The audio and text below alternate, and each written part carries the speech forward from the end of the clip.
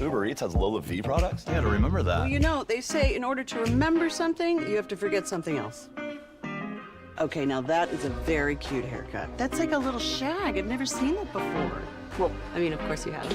It's the Rachel. Oh, is that your name? No, I mean, like, your name. No, I'm Jen. My name's Jen. Right, but I just mean, like, this is your haircut. But that's hair on your head. I'm not saying this is your hair. Okay, freaking me out a little bit.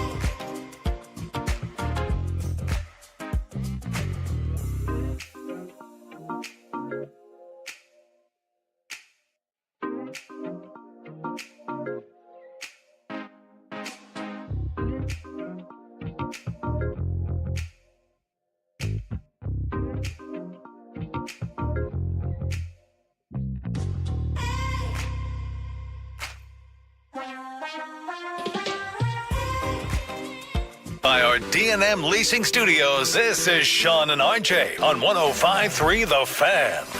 Good morning, Metroplex. We have made it to the Friday edition of Sean and RJ live in studio on DFW Sports Station 105.3 The Fan. Alongside us, Cowboys insider Bobby Roberto Belt. We got Peyton firing up the fan cam, Twitch, and YouTube. I found ESPN. It took me a good 45 seconds because I have no idea what channel it was, and I was just like, I'm going to be scrolling this for a while. Then I found it just in time. What channel is it on your provider? I don't have channels because it's YouTube TV. It's like alphabetical. You can sort it by alphabetical or most watched or whatever. Mm-hmm. Aren't we getting jacked up on Netflix? I saw the other day too. It's going now to like $18 a month, something like that. What's that now? Well, never mind. Not we. You don't have Netflix. I don't even know. I'd gotten some notice the other day. I've not. It may have been a spam email because I was like, I didn't see people freaking out about this. But you know how Twitter Premium or whatever has been like $8 a month or something like that? I don't know that. Well, that's what it had been. I don't have the need to feel verified. It had been. I am verified myself. It had been set in up my own mind. It had been set up that way. I have a mental check mark from like right at the beginning. It was like, okay, it's $8 a month or whatever else. I'm pretty sure I saw a note the other day, and either it was spam or it was legit, but it said it was going up to like $30 a month. Whoa. Yeah. All right, let's get down to business. As yesterday, we At least someone is. We booked our. We're looking at flights to Paris to meet RJ's Pete Carroll Seinfeld analogy, as Nick Harris from the Fort Worth Star-Telegram reported that Jerry Jones and Pete Carroll have had contact. Yeah, and this was. I love it. I love that Sean is feeling the frantic world of buzzing cell phones and like second by second changes and wait, okay, so that's not true anymore. Sean's getting a dose of that this week. What an ugly, nasty, awful world. And yesterday, snakes everywhere. I hate snakes. The greatest serpents in the entire world are these beat writers stealing information and cutting each other in the throat. You got to have the stomach for it. You got to be able to do that. Now, this was something that yesterday was starting to build around lunchtime, I guess. You were starting to hear more and more. And Pete Carroll had been suggested, I think, the day before Brian had like just said his name, was like, what if Pete Carroll could be a mystery candidate or something along those lines? And people had suggested him along the way of just, well, why wouldn't they have interest in talking to him? But yesterday afternoon, it really started bubbling up, and it was a good job by Nick Harris yesterday getting it confirmed and run down, and it was that the Cowboys have had direct contact with Pete Carroll. Informal setting. It's something that was done, it sounds like, just in kind of a phone call of just, hey, what's your interest? Similar to whatever contact they would have had with Deion Sanders. But it does bring up the question, okay, who did Jerry call Pete Carroll? Did Pete Carroll call Jerry? Did somebody link them up? Depending on who called, what does that mean? And what does that indicate in terms of what they were trying to accomplish? Nick's report is that it was Jerry calling Pete Carroll. And I heard the same thing. And that's something, I think that's... But let me add something. I believe that Jerry called Pete Carroll for Schottenheimer insight. I don't think the primary reason for the call was, would you be interested in this job? I think they were trying to do some Schottenheimer intel. Possible. And I think, of course it's possible, I said it. And I think that Pete Carroll in the conversation is like, well, while we're here, I'm kind of out there and available, and I kind of have this really nice resume. Everything you're describing sounds a lot like, Jared, sounds a lot like me. That sounds like Pete Carroll to me. Yeah, Shotty worked under me. Yeah. You know that, right? Yeah, And, poorly. And that ding you're hearing, it's not your teacup, it's my Super Bowl ring hitting the cell phone. So I am guessing / believing / being told Jerry called Pete for some shoddy intel, and Pete may or may not have tried to Listen, it's you said snakes. There's no bigger snakes in the coaching world. Just ask Liam Cohen. I mean, he's like an inland taipan, right? That's what he is. Like, my goodness. Don't you kind of expect that from a guy named like Liam, though? Like, Yeah. you're like, You know it what? just sounds like you'd be. You want to profile a name? Yeah. Liam. So anyway, big with time. that, with that is the understanding, at least in my mind, it does matter who called who and for what. Yeah, it given that background, it sounds very similar to, and I don't know how much this still exists in the era of NIL. This may have changed in recent years. Families, whenever, you know how most of the time whenever a big player's coming out in the draft, it's like, oh, they're represented by Drew Rosenhaus. Oh, they're represented by Eric Burkhart. They're represented by this guy. And there's always these agents that are tied to these big name players. And then randomly you may hear about a big player where it's like, who's that guy? Like representing them? And a lot of times it was, most families will hire a lawyer and tell the lawyer, hey, go find me an agent to represent my son. And go find us the best person, vet this whole process. And it was always a seedy kind of underhanded thing that would happen every now and then of the lawyer would come back and go, I really don't know that any of these guys I interviewed could do it as well as I could.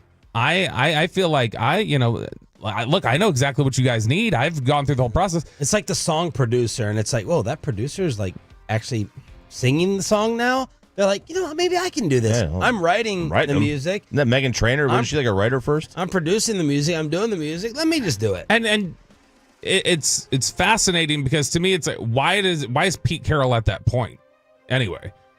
Like I don't know why Pete Carroll's at a point where he has to potentially lobby for himself because the league isn't blowing him up. Right. We He's haven't 74 heard, years we old. haven't heard his name throughout this cycle.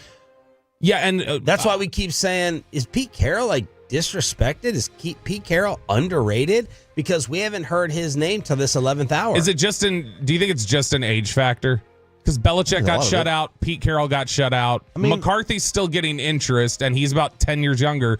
So it's 10 years, right? Like if I'm an owner, right? If you're, and this is like, it's just the way, I think this is the way it is in all the walks of life.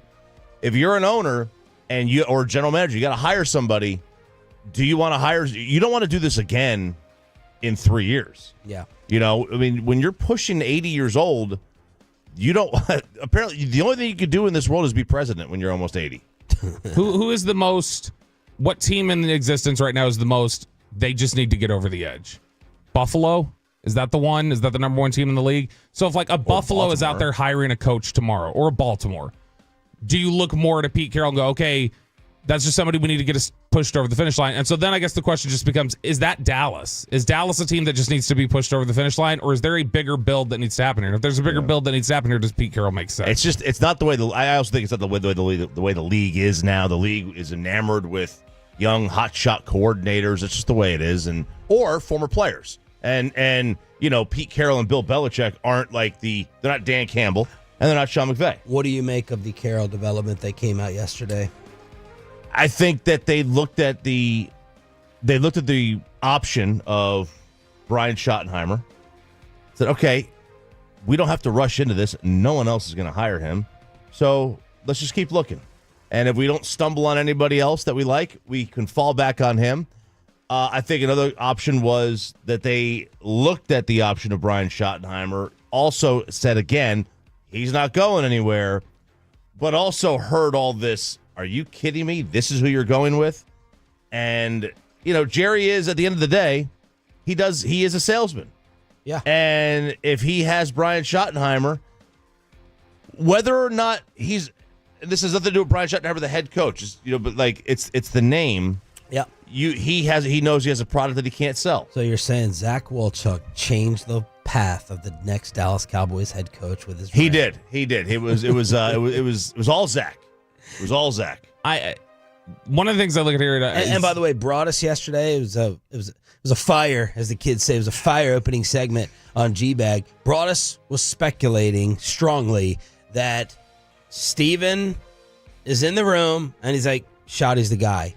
And Jerry, it felt very Manziel. He's making this sound very Manziel, Zach Martin-esque. And Jerry's like, well, are you sure?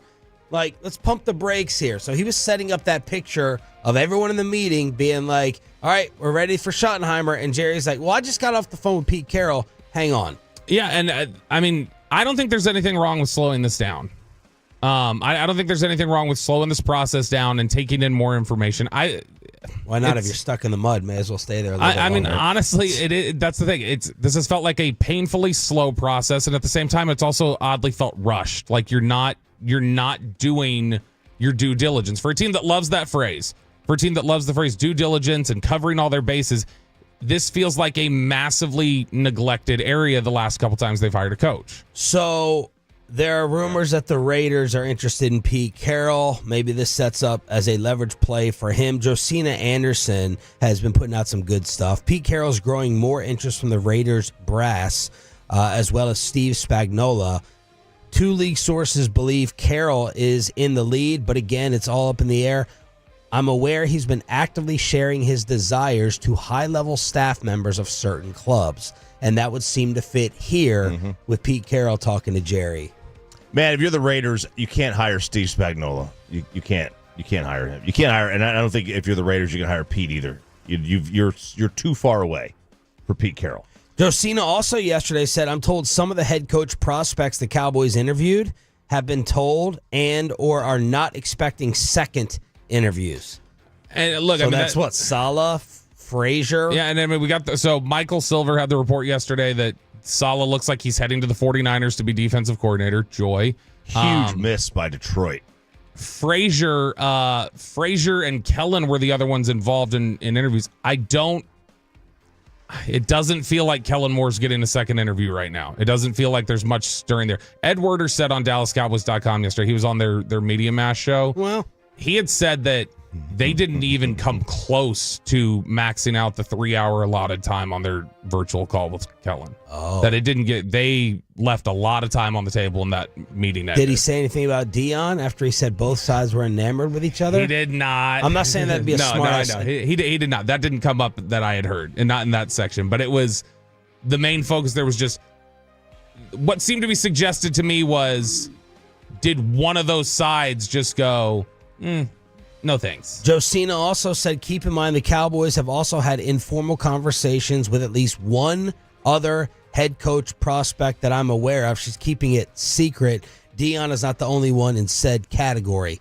And that was Carroll, I believe. That was Carroll. I believe that was Carroll who she was referencing. Would a second interview and 4 more hours of Brian Schottenheimer make sense from an offensive coordinator standpoint if you were also talking with Pete Carroll?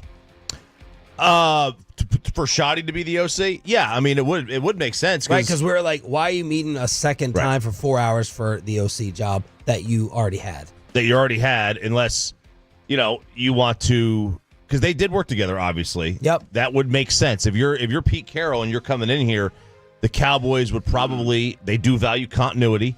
They would probably want something that's already been in place here. And now we get to the relationship.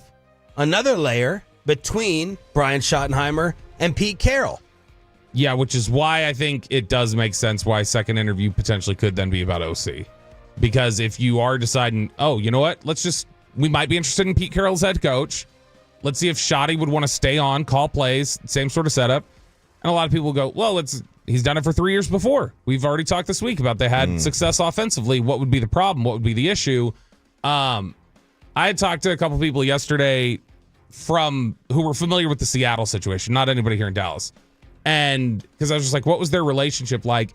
And I guess there was a question near the end of, was there a play for power at some point? Like, was there a Jason Witten, I'm going for Wade's crown type of play from Schottenheimer? And I think that there was a sense from people in Seattle that Jason Garrett, Jason Witten. When Jason Garrett, a lot of people said made the play for Wade's job. Yeah. I thought you there said was Witten. there was a question about was that a factor with Schottenheimer and Carroll? And so that wasn't anything that seemed like firm slam dunk, but there were people I talked to yesterday from Seattle who were like, that was a question near the end, was did they have tension over a play for the job? Well, Werder last night said, based on reading how the Seahawks fired Schottenheimer 3 days after the playoff loss, it seems hard to imagine he and Pete Carroll would choose to work together again. Philosophical differences were cited. Carroll wanted to run the ball more. This makes me feel good about Schotty. Carroll wanted to run the ball more after opponents adjusted to Russ's downfield early season passing success. So Ed is questioning that they could work together again. Look, I mean, it makes sense from the perspective of if somebody were to just say in a vacuum, well, why wouldn't Kellen Moore and Mike McCarthy work? They had a lot of success for 3 years together. But, I mean, that was obviously a more complicated dynamic than it looks on paper. It would make sense that Schottenheimer and him would have some complexities to what they were dealing with. Yeah. And so, it makes total sense to me that a second interview at that point potentially could be just about OC. Like, could you work with him? The crazy, unheard of boomerang between Jacksonville and Tampa Bay. How another head coach got decided yesterday. All the rest of the rumors throughout the league. We have an article coming out on part of the reason Mike McCarthy got fed up here. We got conference championship playoff picks as well. It's the Friday edition of Sean and RJ. And how did the Dallas Mavericks have the Thunder's number? That's all next on The Fan. But first, I want to talk to you guys about my trusted friends at D&M Lead.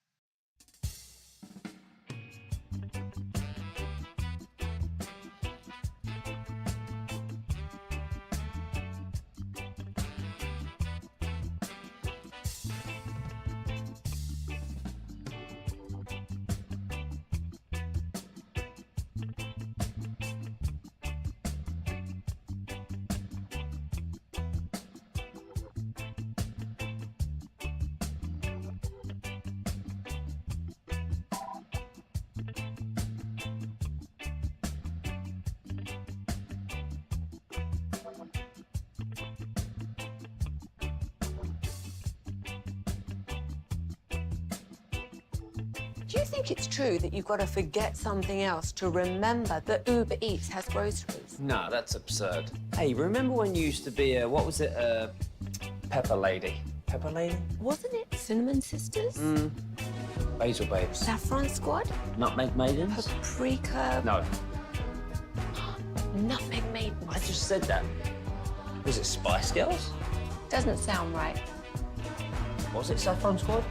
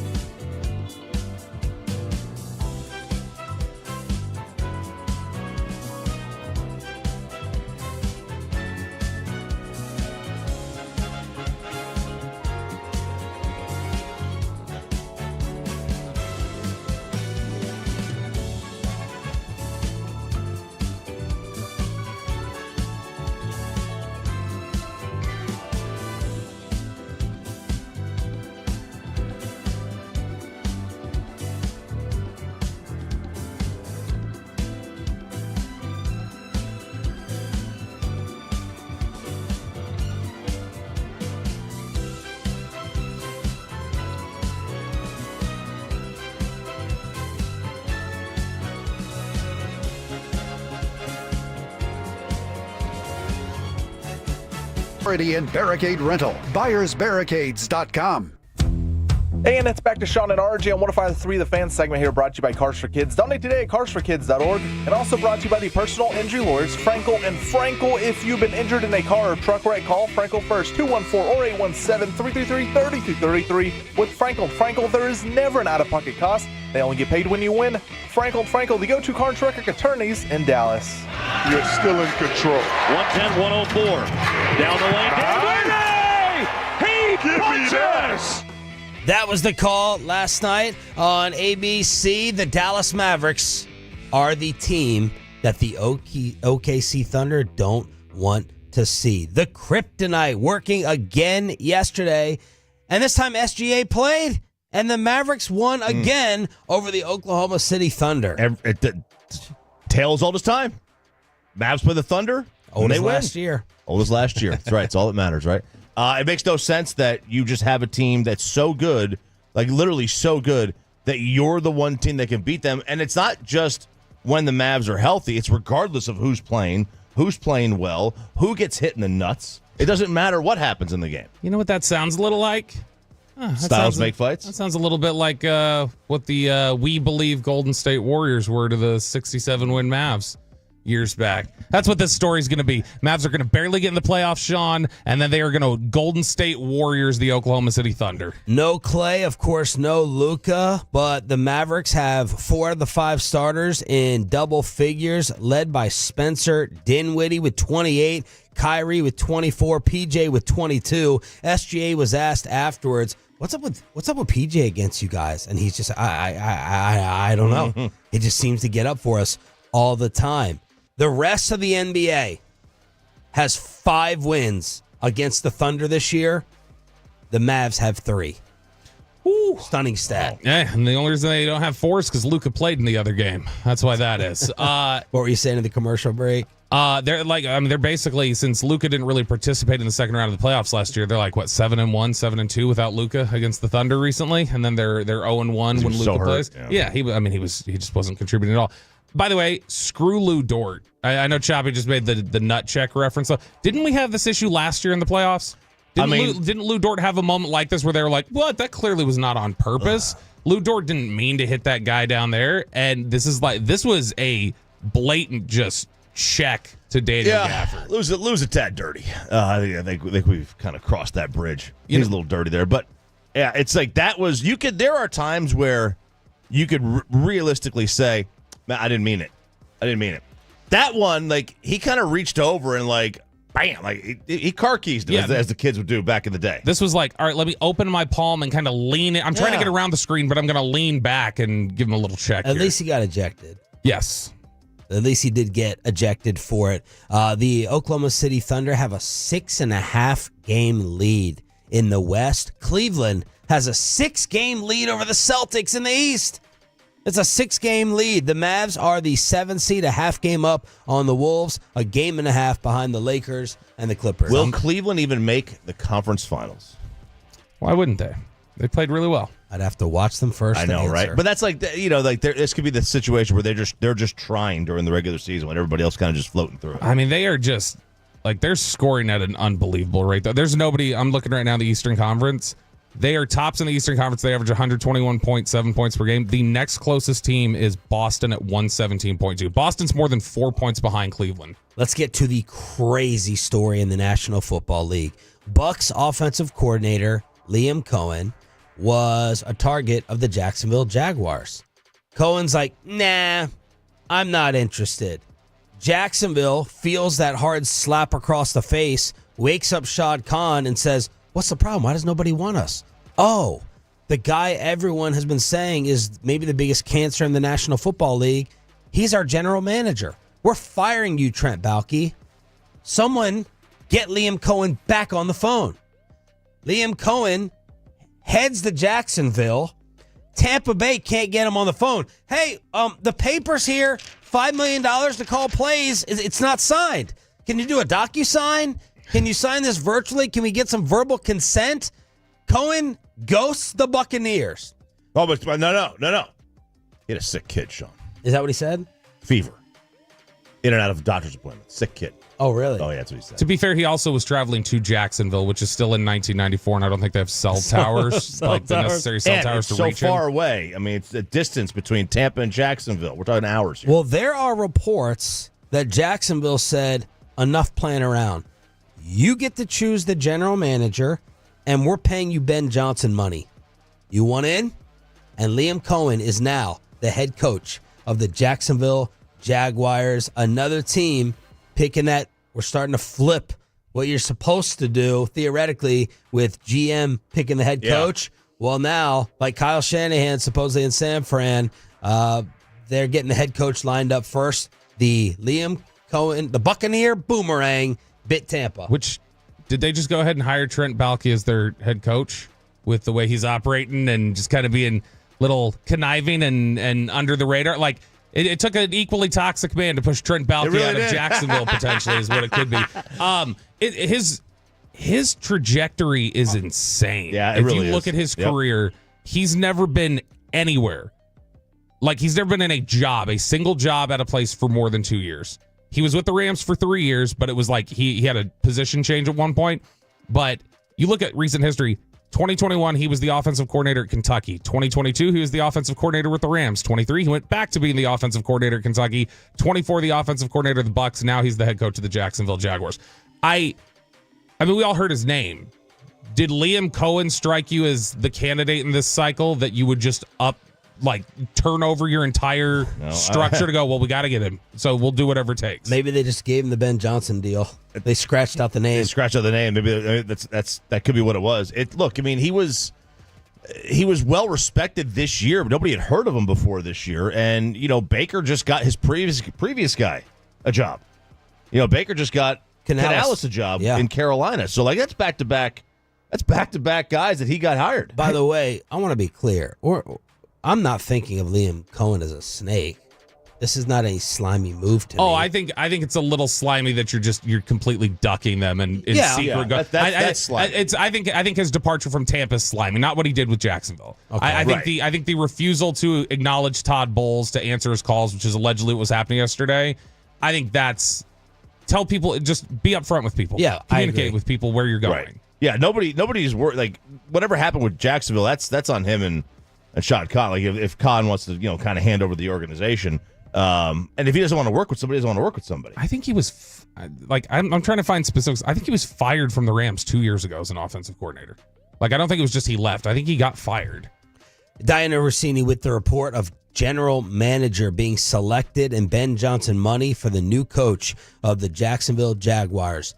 Pat McAfee says Tom Brady is running the show in Vegas. And Michael Lombardi said Pete Carroll has a really, really good chance to get that job. So Tom Brady apparently sitting down and interviewing the candidates and running the show for Mark Davis. Jonathan Jones, CBS, says that the contract is finally signed by Bill Belichick at North Carolina. It took you long enough. You finally put pen to paper. You finally got a sense that I guess nobody's coming to take me. Nobody's coming to swipe me. He's like, I still see no 214-972 on my phone. Yeah, exactly. It's still quick for college. Okay, explain how this is more commonplace. So the way it works in college is it takes 3 months a lot of times for these contracts to get signed. Because what you do is, when you're talking about you're a state employee, nothing goes fast at the state employee level. This is not like a private institution hiring you. This is a state university hiring. So it takes, for whatever reason, what I found online is that it's not uncommon for guys to sign. What you do is you agree to terms, and those terms do bind you to that. It's just not a signed pen and paper because of... This is a government red tape thing, basically? It's a government red tape thing. Well, it's just silly. The Steelers and Russell Wilson have started contract extension talks? What? It's Mr.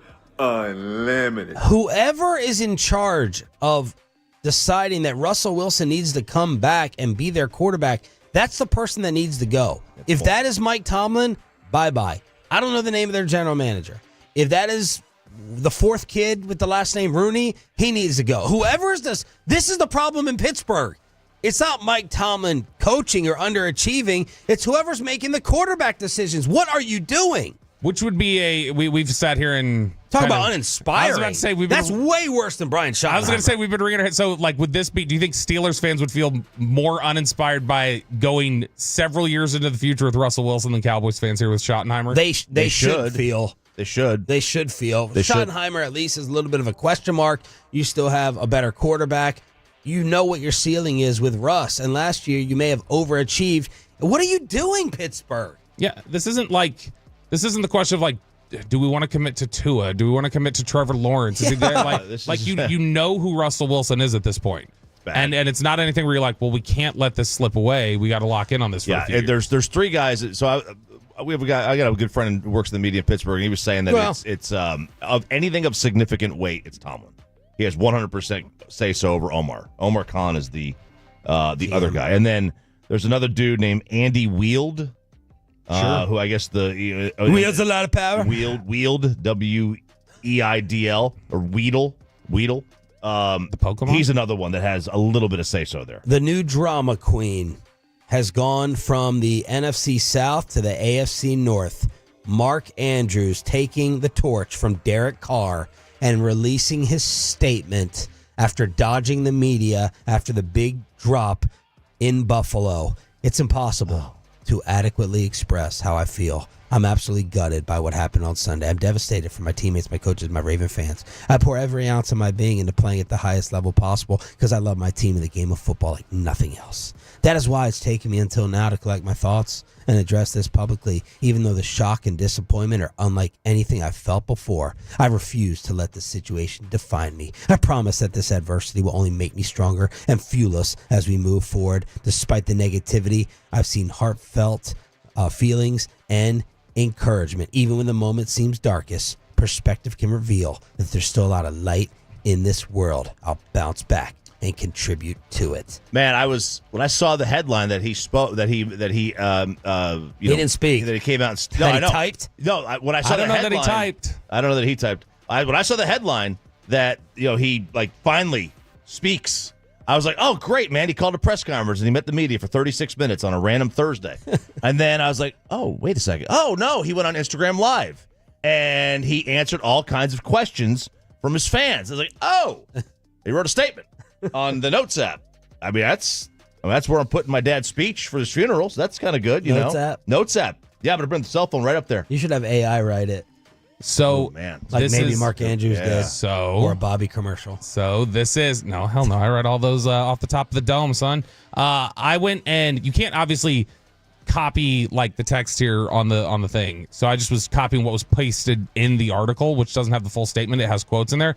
But I did throw it through one of those AI filter detectors just now while we were sitting here. Into Gronk.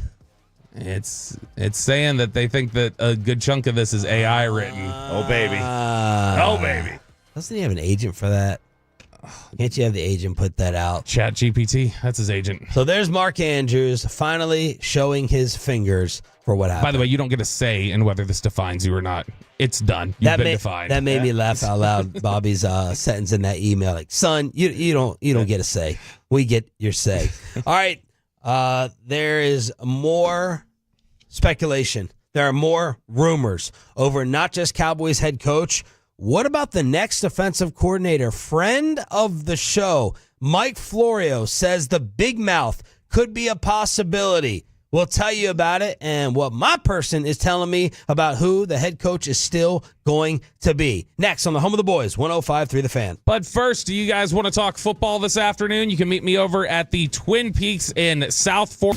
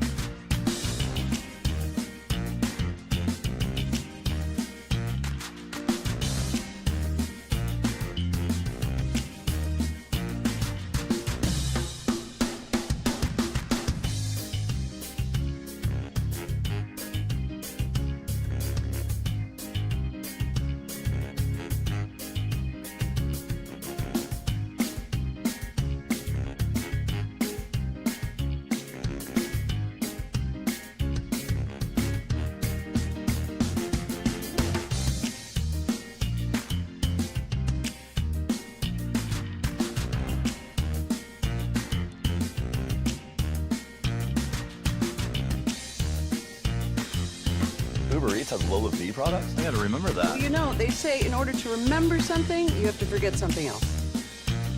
Okay, now that is a very cute haircut. That's like a little shag. I've never seen it before. Well, I mean, of course you have. It's the Rachel. Oh, is that your name? No, I mean like your name. No, I'm Jen. My name's Jen. Right, but I just mean like this is your haircut. But that's hair on your head. I'm not saying this is your hair. Okay, freaking me out a little bit.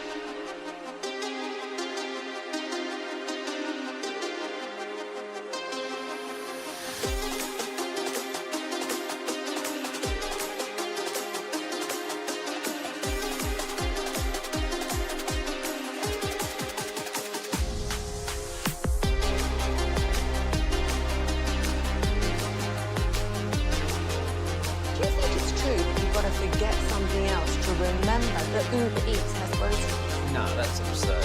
Hey, remember when you used to be a, what was it, pepper lady? Pepper lady? Wasn't it Cinnamon Sisters?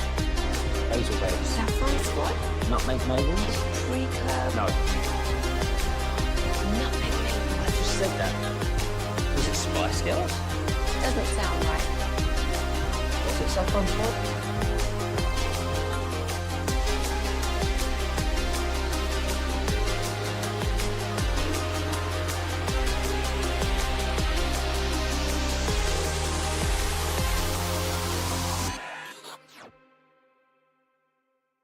Favorite entertainment companions, 105.3 The Fan.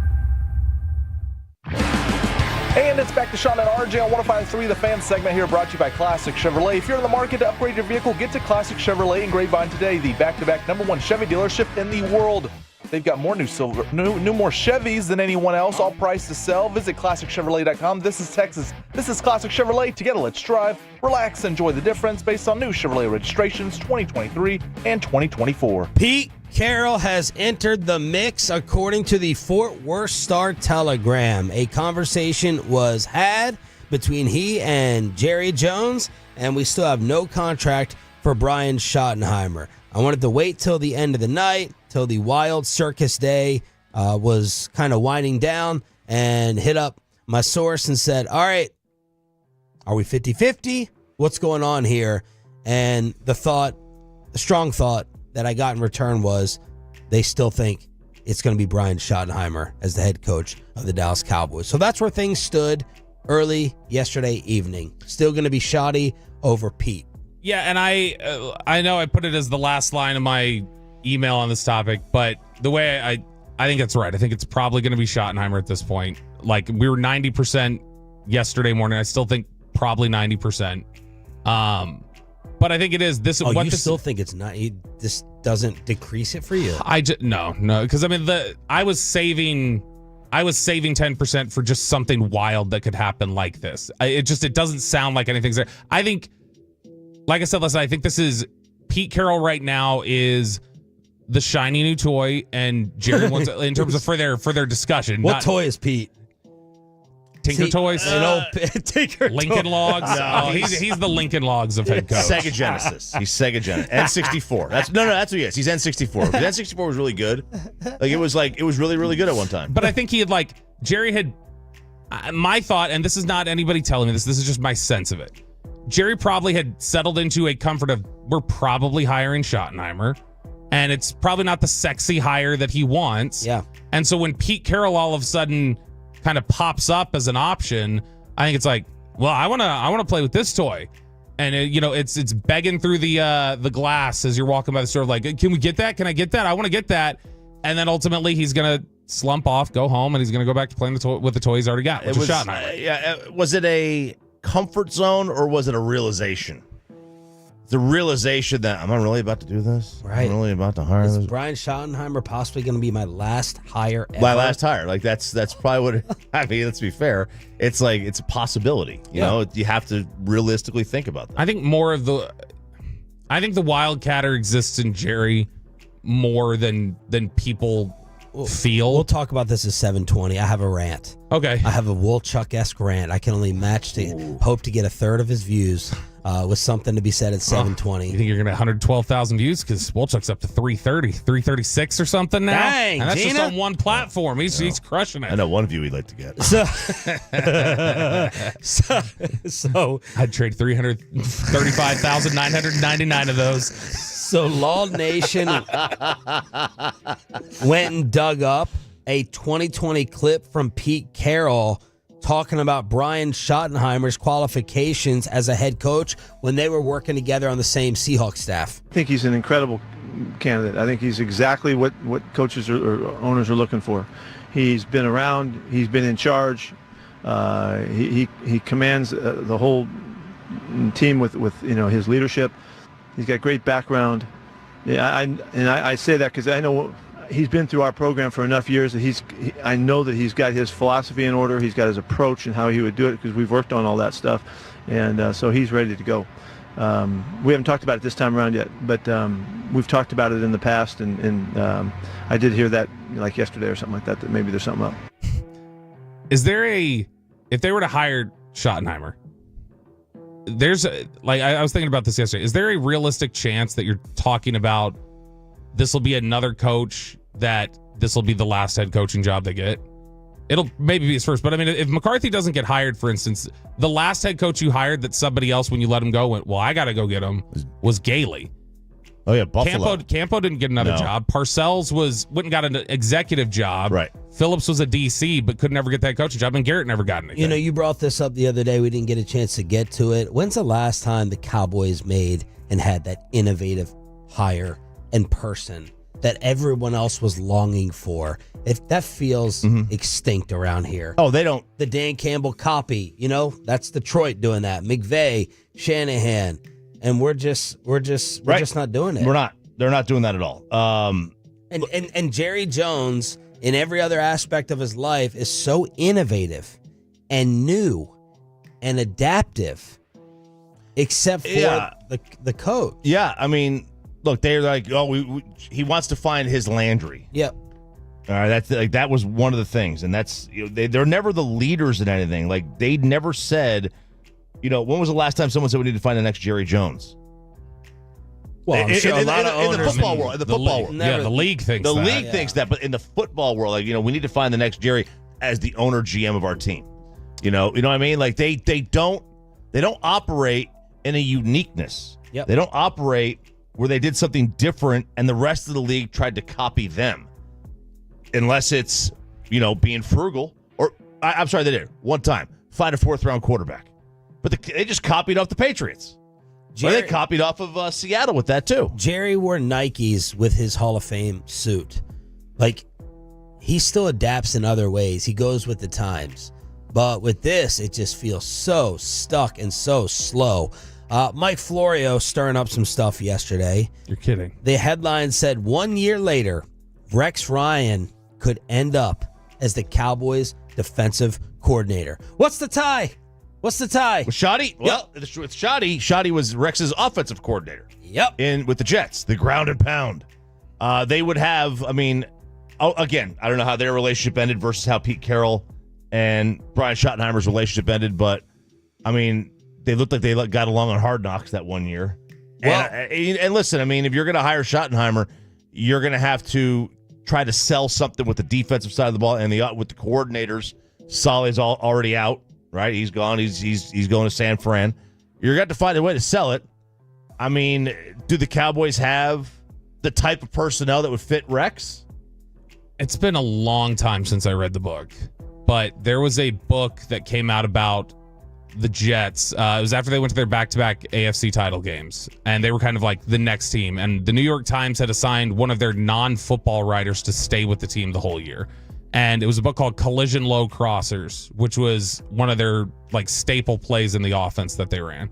And I seem to remember Schottenheimer and Rex being there being a positive relationship there in that book. But I need to go back and just dive into that book in general, because I remember there's a lot in there about philosophy and a lot of introspective stuff about Schottenheimer that exists in there. In fact, I don't know. I need to go find out who that author was again and see what they thought of Schottenheimer. But in general, I think that they had a solid relationship. I don't know that their relationship can transcend some of the stuff Rex has said over the last year. Well, back in September, Rex said this about wanting to be Cowboys DC. Could you fix the Cowboys defense right now, or is it unfixable? No, 100%. I would have fixed it in a New York minute. But they couldn't pony up the money. That was why I stayed, here. Our producer is a huge Cowboys fan. The fact that you say they couldn't pony up the money, he's going to go put his head in the toilet at the next commercial break. No, but it's true. And you brought in a guy that was 29th in the league his last 2 years at Minnesota. And the enthusiasm he brings, you saw when he left, he blamed the players and I'm not going to talk to him. That's the guy that's going to inspire you. I don't know. This could go really bad for Dallas. Now, look, their schedule sets up pretty well for him, but this could go really bad for him. And he ended up being right there. I'm in. I just want to... On Rex? Yeah, I'm in with Rex if it's shoddy. I need some fun in my life. Oh, yeah. Sorry, that would Bobby. be fun. That would be a lot of fun. I'm in. I was going to say, this is just a fun thing, right? For you, Rex would be fun. I'm not also dismissing him as a bum. I'm not. Is he clownish? Yes. He's a clown. Is he full of hot air? Absolutely. I'm not dismissing him as a bum DC. I would have to go back and look at the Jets. Look, the Jets defense, I mean, they were a really solid defense anyway, right? They had good personnel, but Rex needs 2 tremendous corners. Like that's what, because he likes to rush 4, right? That's it. And the Cowboys do have that. The Cowboys do have 2 good corners. Like it might work. Well, the last time Rex Ryan coached in the NFL in any capacity was also the same day that Tony Romo played his last game in the NFL. It's been a while. It's been a minute, man. Been forever. Well, speaking of corners, I don't know if that statement holds true, as Todd Archer reports Trayvon Diggs had, is it chondral tissue graft surgery yesterday on his left knee, and the recovery could keep him until parts of training camp, if not longer. That Dr. Chow, the Twitter doc, is like, ew. He gave a reaction of, ugh, that's never usually great. That's the reaction teams have whenever Dr. Chow talks. And oh, really? Google his medical malpractice history that has gotten him blackballed from the league. There's a reason he's on Outkick or whatever. That wasn't the Tyrod needle, was it? Just look him up. There's plenty there that was not good about Chow. But yeah, the Diggs injury is, they talked about it. It's wild to me that we're at a point now where they let him back out there to play on it for 2 games. You remember? Yeah. Like he had missed some time, went back out there, and then they're like, oh, wait, this is worse than we thought. Going to shut him down for the year. And now it's like, well, no, it's so bad that we need this surgery that's going to keep him out well into training camp, maybe further. And I mean, that one injury could really have massive ramifications on how this team looks. Because I think if he doesn't get hurt, if he's healthy this offseason, there's a very strong chance Diggs would have gotten traded. Like, because they've got Bland coming up. I think there's just been some in general, some questions about how bought in is Diggs all the time. And that I think they would have tried to see what can we at least shop around and find some interest level for. But that you can't really do that now that he's hurt. Like, that's going to be an impossible move to make. And so this just complicates it more. And in the end, if you've got him locked in and you can't move him, they might just out of necessity have to say, well, shoot, we think DaRon Bland's a better player, but DaRon Bland's got to go.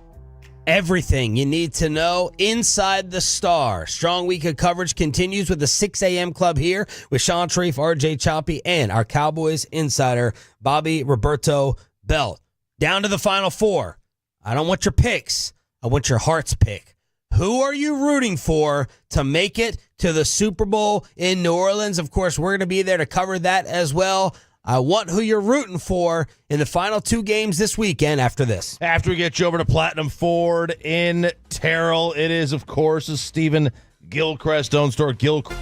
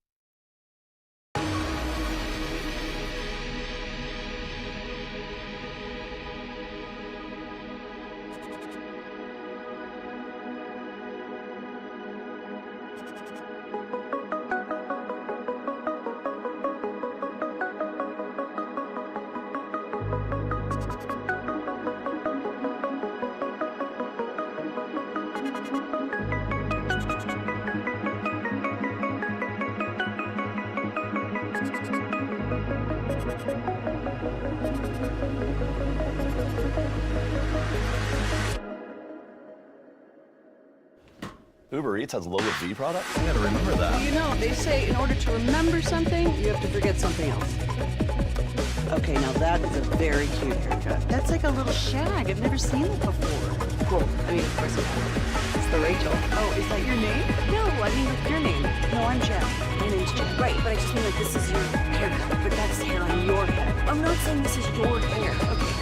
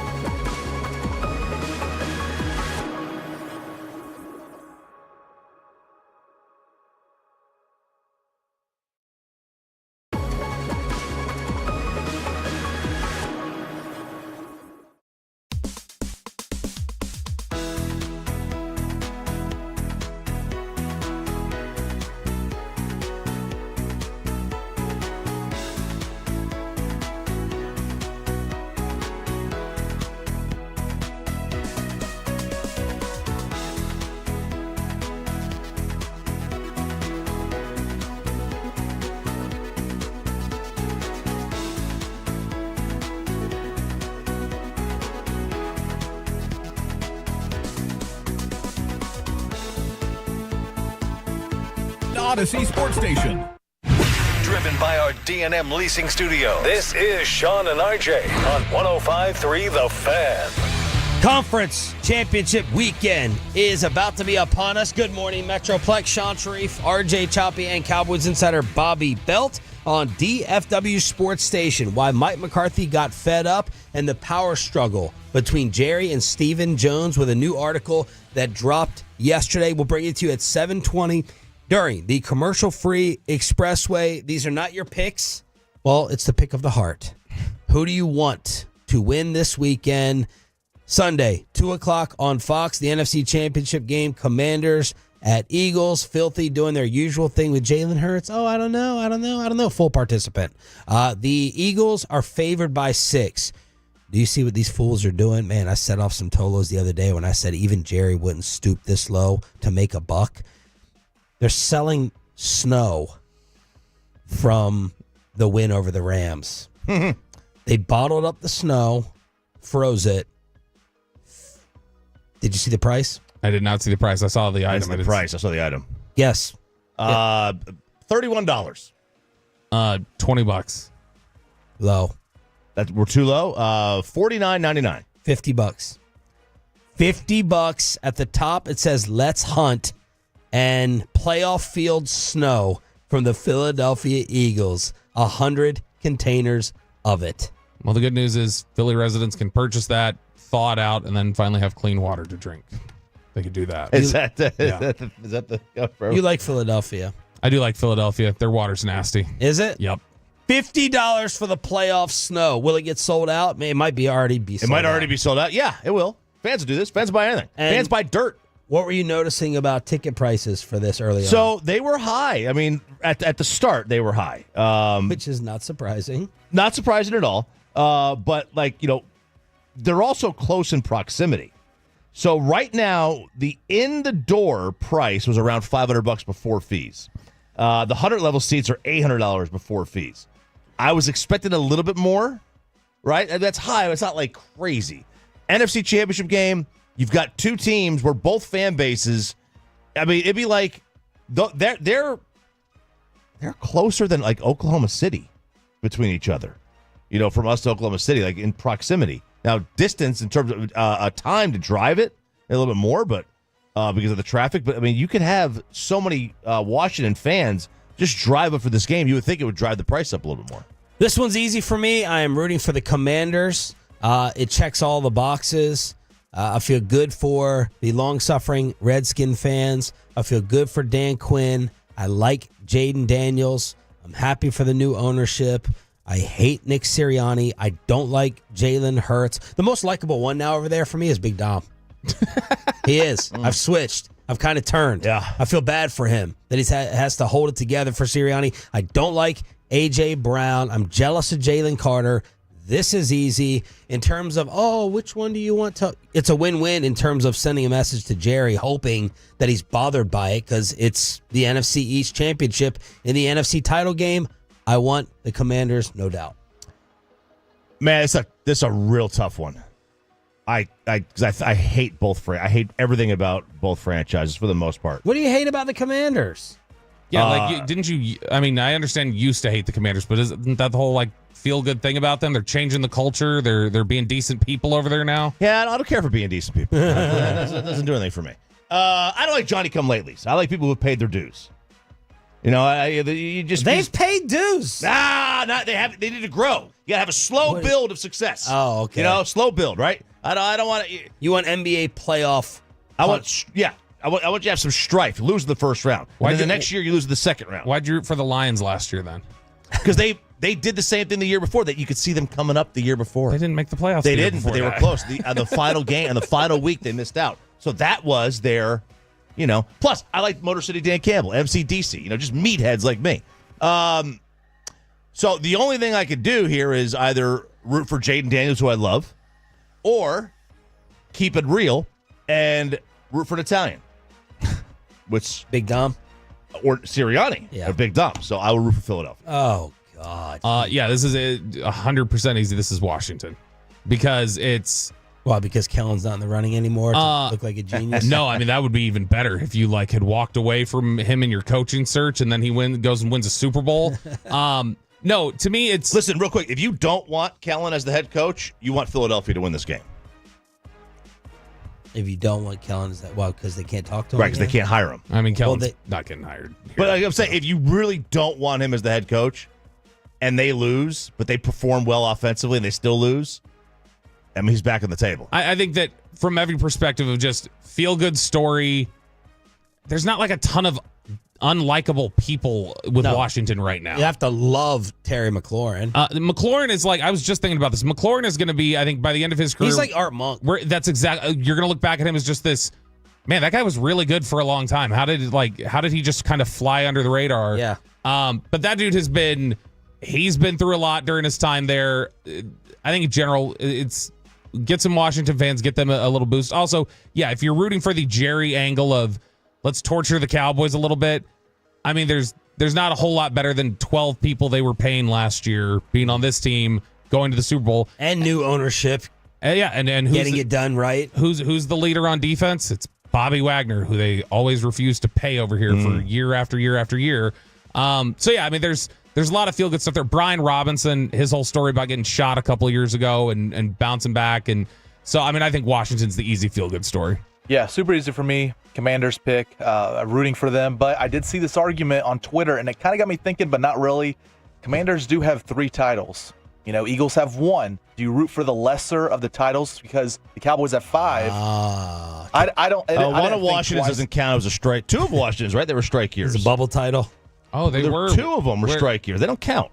I think 1 was. 87. They beat the Bills. That was legit. Yeah. They had the strike one. And 83 was the other one, I think, of that 82-83 season. I don't think there were 2 strike ones. All right, so 1. I think the Giants won that because you're talking about the 87 strike era, right? Right around there when they had the scab players. I think that was a Giants Super Bowl win. 86 was Giants. Yeah, whatever. Franklin, injury attorneys, fan text. Washington all the way. I feel the same way Sean does. These fools aren't Cowboy fans. The clear answer is to hate the Deadskins. Don't turn those commies into lovable losers. They're just losers. Can't cheer for NFC East rival, but the lesser of 2 evils is Washington. Commanders are frauds. That's smoke and mirrors. I don't care if they're frauds. I don't want Philly to advance. That's just me. Did you send out your degenerate picks already? Yeah, I just posted them. Oh, okay. Way to spoil the topic. Good for the segment. You know why you root for Washington? Just go pull up that video of Nick Sirianni in the Super Bowl a couple years ago doing the waving Kansas City back down the field. That's enough reason to not root for Philly. Buffalo and Kansas City, 5:30 on CBS, the AFC Championship game, and I am rooting for the Buffalo Bills. I am struggling here as well because I love Patty. And I want Patty to go down in history as the goatiest of goats. But I also, at the same time, hate Patrick Mahomes now because he just, it's getting too much with the winning calls. or the flopping. The flopping's getting too much. But there's nothing that I really, truly, and I think, and everybody loves them. Everybody loves them. But man, the Bills fans, they feel themselves way too much. They feel that they're the Cardinal fans of the NFL. What? They think they invented tailgating. They think they invented fun. They think they invented toughness in the cold. They're a lot of them are great people. But Donating to Mark Andrews charity. Yeah, they always try to get first on that. I've said that I'm gonna be the only one at the Super Bowl party rooting for Kansas City, but I'm gonna root for Kansas City. I have not experienced the Buffalo trip. I've never made it. When they went to Buffalo, I didn't go on that trip. It's a good town. But I know talking to people around the Cowboys who have worked there for a long time and gone on all these road trips, they will tell you that Buffalo is a just nastier environment to walk into than like Philly can be sometimes. What? Yeah, they say that those fans, while their reputation is like, we're just the partiers, they're like, they can be mean on your way in there, and they can be really ruthless. But it's Buffalo. Nobody wants to see Kansas City. It's like Marlon Humphrey. He's like, call me a hater. I'm a hater. That's fine. We got to stop this. Somebody's got to beat them. So everybody should be rooting for Buffalo, and that's where it's at. It needs to catch up to them. The football they've played all year, there has to be consequences for this. Yeah. And so they have to lose. It's got to be Buffalo, and I do want to see Josh Allen finally get over the hump. This one's tough for me. This one's tough because like everyone here, I like to see Bobby lose his mind and go on his rants. And so I know if the Chiefs win, if I root for the Chiefs and they win, he'll go on his little rants on Twitter and make up excuses. But I'm tired of the Chiefs. I really am. I got to root for Buffalo here. It's their time to shine. I've been saying all year they're the one team that can take down the Chiefs, and I think this is their year. So I'm rooting for the Bills. Tolo's going Buffalo. A lot of them are going Buffalo. I would say a lion's share are going for Buffalo, and then a few are going like, they're Tech fans or they like the dynasties. Which I'm surprised because you like dynasties too. Yes, but I like dynasties where they're like dominating and fun to watch, and like the greatness is coming through the screen. Like, they're going to go out and smash somebody. The Patriots are going to score 40 with Randy Moss. I don't. So you hated the early Patriot dynasty, like the 3 of 4. Yeah, but by the way, I don't hate the Chiefs. Right. I'm just rooting more for Buffalo. I'm super impressed by Josh Allen doing this while losing his number one receiver. I don't hate Kansas City. I'm defending them that they're not in the pockets of Roger Goodell with the league. All you whiners about the referees and the officiating. Amari Cooper has been asked about his lack of involvement. Man, did I miss on this in thinking, all right, there's your Diggs replacement. He's going to be a stud. In 8 regular season games, he had 20 catches for 300 yards. His single game high was 95. In the postseason, 2 catches for 8 yards against the Broncos. No catches on 1 target against the Ravens? What is going on with Amari? I had to check if he was active the other day. He said, quote, I'm very satisfied. I've never been this far in the playoffs. Obviously, every receiver wants to have 10, 20 catches a game. That's not how the cookie crumbles. And it's not always the most beneficial thing for the team. There's many ways to win. We're getting the job done. So he's saying all the right things. What's up with Amari not getting it from Josh Allen? Yeah, and when I hear that sentence that you just read there, I go like, all right, that's BS. And I would think that's BS for most players, particularly most receivers. Amari's the one guy who I would go like, he might actually mean that because Amari's got like a different thought process about a lot of different things. But I mean, yeah, you look at the snap counts that he's played recently. There's been 2 games out of the last 7 he's played where he actually went over 30 snaps in a game. Like he's playing 36%, 34%. He's out there as just a situational player. This is similar to it feels like this Cooper trade. Oddly enough, when Amari Cooper was traded for here in Dallas. You remember there was also the Demaryius Thomas, rest in peace, and the Golden Tate trades. And everybody's talking about, wow, look at the value those guys got. They didn't give up a first-round pick, and those guys are going to be massive contributors. And they were just, it was like, oh, you guys look kind of done. Amari just looks like, oh, maybe Cleveland wasn't as big a problem like without the quarterback this year. Maybe it was just, you're not quite the same player anymore. You're not having the same sort of success because he has not really had a breakout game with Buffalo. Yeah, you guys are missing it's under 70 degrees. I mean, that's the reason. Yeah. If you have to turn the heat on in your house, then it's not going to work for Maury. I don't even know how he gets up in the morning. How the cafeteria, I'm not making a joke, how the cafeteria was apparently the final straw for Mike McCarthy and why you should move a lot of your Jerry Jones disgust over to Steven. Are you laughing at the cafeteria thing, Peyton? What are you laughing at? No, it's something I saw on Twitter. Oh, okay.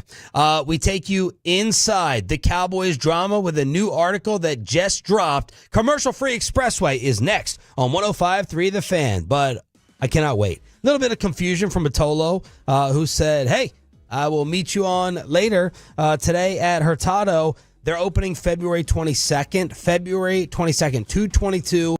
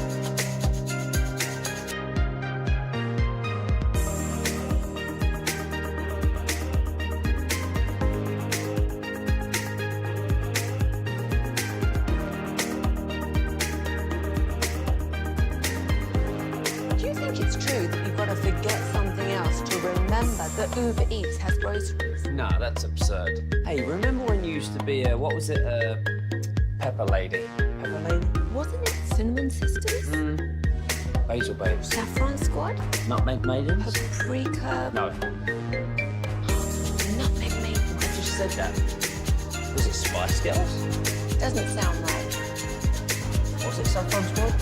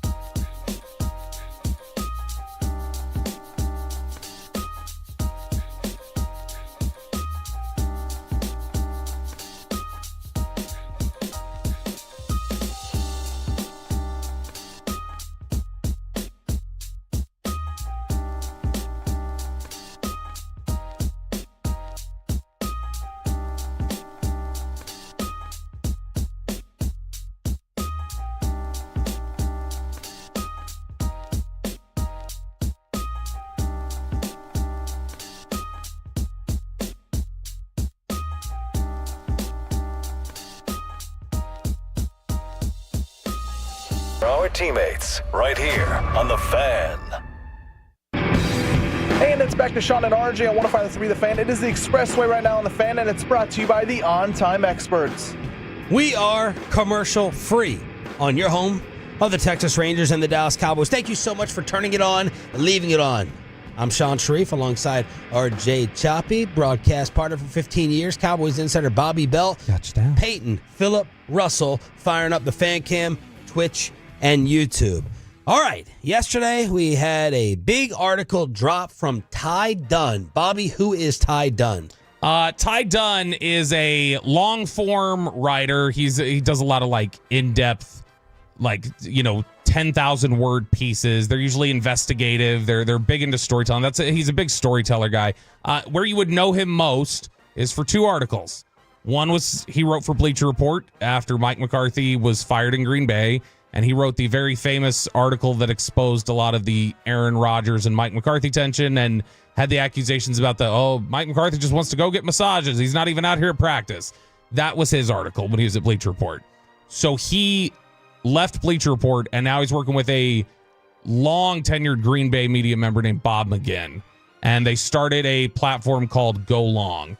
And it's like a Substack, and so you can sign up there. But last year Pass first, baby. I like him. Last year he got a lot of credit for spurring the Buffalo Bills run because he is the one who wrote the article that talked about Sean McDermott's motivational, how brave were those Al Qaeda guys speech. Yeah. And so that kind of just exposure of the weirdness of the Buffalo locker room last year, that article came out, that was Ty Dunn. So Ty Dunn likes to do a lot of like expose stuff. And my first question about this, now I have two questions.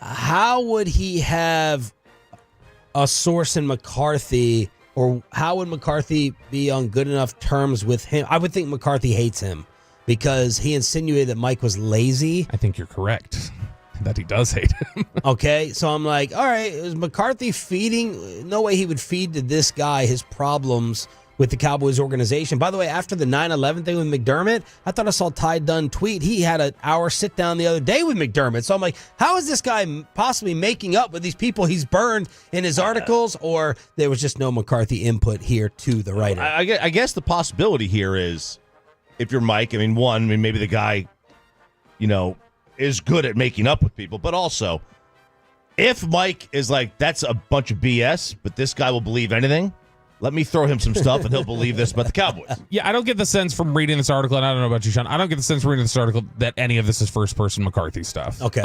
But I would say the two places where Ty Dunn has written most extensively in his career are Green Bay and Buffalo.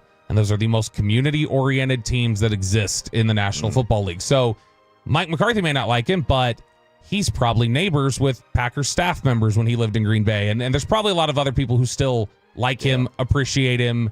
And so those sort of people are also probably still friends with McCarthy and hear some of this stuff. Probably a lot of all right, connectivity. Let's get to it. And just stop and start wherever you want. Stick around long enough, and you quickly see why the Cowboys haven't been to a conference championship in 29 years. Players are always flabbergasted by that thin, blurred line between football and entertainment. One football executive on the football side of the operation laughs at the suggestion that football and business are close. As fan tours glide on by, they often feel more like museum exhibits. This executive describes the scene as a total circus. Quote, "It is almost like football is an afterthought." Over the offseason, we had said that Mike McCarthy was growing fed up in Big D. As this 2024 season careened off the rails, I reached back out to a source for more on why McCarthy specifically was growing so frustrated. And there's a scene in a cafeteria that was referenced. During football season, coaches typically have a quick 10 minutes to devour lunch before pinballing back to another meeting. But inside the cafeteria at the Star, you're standing in line behind 12 people for your food, and half of those employees work in the marketing department. They're yucking it up for a full hour while your head's spinning on that week's opponent. Distractions all around him. My source says McCarthy turned towards one of his coworkers and said he never would have taken the job if he knew it would be like this. All right. Couple things. First off, Of course the cafeteria is a distraction. It's lunch. It's supposed to be a distraction. The whole point of lunch is to get away from your job for an hour, clear your head, get some food, maybe have a beer. Who knows, right? There's a million reasons to go to lunch. No. The cafeteria is a noted place where you go to meditate in silence, right, where no one is talking. You are supposed to be distracted at lunch. Lunch is not supposed to be eye on the prize. It is, I am shutting off, checking the phone, texting the kids, the wife, whatever. That's lunch. Lunch is, sometimes there's working lunches, sure, whatever. But you need, enjoy your 15 minutes. Enjoy your 10 minutes. That's not a distraction. If you can't handle a few dozen other people around you having lunch, maybe this isn't the job for you. And the same thing goes for that he says he wouldn't have taken the job. I'll tell you this, looking back and regretting taking a job is far more distracting than 6 other people in a lunch line looking for meatballs. It's far more distracting. Agreed. This is absurd. But get ready for the spin rate on this curveball, Sean. I do not blame Mike McCarthy for this one bit. This sounds like whoever this source was that's talking to Ty Dunn, which let's think about something real quickly. He says this is a former executive on the football operations side. Dallas notoriously little turnover in their football operation. I have no idea who he would have been talking to who has been employed in this building for the last probably 3 years. They haven't had anybody that's left in the last few years. So if this is a former executive, you're reaching back a little ways probably from somebody who's not directly in there. Probably heard some of this. But also, real quick, if it was outside of 3 years, you're still in the COVID world. 2020, 2021. No one's in, you're not, how many people were in the office in 2020? Players. Right. So 21, 22, if this is when this person left or was last in the building, do I believe Mike said, if I had known this, I never took this? Probably, yeah. He probably said something like that. Because I'm sure there were a lot of days that Mike went, had I known it would have been this way. But there are a lot of days where you probably walk into your job and go I'm gonna quit this place. And you're not going to. But if he said that about a lunch line, I don't believe Mike was like, man, this is the last straw. That's probably just a momentary snap about other stuff that frustrated him about the building that day. And it was just, he focused it on that. So I think this is just taking a flippant comment to somebody in a moment of frustration and trying to potentially paint McCarthy as petty or the Cowboys as that is the least of their problems of they have a cafeteria where people mingle. That's ridiculous. The article continues. The Cowboys became respectable again because Parcells kept the owner at bay. Jones hated it. Jerry told those close to him he had never been so miserable as owner of the Cowboys. His hands needed to be all over this team. Jerry wants to spend money. If a player will help him win games, one source says he'll overpay. His son, Stephen Jones, is described as the exact opposite. Stephen is, quote, always looking for the deal. In the Moneyball vein, he seeks undervalued players for less than market value. He abhors dead money. Sometimes Jerry wins the fight, and sometimes Steven wins the fight. But a former longtime exec with the Cowboys said it just becomes very erratic. If you're going to go all Moneyball, then go all Moneyball and do it that way. You can't be throwing this money to Dak and then shortchange the team. It's schizophrenic. There isn't a consistent philosophy that drives their thinking and their decisions. That's a problem. That's what showed up this offseason. And Jerry is like, I'm all in. Then he got in the room with Steven and the other guys who are aligned with Steven. And then it was like, okay, we're going to play it safe. Try to get the best deal for the team. Then you end up signing Dak and CD. The signings weren't done early. They're done late. Look, you have to. We've said this about analytics, like during a game or when building a roster. You're either all in or you're all out. You can't dip your toe. You can't be like, all right, you know what? Well, the numbers say go for it on fourth down here, and then 2 drives later say, you know what? My gut says not to do it. You're playing blackjack. You have to hit on every 14 against an 8 to make the shoe work. Otherwise the math doesn't work. You have to go all in on Moneyball or all out on Moneyball. You can't do it, little here, little there, but not there. Doesn't work like that. Yeah. Is that the way it works? I'm asking. I'm not doubting it. Like, isn't it more like dinner where you sit down and you're like, I got $200 on this dinner. I'll pay $70 for the wine bottle. I'll pay $50 for the steak. And then I got to skimp on the apps, the sides, or the dessert. So going full Moneyball if you're the Cowboys would have meant what? In relation to Dak, Lamb, Parsons, Diggs. It would have explain to me what that means. I mean, you could pay those guys. You could pay those guys. But you can't pay them at the. They have to pick and choose. They have to skip places. Yeah, you can't weaken other parts of the team to do it. You know what I mean? It's like you have to build. That's if true Moneyball would be just getting a new quarterback every 4 years. That's probably true. I was going to say Moneyball with the Cowboys would have been you don't even sign Dak in 2020. You say, all right, we got everything we could out of him during this window. Now we look for the next replacement player, and what we do is where we will invest, which we're not going to try to invest a ton, but where we will invest is we're going to invest in getting skill position players here who are going to elevate a lesser quarterback. The Patriots version of Moneyball that they leaned on for forever and that they took advantage of was always the trading guys a year before they needed to be. And it was also letting guys sign deals, and then they'd get a mess of comp picks and they'd have 20 picks every draft. That's what they really need to do. You need to, if you want to sign those guys, that's fine. But then you also have to pick a couple of big-time players and trade them early. The Cowboys never do that.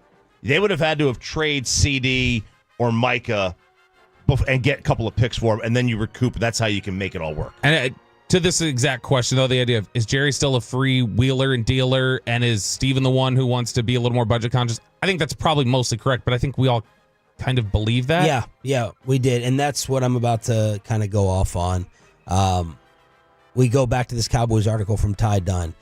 My source with knowledge of how the Cowboys work contracts believes that if Steven was not in the room, Jerry would have gotten the Prescott deal done much sooner and then aggressively signed players to win now, even if it meant mortgaging the future. And is that the best thing to do? I don't know, the source says. That's the issue that always goes on. There's always this conflict in upper management. Here's what I'm gathering from this and through phone conversations with many people over this week when I'm trying to moonlight as a reporter for 7 days.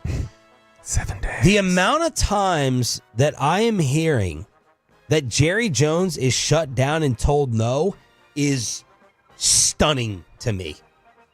It has blown me away the amount of times that I hear Stephen Jones telling Jerry no. The group of people in the room telling Jerry no. And I'm frustrated. My number one level of anger is towards Steven for screwing things up and not letting Jerry have a little fun and giving us some fun and gambling and signing a free agent or getting a big name. But my frustration with Jerry is, why are you allowing this to keep happening? Why is Stephen Jones shutting down Jerry Jones? Jerry hates that perception publicly. When he's on with us or KMC and we're like, how much of the reign and power are you handing over to Steven? He's like, I still am the big swing and you know what? I still have the final say. Make no mistake. I think he hates that perception publicly. And all I'm hearing this week and all I'm reading in this is the amount of times that Jerry Jones gets overruled by Steven and others. That's driving me crazy. And I don't understand it. I don't know if it, just real quick, I don't know if it's overruled. So this is actually what I got into a big fight about it in training camp one night with. Well, you threw the chicken wings at me? No, that was a different time. Oh. Was that training camp? Man, that seems like we just were yesterday. we were in the courtyard. Yeah, that's true. So that one night where I got into an argument with like Zach and Brian, and you remember we had Nick Harris the next morning. He's like, "Oh gosh, Bobby wouldn't stop screaming the word structure." That was around the pool table. I wasn't there. That night. And so I was carried it over apparently into like a CBS. Yes, exactly. And it was on this topic. Was to me that they were talking about the organizational structure of the Cowboys and how it's broken or there's this or that that's not correct. And my whole thing was, it's not some just dictator. I'm doing things I want. Like Jerry has transformed this to what is not an unhealthy setup naturally. I don't think, which is setup, yeah. I've got a board basically of 6-7 guys. I have a veto pen. I can override them. he's very conservative with using the veto pen, even when he disagrees. If he has everybody in his circle telling him, we think this, and he thinks the opposite, and we asked him about this in the middle of the year in one of the interviews, and he said, yeah, absolutely. He's like, you hire those people to give you that insight. So if everybody's telling you something, you're going to say, well, I feel a certain way, but I've put these guys in place because of their expertise. And so if they're all saying it, so I don't know if he gets overruled. He just says, I'm not going to use my veto pen because there's a consensus here that's telling me they think it's this way. So I'll just say, all right, I'll give it to him. I'm cool with the way they do that because, like, it doesn't have just one person making every good or bad decision. There's a group, a tribunal or whatever.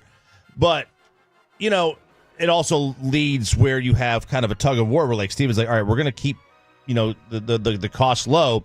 But then Jerry never wants to get rid of anybody because he wants to keep the roster good. But also, I wonder, because family dynamics, you see this with every family. There's a point where the son kind of takes over the family. When my grandfather hit like 60, 70, my dad made all the decisions for the family. And then when my dad hit like 50, 60, it was me. Like, anything he wanted to do, I was like, no, you're not doing it. I'm in charge. And I think that's kind of what has happened here, like, where it's like Steven's like, no, Dad, it's my turn. I'm in charge now. I don't know if that's quite the dynamic because I don't think Steven's saying, no, we're doing this. I think Steven is still actively petitioning Jerry for his ideas when he like, I think it definitely But Steven is winning out in many of these arguments. Right. And again, it's like the idea of winning out where it's like, oh man, I got overruled here. Like, is it that, or is it just Jerry going, all right, fine, I won't use my veto pen here? He I don't will care. That's semantics. Sure. It's like, what? Well, I don't know that it is semantics because we're talking about one is you have no power here. The other is, all right, I'll give it over to you. You can have this. Yeah. And I think that I think I'd wish a little bit more the Wildcatter would come out every now and then and he would just say, we're doing it. Perfect example. And we'll talk about the section here in a sec. I think Jerry always I think one of the things that frustrated Jerry about answering Derrick Henry questions all year was because he agreed. He wanted him. And I think he was told, we can't financially make it work. He's like, all right, well, I've hired these experts who have told me we can't financially make it work. So, all right, I'm being told we can't do it. Even though I want to, I guess we can't do it. I am leaving this week of Cowboy coverage and walking out of the studio with my number one negative thought being Stephen Jones overtaking Jerry Jones. That's me. That is what has landed for me this week. That Stephen Jones is the biggest problem. Saying that probably is not going to do myself any favors. Good thing we don't have Stephen on this show consistently. But I'm hearing way too many things. Stephen Jones is, I think, the one who's the biggest fan of Brian Schottenheimer in the building. I know a lot of people have stolen that from me over the past 48 hours. But if Brian Schottenheimer gets named today or this weekend, take it to Stephen first, according to what I've heard, over Jerry. But I'm not letting Jerry totally off the hook because it's like, yo, man, you need to remind everybody you're still Gerald Wayne freaking Jones, and you're not going out like this. This is your legacy that's getting stained. You giving too much power and say to Stephen Jones is having your football grave being spat on. And I want Jerry to drop the hammer a little bit. And that was my argument when we were in training camp was I don't think there's anything inherently wrong with the structure Jerry has put in place. Where Jerry has probably failed is Jerry needs to swap out some of the advisors at this point. And I'm not saying Steve, but I'm saying like there's a group of people there where it's like, okay, then the issue is if you're submitting to consensus saying, all right, I'm going to go with this consensus and it's failed you a number of different times, there's nothing wrong with the process of building a consensus. There's something wrong when the consensus is wrong often enough and then you're not swapping out some of those voices. That's an issue. Tolo Heather been saying Steven's been the problem for years, which is why my love for Jerry has never changed. I think she might be right. I think she might be right on that. So that's my big anger and takeaway from this story written by Ty Dunn. What else landed with you guys? I mean, the aspect in there where they talk about Derrick Henry, which this is again where I think Ty Dunn is a good writer. I think Ty Dunn is a really effective storyteller. I was a little bit disappointed with this piece overall. I was too. But I DM'd Ty and I left him on read when he wrote back and he's like, yeah, I can come on. Then I read it and I was like, oh. I'm just being honest. I think he's a good storyteller. I think he's a compelling storyteller.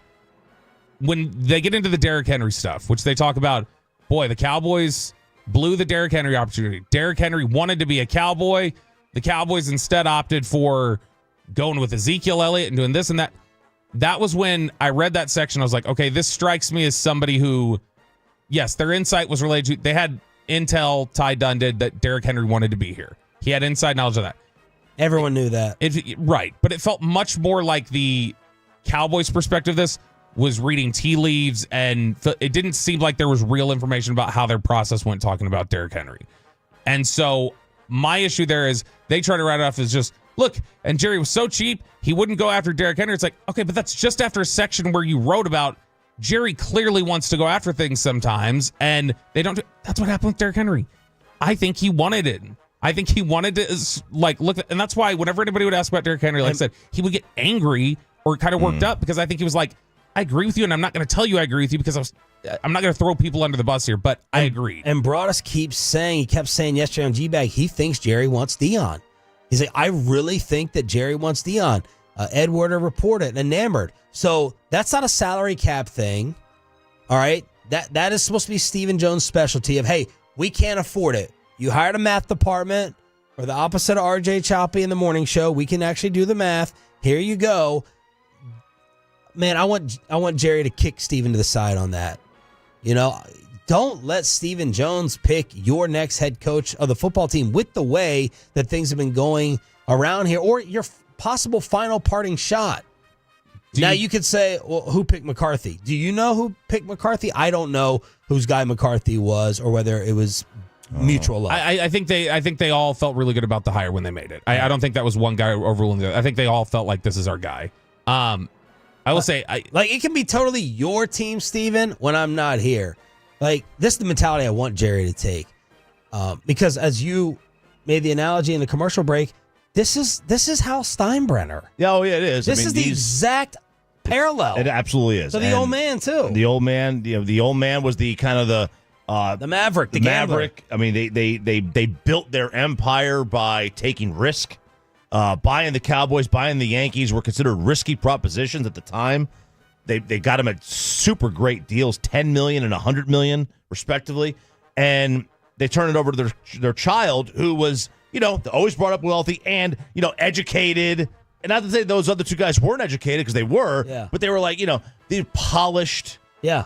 Looking at a spreadsheet versus looking at, like, what's best. And I think the comparison might actually, this is a crazy, I think, perfect 3 for 3. Is Jerry Jr. Hank?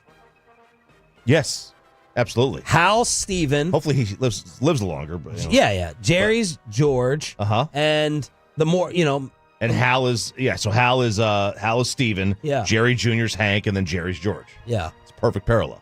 And there's a daughter there, too, who's running the business department. Really? Or was, yeah. Oh, okay. All right, anything else to take from this? I mean, the only thing I can think of is, like, again, it's somebody, and I think it's overblown, the business and football blending.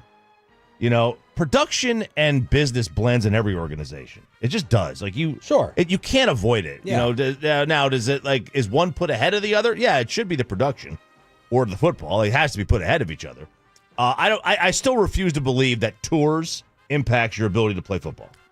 This was made up to be some sort of stinging indictment of the Cowboys. I think there's a lot you can criticize the Cowboys for in their process. This didn't expose any of it. In fact, my biggest takeaway from this was whoever this one former executive he's leaning on, sounds just they're really bitter about not being here anymore. That's what it sounded like. It feels like a little bit bitter, old, outdated sources. It felt like a lack of sources. And it seemed opportunistic. Like, ooh, let me write something on the Cowboys. Yeah. Because there wasn't pay for it, subscribe for it. Yeah. Which, man, that was my big battle yesterday. I wasn't finding out shoddy info. I was trying to get one of these people to give me their subscription and their sign-in and their login. And, of course, Bobby, as he always does, ends up biting the bullet for the good of the show. Let's clean it up. Did you know that Benjamin Franklin invented the junk drawer? Junkin! Chop, the order has been given. It has been given. I'm excited about this. I'm going to be really let down if this does not happen. Well, prepare to be let down. It is going to happen, but I don't know what's going to come out of it. But it appears, not does appear, it has been signed, that they are releasing all the documents. The order was signed last night, releasing all the documents on the assassinations of JFK, RFK, and Martin Luther King Jr. And they are going to release them all. And it said everything will be released. Everything will be released. So I don't know if this means that some things are going to be redacted within the documents and within the files. And remember, like we're talking about 60 years ago. This is 1963. There was one camera that filmed this thing, like one, right? So there's not a whole lot. But what you will have with the JFK assassination, I believe, is you're going to have some eyewitness testimony that may have been never released to the public. Hopefully some autopsy stuff that was never released to the public. That autopsy was a complete sham. And then maybe what happened with all the CIA documents, because that was the big question as to whether or not the CIA had a hand in it. They're going to find out if Lee Harvey Oswald was CIA adjacent, CIA asset, or CIA. I don't, you mentioned the one video. So there were like 3 or 4 cameras running in Dallas that day. And we've seen Zapruder film is the one that's the clearest like picture of it. There's some others that like started rolling after something happened. And so you just see kind of the melee from another side. But I think I don't know if it's included in this document, but I think there is a video that is in the possession of the government that they've never released. I hope so. I don't think it's supposed to be some smoking gun or damn it, but there is one that we might be getting here that's never been released. Are you worried we're just going to get an already edited, or what's it called when you take something redacted version? I mean, I am worried that is a possibility.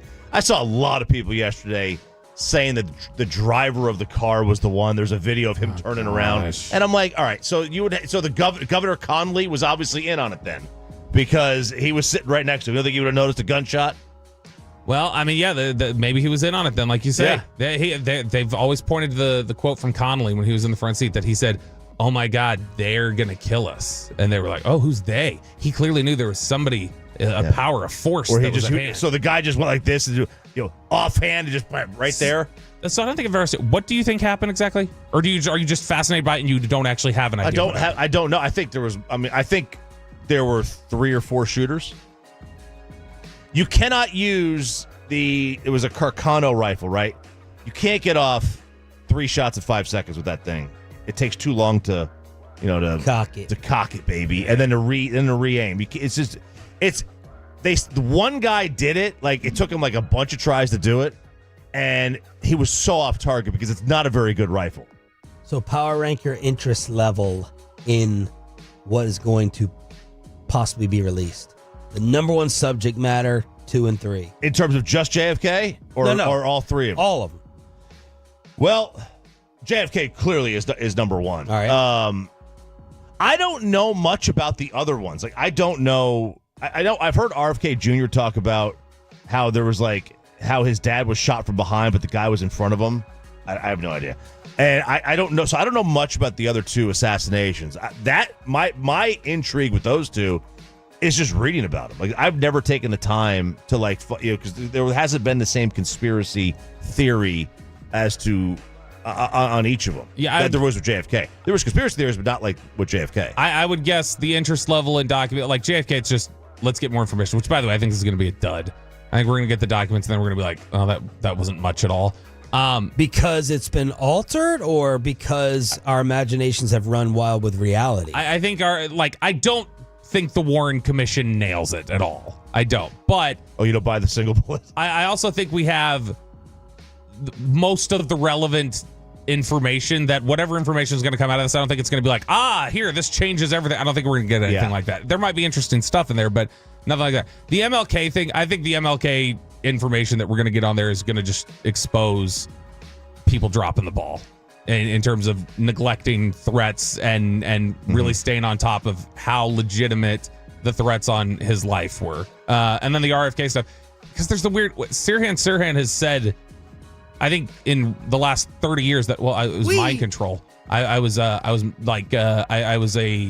controlled by somebody. I didn't even do it. Like, I pulled the trigger, but it was not me. I was not in control of myself in that moment. So, Junk Drawer, right here where we clean up all the leftover stories from the week on 105 through the Fan. Sean Sharif, do you find that you're favoring your older child or your daughter these days? I actually think my son is a sweetheart. He is. He is. He's a sweet kid. I mean, he was a nightmare baby, whiny, did not want to take him out in public. My daughter's way better out in public. Took her out for the father-in-law lunch the other day. I want to take her out. I want to take the kids to Hurtado tonight for the sneak peek. The quiet, the soft opening. I think I'm pretty split. My daughter, though, is a pain in the butt in terms of like keeping her entertained all day. She does not sit and chill. So I don't have any favoritism right now. So there is a new study that shows that there are two types of favorites generally with parents. And that is the ones who tend to get the most favoritism from the parents are the oldest and the daughters. That they tend to get more of the breaks and the benefit of the doubt. I think this is a little bit off, though. So obviously, like girls, yeah, it's easy to deal with a sweet young girl, and like you want to be more gentle with her probably than with the boys, and so there's probably a little bit more grace there. But I don't know that the older kids get favorites. The middle child always feels robbed. Yeah, I know my wife does. I feel like the youngest is the one who always gets away with stuff in every family. Yeah, because you're sick and tired of parenting. Yep. That's what it is. Like, you parent your second one differently. I mean, just even as a baby. When your first baby drops the pacifier, I mean, you run that underwater, you soap. The second one does it, I mean, you wipe it with your butt. Kurt and Angle. then you stick it back in their mouth. You don't care. And so, like, I mean, the other thing about this whole study about, like, well, parents as a whole will favor the daughters. Because I think for years the staple has been, the relationship of dads and sons and moms and daughters. Again, in my experience and from friends I know with their parent units and everything else, it's like the reverse. Like, I usually find the mom and the son are really close, and it's the dad and the daughter are really close. It's like the flipped side of this. And so I think this study is a little bit of BS, but apparently negative consequences are usually much worse for younger siblings and boys than the older and the daughters. Well, I'm going to turn it on you. I'm not going to just let you ask me the unfair question of which child do I like better. Middle one. They'll split up. Addison. She's the best. By far. And then Jacob and Laura are equal headaches. Okay. Oh, it's probably Laura's probably the one seed for a headache right now because Jacob's like got a job and is out of the house now. So Laura's the one who will just, man, she will sass hard. And then when you go like, what are you doing? Then she breaks down and cries and goes, you're yelling at me. Yeah. Pepe, how was it for you and the adopted brothers? Which ones were more or less favored? So I was the second oldest. So I have one older and then two younger who are twins. So three brothers overall. I always thought the two twins, the two younger ones, were the favorites because my parents always use the excuse of, well, they're younger, don't pick on them, or they're younger, help them out, do this, do that, watch over them. So I always felt like the younger twins got the benefit of the doubt. And your boys? Come on, I worry more about Julian. I mean, we have to worry about him more because he is he's a comedian and he has no filter. And if anyone's going to get canceled in my family, it's probably going to be him. He's going to get canceled on social media. I have more in common with Luca because of baseball and stuff, but I enjoy just being around Julian because of he will say something and I will die laughing, and I appreciate that. Are you harder on one than the other? Yeah, harder on Luca right now because he's a teenager now. Now he's an adult. Yeah. Julian's not. He's still a kid. It's the Junk Drawer every Friday to clean things up in the commercial-free expressway. Thank you for being part of it. That was a record-setting amount of Tolos watching this week during the 720 expressway, and we have big-time giveaways to thank you for that starting on Monday. But we have Conference Championship weekend, the 5 things RJ wants to see from the title games, and we make the official picks with you. Who's going to the Super Bowl and why? Next. Well, let's get you over to BlueChew.com. You got to give her that weekend stuff, boys and girls. You want to give her the goods over the weekend, right? Yeah, the Tuesdays, the Wednesdays. Yeah.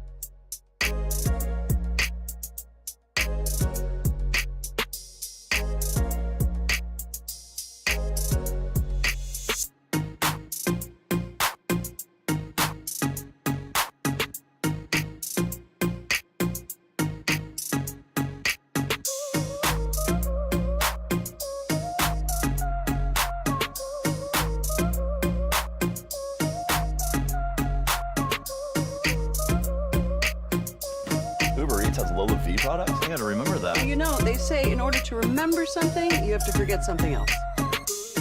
Okay, now that is a very cute haircut. That's like a little shag. I've never seen it before. Well, I mean, of course you have. So Rachel. Oh, is that your name? No, I mean like your name. No, I'm Jen. My name's Jen. Right, but I just mean like this is your haircut. But that's hair on your head. I'm not saying this is your hair. Okay, forget it.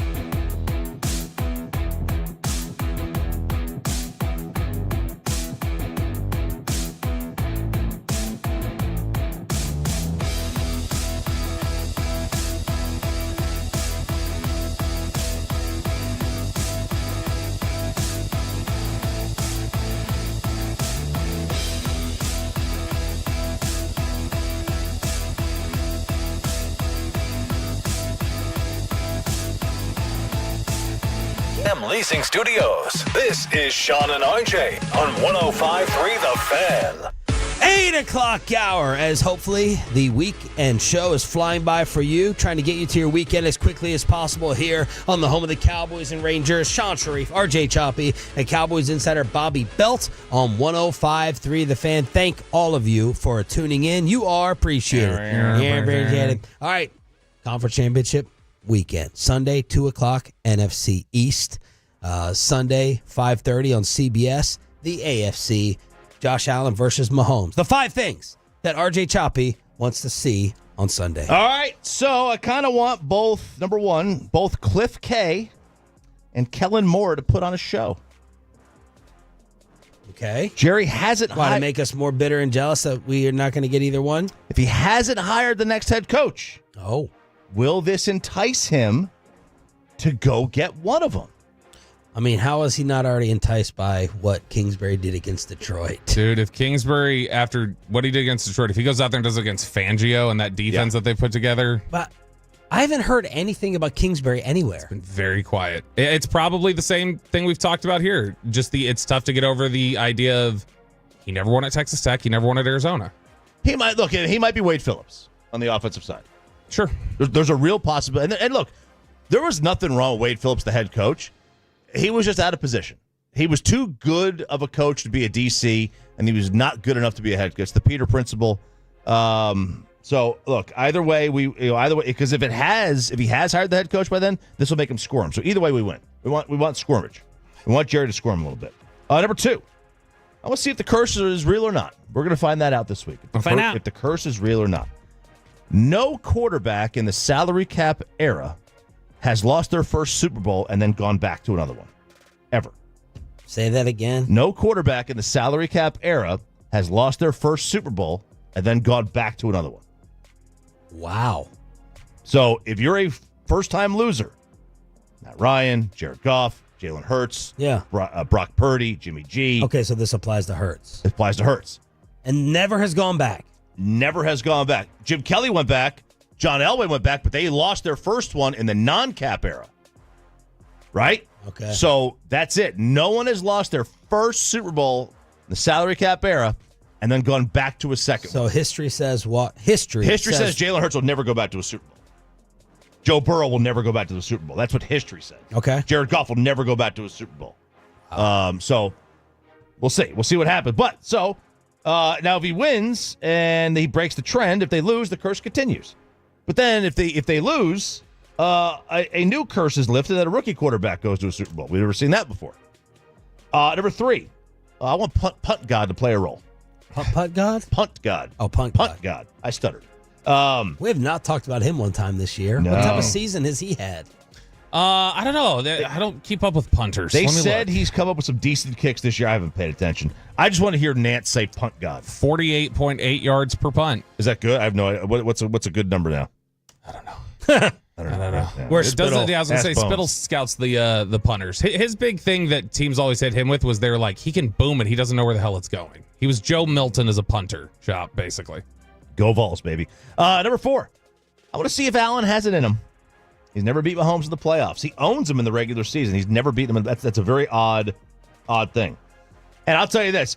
If they don't do it this year, I don't know when the hell they will. Even though they don't have home field in this game, like they have been, and even though they don't have as good of a record, like there's no doubt, like they've been the more impressive team at times for most of the year than Kansas City has. He cannot make the Hall of Fame if he never beats Pat in the playoffs. He just can't do it because that means he never goes to a Super Bowl. He has to beat him. He's got to beat him sooner or later in the postseason. You talking about Josh Allen? He wouldn't make the Hall of Fame if he doesn't. No, if he puts up these numbers and never beats Pat, he'll still be in. I think if he never goes to a Super Bowl, he'll be Marino. That's what it'll be. Well, Marino went. No, if he never got one, I guess. Yeah, I don't know, man. If he never goes to Super Bowl, I don't know how the hell he gets in. Fouts got in. Took him 78 years. I know, but I'm saying like we do have a history of guys who have done it. Like Lamar has like at least the 2 MVPs to fall back on. Mm-hmm. And Josh's about to have one. And he'll have one. Yeah. I don't need you to go to the Super Bowl to say you're a Hall of Famer. I don't either.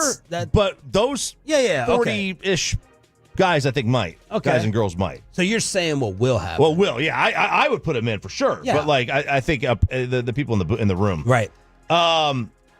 And then, like I do. Not often do you get 2 quarterbacks making their first Super Bowl appearance. I do, and I'm going to root against both of these teams because I just, I'm rooting for Sirianni because he's a Paisan, and then I'm rooting for Patrick Mahomes because he's he's goated. But I think it would be awesome to see 2 quarterbacks that have never played in the game play in the game. You know what I mean? So, like, the last time we saw that was Mahomes and Garoppolo. Prior to that, it was Flacco and Kaepernick. And then before that, it was Manning and Grossman. We don't see this very often. Sexy Rexy. Where you would see 2 first-time Super Bowl participants from a quarterback perspective. All right, who won last week's picks? Was it Peyton? I came in last. I think I was like around 500. I was not near the top. I picture of it. I think I took a photo of it. All right, so Chiefs, Texans. I picked Texans. I picked Chiefs. I picked the Chiefs. Chiefs. Commanders, Lions. We all picked the Lions. Yes. Yep. We all got that one wrong. I got it. You took Kansas City, Detroit, Philly, and Buffalo. All right. So I was 3-1. I took Kansas City, Detroit, Rams, and Buffalo. You're 2-2. Bobby took Houston, Detroit, Philly, and Buffalo. So 2-2. Peyton took Kansas City, Detroit, Philly, and Buffalo. So high five, Sean. 3-1 for you two. We tied. All right. Well, Peyton, that means you get to go first. Oh. Since you have the best record through the last 2 weeks of playoff picking. Who and why Sunday? And let us know on the Franco Injury Attorney text line, please, at 877-881-1053. I'll start with the NFC. Look, this one hurts. No pun intended, but I'm picking the Eagles to win. I mean, look, they're at home. Their defenses look really good the last 2 weeks. Last 2 games they played against the Packers and the Rams. I know last week was a snow game, but Jalen Carter, he's a different animal. Really, really good. And it can't be this easy for Jaden Daniels. It really can't. You know, he's breezed through so far in the playoffs. It's a hard league. I have the Eagles winning that one, and I think they cover the 6-point spread as well. Bobby, some Tolo is asking me to remind you about a stupid Jalen Carter draft take that you had. Is that something? Did you crap on that or something? Or you said he'd be a problem? Like, that would be the only thing. Jalen Carter was renowned as he's a freak and he's an incredible player. The question was, like, was he going to be okay between the ears? Was he mature enough? That was the question. So I never said anything bad about him as a player. He was a freak. But the question was, would he be able to stay out of trouble? He was considered very immature and had a lot of problems. And in the AFC, I got to go with my true gut feeling. I think this is it for the Chiefs for this year at least. You know, I think the Bills have been the better team all season long. They proved it in their regular season matchup. I know Mahomes has had, you know, the touch against the Bills in the playoffs. He's 3-0 against the Bills in the playoffs in his career, but the Bills finally beat them in the playoffs. So I have the Bills moving on to the Super Bowl. I'm really struggling with the NFC Championship game. My head is telling me to pick Philadelphia. My gut is saying I think Washington can pull this off. Here's the problem. Here's what I'm debating. I view the regular season matchup as really a 2-0 Eagles sweep. I know that they I know that they split, but the game that Washington won, that was fluky in my opinion. They scored 22 in the fourth quarter. Jalen Hurts wasn't in the game. He left in the first quarter. So I consider the Eagles sweeping the season series as the better team. But on the other side, that whole beat a team 3 games factor is playing into my mind.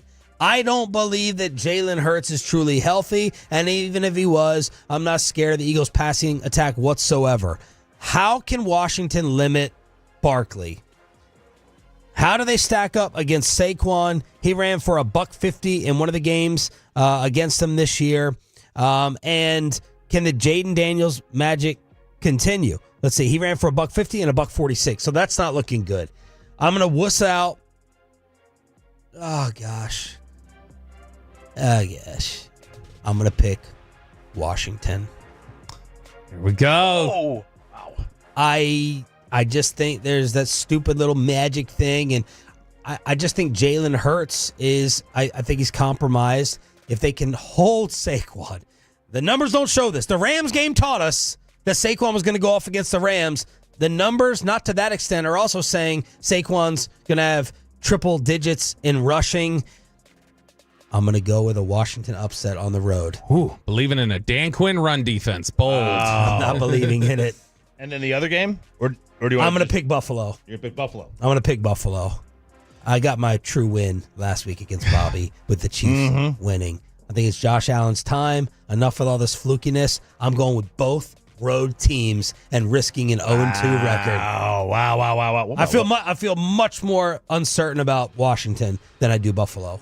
So the interesting thing with Buffalo is, like, Buffalo got really, they should have lost that Ravens game by about two scores. They got doubled up in yards per play almost, not quite. It was like 7.8 to 4.7. So it was, I mean, that was a game that they were fortunate to be in, but a lot of the turnovers that mattered. But they did the same thing to Kansas City last time these two teams played. It shouldn't have been a close game. Buffalo really played a much better game.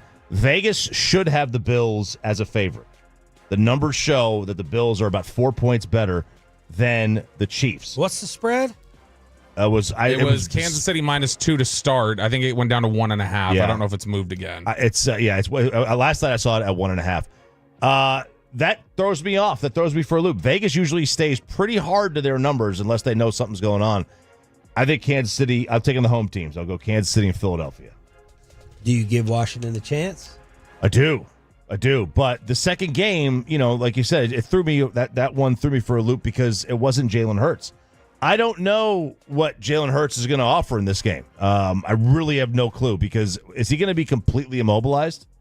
What is seriously? What is his status of his leg? Yeah, I didn't think he was. Collinsworth did a great job of pinpointing it. I didn't think he could attempt a pass at the end of the Rams game. I thought he was that compromised. I didn't know if he was going to be able to execute that one tush push. That's like the only play he could run. Yeah, and so that's going to be the big factor here. Obviously, is the Eagles' health and how capable is Jalen Hurts. I'm going to go Philly. I don't feel confident about it either, though. It's a total toss-up. Generally, over the last decade plus, even the teams who have been the two best teams in the NFL throughout the regular season generally have ended up in the Super Bowl. It's been pretty consistent. The team, and if you look at point differential and just dominance, so that would say a Buffalo Philly thing makes sense. But Washington does have a Cincinnati feel to him from a couple of years ago of just man, they're on a roll and there's a lot of momentum building with them. Dallas Cowboys last team to beat the Washington Commanders, but the Philadelphia Eagles will hand it to them. And so I've got Philly winning that one. And then the Buffalo Bills, who averaged 31 points per game this season. Kansas City, it has been 28 straight games since the Kansas City Chiefs scored 31 points. What was their point average for the year? 25? I don't know. Let me see what it was. But in general, you're talking about that is an absurd run that they've been on. It's all the way back to the middle of the 23 season. 22 a game, 15th in the league. And Buffalo's offense has just been rolling. In fact, over the last 13 weeks, they've scored 31 points or more 10 times. And so I think this is the Josh Allen exercising of demons. If he doesn't do it here, he might be broken. When it comes to, he just has something in his head about Kansas City and he's not able to overcome it. So I've got Buffalo and Philadelphia. Selections coming in from the Tolos on who's going to the Super Bowl. Sean, it's all over the place. There's not just one side here or there in the NFC or AFC. 214 Commanders win big and picks Buffalo in the AFC. 210 Chiefs and Eagles win. 817 Chiefs and Commanders. And then 940 Bills and Commanders. All over the place. Back to the Cowboys search at 840 and below the belt as Bobby has 3 pages of phone logs that he was using yesterday, including 4 to me in an hour, trying to stay all over the news inside the Star in Frisco. But how are the Dallas Mavericks owning the best team in basketball? Next on 105.3 The Fan. Let's get you over to Johnson Fitness and Wellness. Still time to make that. To remember that Uber Eats has groceries. No, that's absurd. Hey, remember when you used to be what was it, Pepper Lady? Pepper Lady? Wasn't it Cinnamon Sisters? Laser Babes. Saffron Squad? Nutmeg Maidens? No. Nutmeg Maidens. I just said that. Was it Spice Girls? Doesn't sound right. Was it Saffron Squad?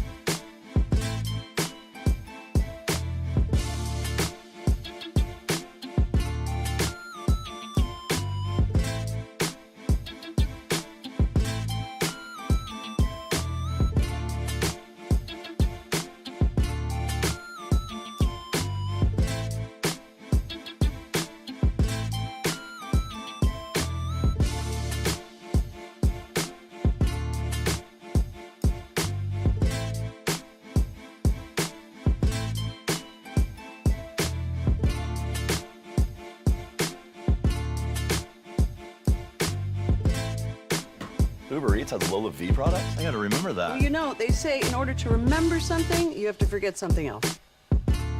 Okay, now that is a very cute haircut. That's like a little shag. I've never seen it before. Well, I mean, of course you have. It's the Rachel. Oh, is that your name? No, I mean, like, your name. No, I'm Jen. My name's Jen. Right, but I just mean, like, this is your haircut. But that's hair on your head. I'm not saying this is your hair. Okay, it's freaking me out.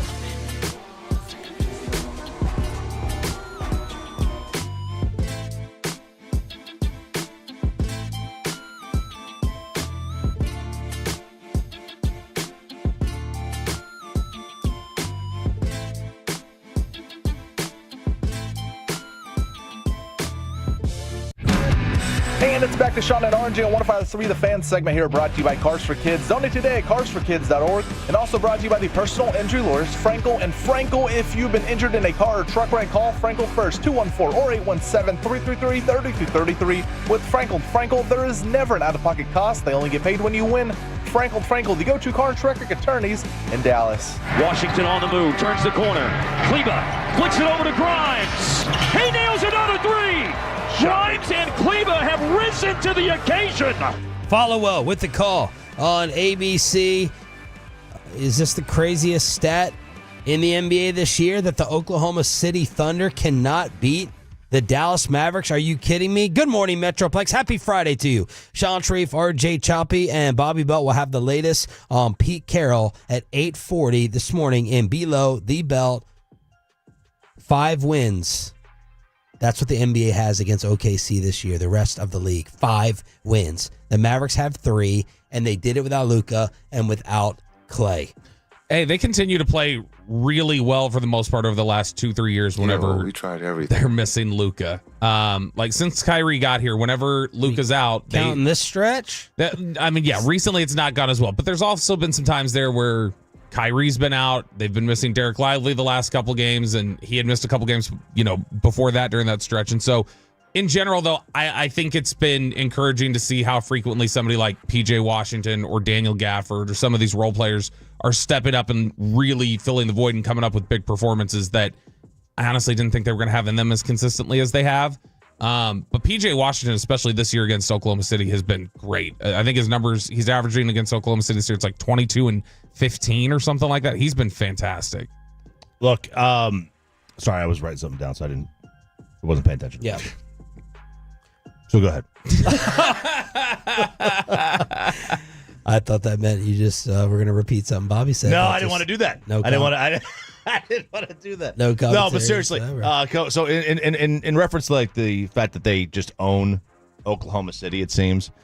And Bobby had brought up Golden State earlier. I had to go back. I completely forgot that the Warriors had won all 3 games that regular season. I was going to ask, give me another instance of super awesome teams and who their kryptonite was during that regular season. I remember like the Kobe Shaq Lakers. It may have been Toronto. It's like Toronto always beat them or something.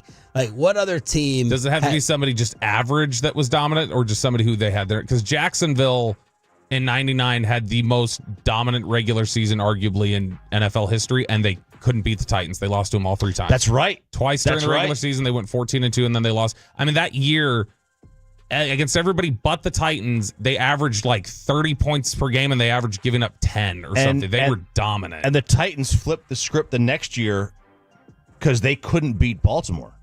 Yeah. And they couldn't handle the Ravens. I feel like the Patriots did this to just about everybody, where you would have you would have a really good year and you just couldn't beat that team. I know Colts couldn't beat the Chargers ever. They could never beat San Diego. So like there's teams like that, but that's usually in football. Well, who was the athletic who was put it to the Rangers? That was just an individual performance. Chris Davis. Yeah. Tim Salmon used to be that guy too with the Angels in the 90s. He used to just rake against them. What is going on with Mariano Rivera? I don't really know. Okay, so there was this story, and Bobby had sent this to us that Peyton did. Oh, it was Peyton that said it? Mm-hmm. So him and his wife, Clara, were named in allegations of a lawsuit that covered up sexual abuse of a minor in their home and at a summer camp connected with their church back in 2018. So he was retired probably about 4 or 5 years at that time. And, they were not reached for comment. They finally came out with a statement saying we do not tolerate child abuse of any kind, and allegations that they knew about or failed to act on reports are false. So basically what happened is this is Jane Doe. It's a minor, obviously, so we don't know her name. So Jane Doe reported that a camp counselor or an adult of some kind at the camp and at a barbecue cookout at their home sexually abused her. And according to the suit, now the Riveras are not being named in the criminal side of this thing, but they are being named in the lawsuit. And according to the suit, they were informed that this was going on. They said they were going to go there and take care of it.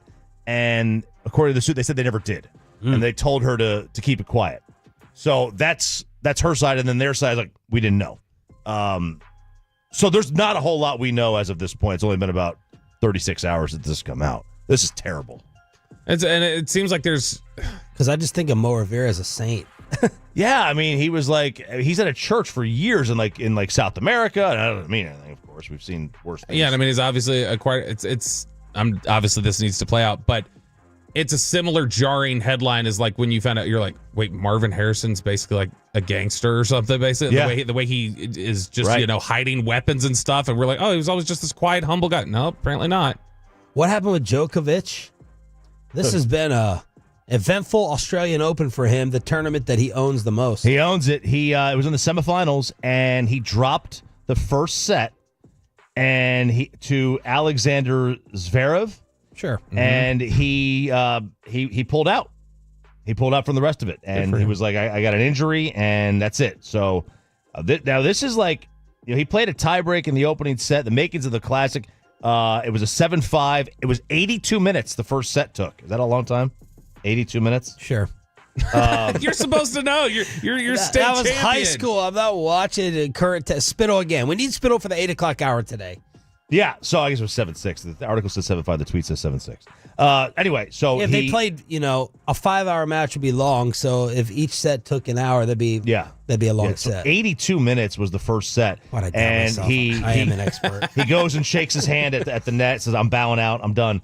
And they booed the hell out of him at the Aussie Open. Now, if you're injured, or you bow out, if you just bow out because you're upset with the referee's call, but it said, apparently he says he was a little bit banged up, and that's what happened. And earlier in this tournament, Djokovic went on a media strike. This guy, Tony Jones, on Channel 9 News in Australia, I guess, mocked him, made a little COVID joke. It did not go over well. Back to Melbourne Park, where you can see the Novak Djokovic fans there in full voice. Yeah, the chants are quite extraordinary. Novak, he's overrated. Novak's a has-been. Novak, kick him out. Boy, I'm glad they can't hear me. Anyway, let's get on to the tennis. Well, that got back to Novak, and he's refused to do the interviews with this station or this guy and forced him into apologizing. Wow. Yeah. Overrated? That seems like dumbass. He has the most Grand Slams, right? Sure. I think so. He does. That just felt like he really hates Novak for some reason. Like that seemed to just turn to, they're cheering, overrated, has been. I probably wouldn't do the interview either. I wouldn't talk to him anymore, I would imagine. All right, Chop, back over to you to finish up some Friday fun with the junk drawer.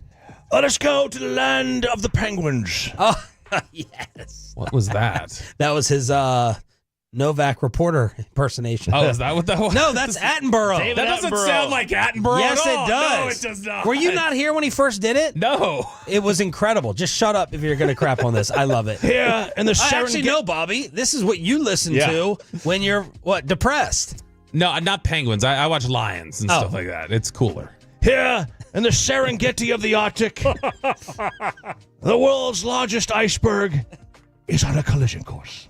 So good. It's good. Yeah. Where will the penguins mate? Where will the elephant seals and the orcas find food? There is. You need to do voiceover work. Take Troy's job. Thank you. There is a megaberg. It is weighing more than 1 trillion tons and is 3 times the landmass of New York City that is barreling towards this British Isle. It's a territory. They call it the Serengeti of the Arctic, and it's going to collide. It was on the ocean floor, And in 1986, this iceberg broke free from the ocean floor, all right, in the Southern Ocean, which I guess is now an ocean that wasn't an ocean when we were kids. But it's now considered an ocean. Sure. So it broke free in 86. It's just been floating. Well, now it's on this collision course. Don't steal my bit. And I say sure all the time. And they're concerned that this giant floating landmass of ice is going to collide with this island and destroy a lot of the creatures that are on there, because this is where it's going to land is where they all have to go to get food. Oh. And they're not going to be able to go get their food now because this thing is going to be colliding with the island. I love watching the penguins and stuff as well. Just how they sit there and carry the young on their feet. Oh, my God. The communication, the intelligence, their sense of direction. I love that Could stuff. you imagine walking over like half of Antarctica with this egg on your feet, just waddling, the eggs on your feet? Yes. And then you got to sit it there, and then you got to huddle together in a giant, poop mass, and then you got to brave 50-mile-an-hour wind gusts. I was watching there. I don't even know how I ended up on the video. There was some penguin video I ended up on the other day where. Thought you didn't watch penguins. No, this was different. This was like a YouTube video that I got dropped in on. But they were talking about how penguins, there were these specific type of penguins that they're supposed to jump into the ocean and like start their journey or whatever else. But they said there were a bunch of these penguins in this one area that kept like disappearing. And they were like, we have no idea how they're getting into the ocean when they walk off because there's nowhere to get in from over there. And they got this footage that's never existed before of these penguins will climb up to this ledge and just like out of instinct, they will dive like 100 feet off of this ice cliff into the water. And they're like, we've never seen penguins behave this way before. But they're just like, oh yeah, we're supposed to go up there and jump in. That's naturally what we're supposed to do. Crazy. It's amazing. Yeah, it really is. They're nuts. They're nuts. But they're awesome creatures. They truly are. And do you like his impression now, Bob? Yeah, it was good. Like I said, it didn't sound like him at first. It just didn't sound like him in passing. I wasn't expecting it. So that's what it was there. All right. So New York City, there's a new reason to hate that city. Have you guys heard of congestion pricing? Oh, yeah. I watched a 20-minute YouTube video on this 2 days ago. This pisses me off. Okay, so now I know it's normal. You get on the tollway or you take a toll road, how they'll have the surge pricing. Like, okay, well, there's a lot of traffic right now, so it costs you $7 to get on here versus $2 normally. Well, New York City is trying out something completely different. They have started the first congestion charge for vehicles in the U.S., and it's coming to effect in New York City.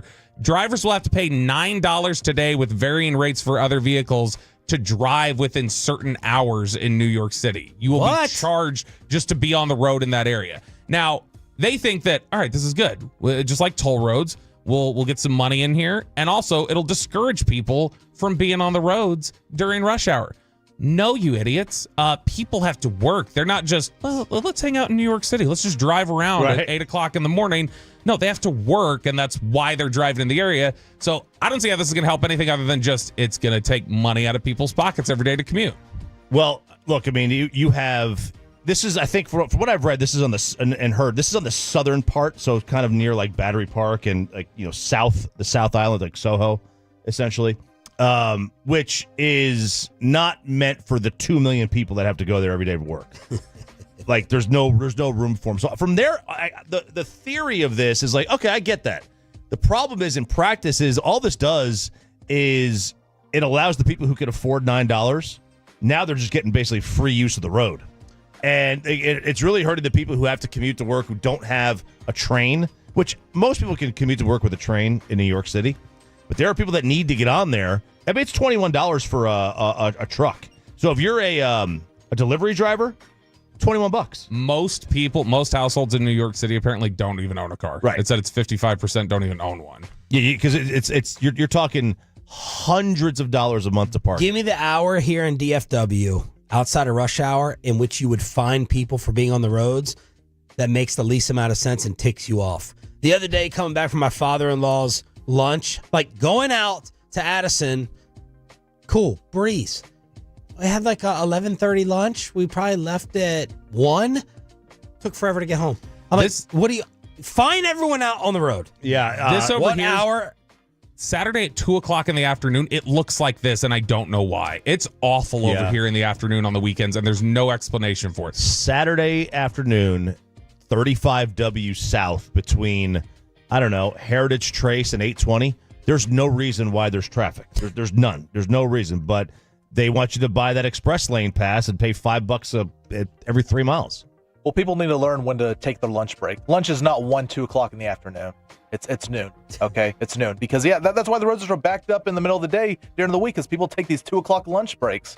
The latest on Pete Carroll and how legit is he as the next head coach of the Dallas Cowboys. Bobby has the latest after working the phones in Below the Belt, 105.3 The Fan. But, man...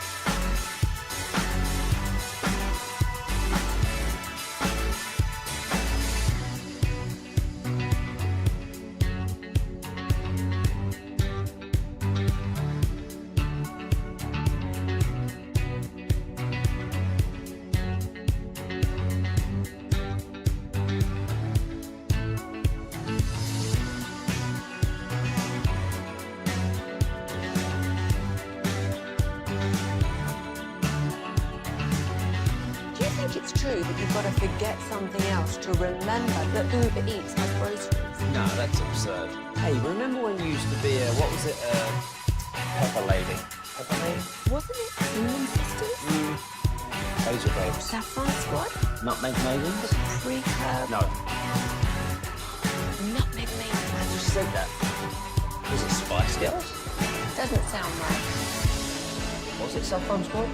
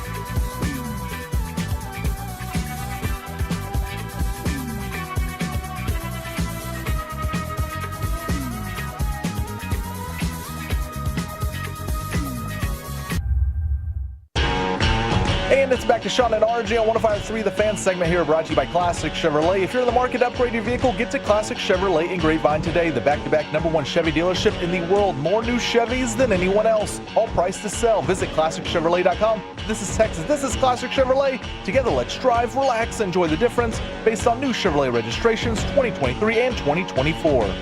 The great Bobby Belt. Bobby Belt is an idiot. Don't make me take off my belt. Don't make me take off my belt. We're not. Over to you, Bobby. Is Pete Carroll about to pull the rug out from one of his former assistants? This buzz was picking up big time yesterday afternoon around lunch.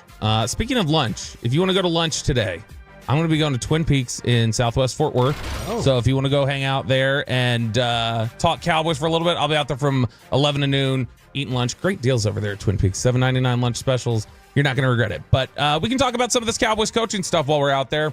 And yesterday around lunchtime, it really started bubbling up. And you started hearing more and more people not saying, hey, Pete Carroll's the new favorite. Or, oh, we're all of a sudden going this direction.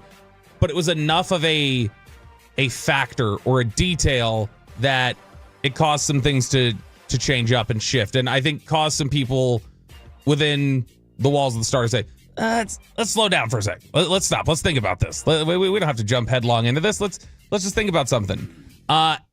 Jory Epstein over at Yahoo has a fresh article out about the Cowboys coaching search where she's just kind of recapping where things stand and different things like that. And she's trying to figure out, all right, if it's not Schottenheimer, then who is it? Like, if they don't go with Schottenheimer, which direction is this? Because I think everybody at this point, you said 98% yesterday. Are you still at 98 or you tick lower?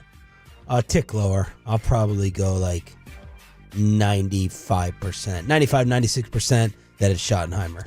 Are you? Have you moved off of your, what was it, 78% was your last check? Went down a little bit yesterday, about 75%. I'm still at 90 because I think it's going to be Schottenheimer. I got to have a 10% factor for I don't know what Jerry may do. And so that's part of the complicating factor. The coaches that could be in play if it's not Schottenheimer, if something completely falls through, Jory Epstein names a lot of the ones that we've already been talking about. She mentions Pete Carroll, obviously, is a big focus here. She mentions how much Jerry has talked about Jason Witten as a good future head coach and different things like that. There is an opportunity for some buzz to be kicked off this week, depending on because I know he's supposed to. I don't know if that's going to go through or not. Deion Sanders is supposed to be here all this week. And he's supposed to be practicing up in North Texas, I believe, right now. Travis Hunter was at the Mavs game the other night. And you've got Shedeur Sanders, who's going to play in the East-West Shrine game. And Deion is supposed to be in attendance for that as well. That is the plan. I don't know if that's totally confirmed, but that is at least the plan. I think that Deion being here present, Pete Carroll placing a phone call, or them having a conversation, I think both of those factors might be enough for Jerry to just say, you know what, guys, why don't we just tap the brakes on trying to run this through? As long as this feels like it's taken, which is actually, there are other jobs that have taken longer. New Orleans is still out there. As long as this feels like it's taken. New Orleans doesn't even sound close. Neither do the Raiders do that. As long as this is taken at this point, I think this Raiders are supposedly talking about Pete Carroll. I think we could still be looking at a week from now. We don't know who the head coach is, because I think you've got enough factors out there that cause Jerry to go, hey, you know what? Let's just slow down. We can talk about this for a sec. Why can't I just spend some time with Dion before I go ahead and make a coaching hire? Why can't I make a pitch? Keep it going. We got 30 weeks till training camp. So that's let's see, times 5. It's 150 shows we got to do before training camp. So let's keep it going. What were you bringing up about a search firm? Okay, so a lot of these teams use search firms, right? The Jets used a search firm. Mm-hmm. Do the Cowboys? We kind of joked about it when they did it, that they used a search firm to find a guy that they already knew in Aaron Glenn, that Tannenbaum already knew, that Parcells already, that the whole organization already knew Aaron Glenn. Did the Cowboys commit kind of an error in not doing this? Because we see so many college teams use search firms. Almost all of them do. In regular walks of life, you'll see headhunters find people jobs in the business world. You got to fill your executive role. You don't just post a job. I mean, you post it, but you also, find a headhunter. They find you people. And, the Cowboys, checked off 2 boxes, and then they interviewed 2 assistants. And it's like, all right, well, maybe we're going with it here. And I think if the NFL was really serious about the Rooney Rule, they would mandate you use these search firms because they can find you candidates. And maybe the NFL helps with that, but I don't know. I just think, you're not doing your due diligence if you're just interviewing people that you know, and then, this guy kind of talked his way into an interview because you were trying to get intel on somebody you already know's hire. I wish the Cowboys would expand their search. I also understand, at least I can rationalize, not agree with it, but I can rationalize at least. I understand why they want familiarity. I can rationalize, yeah, for sure. Because I think a large part of what Mike McCarthy would even tell you he struggled with here in Dallas was his lack of familiarity with how things operated here. And that was a genuine challenge for him all 5 years. And so I don't blame them for maybe saying, hey, when it comes to drafting players, we like to draft big program players. We want to know they can deal with the spotlight. When it comes to coaches, we want to know some idea that you are going to be able to handle this because this is different. And so I'm not justifying it, but I at least can understand the thought process, and it makes sense to me of I get why they had that as a position, but it can't limit you every single cycle. Let me attack another word in that family of familiarity. Mm-hmm. The other word that kind of can be in a family of that meaning is comfort. That word yesterday, it triggered the S out of me when someone on the phone talked about the comfort of Stephen Jones and everyone else. It's more about comfort for them. It's more about not having things shaken up. That piece that came out from Ty Dunn where Jerry was, think about that. Jerry Jones was miserable with Bill Parcells running something legit here because Jerry didn't get to play with his toy. He said that after the final regular season game. I didn't get the Cowboys. Jerry Jones got the Cowboys for an occupation, he said. He gave this Mike McCarthy line. It was for my kids, Landman. Yeah, John Hamm, I see you. And he's like, no, I did that for me to have a job. And the comfort level seems and sounds like it's winning out in this search. And that is a disgrace to the community. You are the person. Yes, it's within your right, but part of the obligation of a team owner, Robert Kraft talks about this all the time, you owe it to the town, you owe it to the city, you owe it to your fans to do what is best in the interest of winning. And I am 1,000% of the belief that the Dallas Cowboys don't put that first because of the comfort level of everyone else in their executive chairs. And that sucks. Look at that transition you just set me up for, and you didn't even know it by mentioning Robert Kraft. Shout out to good buddy Kent Garrison, who works over at The Athletic and does stuff on their digital side with their podcasts and different things like that. He had texted me, Rossini apparently on her Scoop City pod this morning was talking about the hiring of Vrabel by Robert Kraft in New England.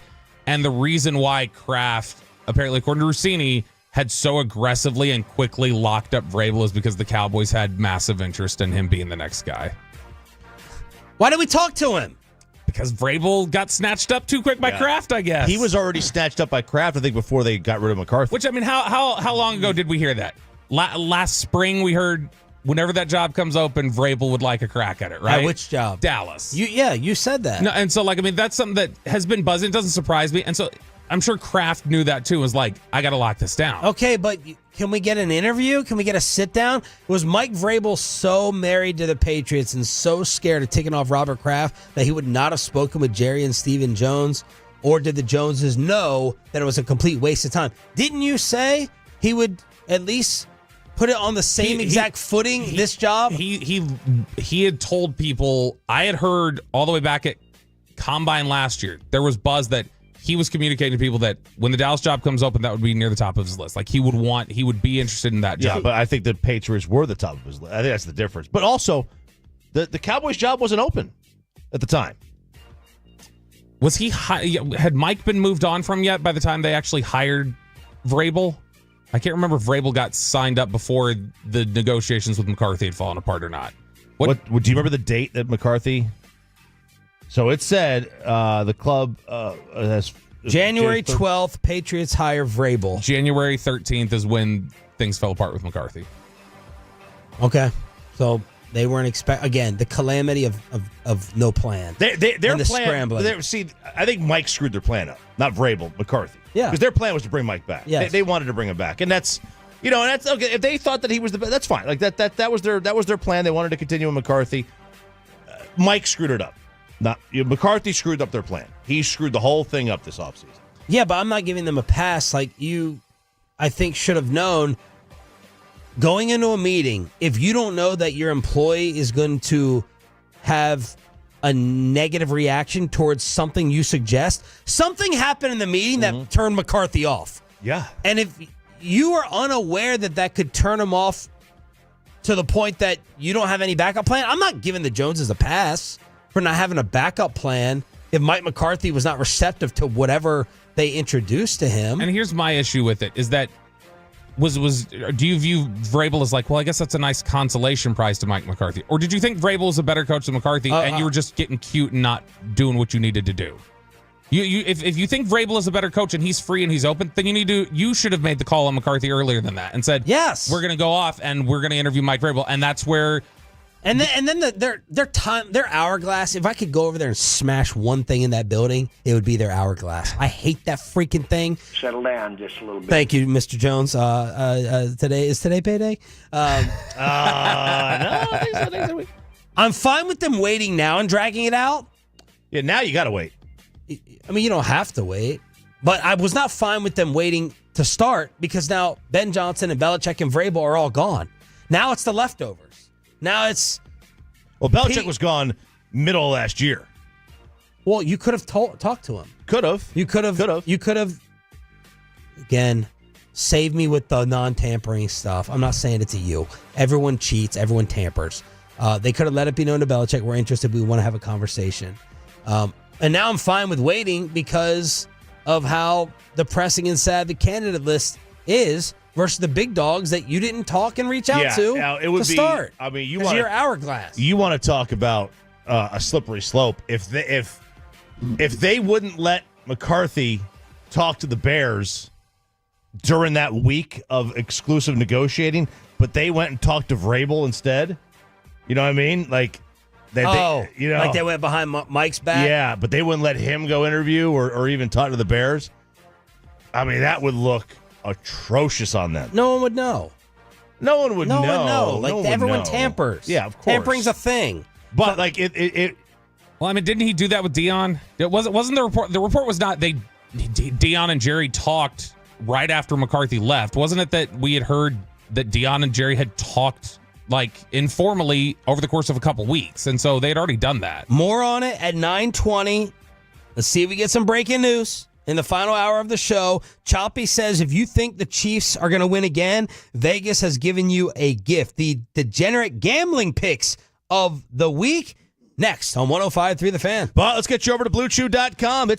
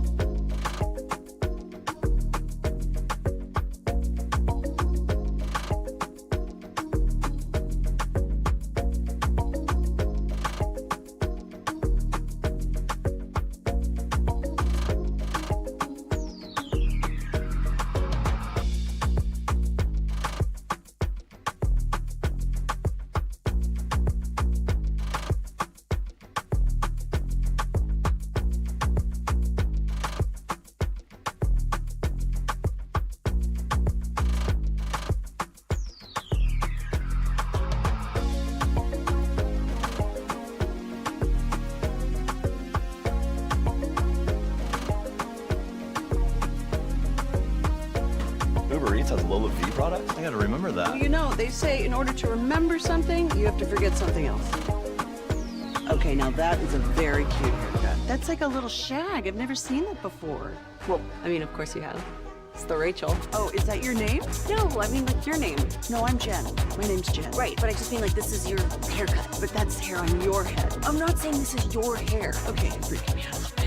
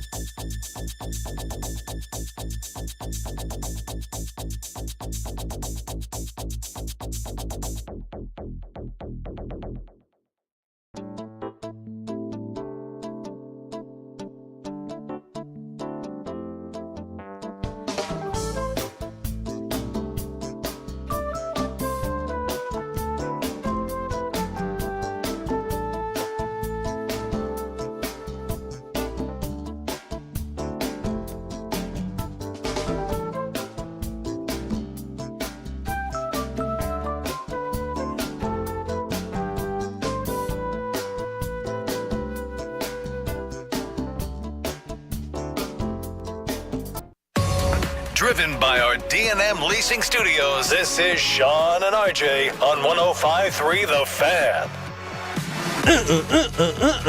Final hour, fist pump time, Friday edition of Sean and RJ. We got Pepe and Carter getting it in the back, live on the Fan Cam, Twitch, and YouTube. I'm Sean Sharif alongside RJ Choppy and Cowboys insider Bobby Roberto Bell.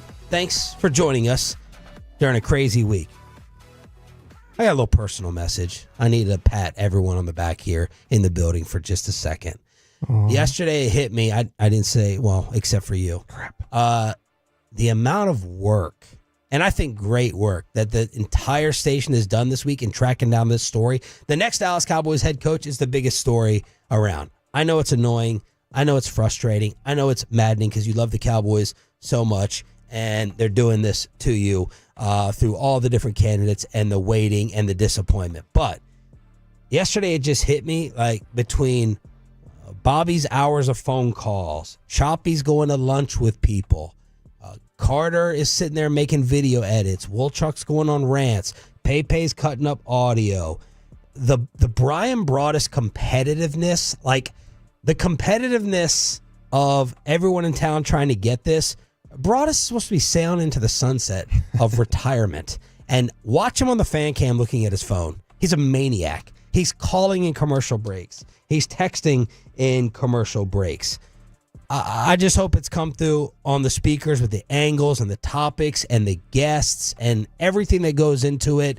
I don't think there's a close second place in terms of the coverage. So if that's what you want, you love the Cowboys, you want this as the story, props to everyone in the building. I think the bosses should be very, very proud of the entire staff. And all right, enough mushiness. No, you left out the most important part. Me. You Yes. being ahead of Schottenheimer and dunking on everybody along the way. What a scary thing it is to send out those tweets. Oh my God. All I think about is being wrong. Yeah. And like, I got to phrase it perfectly. I got to make sure there's this word and that word. And I'm just terrified. See, this is where I give you credit. There's no such thing as wrong. Because if you're... Gentlemen. Yeah. Because if you say he will be hired, see, that could be wrong. But if you say if he's the leader, you can't prove that wrong. Right. Because at the time, with the information at hand, yeah, it's correct. But I want it to be proven correct. I want it to be proven right. But everyone's staying up, grinding. I mean, I think the coverage has been fantastic from the entire staff, top to bottom. So well done to everybody, no matter what happens. I've also had some other people ask me, RJ's Degenerate Picks coming up. Someone's tweeted me, oh my gosh, like, where's your love for your hometown team? You don't care who necessarily wins, Washington and Philadelphia? Guys, what I've been trying to explain to you for years over me not loving the Redskins, Commanders, or Washington anymore, you're experiencing it right now. You're going through exactly what I did and I've been talking about with the Cowboys. Except Dan Snyder, 30 times worse than anything Jerry or Steven have put you through. You at least have had 12-win seasons, excitement, success, but you're feeling your fandom and your energy sucked out of you right now. That's what I went through with Dan Snyder. Like, Jerry Jones ain't belonging on any Mount Rushmore of worst owners I don't know. in sport. It's not close. So, like, imagine what you're going through right now times 50. And I haven't lived there in 17 years. Like, when you're not living in the exact same, the childhood team aspect, and I think also working in this job, like, I don't, like, have a die-hard love for any team. Like, I love the flash of the Lakers growing up. I'm not sitting there checking out the Lakers nonstop now. Like, I'm married to the teams I connect, baby. I love the Orioles growing up. That is faded. My childhood team stuff, that's gone. It's unfortunate. It's fun to have that love of a team. I'm married to the teams I cover. That's my job. That's the way I'm dead inside in terms of that die-hard crazy. I want the Dallas Cowboys to go undefeated and win every Super Bowl because it's the city I live in and it's best for business. Same thing with the Mavs, the Stars, and the Rangers. My childhood love stuff, that is out the window. That sailed a long time ago. But Dan Snyder, as you're feeling now from this front office, it eats away at how much you love and you're invested in it. Going to the message boards as much, keeping the radio on, checking out the articles. It's happening to you. People still go to message boards? Reddit. Yeah, Reddit's a message board. Call that a message? Okay. Yeah, it's absolutely a message board. All right. So I just wanted to explain that. People are like, oh my gosh, where's your fandom? Da, da, da. Like, I don't have it. I don't have it anymore. Bobby, you're talking about something the Cowboys don't have compared to the Eagles? Yeah, this is... I read this article over By the way, Yahoo. let's reset our picks real quick. I'm going with both road teams. I'm picking both road teams. I want Washington to beat Filthy. I want Buffalo to beat KC. I'm picking the Commanders in an upset. I don't feel great about it. I feel better about Buffalo beating KC. I'm going with the home teams. It's just the home teams. That's really it. I got Buffalo versus Philly. Buffalo versus Philly in the Super Bowl? Same for me. Buffalo, Philadelphia. All right. So over at Yahoo, I was reading this article the other day, and it was just a general, breakdown of the Philadelphia culture, which I think most people have argued is fairly toxic. Like, we have to have Big Dom overseeing their coach just to make sure he's not a maniac. The quarterback and the receiver don't seem to get along very often, and when the veteran defensive end Brandon Graham speaks out about it, then he gets thrown under the bus by Jalen Hurts. Oh yeah, he knows he stepped out of line. He needs to walk that back. So just a combustible locker room. Tons of injuries the last couple of years that they've had to deal with. They're dealing with an injury to their quarterback right now that they're having to look at. You've got just the sideshow of everything going on with Nick Sirianni and the different stuff with speculation about his job. A lot of the stuff that's happened in Philadelphia the last couple of years mirrors, when I was reading through this Yahoo article, it mirrors what happens here in Dallas. Like, a lot of the same issues that face Dallas in terms of there's questions about infighting at times. There's questions about the coach's job security and how distracting there is. There's questions about this or that and injuries and all these different things. And it made me reflect back on when Philadelphia won the Super Bowl in 2017, they had like Lions level injuries. The injuries that the Lions had this year, Philadelphia had like the same thing. They lost their quarterback. They lost their left tackle. They lost a bunch of guys on defense, all gone for the year. And they powered through and they toppled Bill Belichick, Tom Brady, and the untouchable New England Patriots. And I remember talking to somebody at the time about, man, that's really impressive with them, and somebody in the league talking about Dallas, not about the Cowboys, had said, this legacy in Dallas has just become one of excuse making. Like, it's everybody at the end of the year looking for, what can I point to as the reason why we didn't do what we were supposed to do? And this whole article here with Yahoo that's talking to the players in the Philadelphia locker room, they're talking about the Brazil field conditions were trash earlier this year. There was the snow in this past game. There were the injuries. There's all this negative attention to different things. And yet their creed is just, our top attribute is resiliency. Like, we're always going to be resilient. We're not going to get down about it. We may have a bunch of toxic aspects about us, but we're never going to let those things be the reason that we don't win a football game. We're going to execute our game plan. We're going to have our success. And so at that point, it made me look back and go, how do you tap into that with Philly? Because Philly is not like a model of a healthy culture. So how do you tap into that? Is that just as much as Jeffrey Lurie, Howie Roseman, Nick Sirianni, clear structure as opposed to Dallas? Is that really the only dividing line? Clear structure, but also I've always said that, I think, we love to scapegoat somebody here. You got to scapegoat somebody. We always scapegoat the coach. You never scapegoat the general manager because you can't. You never scapegoat the players because you can't. You scapegoat the coach. One of my big problems with McCarthy was post-game whining and excuses. It's the referees. It's the officials. You noticed D'Amico Ryan's doing it. I mean, we all noticed D'Amico Ryan's doing it the other day. I don't blame Jerry because Mike's going right to that podium after a game, and you either going to throw. Steven does it a lot in interviews with the station. Everyone always prefaces it. It's the same as going, no offense, but I'm going to offend you. There's never been a no offense but in the history of life that doesn't offend that person right after. Mm-hmm. And Steven will go, well, injuries aren't an excuse, but la, la, la, la, la, la, la. You're making it an excuse. So to me, it comes from the head coach podium right after a game. Are you going to talk about what you did? Or are you going to talk about how you got screwed? And that's excuse making or not. See, and that's the bigger thing to me is that when you look at, we all talk about, do you think Washington and Philly just have Jerry seething and jealousy and is that enough to push him? To me, the bigger thing that would push me is just the structure that Philadelphia has and the problems Philadelphia has and the way they have managed to get above it consistently for the last 8 years.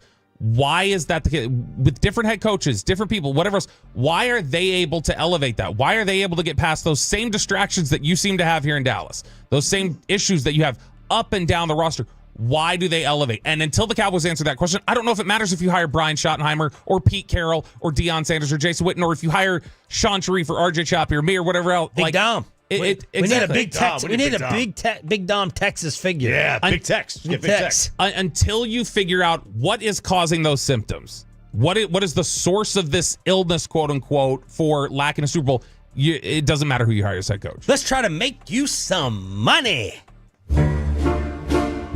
99-62-1 for the year. Woo! Oh, by the way, I tried to bet the house. I had $1,000 in the queue. Your literal house? No, it was probably worth $1,000. I had $1,000 in the queue, and I was scared to make it $2,000 on Schottenheimer. A Tolo found it for me. He sent me the link to bet it. Okay. And then the party was ruined by other Tolos saying, you can type whatever you want in the queue. It's a $10 max bet. Yeah. And it shut down. It made me happy because I didn't bet this earlier and miss a money-making opportunity, but also sad because it was still plus. It was like plus 200 or 250 for Schottenheimer, $10 max. Yeah, so you're not really winning anything That there. sucked. All right, so I've got 5 selections now. I just came up with a new one. We are not betting these games. We are betting these players. I think Vegas gave you a gift here. If you think Kansas City wins this football game, what happens at the end of a football game when you're the winning team? When you're winning the game? You hold up the trophy. Yeah, but before that, before the clock hits 0, before the clock strikes. Kneel down. Patrick Mahomes' rush attempts are 4.5. If Kansas City wins, let's say they kneel 3 times. That's 3 rushing attempts right there. So all he needs is 2 more in the rest of the game. Over 4.5 rush attempts for Patrick Mahomes. Doesn't Hagelin, I don't want to say the name, doesn't Hagelin push that site where you can go higher or lower? Doesn't he talk about on the station? Yeah. Okay. Underdog. Yeah. Yes, he does. That's what this sounds like. Kinda. Yeah, you could do something like that if you wanted to. Xavier Worthy, over 3.5 rush yards. Okay. 3.5. All he needs is 1 CeeDee Lamb end around. That's it. He's got it. I like Gainwell, over 8.5 rush yards in their game. 8.5. Allen. I don't know why I'm writing this down. You tweeted it. Allen, over 12.5 yards for the longest rush attempt. And then also Allen, over 9.5 rush attempts. Woo! So I like it. If you look at the Josh Allen against good teams, he ran the ball more. Against the crap teams where he knew they could win anyway, he didn't run because he wants to save his body. Against these good teams, good defenses, he's running at a higher clip. By the way, he is 8 rushing touchdowns away from surpassing Ezekiel Elliott in career rushing touchdowns. What? He has 65 rushing touchdowns. If you're worried, I'm still being told Brian Schottenheimer is probably going to get the Cowboy job. If you're worried, if you're scared, friend of the show, former general manager, and Pat McAfee might make you feel better. That's next, Inside the Star on 105.3 The Fan. But forget something else to remember that Uber Eats has groceries. No, that's absurd. Hey, remember when you used to be what was it, Pepper Lady? Pepper Lady? Wasn't it Cinnamon Sisters? Basil Babes. Saffron Squad? Nutmeg Maidens? Paprika? No. Nutmeg Maidens. I just said that. Was it Spice Girls? Doesn't sound right. Was it Saffron Squad?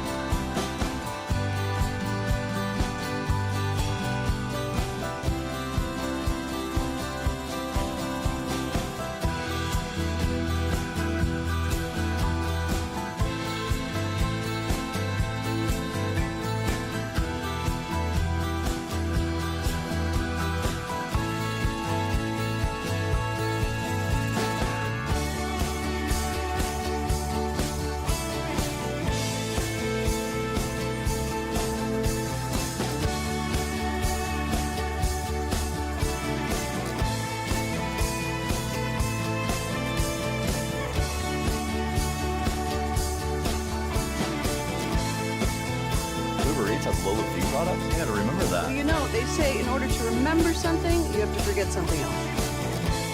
Okay, now that is a very cute haircut. That's like a little shag. I've never seen it before. Well, I mean, of course you haven't. So Rachel. Oh, is that your name? No, I mean like your name. No, I'm Jen. My name's Jen. Right, but I just mean like this is your haircut. But that's hair on your head. I'm not saying this is your hair. Okay, freaking me out a little bit.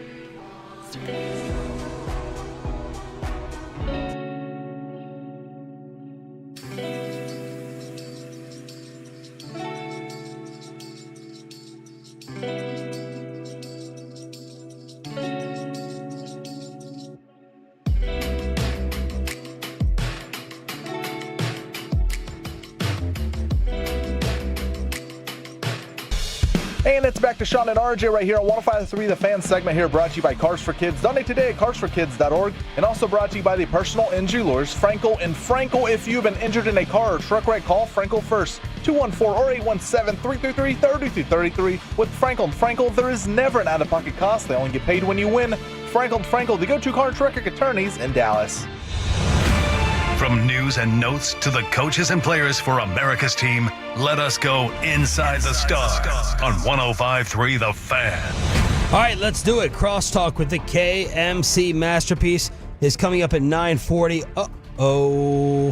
What'd I tell you? What's the magic segment all week? Oh, boy. 9:20. What happened? Is this Cowboys? Ian Rappaport, NFL Network Insider, thanks to... Is it JFK News? Thanks to Jeremy Martin, T. Rainey.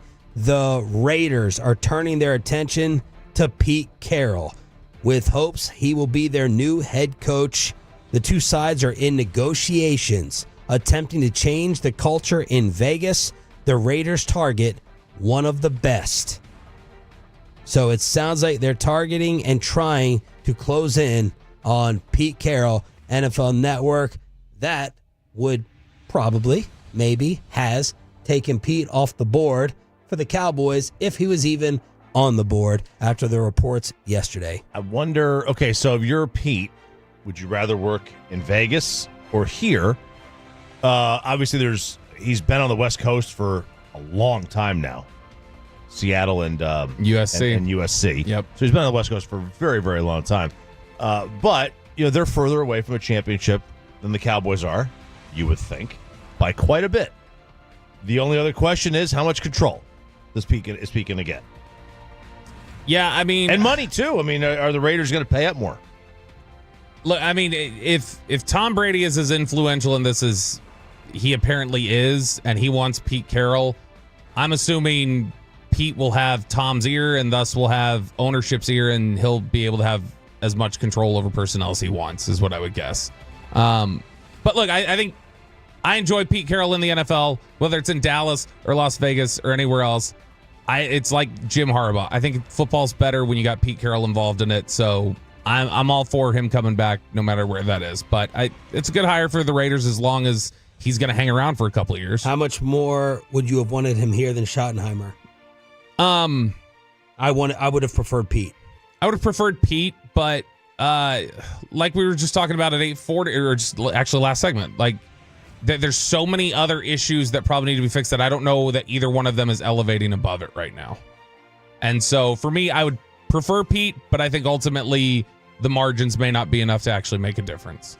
Yeah, my fear of Pete was him being so old school. Like, we think Schottenheimer's old school. Well, did that come from Pete? Like, Pete wanted to run the ball a ton.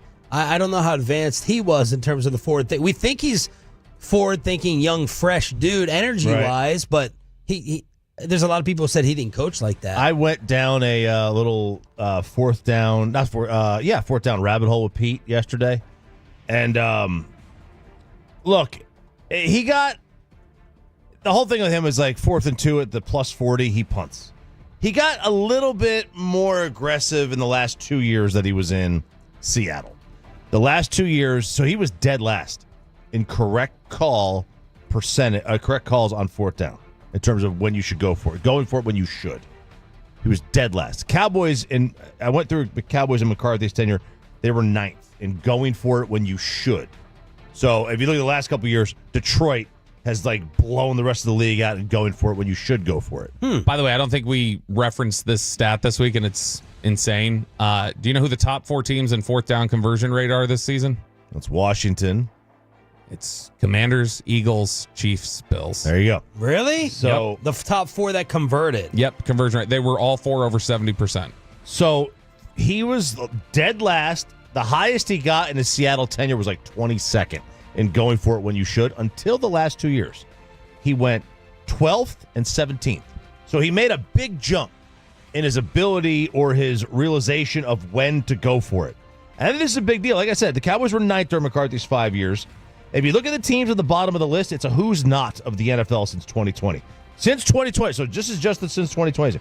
Patriots, Saints, Jets, Houston, Denver, Pittsburgh, Giants. You don't want to be in the same list as any of those teams since 2020. I mean, Pittsburgh wins, but, I mean, they're backwards. So this is good. Like, you know, he's been better over the last couple of years. That made me happy. I'm a little disappointed. I'm not crushed because what I gathered yesterday was that Jerry called Pete for some Schottenheimer homework, and that Pete may have said, well, what about me?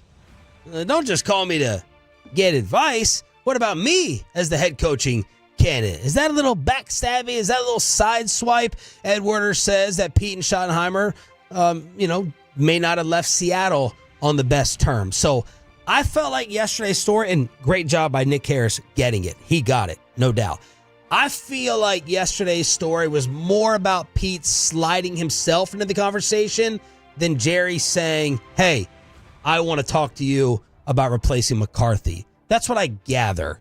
I think it piqued Jerry's interest, though. I think it did register with him a little bit. So it was effective, at least, to, I think, just go, let's make this a discussion for a sec then. So I do think that it worked in that sense. Back in 2020, Pete Carroll was asked about his assistant, Brian Schottenheimer, as a head coaching possibility for others. I think he's an incredible candidate. I think he's exactly what coaches or owners are looking for.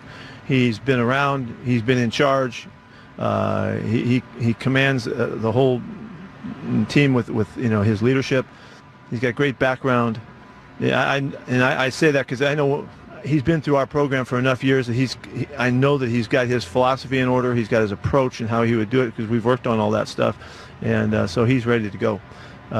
We haven't talked about it this time around yet, but we've talked about it in the past, and I did hear that like yesterday or something like that maybe there's something up. Is that glowing praise, or is that, yeah, take him. Go ahead. Take him. I don't need him hanging around me anymore. All right, let me make you feel better, or maybe not, considering the source, as many people tweeted me.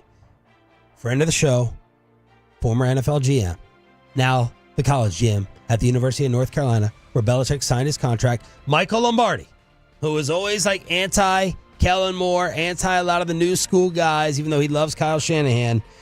He explained on McAfee why we should like the probability of Brian Schottenheimer. I think Brian's a really good coach. I think Brian comes from a great tradition of coaching. His father, Marty, is one of 9 human beings who won 200 games in the NFL, and he can't get himself into the Hall of Fame. It's a complete injustice. And so I'm rooting for Brian to get this job, to carry on his father's legacy, who was an outstanding coach. I mean, Marty was able to win games, and Brian learned from him. And so I think sometimes when you kind of have this rise and all of a sudden you don't get a job, you kind of learn the essence of the job. I'm sure he's more ready to be a head coach now than he ever was. And I think it would be a smart move for Dallas because it would keep Dak in line. Plus, I know Brian understands how his father ran the operation. Brian knows that Marty was running pretty much everything. It was a philosophically aligned organization. I think it would be a great hire for the Dallas Cowboys. I really do.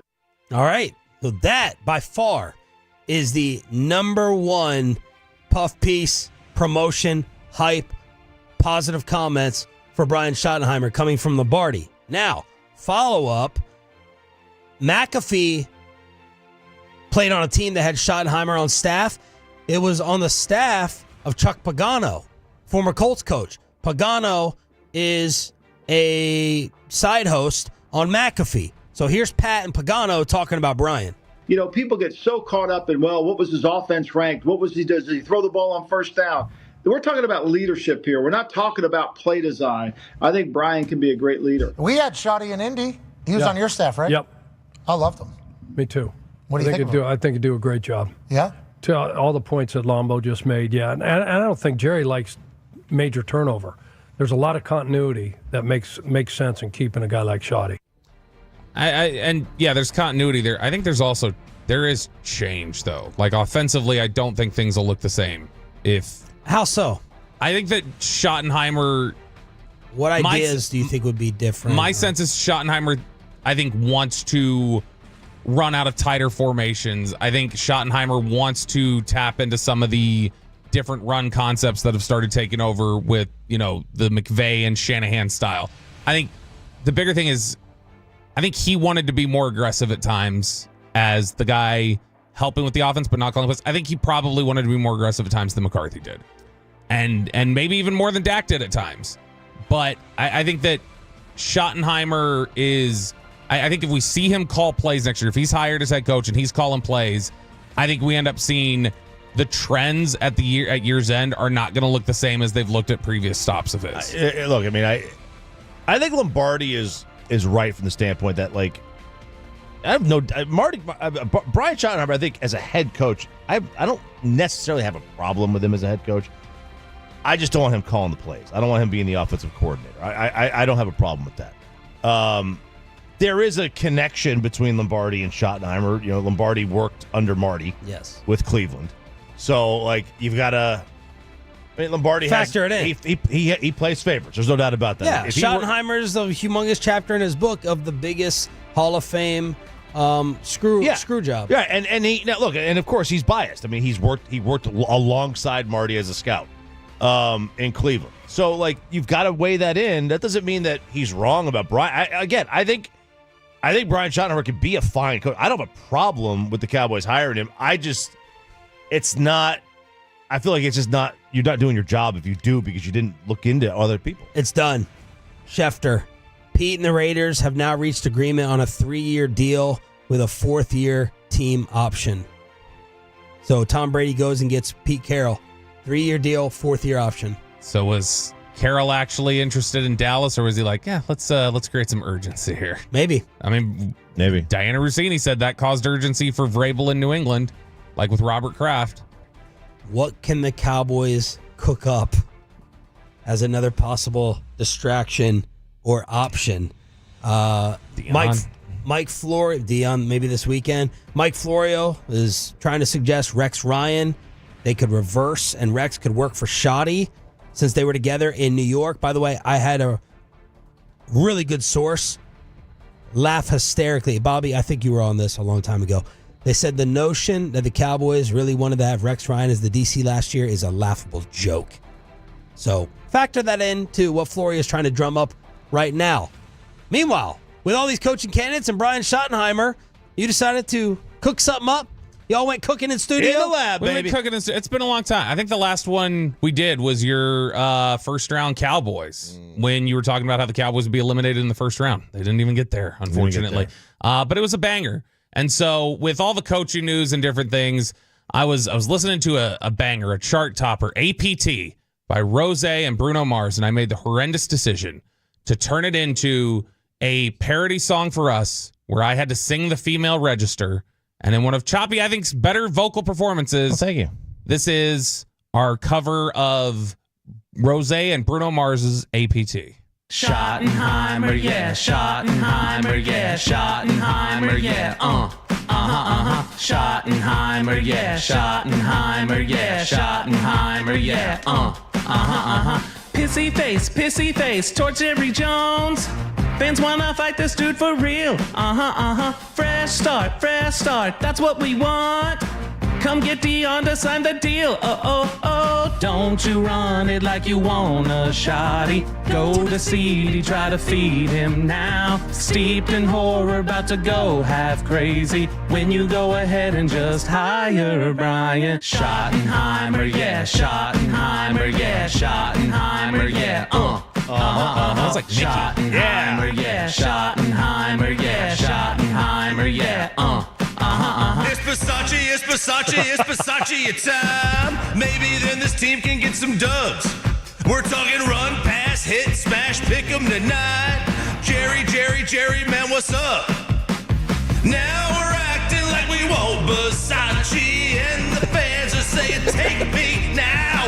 This team nails it, and they are so lazy. Buy a bottle, let's start drinking now. All right. I think Choppy really elevated that. I think Choppy, that's one of your better vocal performances. Yeah, I've been practicing. The falsetto, you gotta go. And the Versace thing, DLLS, I believe that was Joseph Hoyt, floated Versace yesterday. Ed Werder with a quick, very fast backhand to that report, saying, no, I reached out. Versace is not going to become the head coach here. Maybe it's in some other capacity, but DLLS quickly rebuffed by Ed. Beautiful tan, though. Beautiful tan. Versace? Oh, it's a great tan.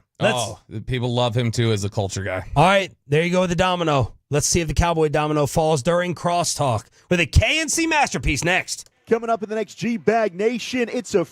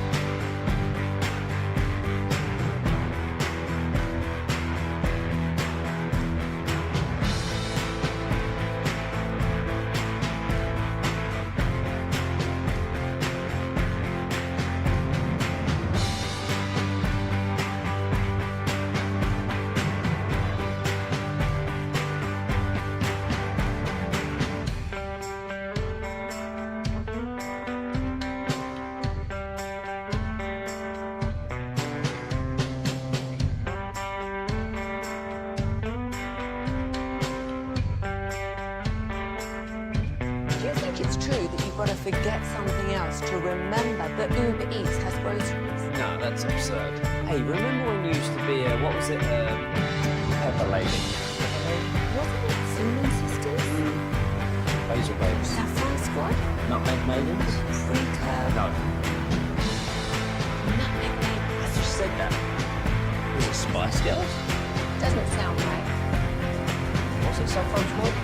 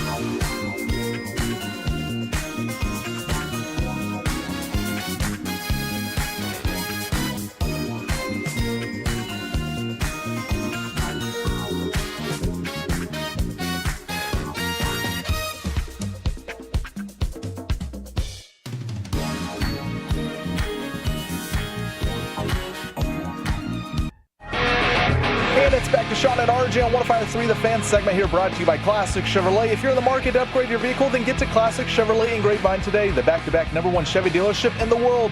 More new Chevys than anyone else, all priced to sell. Visit ClassicChevrolet.com. This is Texas. This is Classic Chevrolet. Together, let's drive, relax, enjoy the difference based on new Chevrolet registrations 2023 and 2024. You're still in control. 110-104. Down the lane. He punches! That was the call from Harp and Followell.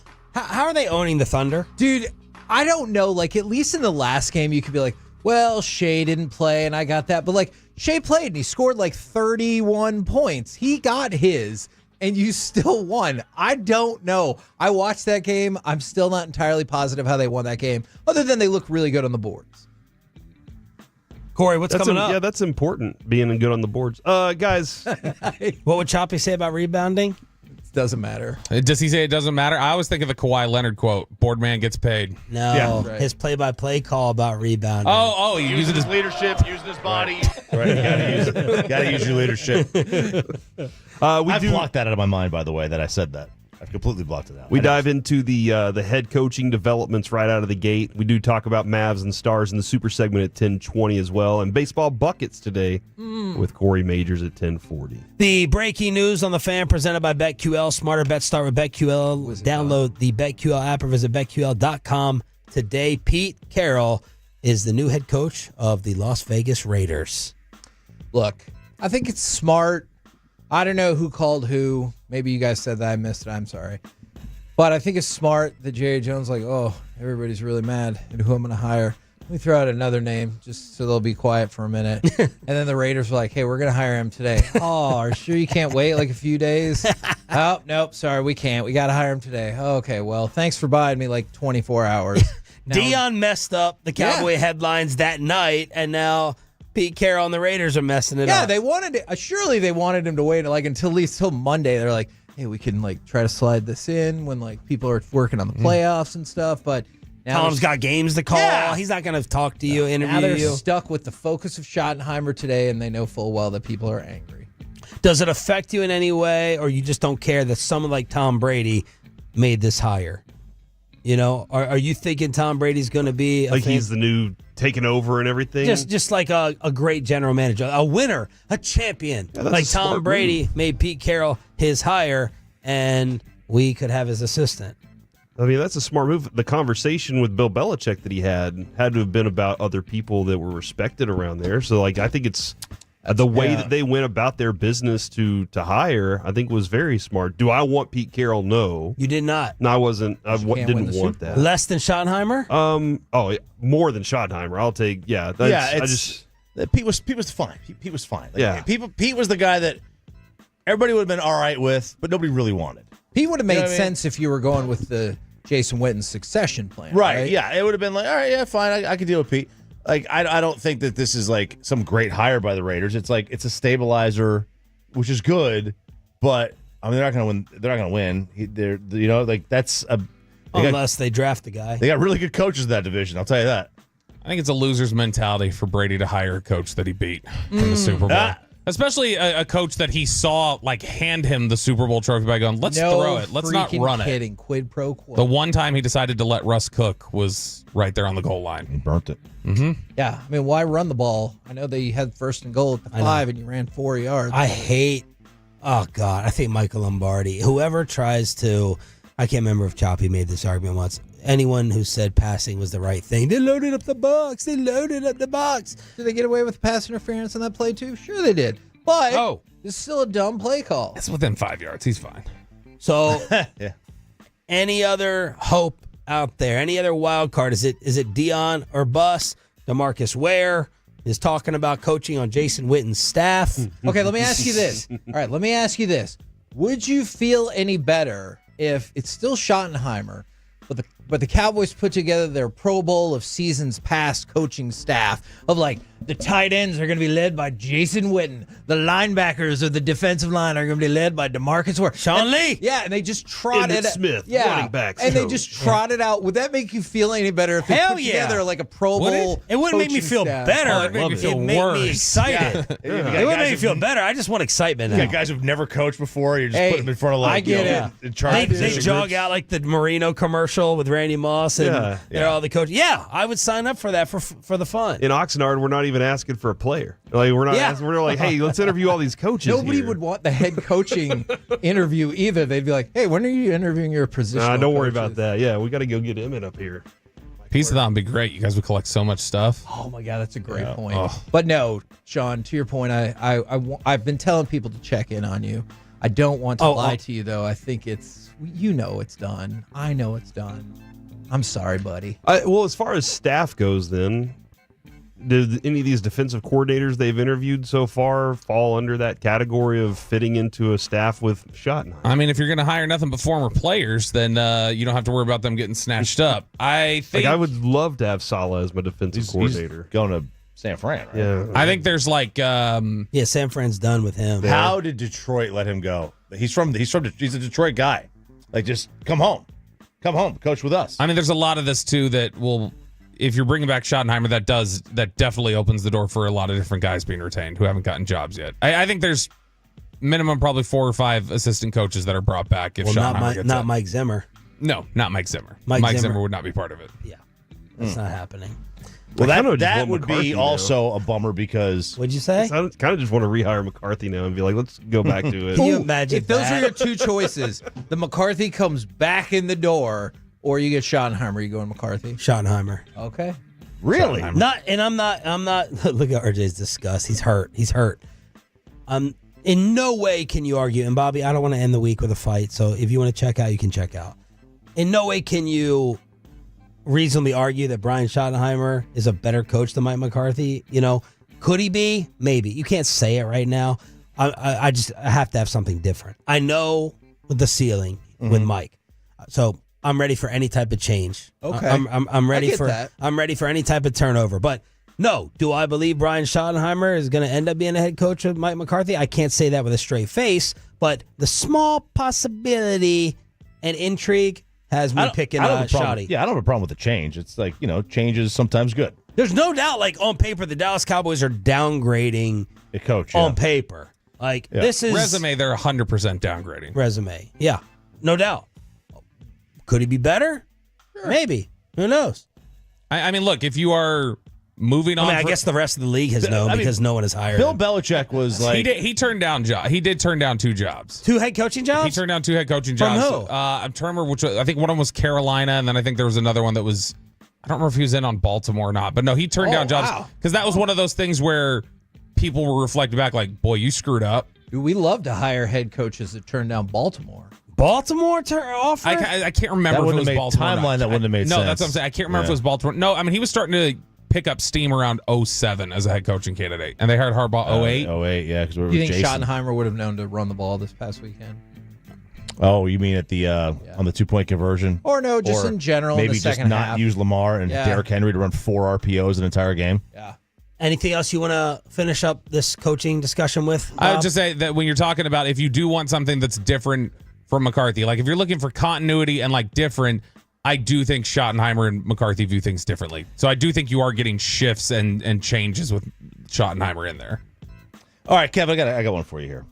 I think I know the setup to this because of Corey, but I have not heard the audio. Okay, do you know who Kurt Angle is? Yes, I do. Okay, do you know He who won a gold medal with a broken freaking He's neck. a real wrestler. Do you know who Rikishi is? Yes, I do. Okay.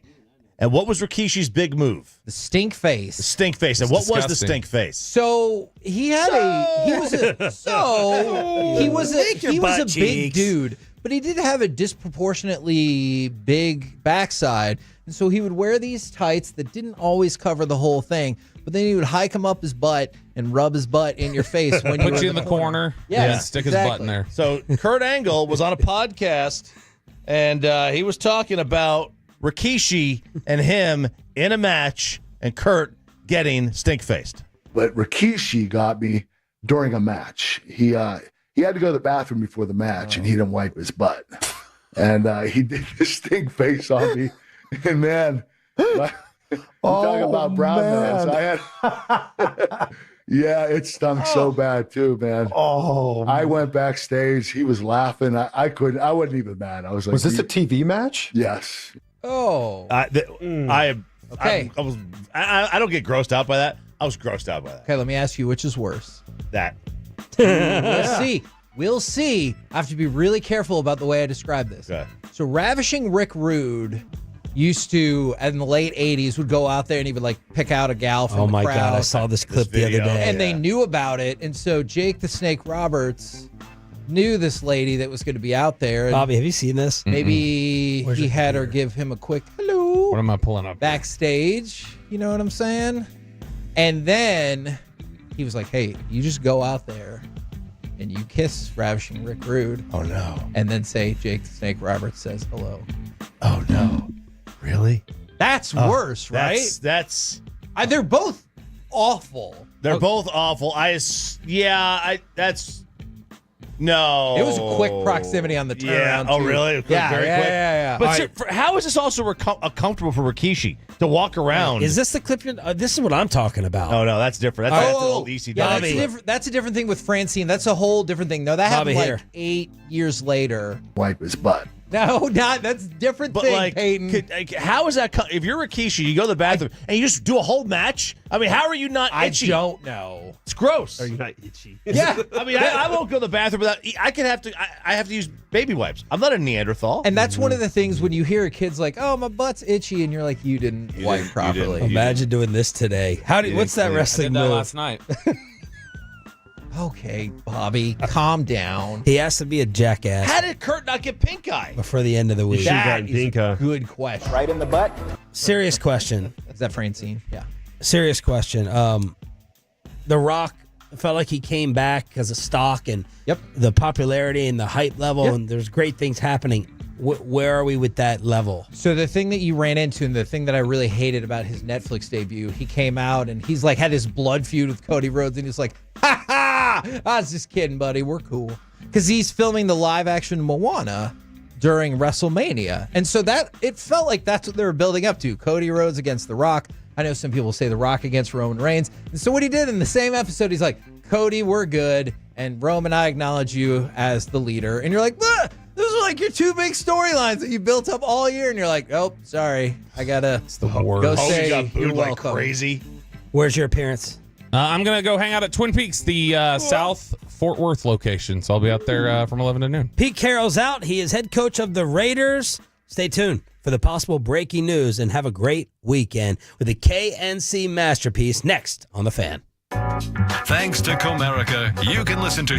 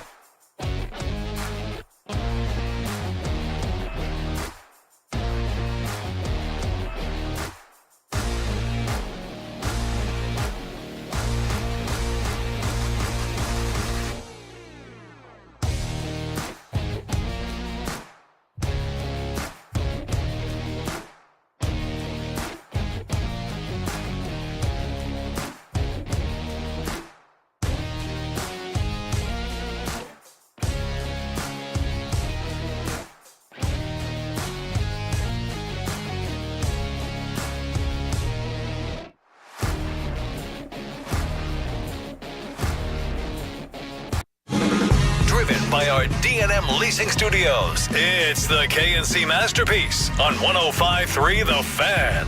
KNC Masterpiece right here on 105.3 The Fan.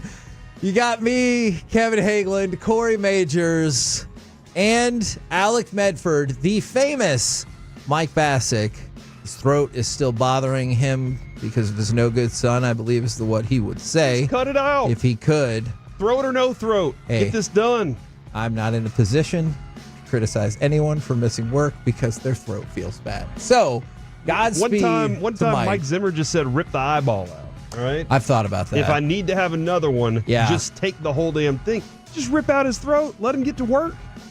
I might need to go over how the voice box works with you a little bit later. Ripping throats here. Okay. Like MacGruber. All right. It is. Hey, have you seen the movie MacGruber? 877-881-1053. Dude, he has a move where he just walks up with 3 fingers and grabs your throat. And if so, I have 2 follow-up questions. Why is it so funny? And 2, why do you not have better things to do with your life? True. Now, I can ask that as somebody who's seen MacGruber at least 4 times. All right? So I don't have a good explanation for why I don't have better things to do with my life. All right. Let's get right into Cowboys coaching stuffs. And then I also want to ask you guys about the saga of Liam Cohen and what have you used your child as an excuse for? Oh. Now, Alec, you will find that this comes in very handy. Now, some people, if you ever get married, or quite frankly, you don't need to be married to have a kid. Trust me, I know. If you ever have a kid, people will tell you, oh, it's about the love and blah, blah, blah. That's great. And I appreciate all of that too. But you can use the kid, at least for like the first couple years, as your excuse to get out of anything. And that is what Liam Cohen did when he went down to Jacksonville because they fired their incompetent GM. And he was like, all right, I'm back in. But he had already agreed to a deal for an extension as the highest paid coordinator in the league with Tampa Bay, contingent on the fact that he didn't talk with Jacksonville again. So he was like, hey, I'm at the doctor with my kid and he's sick. And he goes, I might still want to look into the Jacksonville deal. Okay, I got to go. And so everyone found out he already was talking with and probably in Jacksonville when this happened. So as a side question, have you ever used your kids as an excuse to get out of something? And if so, what? Never. You are a liar. I learned it from Kevin. I was going to say, I know you did that with me. All right, so you're the one that taught me. I know. Oh, the kid. So I can't be mad. And that's the thing. You don't even have to give a reason. You just go, oh, the kid. Because nobody asks a follow-up question. And this is the one you could take advantage of. If you're men out there, you can't take advantage of women problems because people get scared. And if you say, oh, I have some lady problems, people don't ask a follow-up question if they're men because we're too damn scared. You don't have that advantage. However, if you have a kid, you're like, oh, man, something came up with Noah. Oh, I hope everything's okay. You didn't even have to say he's sick or what specifically is wrong with him. You just mentioned the kid's name, and people back up, and they're like, whoa. Oh, Lucy. Yeah. You know, yeah, and they're like, all I got to say. They're like, oh, my gosh, bless you. How's guys. she doing, by the way? Yeah. And then they've they've moved the conversation on. You don't have to explain nothing. All right. In the meantime, there was hope for some. We gave it some cursory acknowledgement yesterday, knowing that this was probably a smokescreen. But the word leaked out. Which is different than a smoke show. That's true. There, and especially in this case. Yep. That Pete Carroll had talked with the Dallas Cowboys. Some people were like, ooh, does that mean maybe Pete Carroll's coming to Dallas? Does that mean Brian Schottenheimer's just been talking about what would you think about staying as the offensive coordinator under Pete Carroll? Blah, blah, blah, blah. Yeah, we started building a team around Pete Carroll. Like that's exactly. A lot of people started doing that. And we did not really talk about that because it felt very distractionary. Yeah. And here you see, not even 24 hours later, Pete Carroll has been hired as the new head coach of the Raiders. Yeah. So if you were hoping for that, it's out the door. And I think we should throw focus back on, you know it, I know it, we know it. It's just about a done deal with Schottenheimer, and you should just start to accept it. And more than anything, I would say that Pete Carroll was probably using it as leverage with the Raiders. I absolutely can. Hey, I need a name. I need somebody to go ahead and get this done quickly. I want this Raiders job. It's on the coast that I'm pretty well known to be around. So I would like to be over here still. I want the job, but if they're going to drag their feet on it, if they think they like you, you want to get it done quickly, right? If they're like, hey, you don't want to give them any time to be like, oh, we found somebody else to leverage against you. Yes. You don't want to give them any time to be like, hey, we actually found somebody we like more. So immediately his agent knows how to play this game. Got to talk with Jerry Jones. That's like when Randy Johnson, Roger Clemens, David Cohn, they would all use the Rangers as leverage for the Yankees. They would always do that. So that's what that was. So here you are still in a situation where you're trying to have the conversation about what this team looks like. And I have a lot of questions about what it looks like under Schottenheimer. And that's fair. I want to make it very clear. Acceptance doesn't mean you have to like it. Right.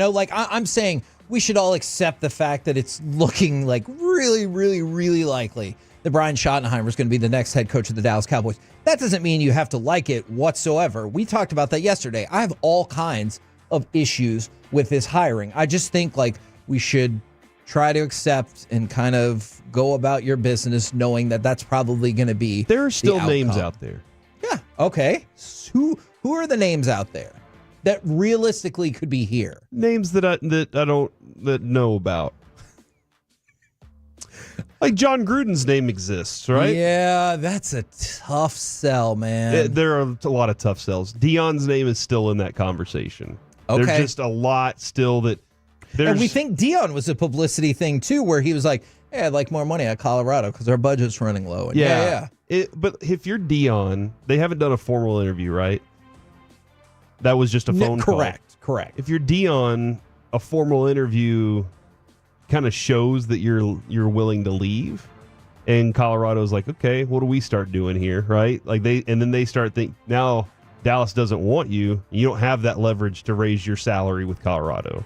So with Dion, it's probably smart to just hang out in the balance here and just be like, I'll wait it out and see how things go. I'm not losing anything here. If Jerry wants me, he will come call me and say, let's get this thing done. But I'm not going to take an interview on something that I don't know is a sure thing. Didn't you say you've never interviewed for a job that you didn't get? And that's how I think Dion's probably looking at this is I'm not interviewing for something I'm not getting. He might have said that. I've definitely interviewed for jobs that I didn't get in the fallout of when I got fired from Blockbuster. Oh, okay, gotcha. You could tell really quickly, why did you get let go from your last job? Half the people were like, that's badass. Half the people, our interview wrapped up really quickly after that. Kick somebody's window out. I've 100% been on job interviews. Great meeting. Yeah, they're like, we'll take a look and see if you can be the OC. We have some other candidates. Yeah, exactly. And so that is okay. That's tough. G-Bag was discussing this yesterday, and I really enjoyed their conversation, and I always do.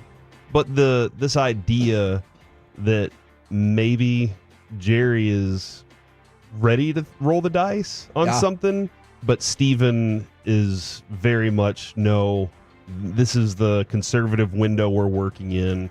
This is how we're playing with the salary cap, and that he's convinced Jerry not to go out there and make a big splash. I thought that was an interesting conversation yesterday on how they were going about that. Because if you think about it, you would want to make the crazy splash with the next hire, right? Because right now you are logged kind of into salary cap hell, for lack of a better term, although I am very aware, we both are, of how if you really wanted to push all Fish the way said in, you can get $100 million open. and I think it's close to that. The numbers I was looking at, I thought it was probably closer to 85-ish, but I get the point is you could create a lot of salary cap for this year if you really wanted to. But I think the Cowboys, with their slow, painful, terribly boring reset of the salary cap, now's the time to hire somebody who's blasé. And maybe Brian Schottenheimer will turn out to be awesome, and we'll revisit this interview and be like, sorry, I called you blasé, dude. But it feels like when they they were still working on resetting the salary cap last year. They're going to do the same thing this year. I think you can make a pretty strong argument they'll do the same thing next year. Why not have a coach in play that can more or less keep the status quo? And what I mean by that is stay kind of in the mix for the playoffs. I know in reality, the Cowboys were 4 games off the playoffs, right? But they were in the mix kind of for a chunk of the season. Do I think that's a ridiculous way to do business? Yes. Yes, I do. But the Cowboys clearly are comfortable with it. So do that. And then when you've kind of got your feet under you for the salary cap, Then you make the, I don't know if it would be Deion, Witten, whoever your like out of left field candidate is to be the head coach. Do that when they have the opportunity to maybe pick their own quarterback, or they have the opportunity to have a more streamlined salary cap underneath them. Like, why not go with that? So that's why this makes sense to me. That doesn't mean I love it, but I get why they would do this. You're going to have to love it. From the 682, actually do believe Jerry meant all in, but then the cameras went off and Steven was like, not so much. That is, man, I'm telling you, that's what we should shift our questions to. Like Jerry's still doing the, hey, I'm running all this stuff. And Steven's like, yeah, but I mean, we're letting you do these things. All right. Because of y'all, because of what Corey just said, I'm going to shift my mindset when we talk to Stephen Jones this year. I'm going to be like, hey, do you really run all of the things? And like, what's the percentage that Jerry says something that you're like, just let him have it? That's actually an interesting approach. I am dead serious. I'm really curious. With that conversation, that's a really interesting approach with, hey, when you made this decision, when you did this, to ask him that way and see how he answers it. And because he has been open about a lot of the things that have gone on behind the scenes and joking around about it. Like he'll take jokes with us and stuff. So that's an interesting way whenever camp hits a long time from now, but it'll actually be up on us a lot faster than we think. From the 214, he ain't going to tell you. Fair enough. Look. That's true. I think that us in the G-Bag Nation probably lead the world for most questions ever deflected by Stephen Jones and Jerry Jones. And Sean and RJ are in that mix as well. I'm not going to argue that as well, but that doesn't mean we're going to keep trying. I think one of our jobs, Corey, that we have both been frustrated and amused by is trying to find out clever ways to re-ask the same question without it apparently being the same question and getting shut down. Because especially Jerry likes to go off on these weird tangents that you're like, that has nothing to do with what I just asked. And then you gotta ask it again. Yeah, you just gotta ask it in a different way and hope that he lands something for you. This is another, I can't say whether or not this is real to me, but maybe he's waiting to see if Kellen's available from the 757. And that's a fair point, because when they didn't win, obviously you lost the opportunity to have like that secondary interview in the last couple of days. I can't rule that out. I don't think that's what's happening. But if you wanted a viable answer, it's not Witten or Deion or Gruden or whatever. It's let's wait it out and let's talk with Kellen again. Yeah, I did want to. It is Shout Out Friday. Yes, yes, it is. And my boy JP messaged me and said, "Hey,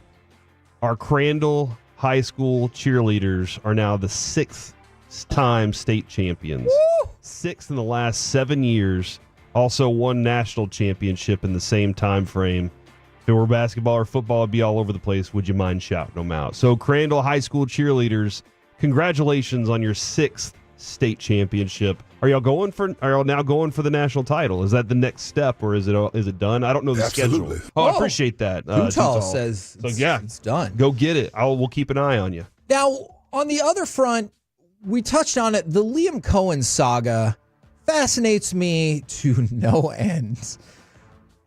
Rick Stroud started this off. At least that's the first place I saw it. I apologize if somebody else had it sooner. NFL Stroud, to be clear, Liam Cohen contacted head coach Todd Bowles around 5 p.m. today. He said he had been with one of his kids who had taken ill at a doctor's office. He then briefly managed the Jaguars situation, saying he wanted to look back into it. Now, some people believe even before that, after the Jags fired their GM Trent Baalke, who it feels like pretty much everyone thinks is not good. He's the worst at his job. Is what we hear. Yeah, that's why Liam Cohen was back in, because we talked about it yesterday. Liam Cohen was the guy they were going to get, and then whatever happened. Now it feels fairly apparent that the GM is what happened. So either he told them, he was like, "I don't want to work for that guy." Yes, is what I think. Hey, look, I like your organization. When I started asking you questions, y'all asked me a bunch of questions. Now it's my turn to start asking you questions. He didn't have the answers I wanted, so I don't want to work for that guy. Agreed. And so by that point, the word is he'd either A, talked with Jacksonville again, or B, was in Jacksonville already instead of the doctors with his sick kid to do this. And so Diana Rossini said, He got on the plane to Jacksonville after the Jags ownership called him directly and said, we will let you pick the general manager and we'll pay you Ben Johnson level money over multiple years. So the reason for the secrecy, that's where Albert Breer comes in. And he said the Buccaneers offered Cohen a 3-year deal on Monday to make their OC the highest paid coordinator in NFL history. It was contingent on him not taking the second interview with the Jags, which is the reason for the secrecy on the Jacksonville visit. So either way, it feels safe to assume that Liam Cohen will not be back with Tampa Bay. Like, I think he's going to take the Jags job. But if he didn't, it feels like maybe this cloak and dagger act is probably going to not have him in the good graces of the Bucs either. Yeah, I mean, if you're going to, that's one of those things, Kevin, where it was Josh McDaniels. I thought he was a bit of a flake because the way he handled the Colts situation. This, however, I like more for him because he's demanding that they do better at the GM spot. He's like, look, I want to do my job, but y'all from the top down have been poor. And that's what it sounds like to me. So this is actually a better situation than I think the Josh McDaniels thing was. That was just a dude who just was a flake for no reason. But it is weird, though, to kind of put somebody on blast like that. Like, you just told everybody, hey, this is the guy. Now any of his friends that you might work with later, they're sending you packing. Okay. That was close. There was going to be a creek, and it had stuff in it. Once again, who am I to complain about such things? It feels like if you're ever going to have confidence that you got the job, though, now would be the time when they said, we'll let you pick the GM and we're going to give you the Ben Johnson money. Then I might call him up and be like, yo, I'm going down to Jacksonville to check it out. If it doesn't work out, I'll come back with you guys, but I'm looking to move on up. Yep. We're the KNC Masterpiece right here on 105.3 The Fan. It is indeed a shout out Friday from the 214. Can I get a shout out to my wife, Emily? She got the promotion of her dreams, and we want to let her know she is an amazing wife, mother, and we support you. That is a delightful shout out for the day. Coming up next, let's have meet Emily. That what? If she's that amazing, don't you want to meet amazing people? Say hi. Get to know them a little bit. Do I See need why to they're read amazing? all that text for you again? Okay. Amazing wife. Yeah. Exactly. Mother. Congratulations to this guy. Coming up next. Want to say hi. Stop it. The Mavericks and Stars Super segment right here on 105.3 The Fan.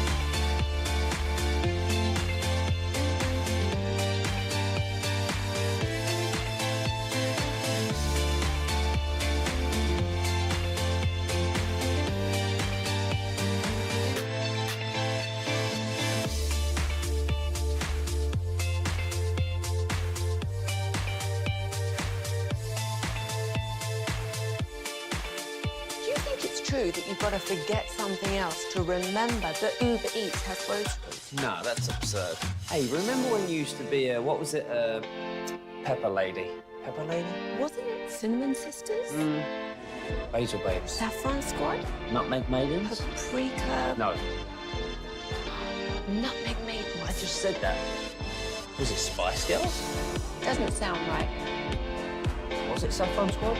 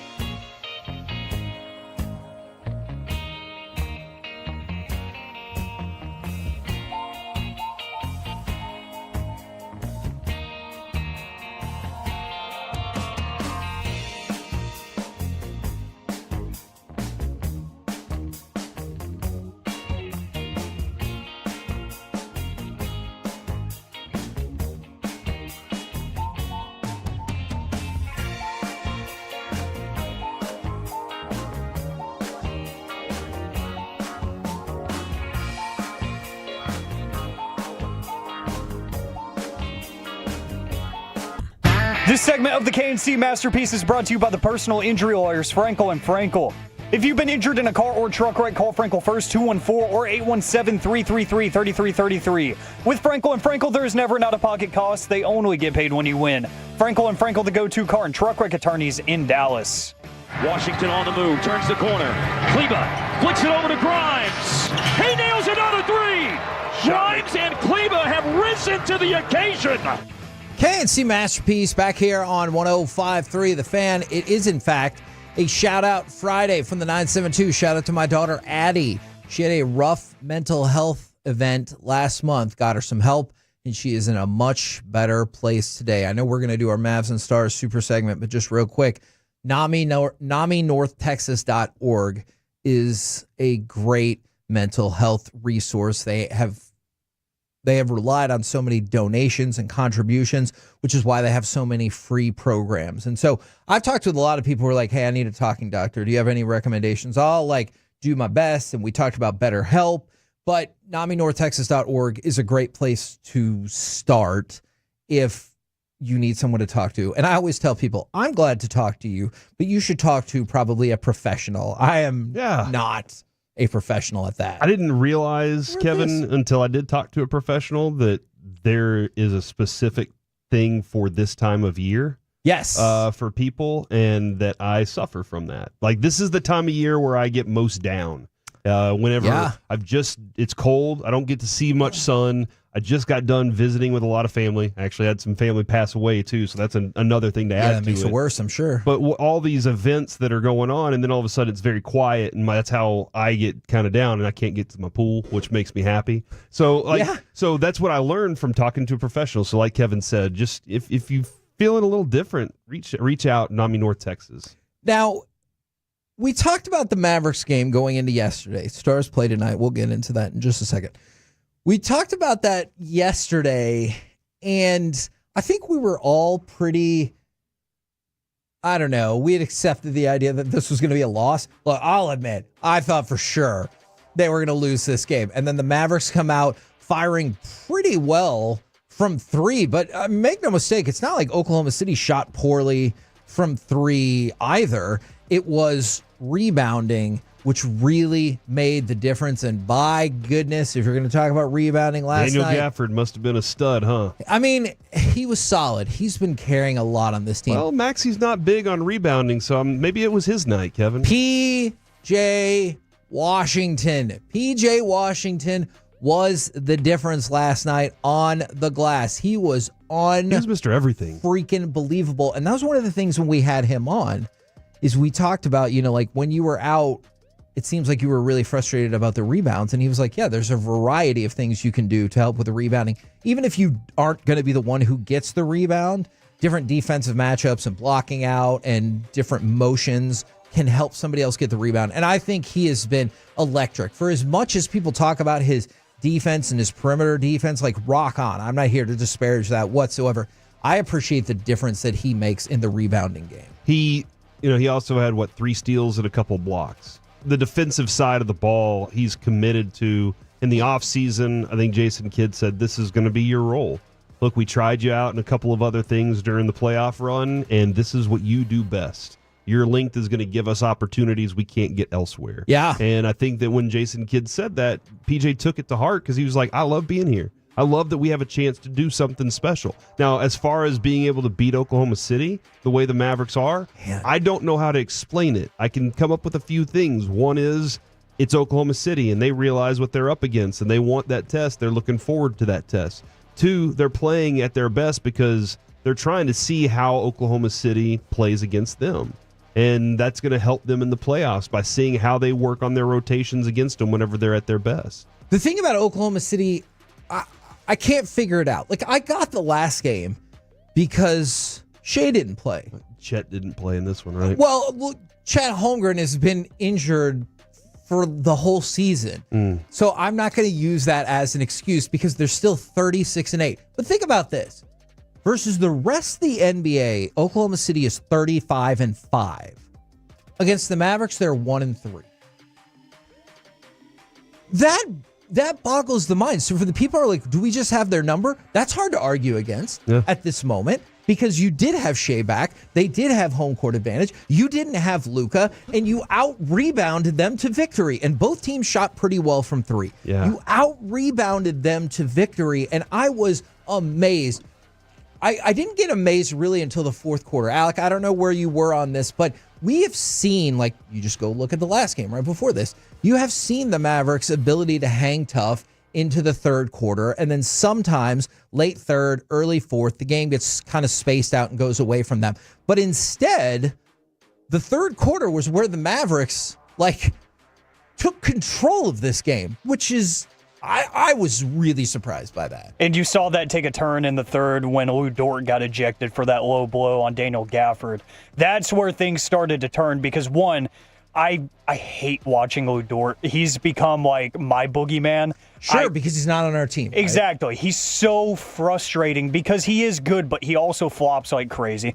But to the whole credit of the Mavericks here, it's kind of hard, like you said, to argue against them having the number of the OKC Thunder, but I think you just have the perfect matchup because physicality is something that the Thunder don't really like to show at all against anyone. It's a finesse game for them, and it works to their credit. Like you said, they have the best record in the NBA for a reason, but the Mavericks are not afraid to show that, and especially late in the game when it matters the most.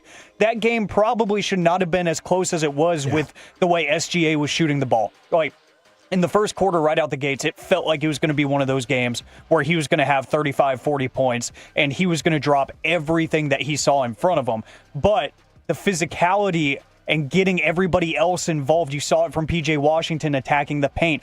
There was a lot of almost a lack of trust within themselves defensively from the Thunder outside of Lou Dort. And when he gets ejected from the game, they lose all sense of that kind of competency that they have on the other end of the floor. So it was really middle of the third quarter. That's when I started to believe the Mavericks might actually win this game. And then I see the final, and I'm like, this is weird because now I'm kind of bought back in for at least the next 12 hours. I'm kind of bought in again. Yeah, you should be bought back in. Fortunately, the Celtics are next. Hey, that's fine. Go beat that team and see how much you can buy in again. That would be with great. Take that, Jason. The physicality part of it.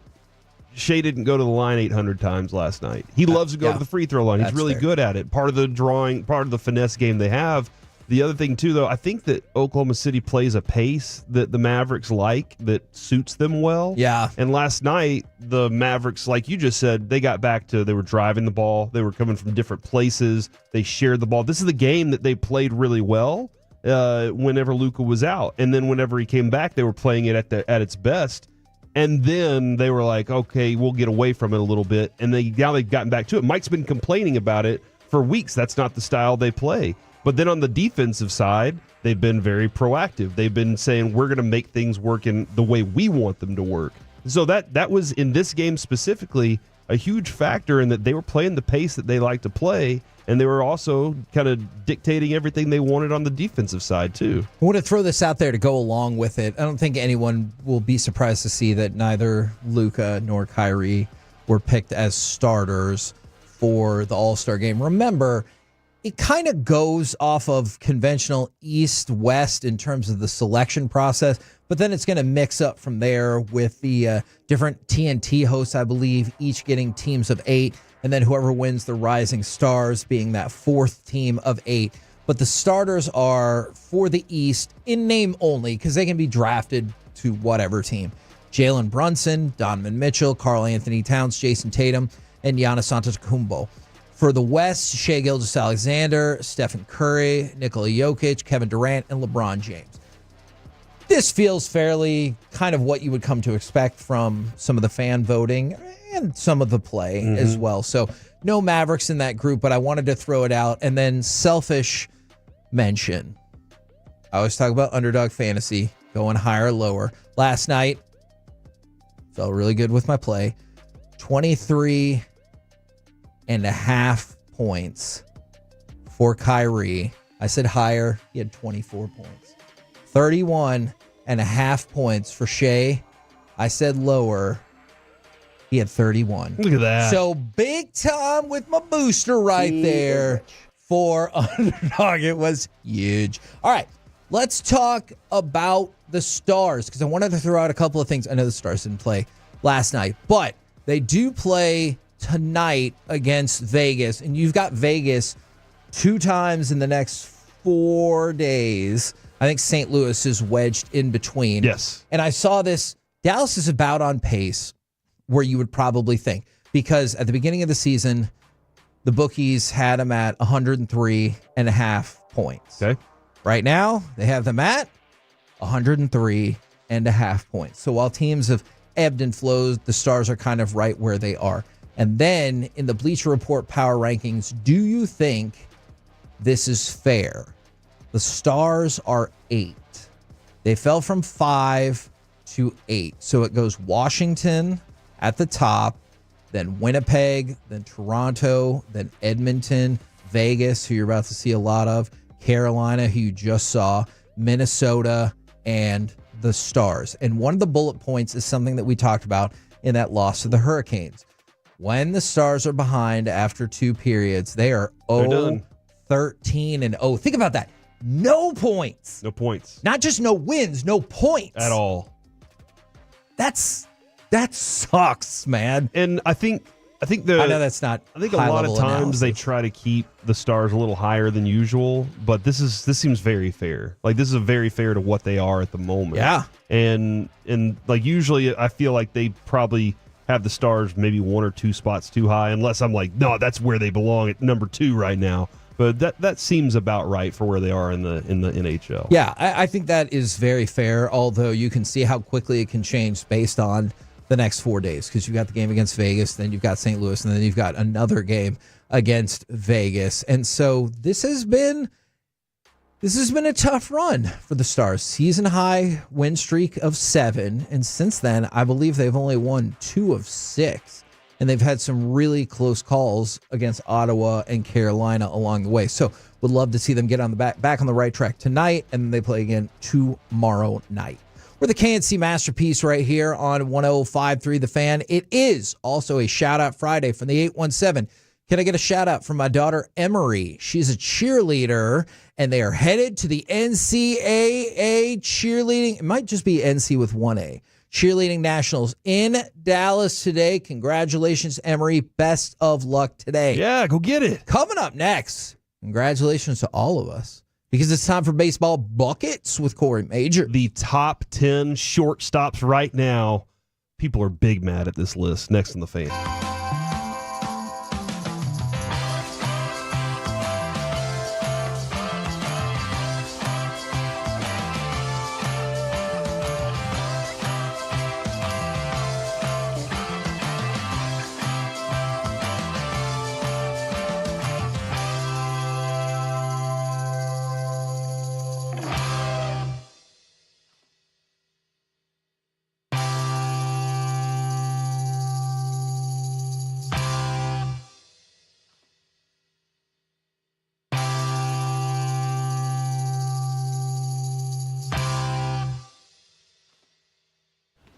Uber Eats has lower fee products? I gotta remember that. Well, you know, they say in order to remember something, you have to forget something else. Okay, now that is a very cute haircut. That's like a little shag. I've never seen that before. Well, I mean, of course you have. It's the Rachel. Oh, is that your name? No, I mean, like your name. No, I'm Jen. My name's Jen. Right, but I just mean like this is your haircut. But that's hair on your head. I'm not saying this is your hair. Okay, freaking me out a little bit.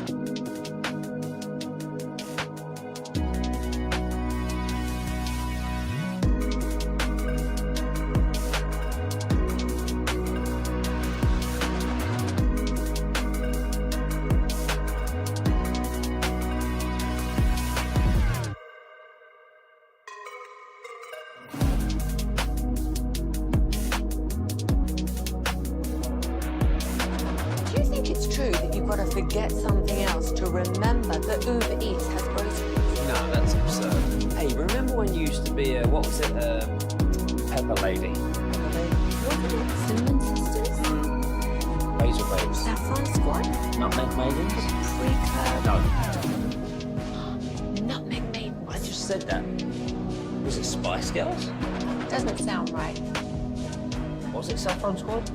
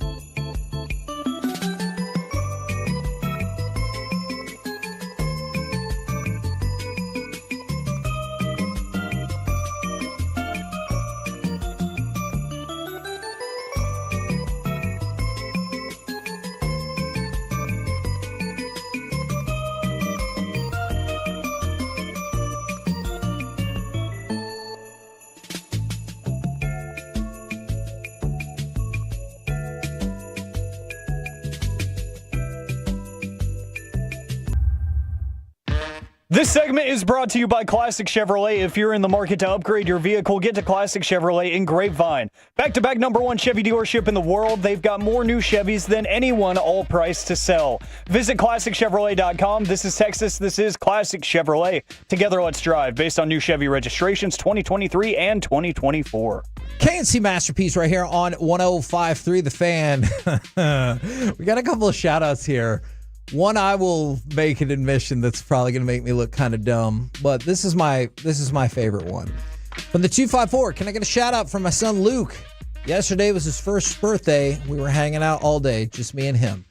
But I couldn't ask for shout out yesterday because it wasn't Friday, and I didn't want to upset Corey. Facts. Luke is our double rainbow baby. Y'all met him at Nebraska Furniture Mart last year. Yeah, not the state of Nebraska. Yes. And in all seriousness, by the way, if you're curious, Rainbow Baby, because that is also what Noah is, that's one that comes along after you lose a child, have a miscarriage, whatever the case is, because, dark, and then... So Carter's my rainbow baby. Yes.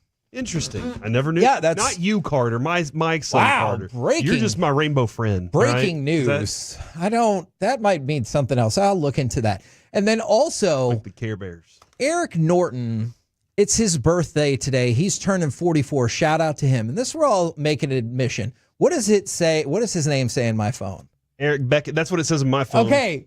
So I still...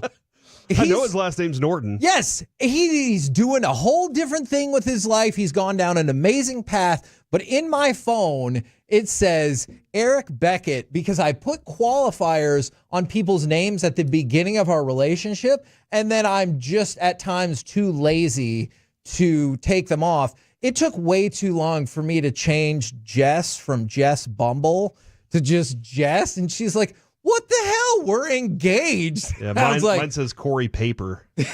So it says Corey now. But I just want to know if anybody else. Puts those. Don't ask a question that you don't want the answer to, Alec. That's just what I'm going to warn you. Alec fill in don't still, or what? ask a question that you don't want the answer to. And I just want to see if anybody else has that same, if you'll see how he's named, if you have that same. Look, Wow. I need help remembering who people are. That's what I'll tell you. He thinks you smell. That is not what that said. All right. Right now, it's time for Baseball Buckets with Corey Majors. Your attention, please, ladies and gentlemen. Now batting with Baseball Buckets, Corey Majors. Buckets. I'd also like to shout out DJ Pridemore. Today's his birthday. It's his birthday. Happy birthday, DJ. We love you. Man. Wherever you are. If you were listening to Crosstalk yesterday. Is he in the building today?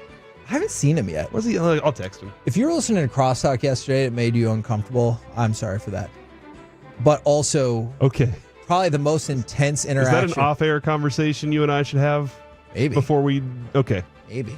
But the most intense interaction I think I've ever had at the station was when me and DJ got really mad at each other when he used to produce our show. It was one time that we had a dust up with one another and we were yelling, but he's a great dude. Yeah, I love that guy. He's been very influential in our careers, whether you know it or not. I'm dead serious. There are things that have happened that he's had really good conversations. He's a good dude. Also, shout out to Tolo. He got a 25 kill dub in Rebirth Island last night. That's pretty impressive. And I cannot 25's confirm nice. that Mike is not here today because he's interviewing for the Cowboys job. That would be the greatest thing ever from a content standpoint. That he's what? Interviewing for the Cowboys job. I cannot confirm that. I believe he just his sore throat. His son has a strep throat. There's no way Mike would do a weekly hit with us if he was the coach, right? 100%. He would say, no, I don't want to do it with those guys. Yes, he would. He'll be like, pay me, is Yes. what he'd probably say. Well, that's true. But that's just true in general. But he'd did you see how these dumbasses did it before me? I got to fix all this crap. From the 865, my stepmother is still dad's girlfriend in my phone. My sister is still, her last name is still my last name. She's married and has 2 daughters.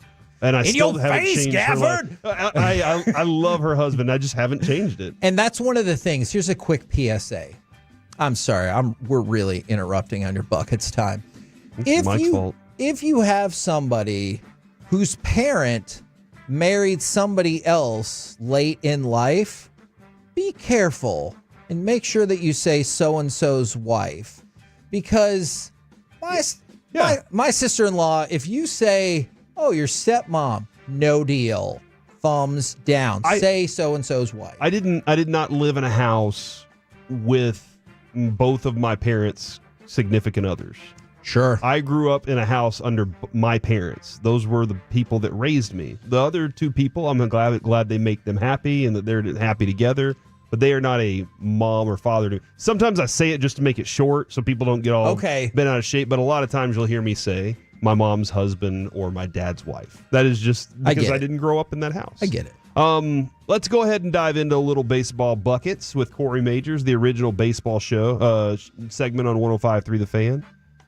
The top 10 shortstops right now have been released, and people are big mad about this. Can I just tell you, I only know one name on this list and one ranking, and I was like, that's stupid. Yeah, he thinks this list is dumb. Number 10, you want to start 10? Yeah. Number 10, Trey Turner. Very good shortstop. Okay. Yeah. That's a really good shortstop. Yeah. Number 9, Willie Adams from San Francisco. Number 8, Ellie De La Cruz. Oh, man. He was not rated last year. Okay. By the way, Turner went from 5 last year to 10. I get it. And De La Cruz moves in after not being rated last year. Number 7 with Minnesota, Carlos Correa. And he was 7 last year, so congratulations.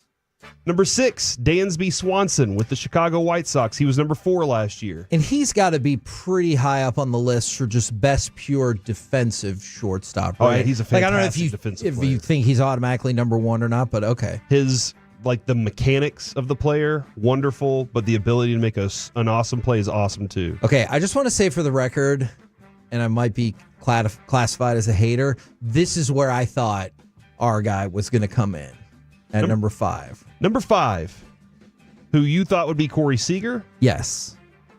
Last year, he was number 1. second baseman. Mookie Betts is the number 5 shortstop on the list. Like, look, man, Corey Seager is badass.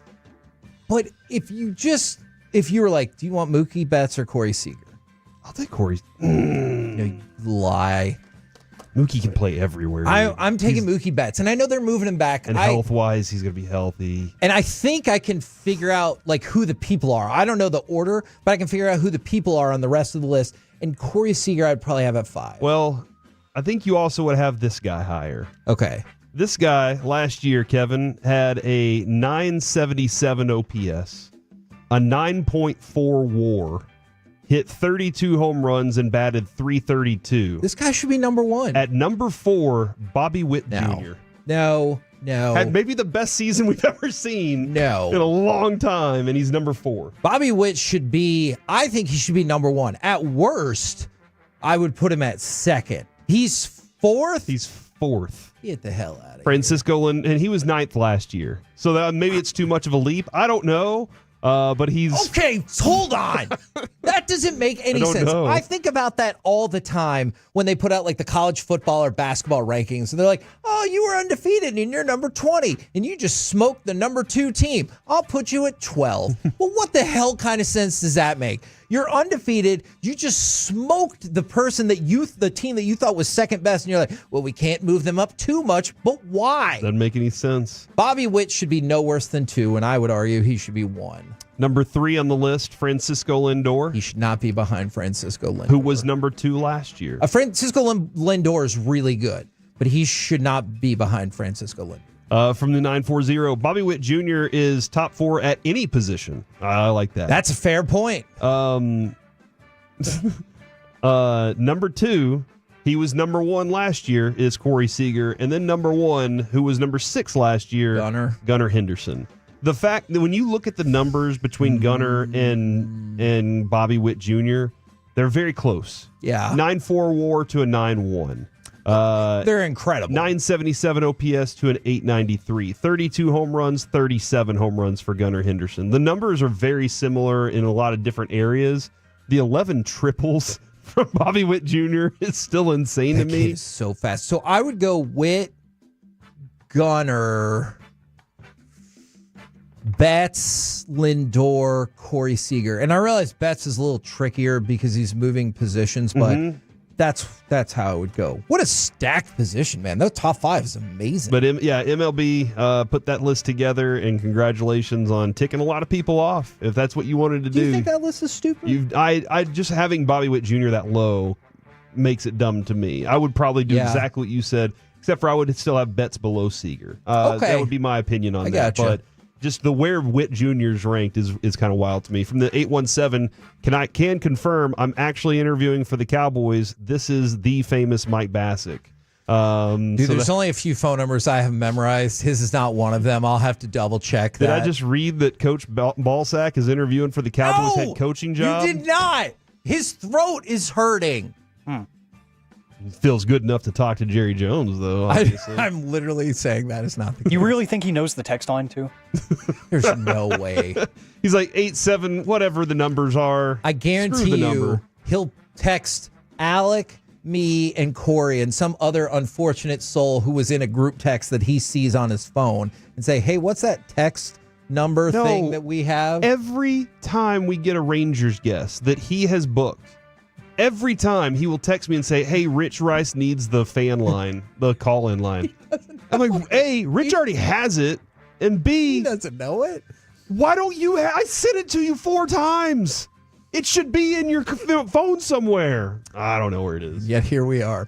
We're the KNC Masterpiece right here on 105.3 The Fans. Coming up next, the DraftKings Network, Mike Florio and Australian Open fans. Do any of these folks deserve Forgiveness Friday? Do you? 877-881-1053. Let's do it next right here on The Fan.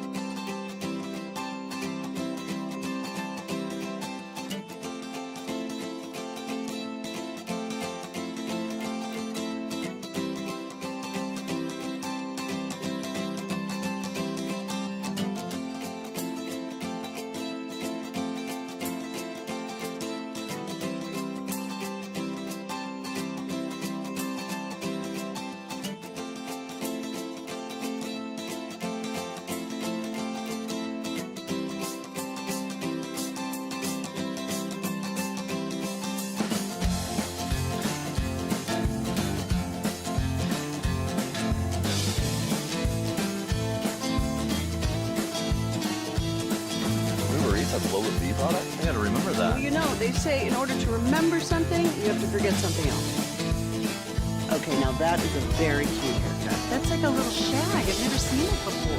Well, I mean, of course you have. It's the Rachel. Oh, is that your name? No, I mean, like your name. No, I'm Jen. My name's Jen. Right, but I just mean like this is your haircut, but that's hair on your head. I'm not saying this is your hair. Okay.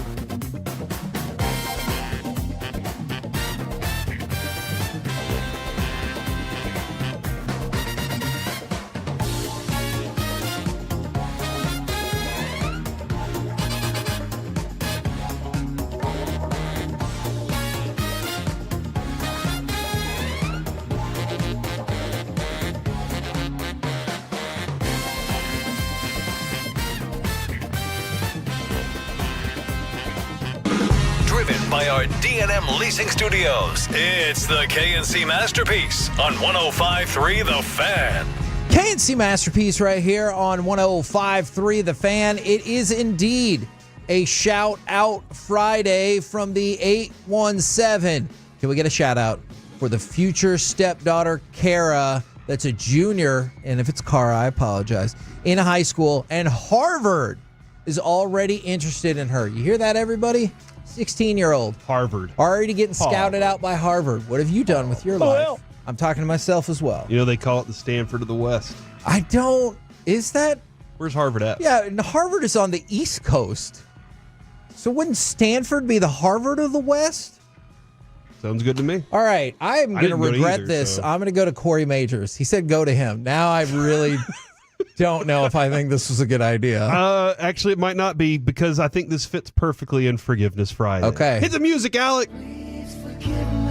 The rumors are true, evidently, Kevin.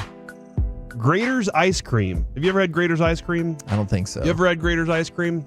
Yeah. It's really good. My father-in-law has gotten, he got a blueberry pie, Grater's Ice Cream. It was awesome. I've never, I don't typically go, I need more of this ice cream, but that one was that good. Churn and bake, I feel like that a lot of times, too. Grater's Ice Cream and Skyline Chili are teaming up for a new polarizing treat. No. The two iconic Cincinnati chains, Skyline Spice Ice Cream flavor, says that they are now working with Skyline Chili to create the Skyline Spice Ice Cream flavor. And I've had Skyline Chili. It has very strong tones of currant in it. And it doesn't taste like a Texas-based chili at all by any means. I even threw it on the spaghetti the way they told me to, with lots of cheese. I understood why they said lots of cheese. The chili just wasn't great. Okay. So now they're saying they're going to make a ice cream that tastes like Skyline chili. No. Hold on. Here's the question. But will the new eyebrow-raising flavor have any meat, mustard, or cheese? Here's everything you need to know. And then I haven't read the rest of it. So I'll have to read that, Kevin. Okay. I really need bullet points on stuff like this. All right. You know? So Corey needs to be thrown into Forgiveness Friday for not reading through all of the copies. It looks like JD Vance has weighed in on it, and it looks like he says Trump will stop this. So okay. Well, you just guaranteed that half the people will now disown it, and half the people give or take. We'll try it out and be like, this is chili the best ice cream spices, ever. crunchy oyster crackers, and sheds of cheese swirled throughout the daring fusion of flavor. No, that is not an ice cream. You can put it, just because you can put something in a bowl doesn't mean it's the same. All right? Crackers, chili and flavor. cheese? Yeah, come on. What are we doing? Oh, All no. right. Good luck, everybody. Let's go to Mr. Mitsuhara. Now, that's the fella who is facing a recommended 57-month prison sentence. Former interpreter for Shohei Ohtani. I guess there was a phone call identifying him as Shohei Ohtani. And then you get word, because like you can listen to this phone call, and then you find out that there are like at least 25 different recordings of Mitsuhara calling and saying that he's Shohei Ohtani and he needs to withdraw. Like this specific one, I think was $200,000. Gosh. Like, you know, listen to all the evidence. That first bit of evidence, that feels pretty bad. Pretty strong one right there. Absolutely. He can definitely ask for forgiveness. Okay. Is it granted? I'll let Once you be you do the decider. time. Once you do the time, then you do the crime. Okay. No. After you've done the time, do the crime again to get back on your feet. That is.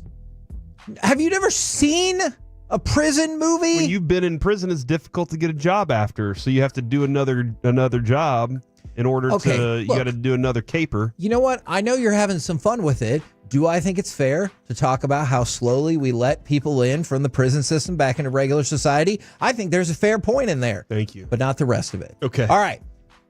Ichiro Suzuki. He wants to forgive. All right. Mike? No, not Mike. I mean, he's furious that Mike struck him out once. Look, Mike probably needs forgiveness from a lot of people. Like that guy? So Ichiro said he wants to invite the lone rider who left him off the Hall of Fame ballot to, quote, have a drink together and a good chat. Yeah. All right. Why the F did you leave me off this list? All right. That's the first question he's going to ask. Because on the surface, this feels like a really cool opportunity. Go drink a beer with Ichiro. But this is a trap, right? Mm-hmm. There's going to be a camera that jumps out and was like, ha-ha, surprise. Well, you know how the rest goes. He's going to hand him a little, I don't know. He said drink, so I don't know if it's a beer or if it's a little shot glass. I don't know exactly what it's going to be. But I would ask to exchange. I'd say, here, you have this one.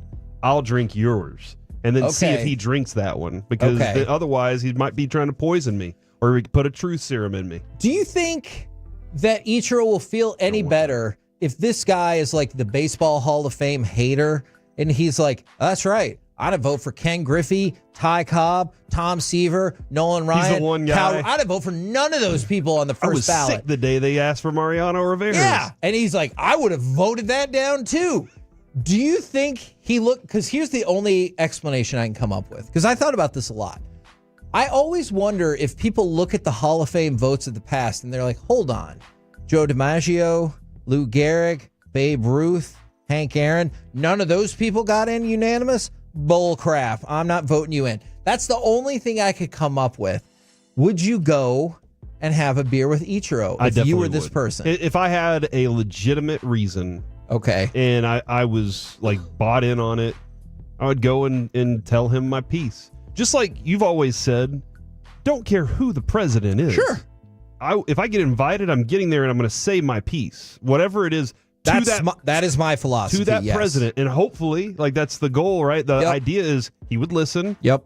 Whether or not he cares, a different story, but he would at least listen to what I had to say and go on about it. So, yeah, I'd absolutely want to sit down and talk with Ichiro so that he understood what my voting was. Other than that, though, you're in the Hall of Fame, dude. Get over it. Move on. Enjoy life. Tied for the second highest percentage in the history of Hall of Fame voting. You're lucky you got in. Kenny Lofton should be in right now. Ooh. Andrew Jones should be in. Jones. Ooh, spicy. You're lucky you got in. All right, Mike Florio's next up on the list for Forgiveness Friday. And congratulations on being in, by the way. Mm-hmm. Does Mike Florio deserve forgiveness for putting this trash out into the world yesterday? 1 year later, Rex Ryan could end up as the Dallas defensive coordinator. All right. And here's why I say trash. First of all, because I would be super against this. Second of all, I think there is no basis for this article whatsoever besides something that happened a year ago. And Rex Ryan, who definitely always tells the truth, said last year, you guys brought in a guy that was 29th in the league his last 2 years at Minnesota. This can go really bad for Dallas. And then he made the insinuations, if not flat out said, I could have fixed the Cowboys defense. But that being said, they couldn't pony up the money or I would have been there. First of all, I don't know if that's the case whatsoever. Second of all, based on what recent track record where you've been awful at managing defenses. So Mike Florio has said, hey, the Cowboys might need a defensive coordinator. You made something up last year. Hey, maybe he can be the coordinator. That's the way to do it. That's how it's done. Terrible. That is how it's done. Plus, I guess I would just be really mad if Rex Ryan got this job because he's not good at this. From the 817, Corey's right. You will need money once you get out of prison. From the 214, that's the whole storyline of the Ant-Man movie, Kevin, is that you need money when you get out of prison. And what did I tell you? I said that is a legitimate point What's the about quickest how way to get money? quickly we accept people who have gotten out of prison back into society. I think that's a fair complaint. Quickest way to get money out of prison? Pull off a heist. That's how you do it. He must die! You can't just go invest. That's not gonna work. But if you're waiting for me for my recommendation for the day is, hey, did you get out of prison recently? Go do a heist. No. That is not my recommendation. Fine. You want to keep them poor. I get it. All right. Never mind. I was about to get into Ant-Man and I'm not going to do any of that. All right. Let's go to the DraftKings network. This one's tough. Does the DraftKings network need forgiveness because they are not bringing back Trey Wingo? Man. They're not bringing back Mike Golick or Mike Golick Jr. What? And they're going to stop doing in-house produced shows. Really? So it's not necessarily just a reflection of those people that are like, nope, we're done. We're not doing that anymore. We've had Trey Wingo on all season. You had an emotionally, really impactful conversation with him. He came back on for Peace-a-thon. I think he's great. And they're like, we're not going to do those shows. Yeah, I was really looking forward to seeing him in New Orleans. I'm interested to see what his approach is. I thought Maybe he still will be. I thought it was really interesting. One day he posted a picture of his credential to an event, and it said ESPN, and then it said guest. Yeah, and he was like, "This is weird, being a guest of ESPN." But that stinks. They've gone through that. I've been very interested to see how them and FanDuel, how they manage these kinds of networks. Because who is it that has the Fox? Is that FanDuel now? FanDuel TV? I think so. Southwest or whatever? The Bob Bally. Yeah, and a lot of the people that are there are kind of we're kind of waiting to see what our next move is. We don't really know what that move is right now. And I was very curious on where DraftKings, how are they utilizing it? What are they pushing whenever they're selling to people? Is it just gambling money? And that's an easy way to approach it. But that's sad. I really like Trey Wingo a lot. Now this one, Alec, I'm going to need some clarification. See if we can get to the bottom of this. I was actually watching this match last night because I know how to party at about 11 o'clock. Alexander Zverev was playing Novak Djokovic. First set was really, really good, but you could tell Djokovic was hurt. He had skipped a couple of training sessions the last couple of days. And the thought was that he might not even play in the match. It goes to a tiebreaker, and I think it was 8-6 in the tiebreak. If I'm off about that, I apologize. But on the last point, Djokovic hits the ball right into the net and immediately reaches his hand out, and he's like, I'm done.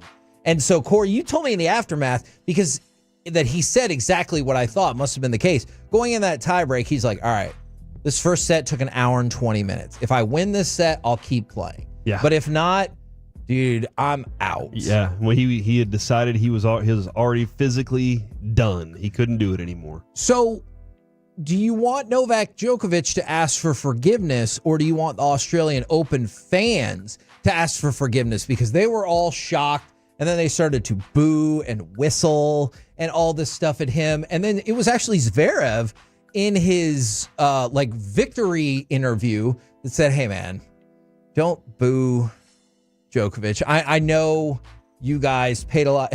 I thought it was a really good interview because he goes, I know you guys paid a lot of money for these tickets and you wanted to see an epic match. And he goes, he's really hurt. And if he's walking off the court in the semifinals, he's got to be legit pretty hurt. And then the interviewer's like, oh, did you think he was hurt in the first set? And Zverev's like, not really. I mean, I thought we played a really high level first set. I thought he played really well. Then he wore down. So, is it on the fans for, hey, don't boo this guy? It's the semifinal. If it was the second round or the first round and you paid premium to go see one of the premium players and you're like, bull crap. He just didn't want to finish out the tournament. It's the semifinal. You don't think he was like, hey, let's figure out a way to tape this up and win 2 more matches to get 25 majors. You can listen whenever you are in that kind of point, you can fight through it. I expect him to fight through it, but you get swept up in emotion when you're at an event and all of a sudden everybody's booing. All right, I think that's what happened here. Everybody got swept up in the emotion of the boo, and they decided to go along with it, not realizing what he was actually dealing with.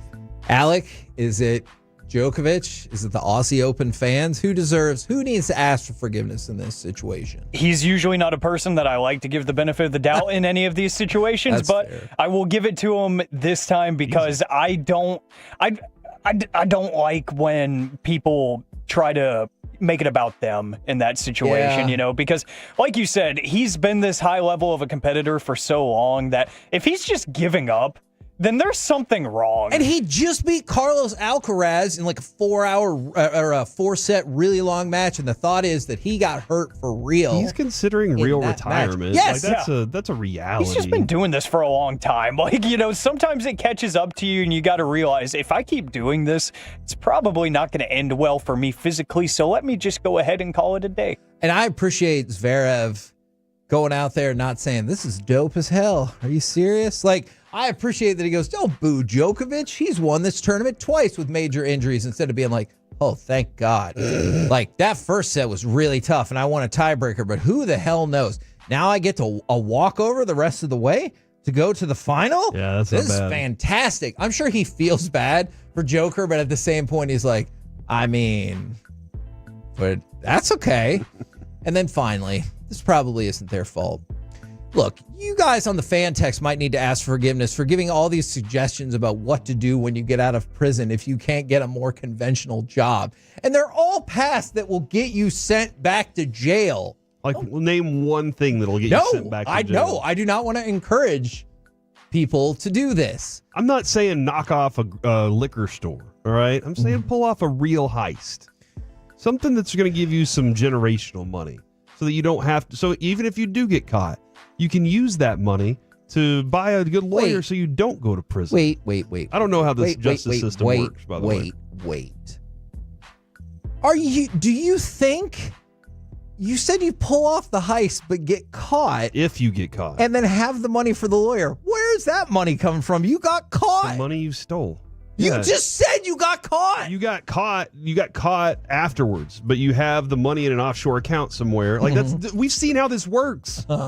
I know this is it. Look, don't ask me though. I'm not a robber. I haven't been there yet, so I don't really know. I'm just going based on what I've heard on the streets. From who? The streets. No. Okay. Do the 2026 Hall of Fame candidates for Major League Baseball need to ask for forgiveness? The first-time candidates. Here's part of your list. Cole Hamels. Ryan Braun, Cole Hamels, Alec Gordon, Shin-Soo Choo, Edwin Encarnacion, Gio Gonzalez, Howie Kendrick, Matt Kemp. Those are your first. These are the best ones. Chu's the only one that deserves to be on there. Shin-Soo Choo does not belong in the Hall of Fame. Hater. What a hater, dude. What a hater. Do you think you tell Former both? Texas Ranger. I Shin know Soo where Choo. he played. How many times was he an All-Star? He Once? talked taxes with you. I know. How many times was he an All-Star? 7 in my heart. No, he was not. How many years did he play? Like 15, and he was an All-Star like once or twice. It's because he was so humble. Yeah. It's not how He turned it down every time. It's not They were how like, you All-Star are voting an All-Star, works. and he was like, not this year. He was candidate for MVP twice. How so? One year he finished 14th, and one year he finished 12th. Is that? It's top 15. Sounds great to me. Look, man, if you're going to say, hey, can we get another Texas Ranger in there? Kevin, I'm going for it, dude. Okay. I'm not going to fight against it Is like he going you. to the Hall of Fame as a Texas Ranger? Never mind. I'm not getting involved in this Wouldn't you? conversation. No, I'm not doing it. Is it going to be a Coming up Cleveland next, Guardian? let's talk about a former Texas Ranger. And have you ever won something super, super cool in your life? Yes. Let's talk about it next right here on The Fan.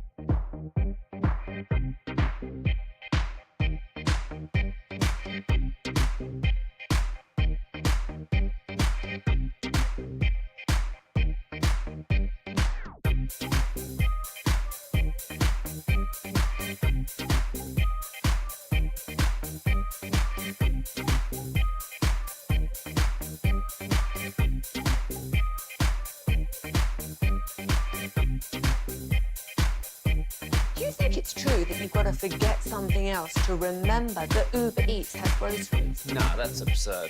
Hey, remember when you used to be a, what was it, Pepper Lady? Pepper Lady? Wasn't it Cinnamon Sisters? Basil Babes. Saffron Squad? Nutmeg Maidens? Pre-curb? No, Nutmeg Maidens? I just said that. Was it Spice Girls? Doesn't sound right. Was it Saffron Squad?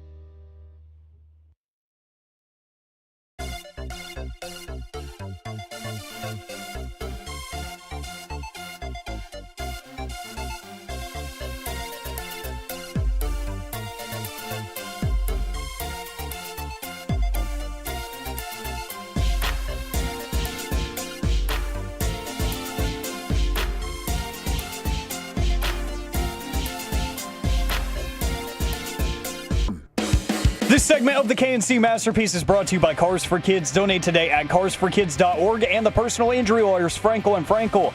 If you've been injured in a car or truck wreck, call Frankel first, 214 or 817-333-3333.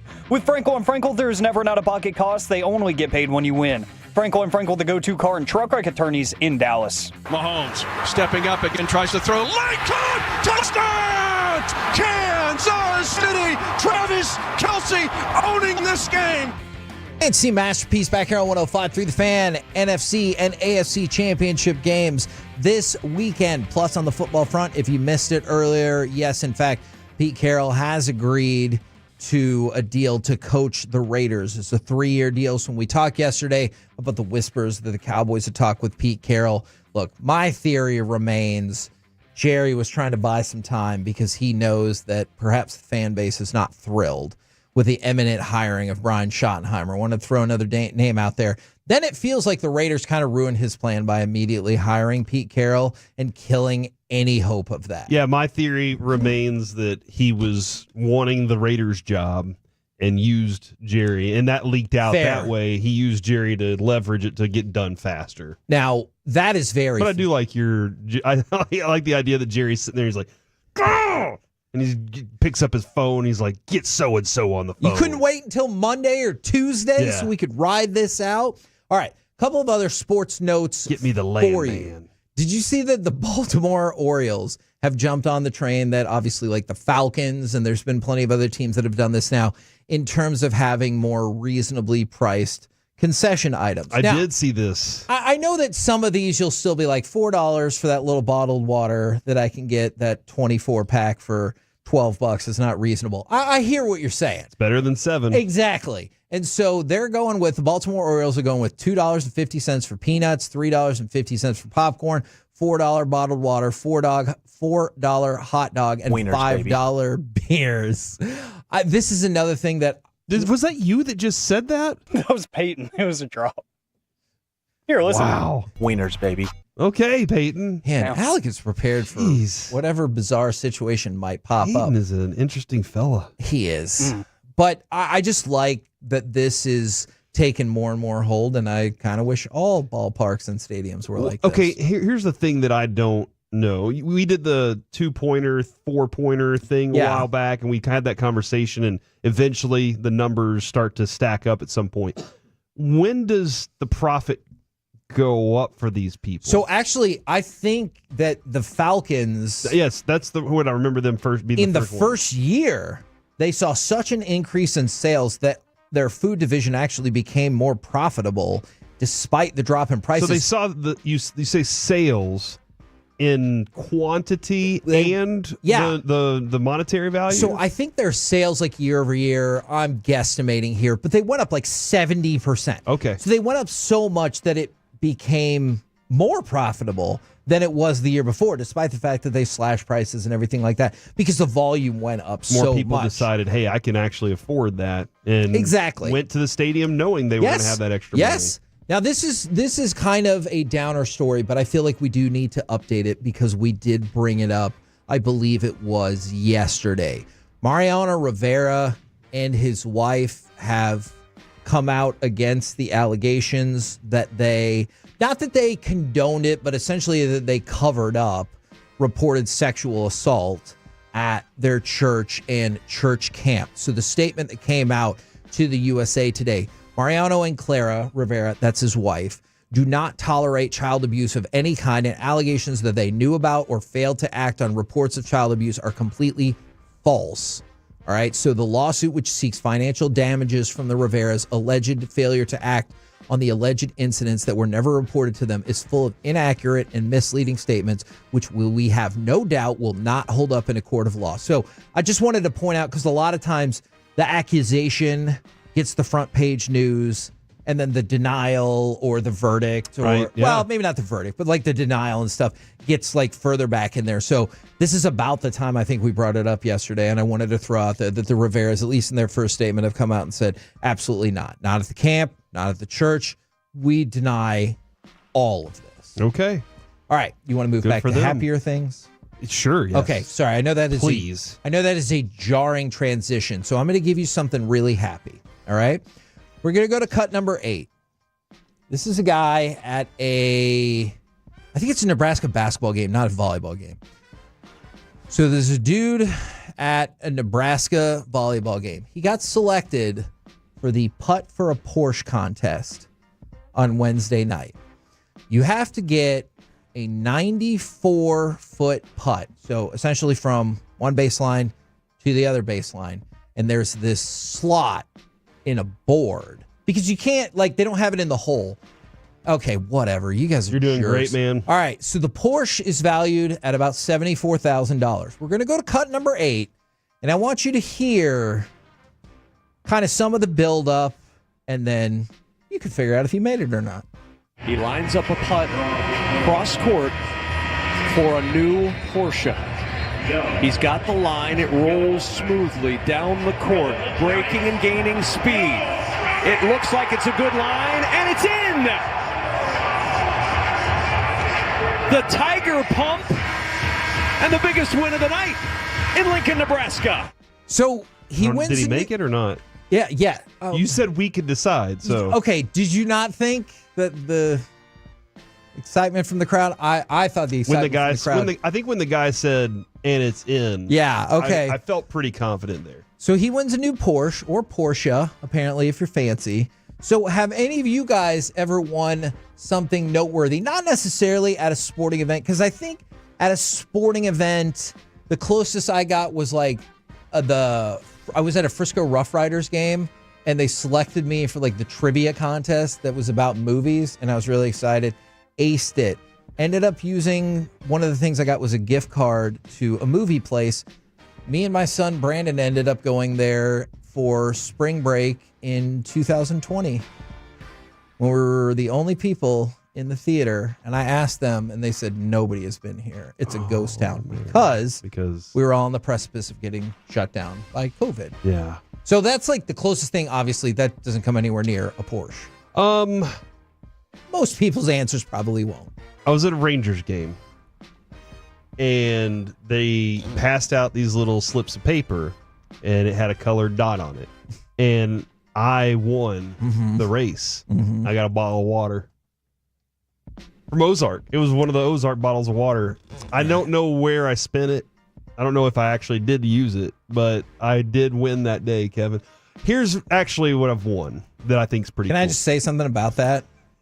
I have always been of the opinion that they do not go to the next level with the coding of these coupons.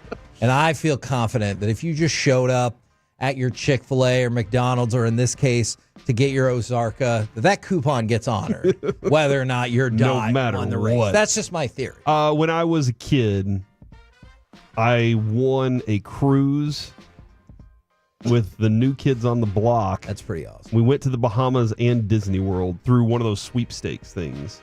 I eventually had the honor of, at the Super Bowl, telling Joey McIntyre about that cruise, in which he said he remembered going on that Yes! cruise. Fun fact, Joey McIntyre also dressed up like an 18th century American revolutionary. And what he said to us was, do people on Radio Row not all dress up? And I was like, I mean, not really like that, but good on you, buddy. That Christmas, I also won a go-kart through Food Lion, a sweepstakes through Food Lion. So I was on the grocery store sweepstakes binge right then. Okay, this is super fun. For the 254, I won a Cowboys hat from y'all at B-Dubs. That was pretty cool. I won a coloring contest at the local McDonald's when I was like 8, which is the last time the Cowboys went to the Super Bowl. You ever see somebody win the coloring contest and you're like, mine was better? Oh, for sure. I have to do that every day when Noah brings art home from school and be like, oh, it's so good. And I'm like, give me a break. You can't even read and you're dunking on his coloring? Yeah, that sucks. For a human, for a 2-year-old, it's pretty good. But what kind of standard do we have Maybe here? art's not in his future. From the 817, it is not. I've won an autograph. My wife's gonna be so mad about that. Destroying his kids' art. You know what? He's gonna have more artistic talent than I do. That's what I'm gonna go with.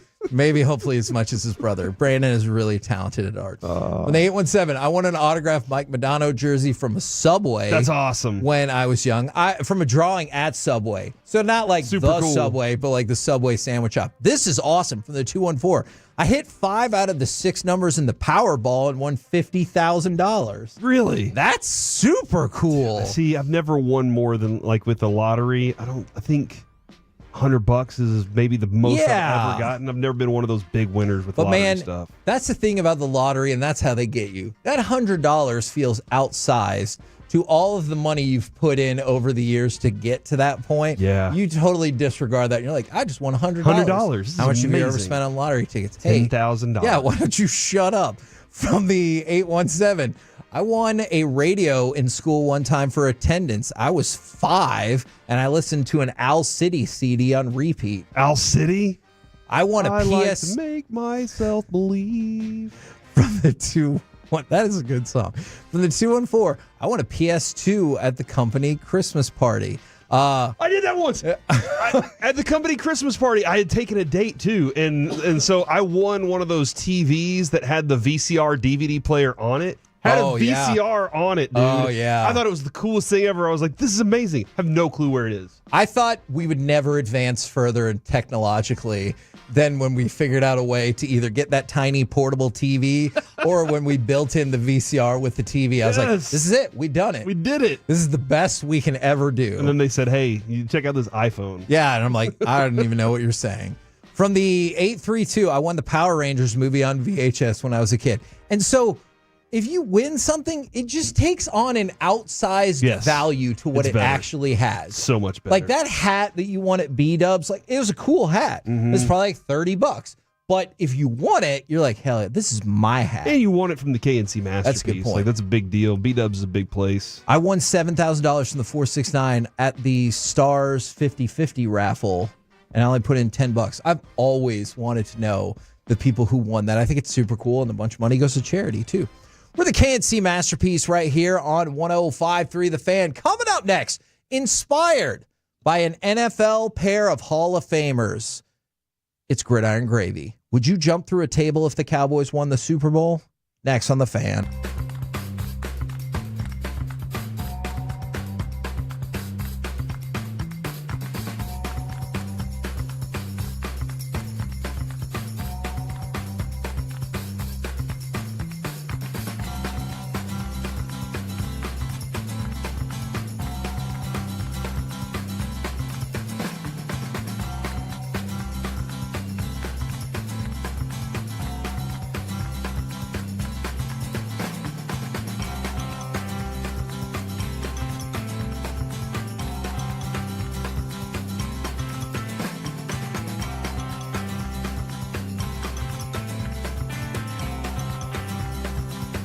Uber Eats has low fee product? I gotta remember that. Well, you know, they say in order to remember something, you have to forget something else. Okay, now that is a very cute haircut. That's like a little shag. I've never seen it before.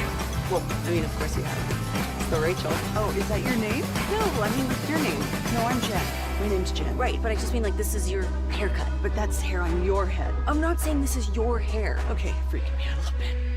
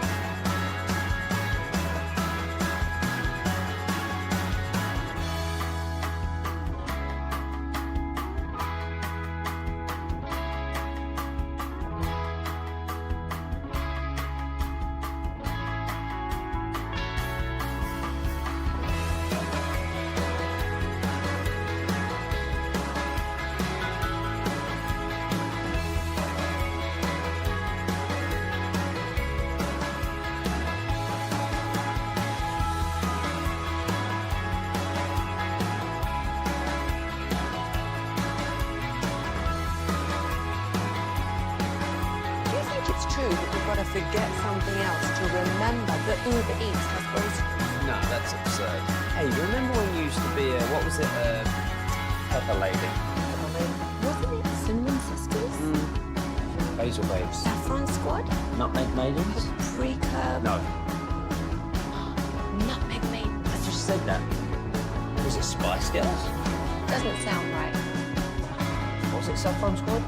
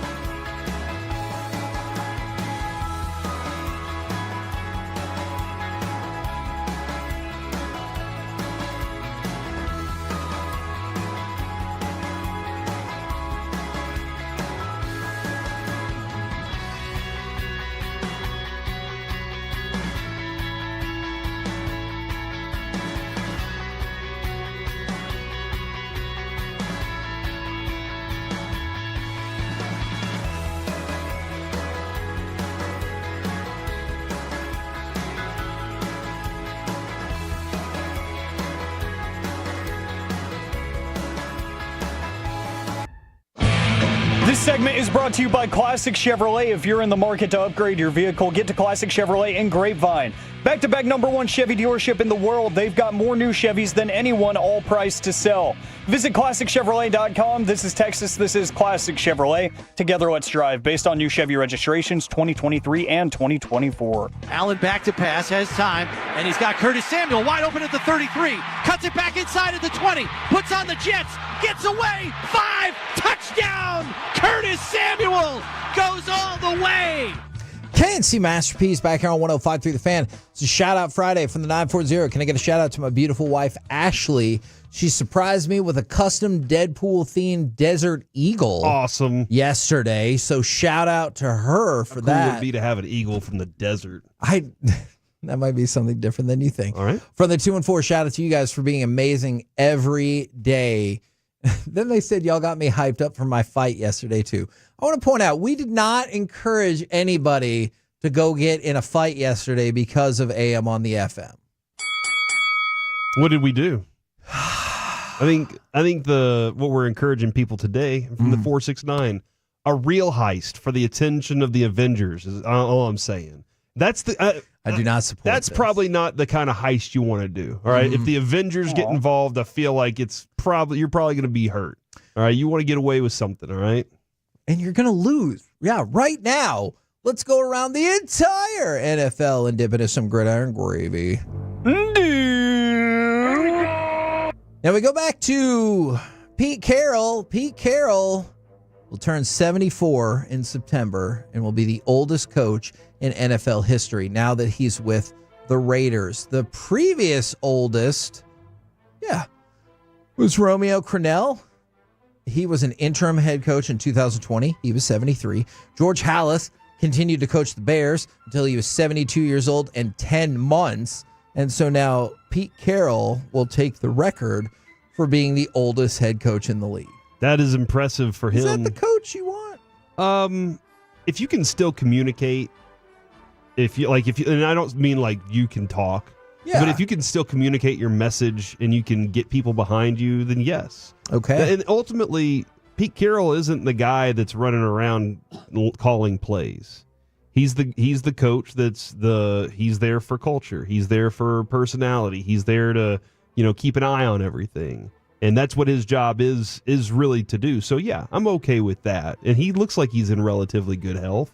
He would be one of those candidates, Kevin, that you would be kind of afraid of because of how healthy he is. Okay. You'd be like, hey, please stop releasing all your health information because everybody's going to vote for you. Okay. All right. I got what you're saying. All right. Let's go from that to quick personnel update. Taylor Rapp will be out for the Bills on Sunday. But what I wanted to talk about more so with the Bills is Thurman Thomas has said that he will jump through a table if the Bills win the Super Bowl, and Jim Kelly will too. Okay. Now, Thurman Thomas went on to say... I feel a little more concerned for Jim here. He's had a lot of cancer. That's true. From the...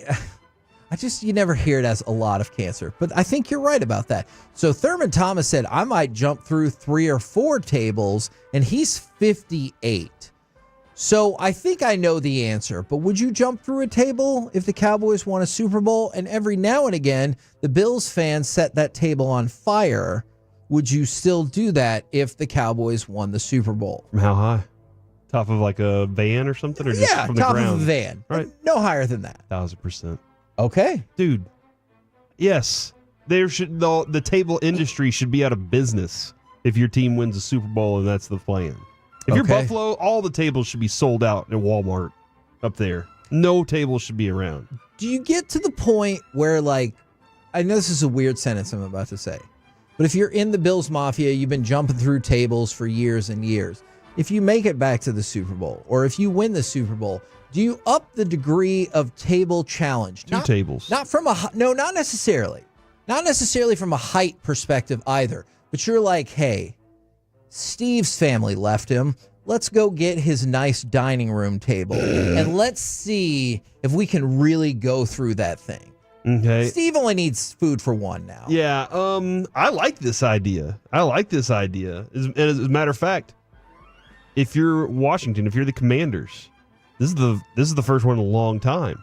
True. Instead of a table, do you just go ask the president, "Can I borrow your desk?"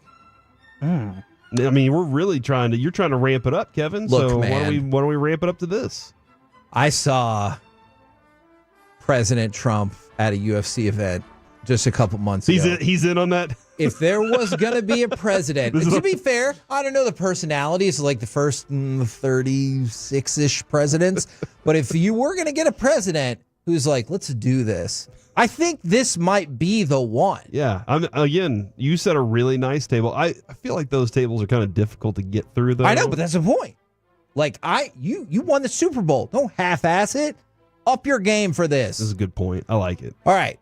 For the Cowboys, not only did they lose John Fossil, but Raina Stewart, the assistant special teams coach, is following John Fossil to Tennessee. Can't say that's the most surprising thing that you've heard. This is also not surprising. It just really sucks because we really like this guy, and he's been a very good player.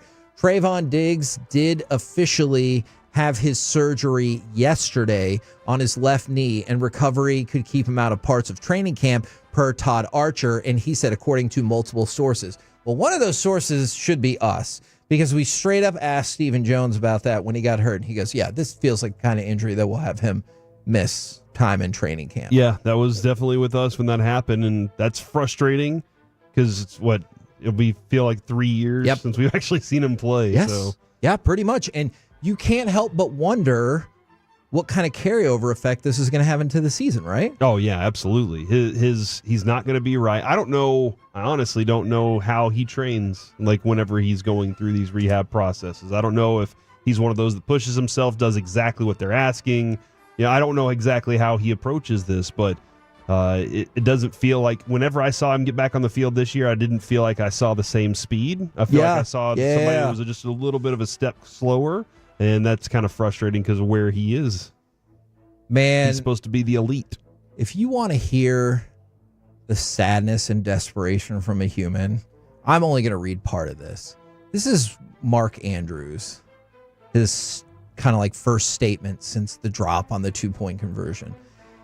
Quote, "It's impossible to adequately express how I feel. I'm absolutely gutted by what happened on Sunday. I'm devastated for my teammates, my coaches, and Ravens fans. I pour every ounce of my being into playing at the highest level possible because I love my team and the game of football like nothing else." You feel heartbroken for the guy because you could see it when it happened. And then you heard some people are like giving him death threats. And you're like, do you think he did that on purpose?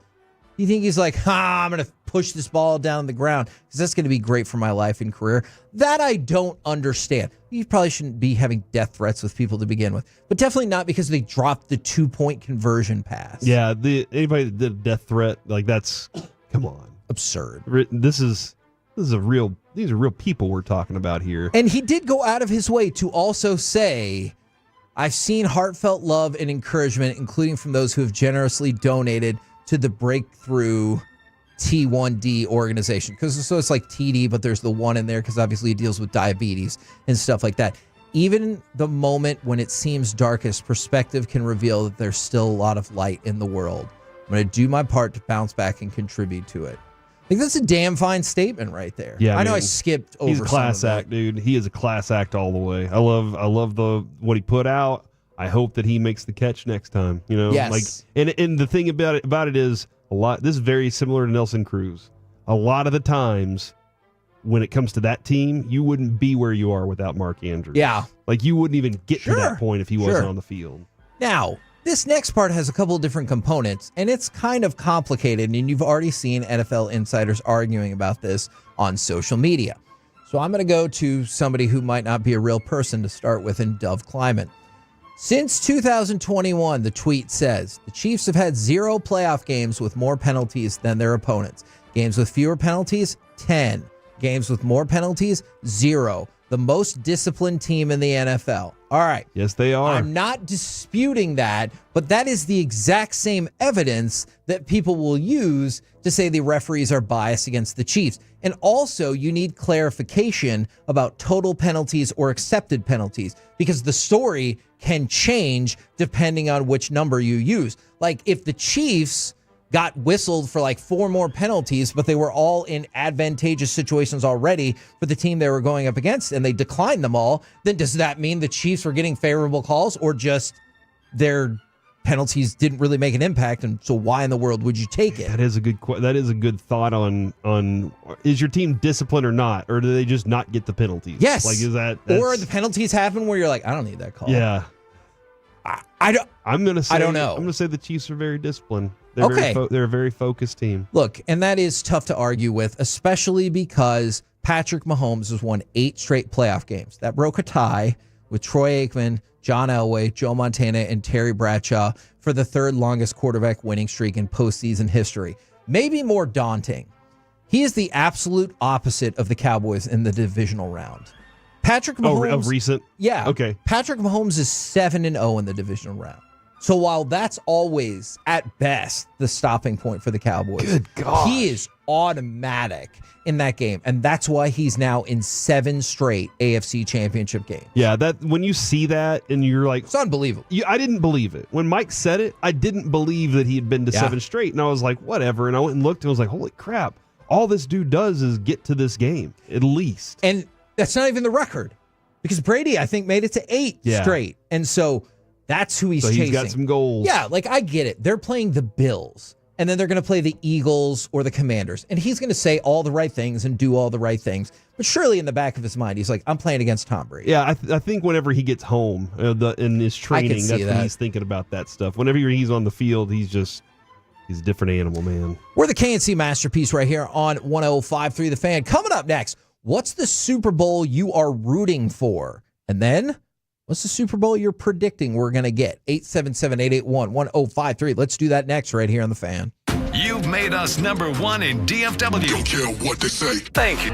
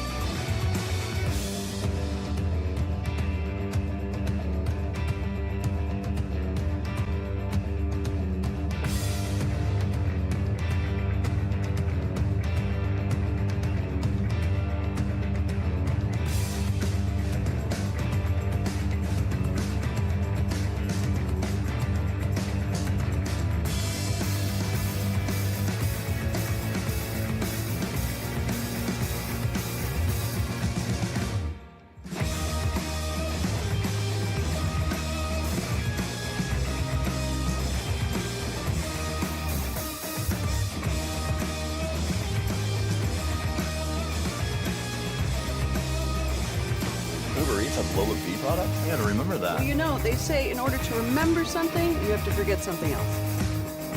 Okay, now that is a very cute haircut. That's like a little shag. I've never seen it before.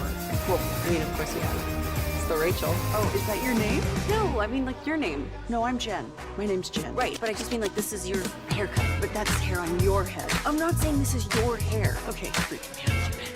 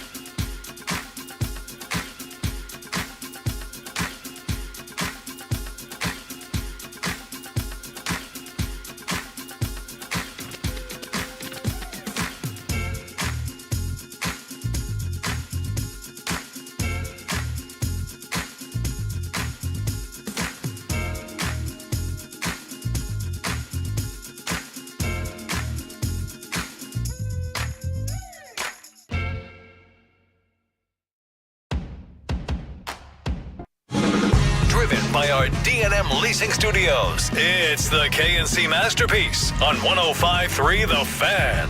KNC Masterpiece right here on 105.3 The Fan. It is indeed a shout-out Friday from the 682. Can you give a shout-out to my wife, Lindsay, who turned 30 on Tuesday? Can't wait to celebrate you this weekend. That sounds like a blast. And then let's go to the 972.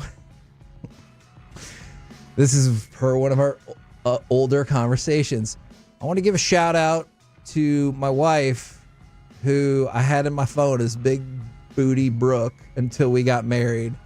And now it says the wife. So that was based on man, I really should have thought that through a little bit better. You made it. Thank you. That was based on a conversation we had earlier about like how people get labeled in your phone for a while. All right. I got to go through my phone now. Yeah, I'll make some updates.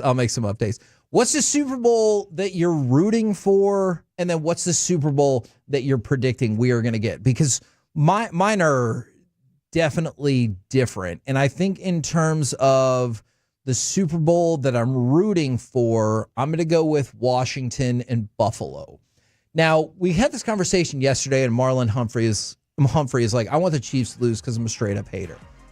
I could see that. You could put me in the hater category as well. And I also feel bad for Buffalo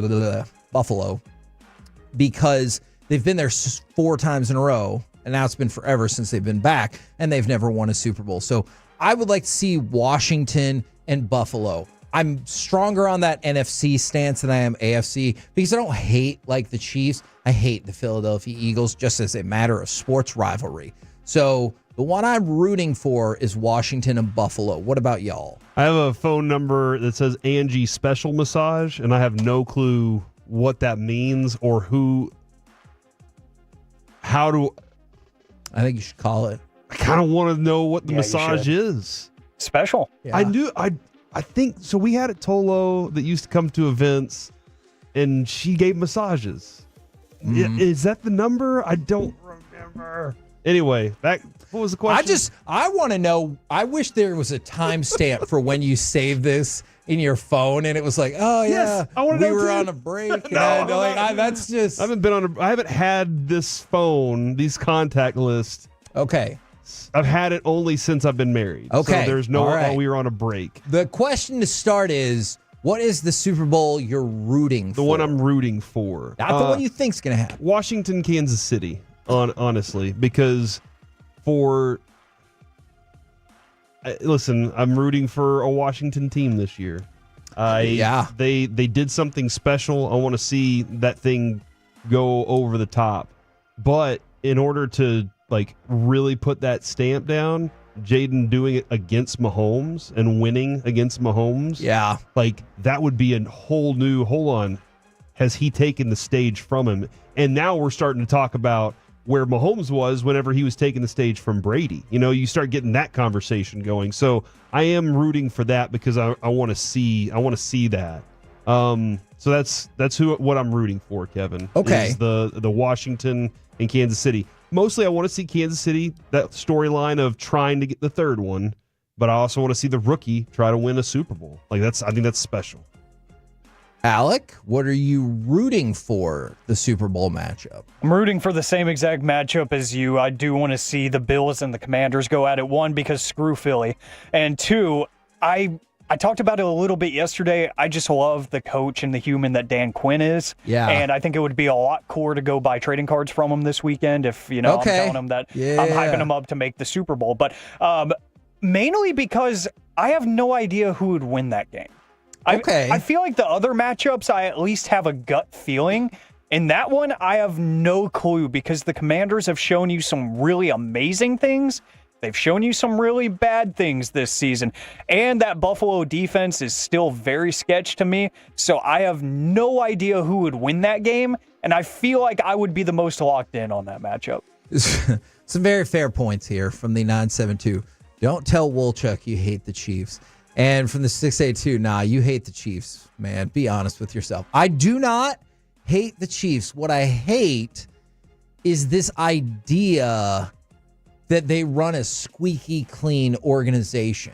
That's my only issue. Because if people think the Cowboys are a trash organization because they put trash out on the field and they think they run their salary cap stupidly and they can't find that's all fine. I don't have an issue with any of that, and the Chiefs do that so great. But when people are like, the Cowboys are trash because I think Jerry Jones has a secret daughter.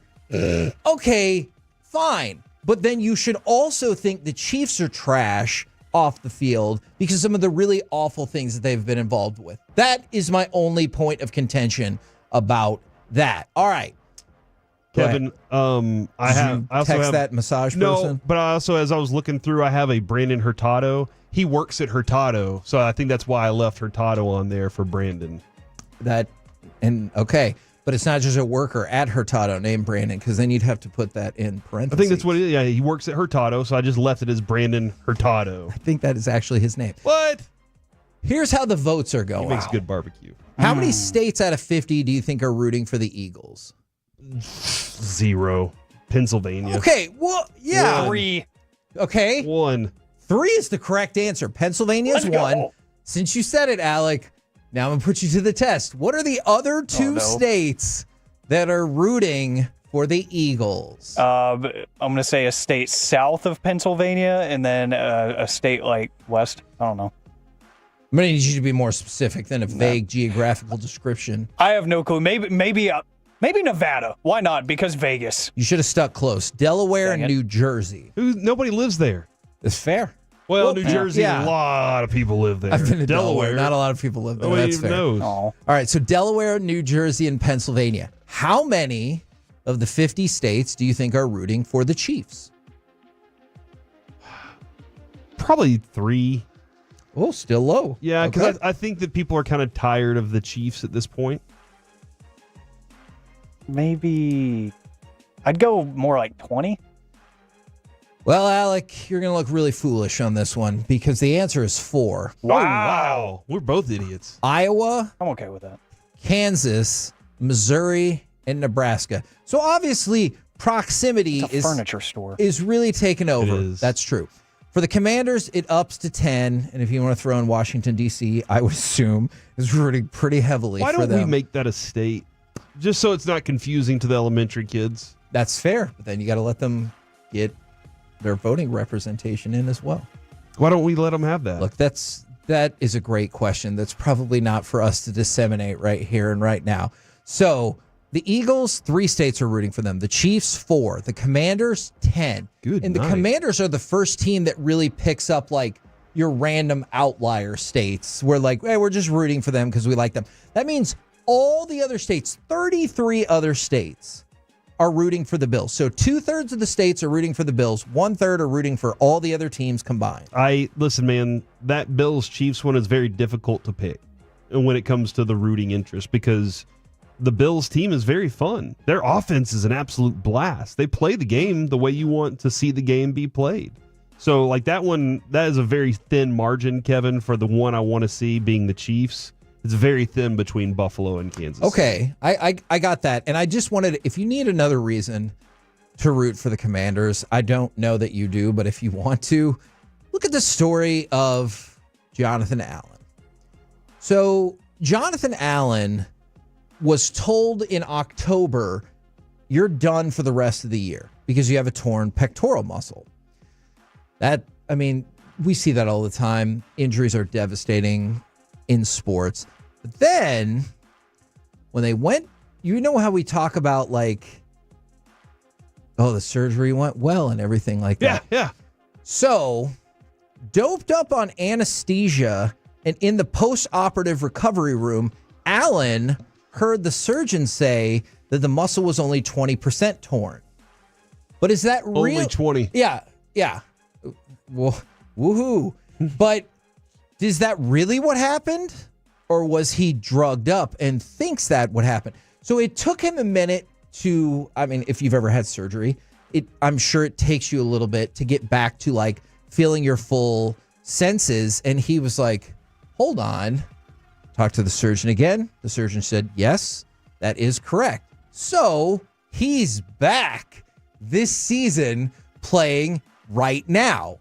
And the doctors have said, hey, I hear you, but you probably still shouldn't be playing because you could re-tear it. You could tear the whole thing. You could face another injury and all of that. Be careful, man. And he said, that's fine.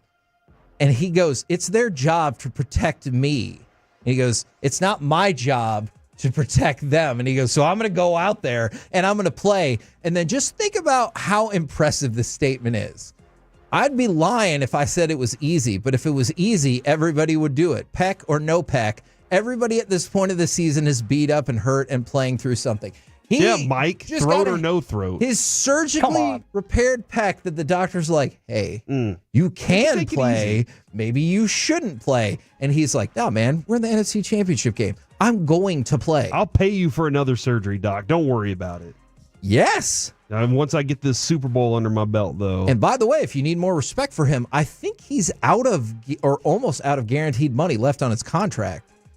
So, like, if they were to move on from him after this year, it's like a $6 million dead cap charge. I'm not saying that would happen, but even more impressive that he's like, I'm covered for a couple more years. He's like, no, I might need to get paid after this year. Kevin, I know we're kind of sitting here saying and suggesting the only real thing that is true, though, is that the Eagles are going to the Super Bowl. Okay. And do you want to know why? Probably we should. Personally, I don't, but that's also the Super Bowl I did pick. I think we're going to get is Philly and Buffalo. Mm-hmm. I hope I'm wrong about that. In 1984, Vic Fangio was a defensive assistant for the Philadelphia Stars. The Stars won the USFL championship that year. He was a defensive consultant with the 2022 Eagles. The Eagles won the NFC championship and then lost the Super Bowl to the Chiefs. And now he's their defensive coordinator. Oh. Anytime that Vic Fangio has been associated with Philadelphia teams, they have gone to the Super Bowl. So that's the way that this one's going to go, man. Okay. It's all on the shoulders, the sturdy, meaty, girthy shoulders of Vic Fangio. I don't know if I love all of that, but I'm going to say the Super Bowl we do get. So my prediction is I'm going to go Philly-Buffalo. I hope I'm wrong. We said what you're rooting for. What do you think we're actually going to get Super Bowl? I think we're going to get that's that one. Philly-Buffalo? I do think we're going to get that. I am very curious, and Sean keeps bringing it up. I'm very curious the extent of the injury to Jalen Hurts. They done a very good job of keeping that. But, man, at the end of that game, he didn't look like he was as capable of doing the things that he wanted to do, and I'm very curious how much that's going to limit them. Okay. And if Washington can go out there and be themselves, that's going to be a tough game, but I think they have the better talent on that team right now. Alec, what say you? I think that we are going to get Kansas City, Philadelphia. I just think that the Chiefs are inevitable at this point, as much as I've gotten off that bandwagon and don't really enjoy watching them make it every single year anymore. I think it's going to happen again, and I think Philly is just more well-rounded, unfortunately, on the field, that they're going to get it done. I think I would be pretty jazzed up for the Washington Kansas City Super Bowl, because one way or another, whether it's first rookie quarterback to make it to the Super Bowl, let alone perhaps win the Super Bowl, or their first ever Super Bowl three-peat, I think that would be pretty cool. For Philly and Kansas City, I'd be like, I will say this. Adrian's excited. For the Chiefs? She's like, do you think she's going to be in New Orleans that week? Yeah, I do. I'm like, we never saw, because Kevin, we didn't see her in Vegas because she was still on tour. True. Now her tour's over. She can do whatever she wants. That is true. She can spend the whole week at Jackson Square with us. I mean, that's in New Orleans. We'll see. Who knows? We can make that happen. It could be her. Okay. It could be anybody. It could be Shaq. Nobody knows who we might see on Radio Row. Mm-hmm. All right, so be on the lookout if you go to New Orleans for Taylor Swift and Shaq. Apparently, that's what we need to be on the lookout for. We're the KNC Masterpiece right here on 105.3 The Fan. Coming up next, got to give you a couple updates about Jurickson Profar, about AM on the FM. We're going to get to that as well, about the Stars. And then we're going to also do a combo platter. Give us a sports opinion. And then, what group of folks was the worst influence at your high school? 877-881-1053. We'll do it next right here on The Fan. The North Texas Baseball Show of Record, giving you baseball nuggets you won't find anywhere else. Get your fix with Kevin Hageland, Corey Majors, and Southpaw Mike Bassett. Weekdays at 1040, right here on The Fan and our Odyssey app, presented by Comerica. Hey there, folks. I want to tell you about...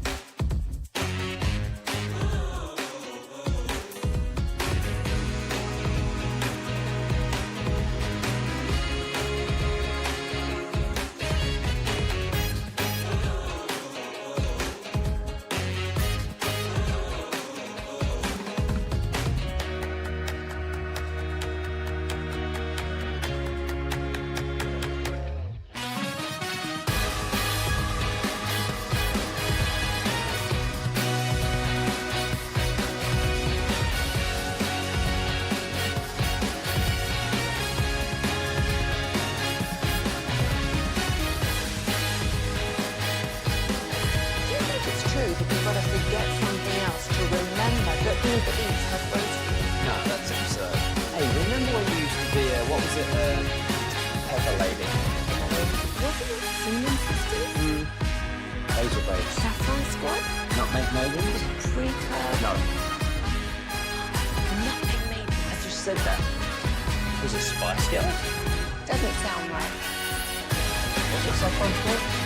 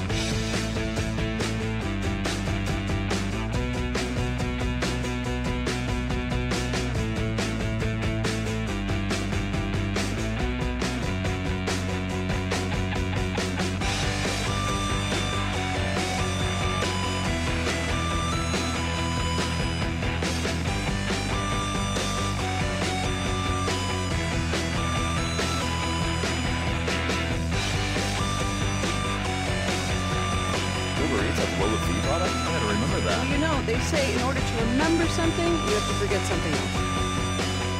Okay, now that is a very cute haircut. That's like a little shag. I've never seen it before. Well, I mean, of course you haven't. It's the Rachel. Oh, is that your name? No, I mean like your name. No, I'm Jen. My name's Jen. Right, but I just mean like this is your haircut. But that's hair on your head. I'm not saying this is your hair. Okay.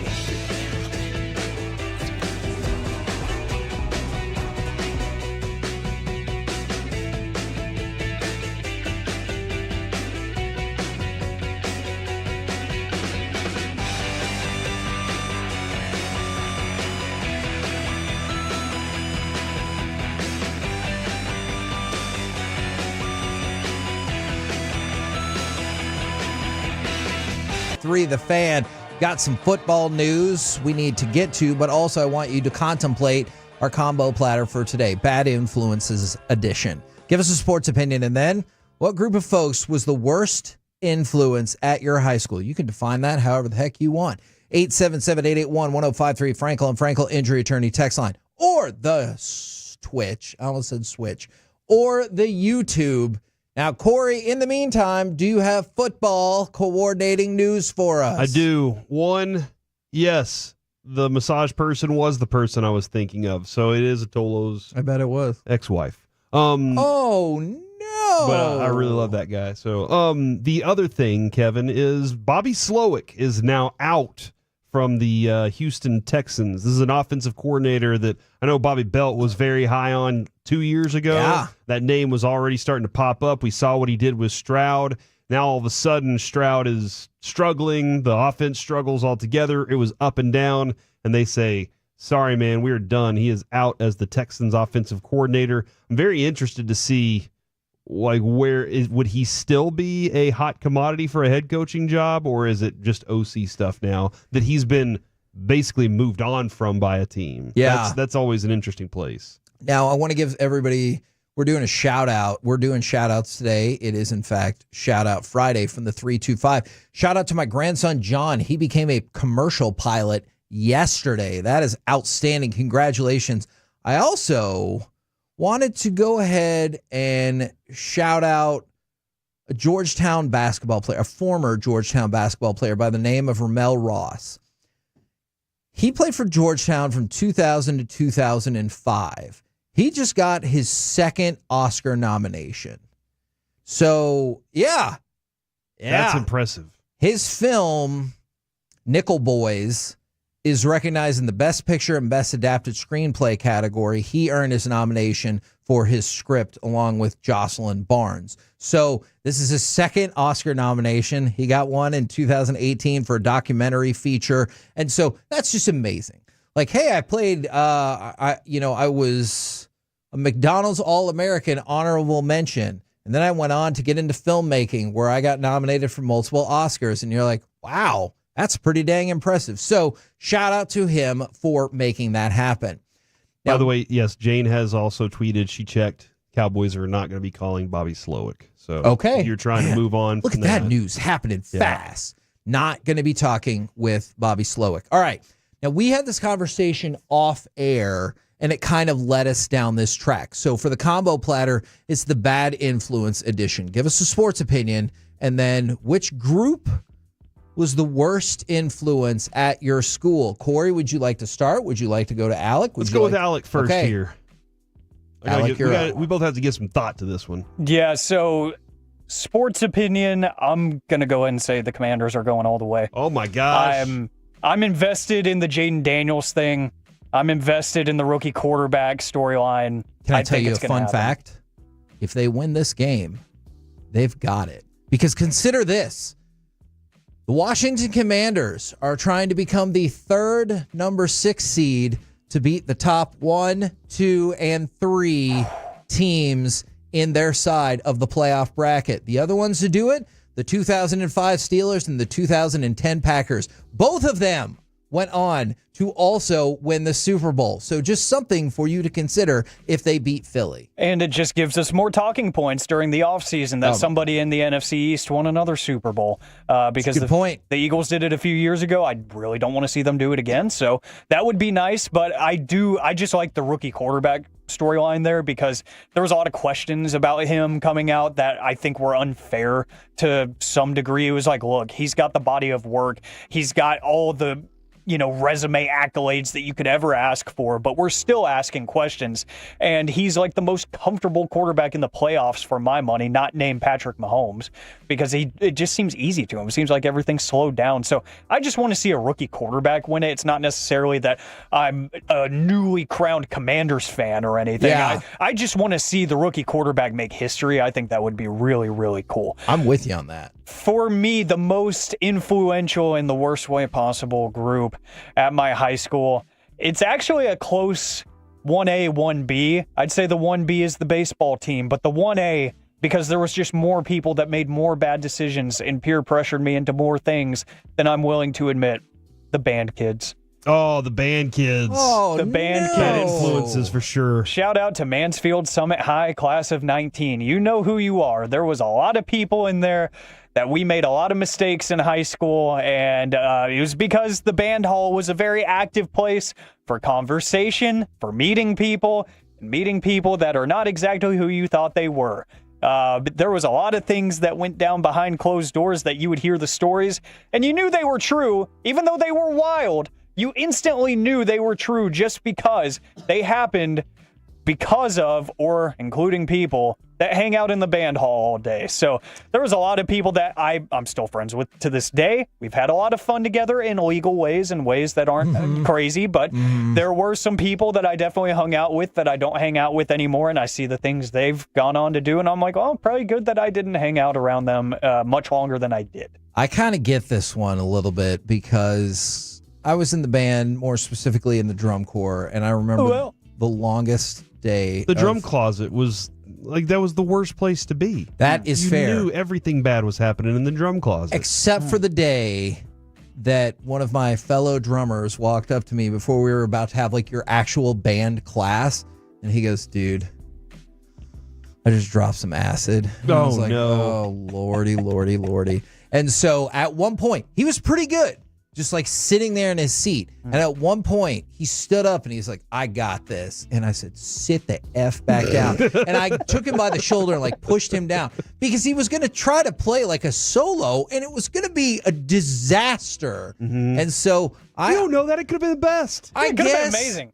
I guess one of my friends pitched a no-hitter on acid. Okay. He told me at one point, he looked at me, he goes, there's flames coming out of the ball. And I was like, this is awesome. Okay, first of all, you have to be concerned about that. Second of all, you definitely have to think you're going to win.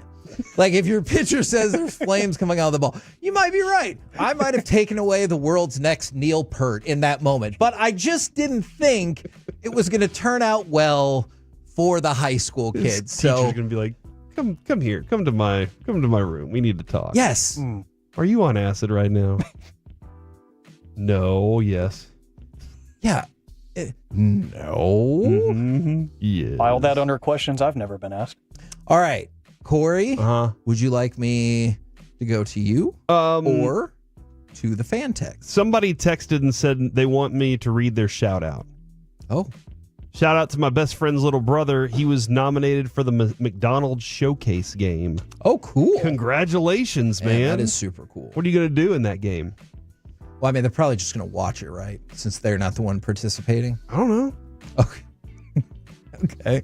Maybe you get a shot, you know?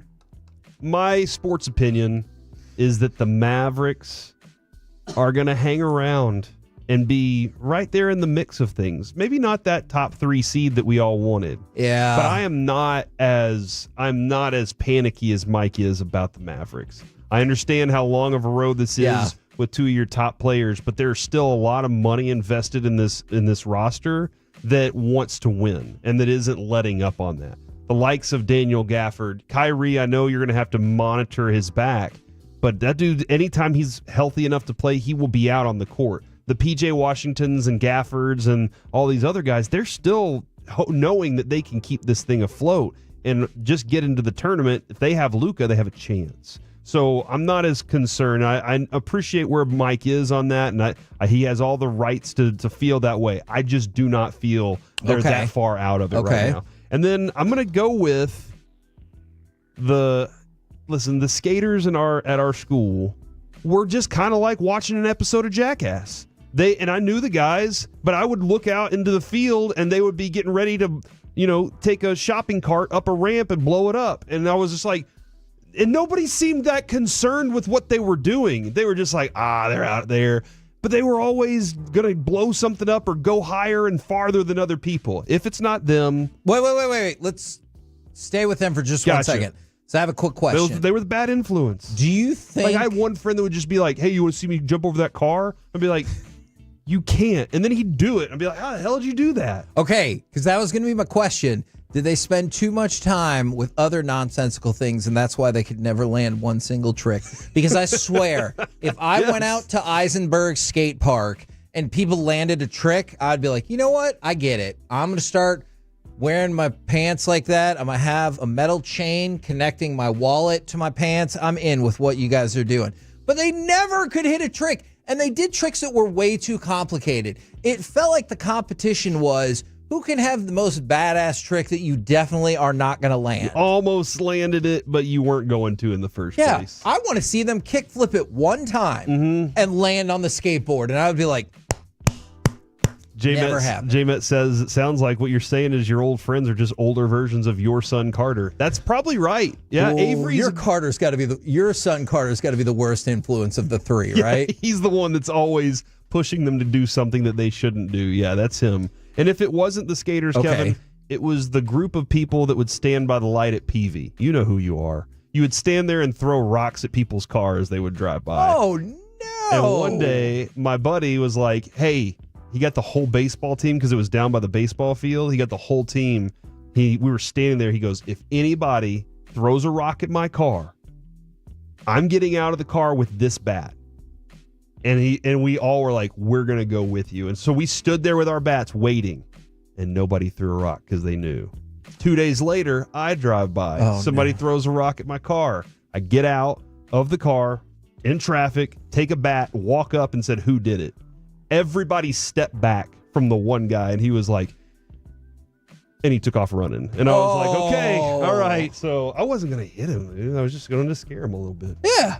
The bat is there for intimidation. Everybody stepped away, though. They threw him under the bus. That's a sorry group of friends right there. From the 469, Washington rookie quarterback Jaden Daniels is going to be the first MVP rookie in the Super Bowl, and the lowrider group at school was the bad influence. Riding around their 6'4" Impalas. For the 817, the Mavericks will not make the playoffs.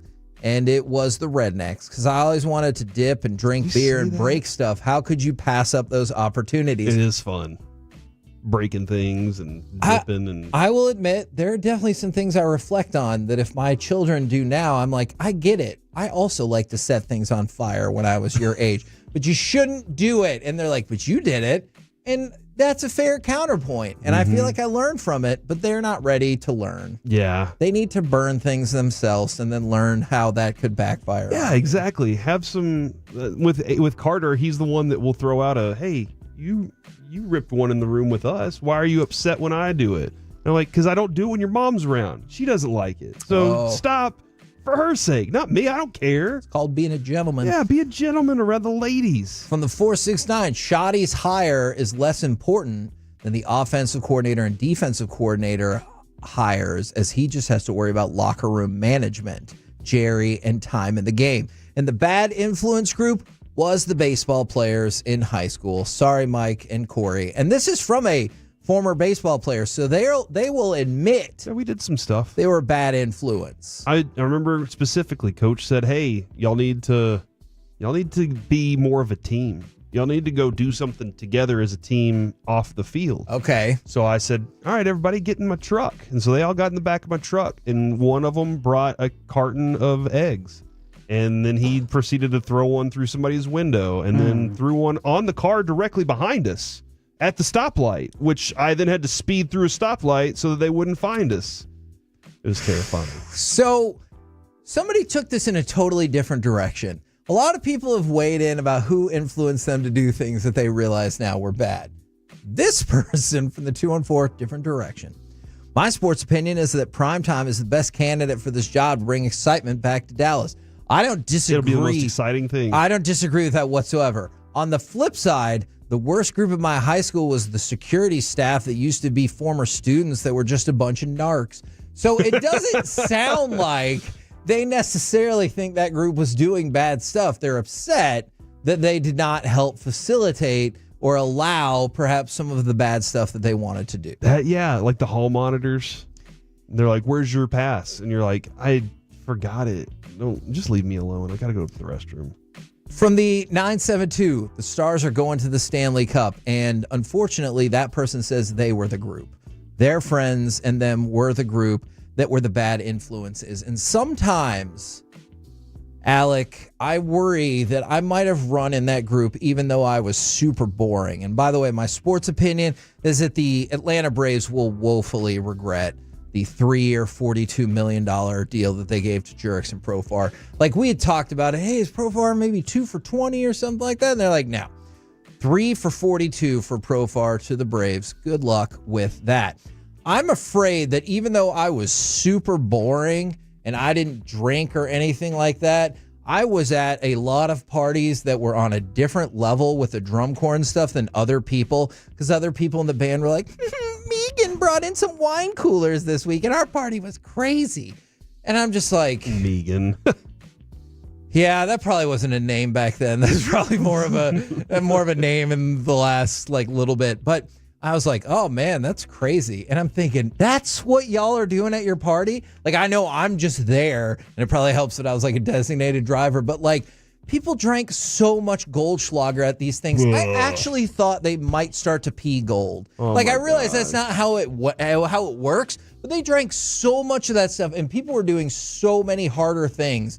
So I'm afraid that the group that I was in might have been the bad influence. But you just weren't influenced by it.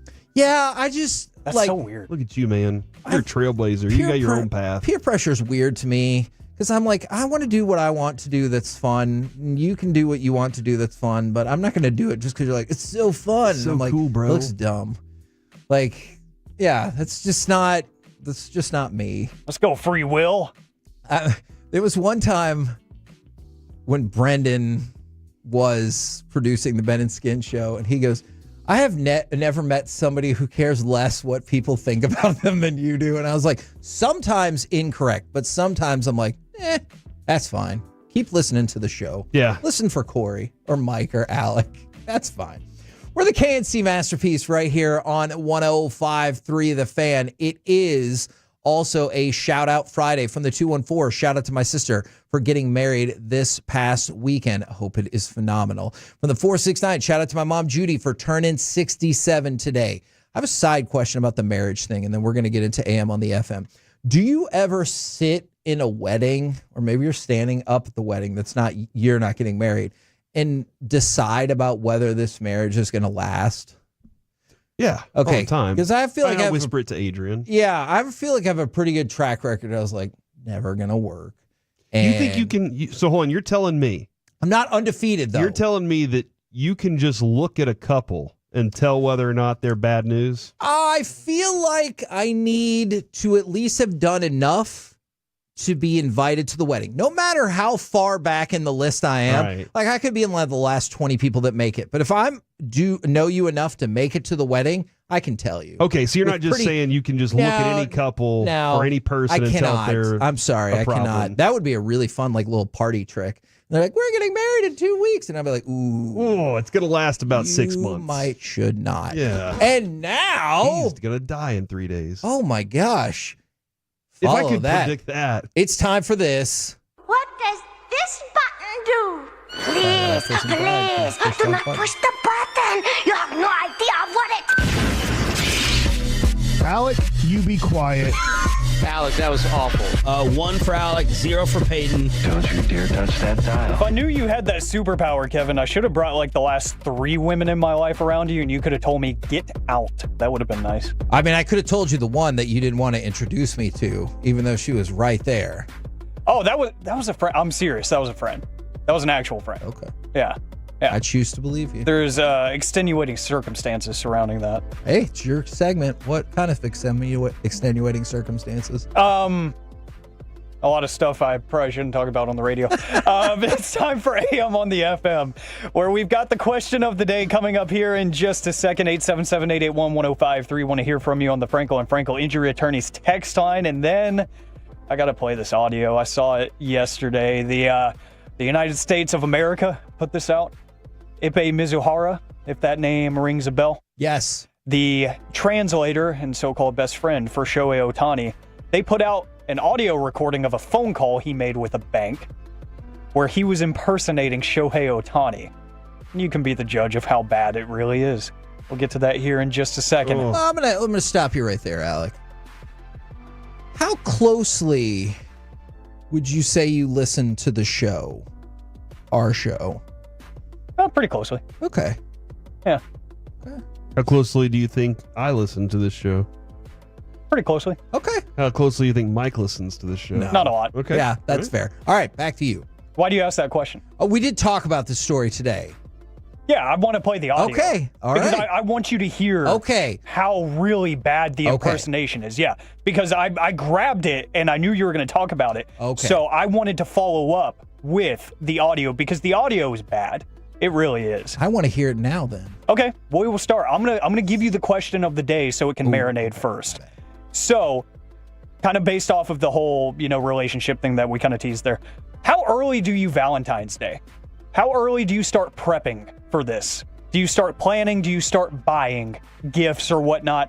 How early do you get this out of the way? 877-881-1053. I want to know when the appropriate window is because I suck at this stuff. Are you in a scenario where you need to plan right now? Yeah, probably. All right. How far into this relationship are we at the moment? Well, it's not official. That's what we're working towards. All right. So we're not working. Maybe we just like each other's company. Yeah. All right. So Do you like each needs other? to be kind of casual. Yeah. But also kind of sexual. I feel like this is where no, I'm dead serious. I think this is listen, I'm not saying like kinky, Kevin. I'm just saying like something This took a turn. Something that leads to a romantic candlelight something, I did not know this was going to happen. It's casual. It's a casual thing. Lingerie is fun, or something like that. Some Alec lingerie. I don't know. Get her some. Yeah, make yourself the prize here. Be like, hey, we are always the prize, Corey. We are always the prize. I want that to be known. There's a bow wrapped around it. I don't know exactly. Bow wrapped around what? I want Corey to keep talking. Make her some brownies. Make her some brownies. Wearing only an apron. Those things tend to work whenever it's casual. You're knee deep in the passenger seat. I know way too much about both of you to ask any questions, especially the one of you. From the 940, I've had reservations made at Trulux in South Lake for 2 weeks now. So that somebody's already planning. I don't really plan much for Valentine's Day because March 23rd is mine and Adrian's specific day. Okay. And we've always chosen to kind of celebrate that. Then I'll get her some flowers, and just to have. But I usually am just like, I put it on the counter and I'm like, Lucy comes home and she's excited there's flowers. So if you like this kind of thing or you think she might, I think if you want to change up your regular dinner kind of reservation, going somewhere fancy is great. I do really think the melting pot is fun. He's trying to get everybody to go. I heard you talking to Carter about this. Just hear me out. Hold on. Hear me out. Hear me out. Because it's 2 hours, give or take. It's like longer than a regular dinner, probably, with just you and that other person. And there's like a little activity going on. So it doesn't feel like you just gave up and did the regular like dinner thing. You're also like, hey, we're helping cook some of our own food. And it's crazy. And like, I think it's a little different and it's fun. When I worked at the bar off McKinney, I had a guy that managed a melting pot that would always come in with his family, and like I would show him a great time, and he was always like, please come over, and I'll take care of you. And I just never made it over there, but it sounds like I should have. It is very nice. Sounds like I have a future quadruple date ahead of me with Kevin. Look, I was just trying to temper expectations because Corey felt like he's like, hey, let's put all our cards out on the table. I was just like, if you want to have something a little What's the goal of the night? I don't know. Ask What him. is the goal of the evening? That's a good question. I think we all know the goal. Once you have the answer to that question, you'll answer your other question. Yeah. I mean, there's one restricting factor here, right? is it helps that this is at the end of the week. Said person goes to school at the University of Houston. Oh. So I'm going to have to go down there. Yeah. You shut up, Corey. I'm not marking stop that. it. I'm not marking that. I run this show. Fist bump Reggie and then go have a date. Yeah. And hope that Reggie has his own, too. Oh, wow. Does he? I have no idea. I'm saying that's why I hope. He'll never tell us anything. Exactly. I could text him right now and ask him, and he would just either leave me on red or he would change the topic. Right, so text him right now. Yeah, you do that. Oh my gosh! From the 817, I just got back from a family friend's funeral.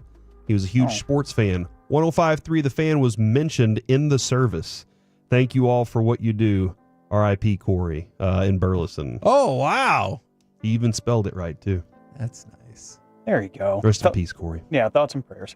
We'll get to that audio here in just a second. You know, my usual question of the day is based off of the National Day calendar. I just wanted this to be known. January 24th is Beer Can Appreciation Day. Dude, there's so many cool beer cans out there. I just wanted that to be known. Yeah. Martin House, think about that. Martin House has the coolest looking beer cans. They really do.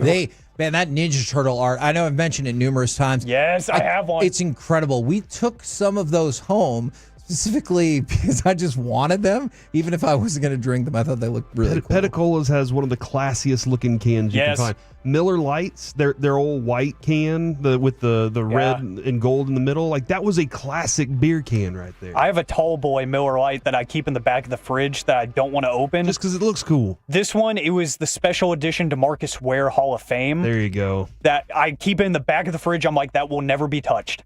Because it's got like the silhouette of him and his pads and everything, and it has his number on it. It's in gold.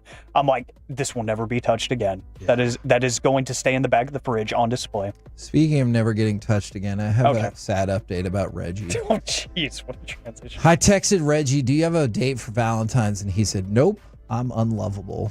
That's true. But then he put in parentheses, that's a joke, because he probably knew I was going to read it on air.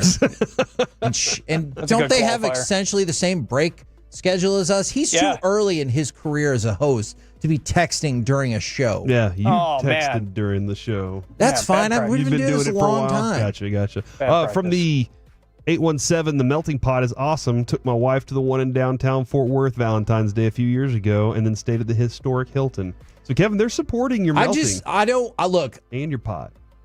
I get it. If in a week or two you start hearing my melting pot commercials, you'll think I was just a giant sellout. But I don't think that's going to happen. So I hope you know I benefit none from this. I just think it's a neat place. Hey, if that happens, pass it on to me because I need to pay for that Houston trip. Good point. Or Simply Fondue. That's another place that's kind of similar. Cheesy Bear. So that's a horrible callback. Here is the sound from the aforementioned Ippei Mizuhara. He was calling a bank trying to get a loan out, allegedly. That's what he says in this. His impersonation of Shohei Ohtani, you be the judge. Who am I speaking with? Shohei Ohtani. Thank you. How may I help you? So I tried to log into online banking, and it tells me that it's not available to me at this time, and I need to call. Sure, I can take a look into that. Alrighty. And could you tell me the name of the payee and the amount of the transaction, please? The person I'm sending to? Yes. It's for $200,000. Thank you. Alrighty. Now, recently we come across a trend of fraud and scams, so we have been monitoring the online transactions closely to make sure our clients are not the victim of either. What is the reason for this transaction? For a car loan. Okay. You said it's for a car loan? Yes. Okay. What is your relationship to the payee? He's my friend. So he impersonated Shohei Ohtani and said, I'm giving my friend $200,000 for a car. Okay. See, and this is interesting because at first I thought you were going to say like how he impersonated the voice. And I was like, I don't know how that guy usually talks, but you're pointing out the ridiculousness of, no, I'm giving it to my friend for his car loan. Yeah. That's the best story. And everything on Twitter, I saw a great point of view. They're like, it's almost like he was so committed to it that once they actually picked up, he like blacked out. And he was like, I don't know where to go from here. Oh my God. How do I make this sound legit? Because you could tell like he was talking kind of low, like. Which how did he not know they were going to have questions? Yeah, like he just thought it was going to be, my name's Shohei Ohtani, give me $200,000. End of question. End of story. Here we go. And it did not go that way. And so they're starting to put out some of these pieces of information. Hopefully we get more of these. That would be fun to listen to. But, we talked about it a little bit earlier, and my point of view was I was kind of skeptical on the whole thing. I wasn't on the whole conspiracy of Shohei knew about all this and he was placing. I wasn't fully there, but I was like, this is just such a weird story. Now that we hear an audio recording of him pretending to be Shohei and taking $200,000 out of his account and lying about the reason for it. He's my friend. Yeah, I start kind of believing the whole thing a little bit more than I already did, saying, I think Ipe just sucked. I think he was just a horrible human. With the KNC masterpiece right here on 105.3 The Fan. Coming up next, it's time for the C Block starring Corey Majors. Running backs. We get into some of those, but also I'm doing something tonight. I need some help. Next on The Fan. The football world is buzzing about the Cowboys, and it's time to head to the epicenter to dive in. So grab a buddy pass through your radio because New Orleans, here we come for Radio Row Week. Stella Artois presents one of our most listened to weeks, filled with Hall of Famers, insiders,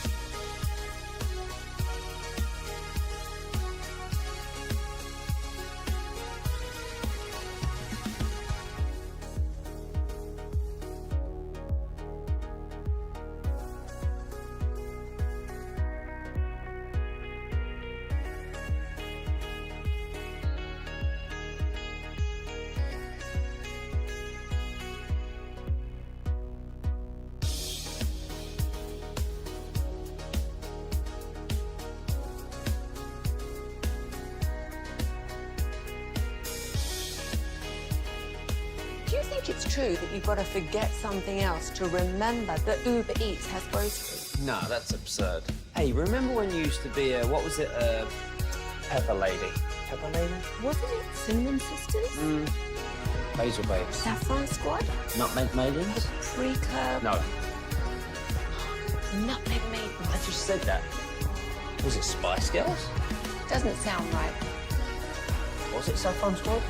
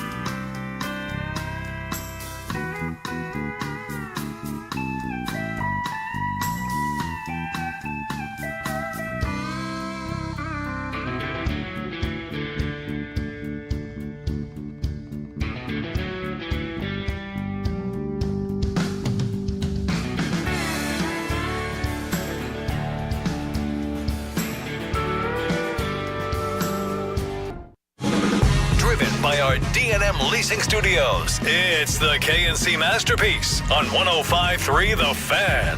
KNC Masterpiece right here on 105.3 The Fan, where I don't know if it's too late, but if I can get Forgiveness Friday from Reggie, that would be great. And I think some of you fans need Forgiveness Friday from me, going and telling Reggie about what I said. But now it's time for the C-Vlog starring Corey Majors. Reggie has never really done a very good job of telling us about his relationships. And this is why. Because he never tells us anything, and I get it. Yeah, go into their Twitch and ask, hey, what's up? What gives? You know? What are you doing tonight? See what he says. He's probably texting Corey. That's probably what he's gonna do. He likes to text me. We're friends. I just saw a video of two police cars chasing a cow down the highway. Did you say a cow? Yeah, it was like a teenage cow, you know, not an adult cow, not a baby cow, not a calf, but somewhere in the middle. You know, it looked like a teenage cow. Mm-hmm. And it was, you know, being a teenager, just not listening and doing what it's supposed to do. Mm-hmm. But these two cop cars pull up on it and it like jumps around the fence. I don't know how it did it. Out of nowhere, a dude on a horse with a lariat runs up and ropes the cattle in the middle of the street on the highway and then got it taken care of. How awesome would it be? And 877-881-1053, do most police staffs have a horse rider just for those moments? Hey, look, we need a cow caught. you're our cowboy. Go catch the cow for us today. So I feel like my answer is going to be no, but I also know a lot of law enforcement people listen to this program, so I'm hoping they can help out with that because I have no you get facts to base that on. You get the special bombs unit, He's like, hey, I gotta go take care of this bomb real quick. They call me for the bombs. Sure. That's the only reason they call me is for the bombs. And then you're like sitting there and you're at the local bar playing some 8-ball and you got Neon Moon blasting, and out of nowhere, hey, there's a heifer loose out there. You got to go get it. And you got to go hop on your horse, saddle up, get over there. And did I say latigo? Or I meant lasso. I said latigo. I think it's lariat. I said lariat. Yeah. But yeah, you're just, hey, I got to go catch this cow. I know. Cops. I have a lot of friends that I know that can do that. I don't know if it's for law enforcement purposes. All right, I gotcha. Also, I'm going to Cosm tonight. If you've ever been there, let me know what you're thinking because I have some questions about it. What are you going to see? I'm going to go see O, which is a Cirque du Soleil performance that jumps in, they dive into water and stuff. I recently, you saw it in Vegas, right? No, that was the one I missed. Dang. I saw a couple of different Cirques in Vegas, but I couldn't make that one work. Okay. It's supposed to be like their flagship marquee show. Gotcha. Okay. Well, I've seen one. I saw one in Mexico. I saw Hoya, and that was awesome. Like, it was a fantastic show. But this one is at Cosm, which is basically the huge screen.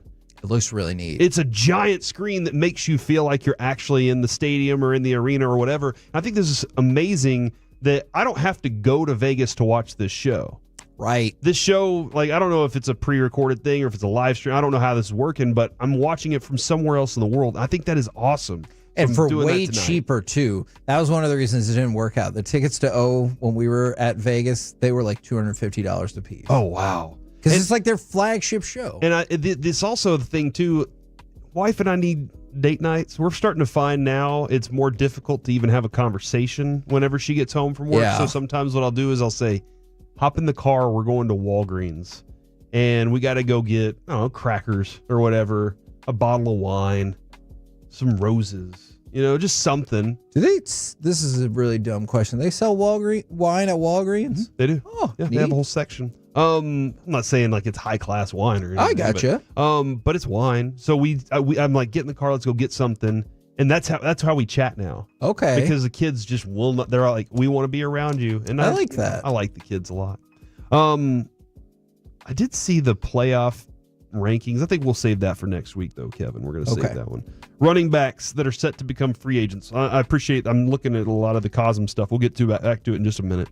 The running back index, Kevin. There are going to be some free agent running backs this offseason. Yes. And I would like to gauge some of the success that was had this past offseason. Do the Cowboys need to invest in a primary back that is a free agent? And here is the list of names. Okay. Aaron Jones. He was with Minnesota. The suggestion by NFL.com is for him to land with the Raiders, who now have Pete Carroll, Yes. who, as we know, loves running back. Yes. Najee Harris. He was with Pittsburgh. Not my favorite, but the more I watch him, you're like, okay, something's good there. I'm not saying he's bad. It just feels like he maybe hasn't clicked in the way, I guess maybe just the way I thought he would. I thought he would be a Jahmyr Gibbs, like that kind of effect on a team, and he just quite hasn't. They're suggesting that he go to the Denver Broncos, and Denver has Austin Estime. They have Javonte Williams. I don't know exactly what their contracts are like, but Williams hasn't been as good as he was supposed to be. He had a knee injury, and he never turned back out. So I'm very interested to see if they can add somebody like that to the mix. Javonte Williams is actually on the list as well. Okay. Chicago Bears is where they're suggesting. I know they had DeAndre Swift. He was fantastic. But they have Roshan Johnson. I'm wondering how that all works in together, because if you have Williams, you kind of have he's more of a physical back, and DeAndre Swift can be your runaway guy. So I'm interested to see if that could be Sonic and Knuckles? Yes. Do they throw that out for those two guys? So I'm going to make the argument. There's more people on the list. Okay, go ahead. I'll wait for that argument. All right, then. J.K. Dobbins, they're saying go back to the Chargers, buddy. Okay. Just go back to the Chargers. Yeah. It's a perfect fit for you. Kareem Hunt, they're saying go back to the Chiefs. Like, this is the place that you need to be. That makes sense. And then the last one is Rico Dowdle. Rico Dowdle has made his way onto this conversation list. It is amazing because he had a 1,000-yard year. He was the running back one for the Cowboys. We saw everything from him. In the beginning of the year, we were like, we don't know because the Cowboys refused to play him. Yeah. They refused to give him the carries. And then he got sick in San Francisco. We're like, what is going on? And then he comes out and they give him the rock and he totes it and he does a really good job with it. They're suggesting he go to the Cleveland Browns. He's going to get a payday. He's going to get a payday, and I don't think it's going to be with the Cowboys. And that's where I struggle because I would love to bring Rico Dowdle back, but I would love to see the announcement that the Cowboys are bringing Rico Dowdle back for 2 years and $5 million total. Yes. And like, he's never really hit his big payday, so I can get how it'd be like, that's not going to work for me. Yeah. I get that. So that's where now that conversation, I know that everybody's starting to do their studies. This is a very good class for running backs out of the draft. The free agent group, not necessarily the best, but the draft group looks pretty good. Would you prefer the Cowboys look at the draft to get their future running back? Yes, I would. And there's a couple of reasons. Because that list you gave us, there was no standout or two. I know there's injury concerns with Saquon when he was on the move, but Saquon Barkley and Derrick Henry, you were like, man, I have seen them be the best of the best in the league. And if you believe they can again, go for it. I don't feel that way with the group you gave me, so I'll just take my chances in the draft. So none of those guys were... like I said, with the exception of Dowdle, and he's going to want more money than I want to pay. Team friendly is like, if you're going to sign here, and you got to understand that with the Cowboys. That's just the way they approach everything right now is...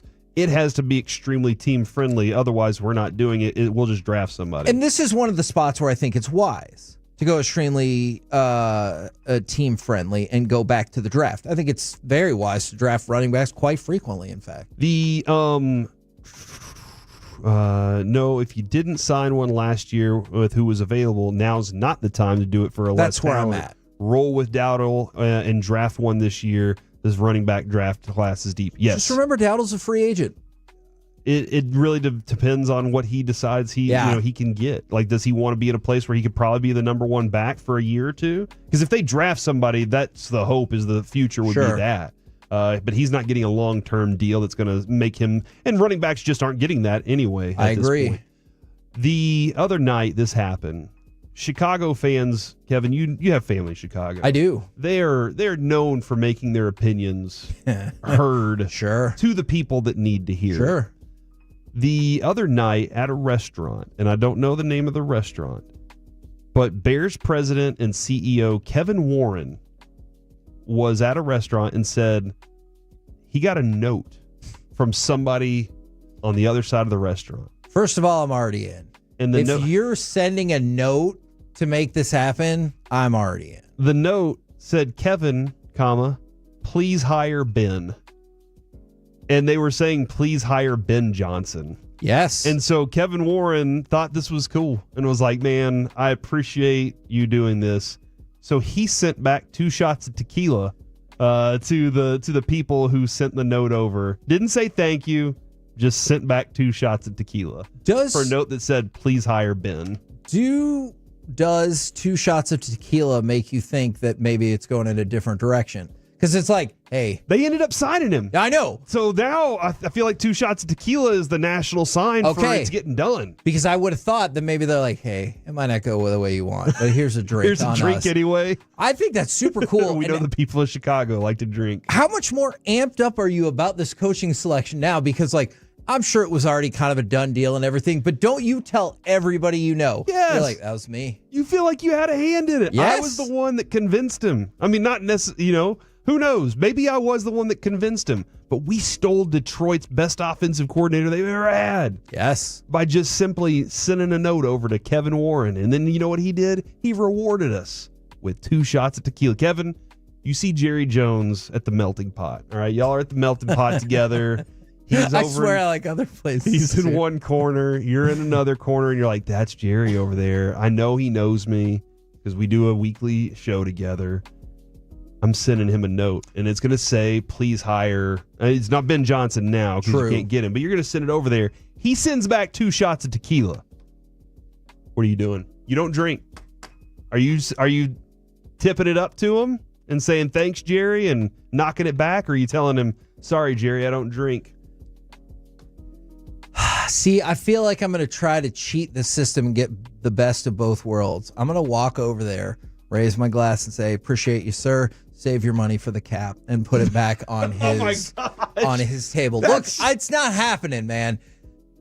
If this was like, if the note said, drink these or I'll kill your wife or something like that, then I feel like I'd be like, well, I'm in a tough spot here and I'd have to go ahead and take them. But if it's just because it's a famous person, I'm probably going to pass. All right. Well, there you go. That is that. For the people that are helping me out with Cosm, Cosm's super dope. Watched the national championship there. Felt like we were at the game. It's amazing. Had our holiday party there. I had some friends who've been to a UFC event there, and they said it was fantastic. It's amazing seeing a few UFC events there. There were multiple times I forgot I wasn't actually ringside. They were like, sometimes you forget. Really? So this is what I'm really looking forward to, because even the boss, Spittle, came in yesterday. That's why I did this. I just asked the wife. I was like, hey, do you want to go see O? Yeah. He said it makes 3D look foolish. Something along those lines where it's just like, this makes 3D, it's out of the world now compared to what they have with this screen. So I'm looking forward to it tonight. It's at Grandscape in the Colony area. So I'm really we're out there. I'm looking forward to it. How often are you influenced by a way over the top recommendation? Like, that's some amazing, like, it makes 3D look foolish. Like, I went to go watch the movie Pan's Labyrinth back in the day because a critic said you will walk out of the theater looking at the world differently. And I was like, oh, man, that's dope. I feel like I need to see that movie. And that movie's awesome. Like, I didn't necessarily look at the world different, but that movie was awesome. You didn't look at the world out of your palm of your hand? No, with my eye or whatever. Dude, that dude sewed his lip back together. That dude was badass. I'm just wondering if, like, over-the-top recommendations really get you, like, hey, let's go there. Oh, somebody says as long as you don't sit at the hall, you're good. I don't know what that means, but I am in a corner. Am I at the hall? Oh, no. Okay. Am I at the hall? I don't. We'll look Tell me into where the it. hall is. Send me a picture. We'll try to get a follow-up on that. We're the KNC Masterpiece right here on 105 through the Fan. Coming up next, I got some NFL playoff overreaction or reality for you, plus Masterpiece of the Week. It is a jam-packed segment. Good news for you. It's up next right here on the Fan. Commercial.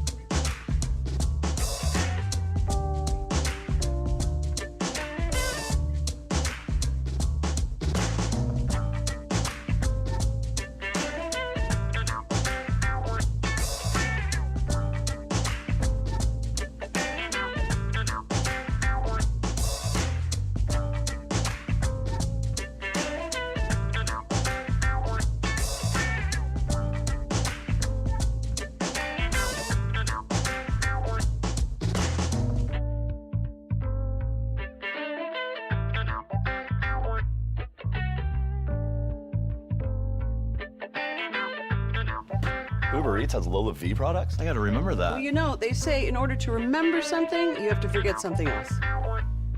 Okay, now that is a very cute haircut. That's like a little shag. I've never seen it before. Well, I mean, of course you have.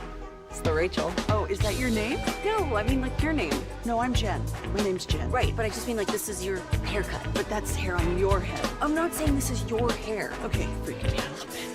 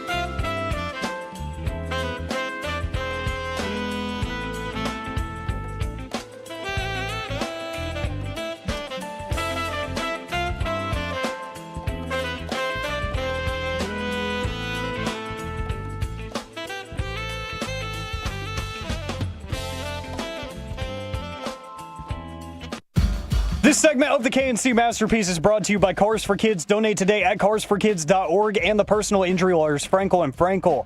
If you've been injured in a car or truck wreck, call Frankel first, 214 or 817-333-3333. With Frankel and Frankel, there is never an out-of-pocket cost. They only get paid when you win. Frankel and Frankel, the go-to car and truck wreck attorneys in Dallas. On first down, he goes to Barkley. He breaks a tackle. He's on his way. Here he goes. He's at the 40, 30, 20, 15, 10, 5. Touchdown! Saquon Barkley, 78 yards. KNC Masterpiece right here on 105 through the fan. We're going to get to NFL playoff overreaction or reality in just 1 second. Then we're also going to bring you Masterpiece of the Week. It's going to be a jam-packed segment. But first, for seemingly no reason, I would like to play this former audio from Corey Majors about... That makes you a... Oh, my gosh.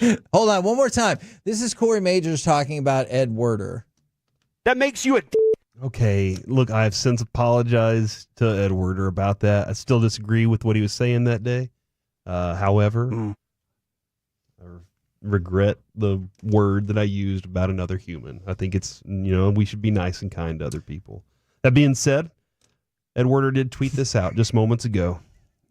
With the Cowboys, one of two franchises without a head coach, and the Saints the only option for Mike McCarthy, I wonder if there's any real chance they re-engage and discuss the potential of extending their partnership rather than either making a change. So he's suggesting, is there a chance that they get back together? A day ago, he did tweet out, McCarthy's not coming back regardless of what happens elsewhere, but now here we are. Okay, hold on. So if he gives you one opinion one day and a totally different opinion the next day, Corey, what do you think that makes him? That makes you a... No, that's not what it made. It makes him, part of the ever fluid world of media. Kevin's enjoying this way too. Oh, this is the best. It's because I don't do the stuff. By the way, Liam Cohen has also released a statement in which he lied and said becoming the Jaguars' head coach is an opportunity of a lifetime. That's a lie. It's not. It's a job that I had to take because it's the only one that was left that would take me. Yeah, and just follow up and be like, that I didn't want just a minute ago because I hated the general manager. Yeah. But when they were like, we'll give you the money that you asked for and maybe you can pick the general manager, then he's like, all right, you know what? I'm back in. There you go. I get it. We've been talking about this for like a week. I even asked Sean this in Crosstalk this morning. What if Mike McCarthy just came back? So obviously I'm not going to rule that out. All right. Before we get to Masterpiece of the Week, some NFL playoff overreaction or reality. So we start with this. Overreaction or reality. The Eagles need a lot more from their passing game to beat the Commanders. So Jalen Hurts has thrown for under 150 yards in 5 games this season. However, the Eagles have won all 5 of those games because he hasn't turned the ball over. So where do you balance like, hey, I need something more out of my passing attack versus what you're doing is fine, just don't turn the ball over. You have an electric running game against a team that's not great at stopping the run. That's true.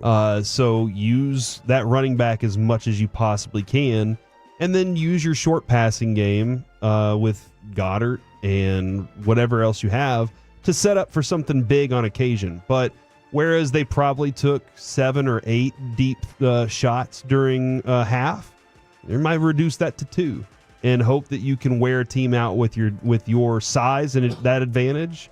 But I say run that ball. And all the best teams, except for the Chiefs, are good at running the ball. Yeah. Like all the ones that are here at this point are good at doing that. So utilize that to get you to that next place. And then you get 2 weeks off and maybe you can be healthy enough to make something happen to where you can be you again.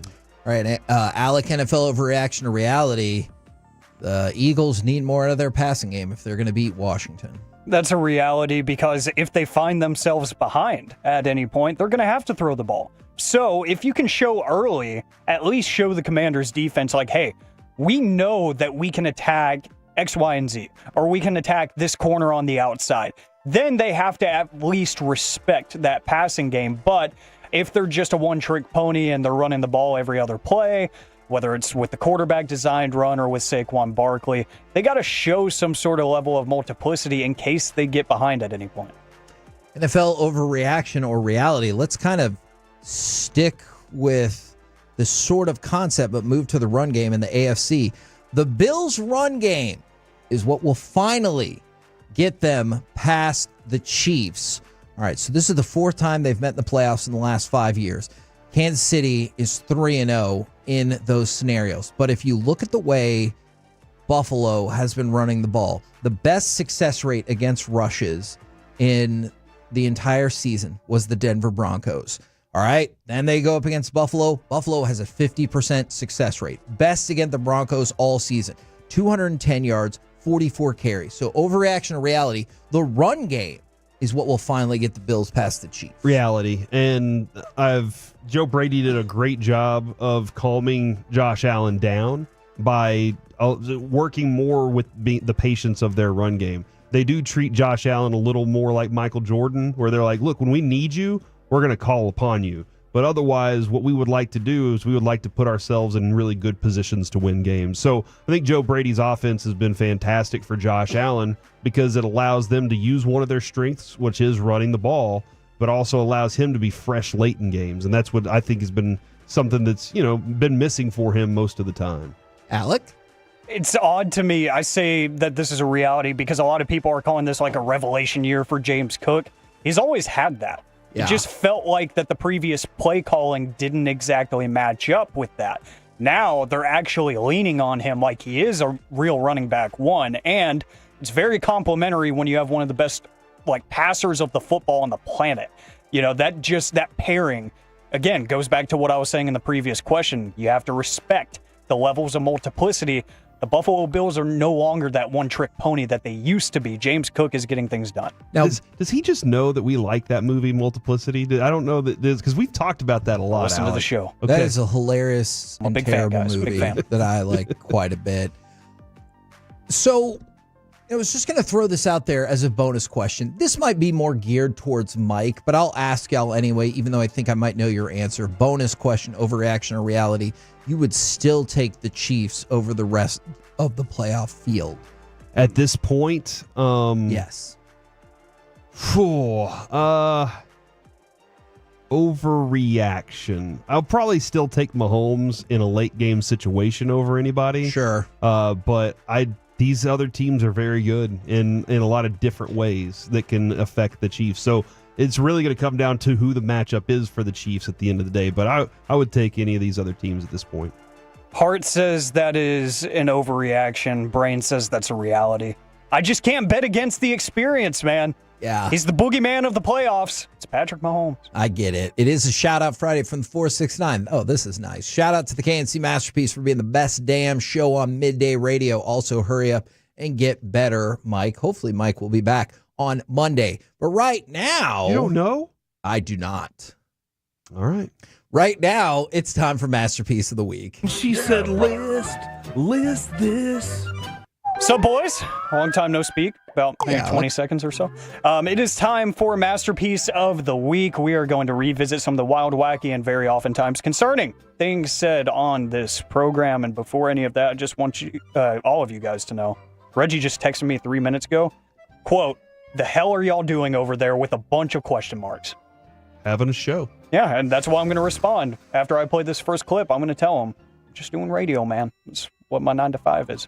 My 10 to 2, if you will. All right, so I would let you pick who we're going to pick on first, but there's a tradition here that Reggie did teach me. We pick on people who are not here. So we're going to start with the famous Mike Bassick, and there's a few here that kind of scare me, but we're going to start off with one of them. Sounds like you want to taste Gavin. With the Chiefs. I'll pass.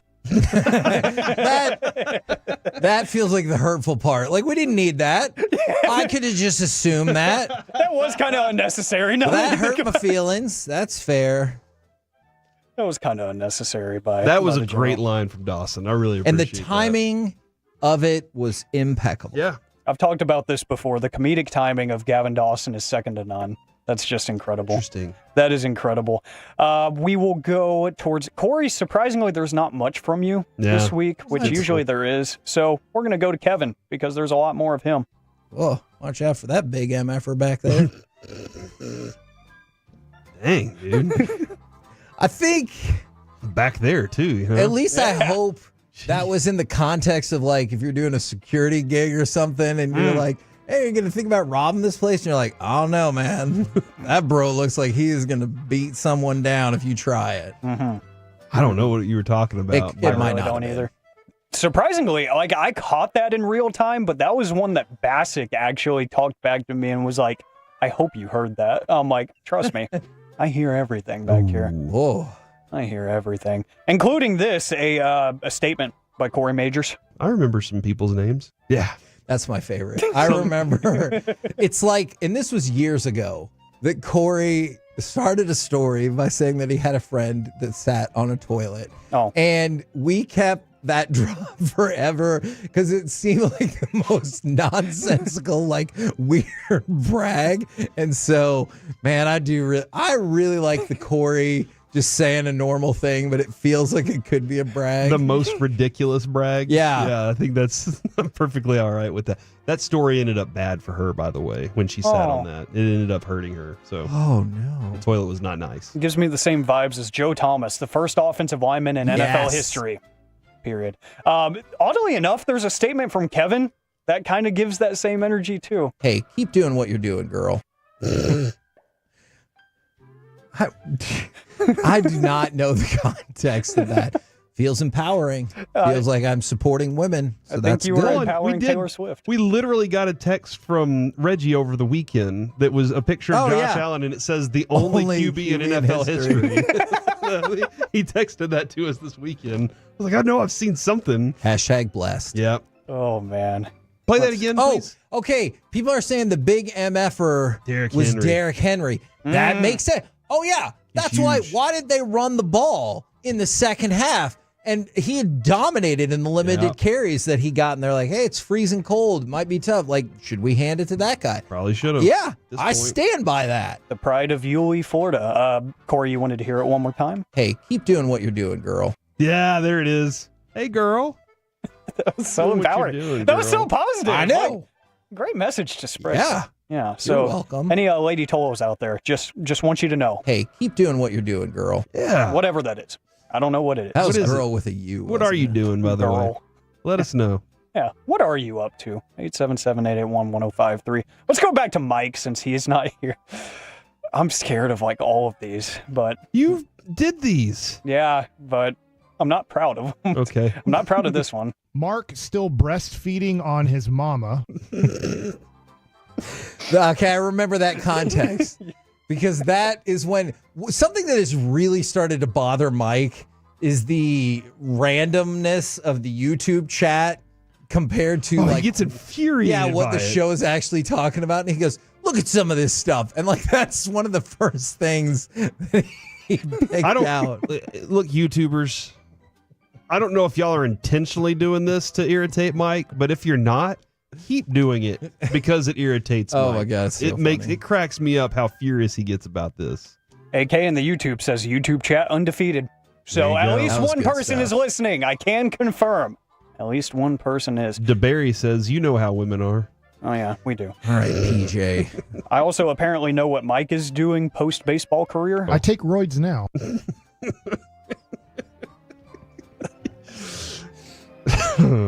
I don't know what to say about that. I don't need It's and I've told Mike about this. It is weird. I understand like medical and healing purposes, steroids can help you, but sometimes the way Mike is like, hey, just take steroids. Just do There's nothing steroids. bad that could possibly happen to you. And I'm like, oh, You could get super rich, Yeah. end up playing a long I career. feel like history is against you on that, Mike. Can't swing the bat well? Take steroids. Yeah. Bryce Young, you're too short? Take steroids. You'll be good at something. That's the logic around here nowadays. Maybe I need to listen to Mike. I don't know. I like my hair. I want to keep it. Let's see. Oh, hold on real quick. I got a message back from the women or the girls. Mm-hmm. The 817, I'm a physical therapist driving to see my patient. So we asked what the girls were up to. Keep it going. They let us know. Thank you. Yeah. We just want to spread that message of, just positivity. Hey, keep doing what you're doing, girl. Yeah, exactly. There you go. Let's see. We haven't picked on Kevin in a second, so. What? You just played that. All right, girl. That was a repetition of a previous entry, so we need something fresh. Man, she's like a Kit Kat because I want to break me off a piece of that. God, you were on fire this week, dude. You really were. He got his voice back, and he started acting up. His voice comes back. He's like, listen. I remember the I got things to say. second that happened. The second it happened, I was like, I regret it now. So when people are like, you'll regret it, I'm like, no, I'm telling you, I regret it now, and it just happened. Like when Choppy says, chew it and do it. Chew it like, and do it. That's fantastic for his blue. That's the greatest thing. I love it.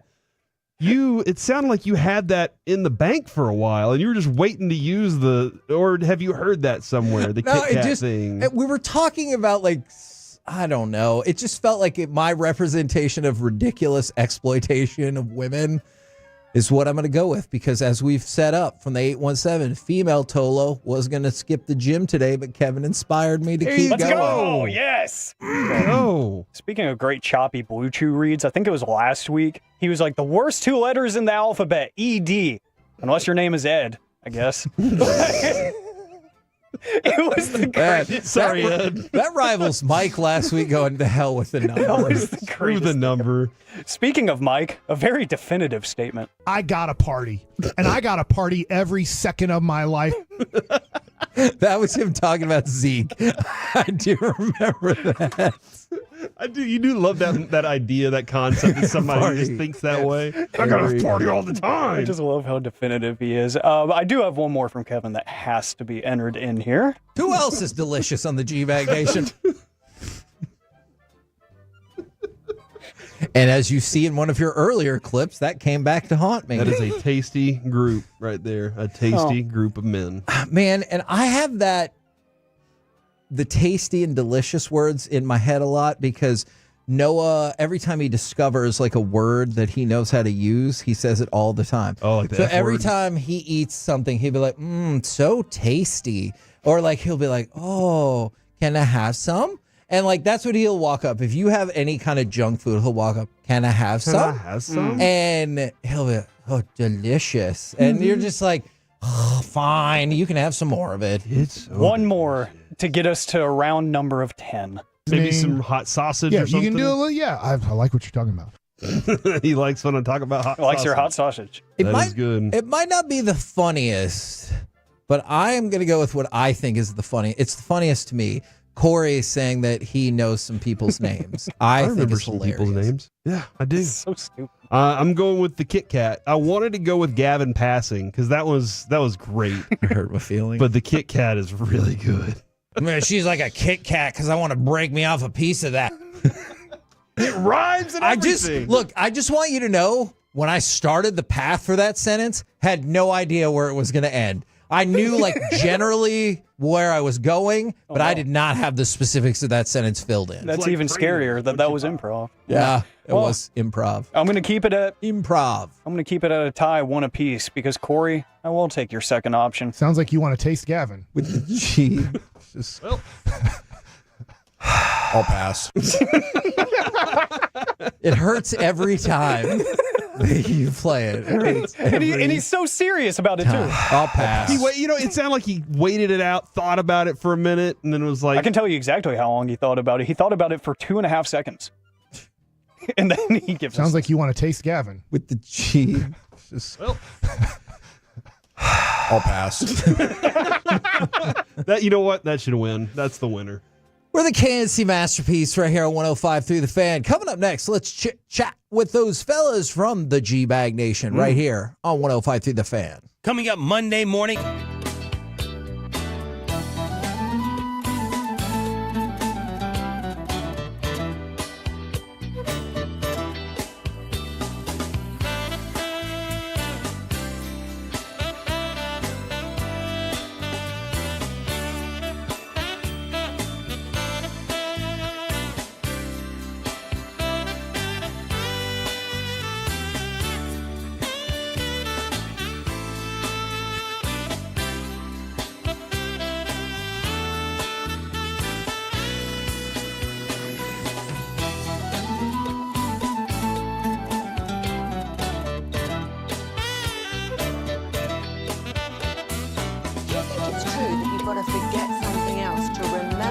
Uber Eats has groceries. No, that's absurd. Hey, remember when you used to be what was it?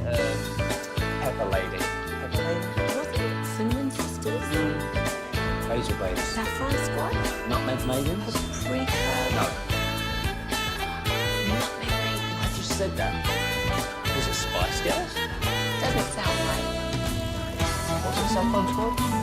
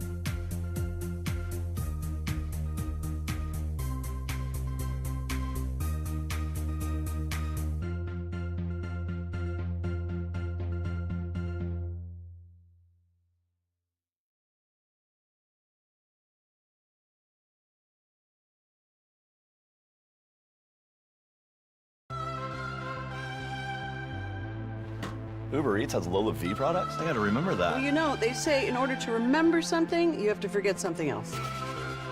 Okay, now that is a very cute haircut. That's like a little shag. I've never seen it before. Well, I mean, of course you have. It's the Rachel. Oh, is that your name? No, I mean, like your name. No, I'm Jen. My name's Jen. Right, but I just mean like this is your haircut. But that's hair on your head. I'm not saying this is your hair. Okay,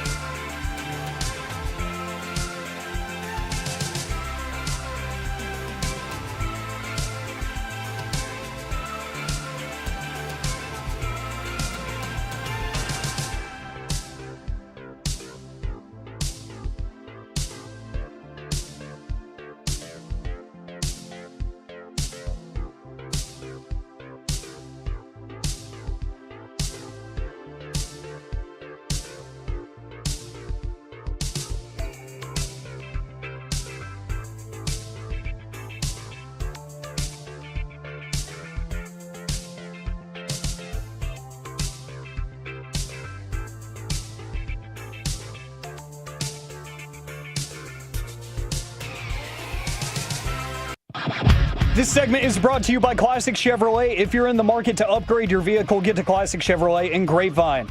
Back-to-back #1 Chevy dealership in the world, they've got more new Chevys than anyone, all priced to sell. Visit ClassicChevrolet.com. This is Texas. This is Classic Chevrolet. Together, let's drive. Based on new Chevy registrations 2023 and 2024.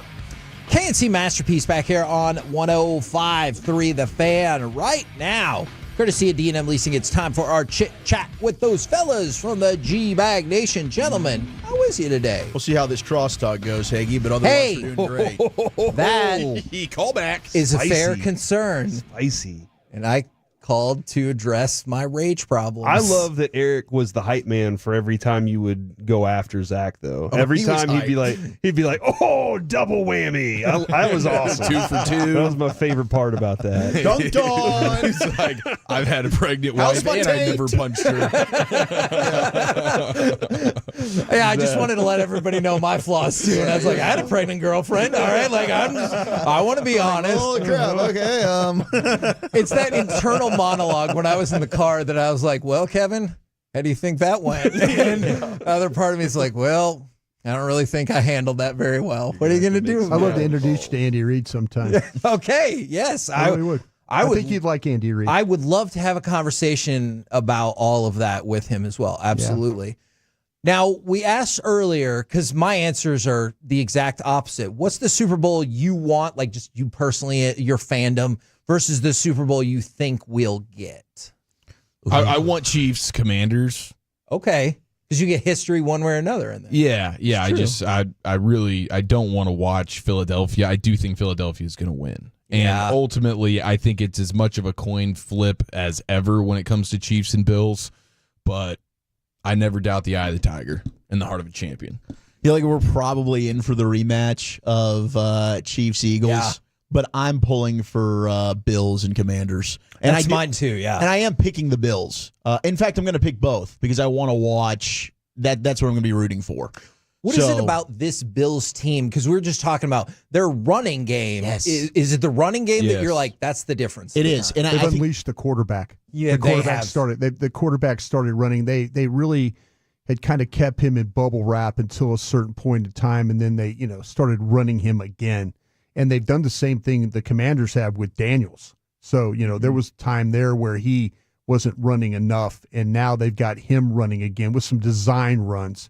And that's really been the kind of the difference with the teams when they've it's shown like with the Commanders it's a little different when you watch them because theirs is a little bit smoother in the way the quarterback plays. With the Bills, it's a little bit more downhill at you, and it's a lot of power to it. So yeah, I think the running quarterbacks have helped them sustain drives. I mean, we're going to talk about something today, in Krusty's Corner, that every time that the Commanders go for it on fourth down, the number of extra points that they've gotten this season by going for it on fourth down. So coaching decisions, power running game, smoothness of quarterbacks, and the way they run and design runs have been a big part of this about this playoffs. I'm kind of curious, and I don't know if y'all know the answer. Is that a Dan Quinn philosophy that we're going for it on fourth down? Or he knows his defense. His Oh. defense isn't good enough, and he knows he has to do everything he can to try and get points. And he trusts his guy now. He trusts that Cliff's going to get him into play. They'll run a 4th and 1. They run a quarterback, like a quarterback around the end instead of. I mean, they don't even just try. under center, take the ball and run to the. And you're faster. You're going to beat everybody He there. gets 3 yards, makes a guy miss, and just gets out of bounds. And it's just I think that Dan has, once again, his defense. A couple of those guys have really played well for him, but it's been a lot of smoke and mirrors. It really, really has, and he's done a great job of just leaning on this offense with McLaurin and the running game they have and the quarterback and making it work. Does that make you respect the team even more when you're like, well, they don't necessarily have all the best personnel, but they're figuring out the way to get the best result. That's what coaches, the good ones, do, and they do. They kind of, when they're undermanned. I mean, I was talking with some people over at the Mavs last night after the game, and I'm like, how the hell, And it's it's like he goes exactly, how the hell, but you get guys to believe that they're better than listen, guys, we've got the blueprint to beat this team tonight. In reality, they really don't. They don't have the blueprint, but if you get these guys convinced that they can play better, then sometimes you get results that are pretty good. What do you guys got coming up on the program today? Pure Gold as always, Hagee. Thank you so much for asking. We will talk with our buddy Nick Harris, Fort Worth Star-Telegram at 4:20. We'll also catch up with Joseph Hoyt, All City Dallas at 6 o'clock. So get their perspective on what's going on in the Mavs party all day long. Man, there should be. Roll home with the G-Bag Nation. We have been the KNC Masterpiece Maker. Way back with us on Monday, 10 a.m. to 2 p.m. right here on 105 through the Fan. Say goodnight, Kevin. Good night, Kevin. Who else is delicious on the G-Bag Nation?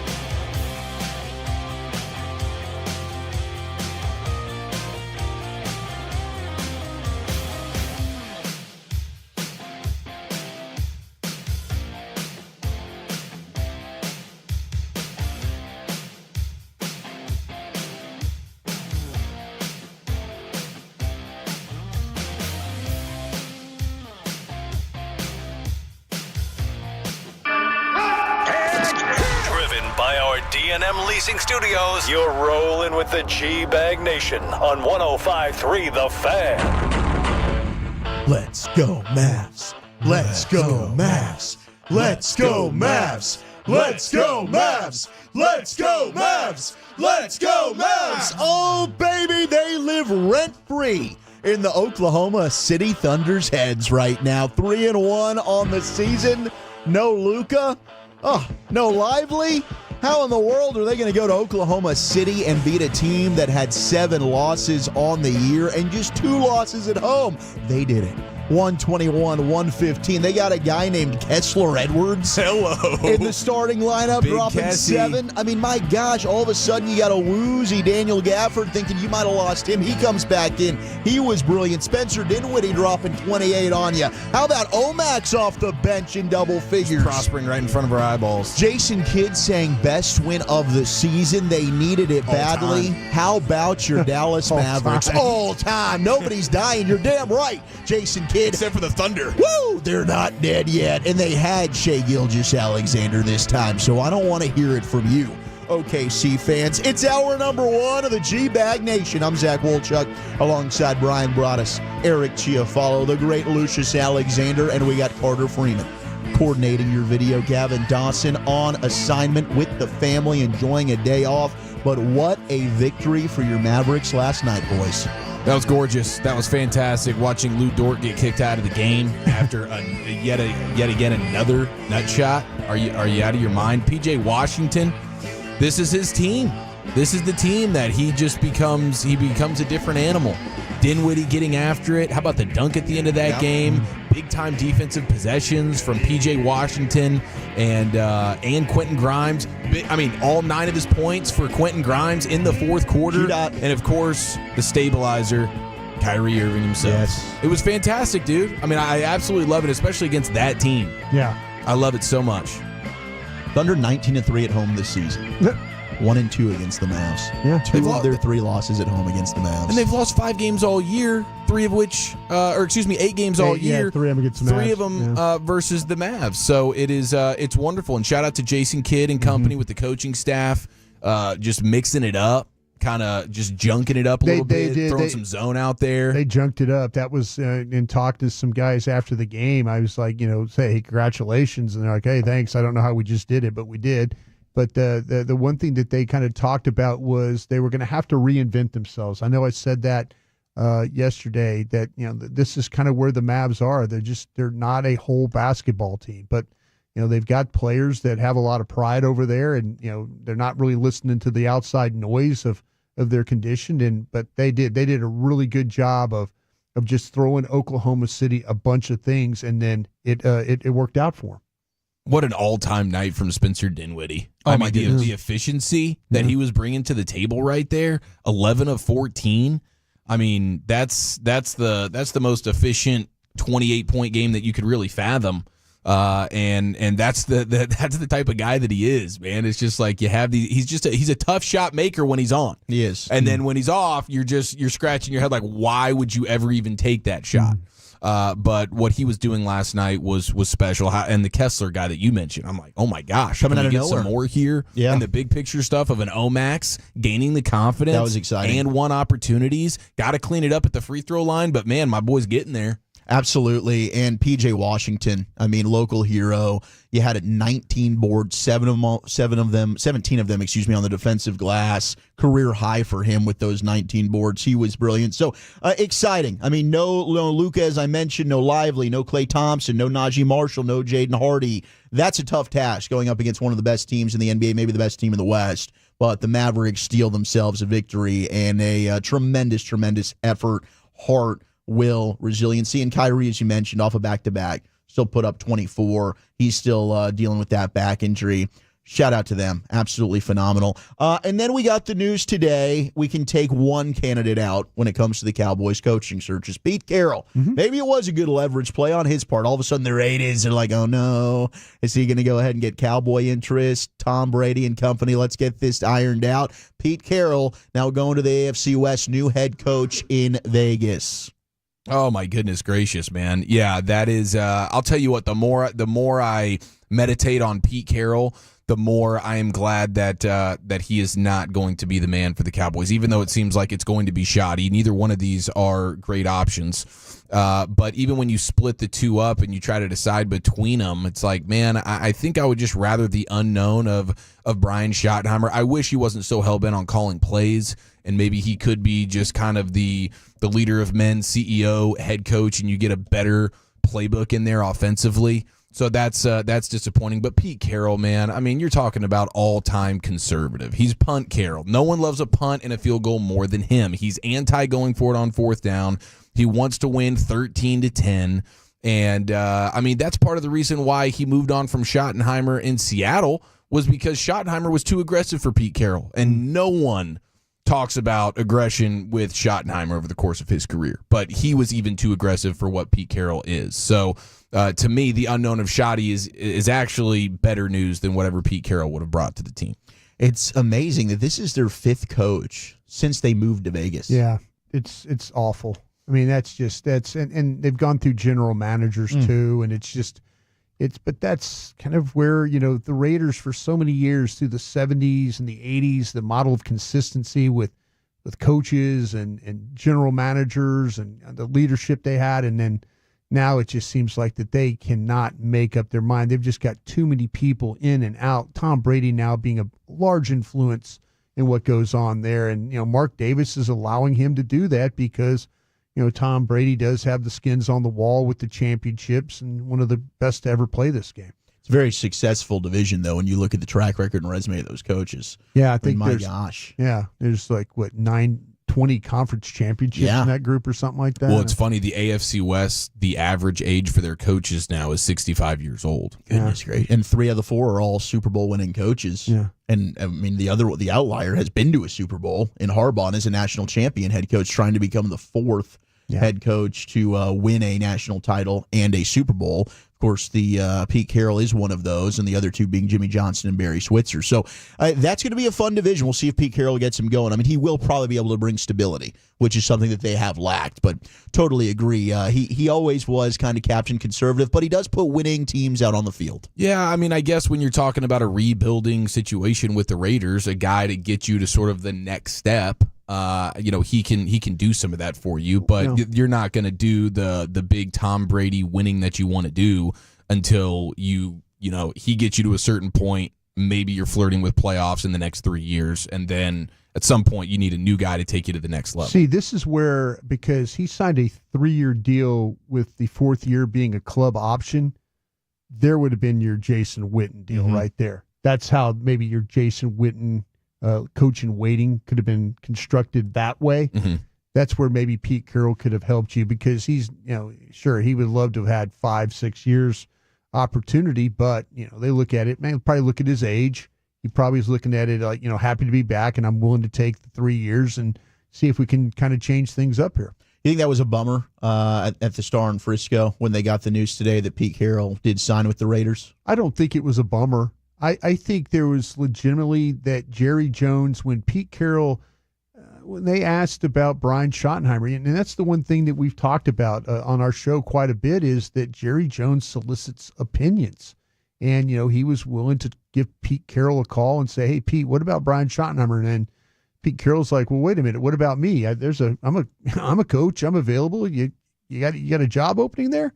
And so, then it becomes like, okay, maybe we need to consider Pete Carroll. So, that's, I just, like I said, I think this goes back to a little bit of, they probably had a split room. They probably had some guys in there that were really, really pushing hard for Shoddy. You got to look at the Dak Prescott angle on this of like, okay, who would you rather have, Shoddy or Kellen Moore? And Dak Prescott maybe said, hey, well, I'll take a chance here with Shoddy. I like working with him. Let's see if we can do some things, same terminology, maybe some different ideas. That's kind of something that Dak would probably be very welcome to the idea of. But that's, it's like I said, it's really all about this quarterback for them. I mean, to me, all about this quarterback would have been to go out and try and interview somebody like a Ben Johnson or something. And maybe the Ben Johnson thing of the Bears was just completely buttoned up. Maybe that was something that they knew that they were going to get Ben Johnson, and somebody like that could have definitely helped Dak Prescott. I don't know if Dak Prescott necessarily wants to learn a new offense.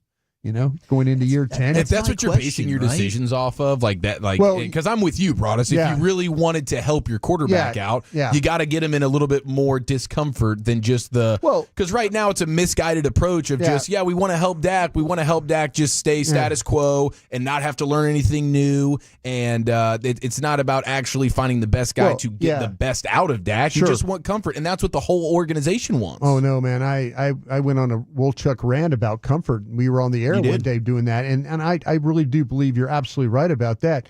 Liam Cohen, there's ways that you could have helped Dak without keeping things the same, but they believe that, and we've kind of joked around a little bit that maybe there's this secret playbook that Schotty has and the stealing of plays that Schotty has in an offense that Mike McCarthy was just like, no, we're not doing that. And that's your hope. Yeah, that's the optimism side. Yeah, that's right your 2% hope. I've heard. I've heard it from enough people that there was definitely things that Mike did offensively that Schotty didn't agree with. Yeah. So I do, and vice versa. Right. And so I do wonder how different. And Brian Schottenheimer has not been hired yet. It's not official. Yeah, not but official. as of now, he's certainly the leader in the clubhouse. And then you have Robert Saleh, who's going back to San Francisco as their defensive coordinator. So of the people that have been interviewed, and then you reported yesterday, you kind of think Dak would lean Schottenheimer over Kellen Moore. Yeah. I think that's why you have a push from certain. Stephen Jones really does like Brian Schottenheimer, and it's very clear of that. And so there's and to me, this is where I wish Jerry would have just stood up and said, "We're hiring Deion Sanders here. Everybody get ready. We're hiring Deion Sanders. Let's figure it out. This is gonna be my last hire. Let's go." I wish he would have done that. Me personally, I'd love to have seen Aaron Glenn. But there was talk about Aaron Glenn, and they didn't react. They still had a coach. They weren't able to get in on the first week window of they probably thought that they were going to have Mike McCarthy as their coach, but then with the contract offer he got, he's like, no thanks, I'm going to move on. So that's where they are. They got kind of put behind the eight ball a little bit to go get a coach, and as Eric said, familiarity, comfort, all these things, quarterback. It all points towards a guy like Brian Schottenheimer. The guy I'm really disappointed for right now is Mike Zimmer.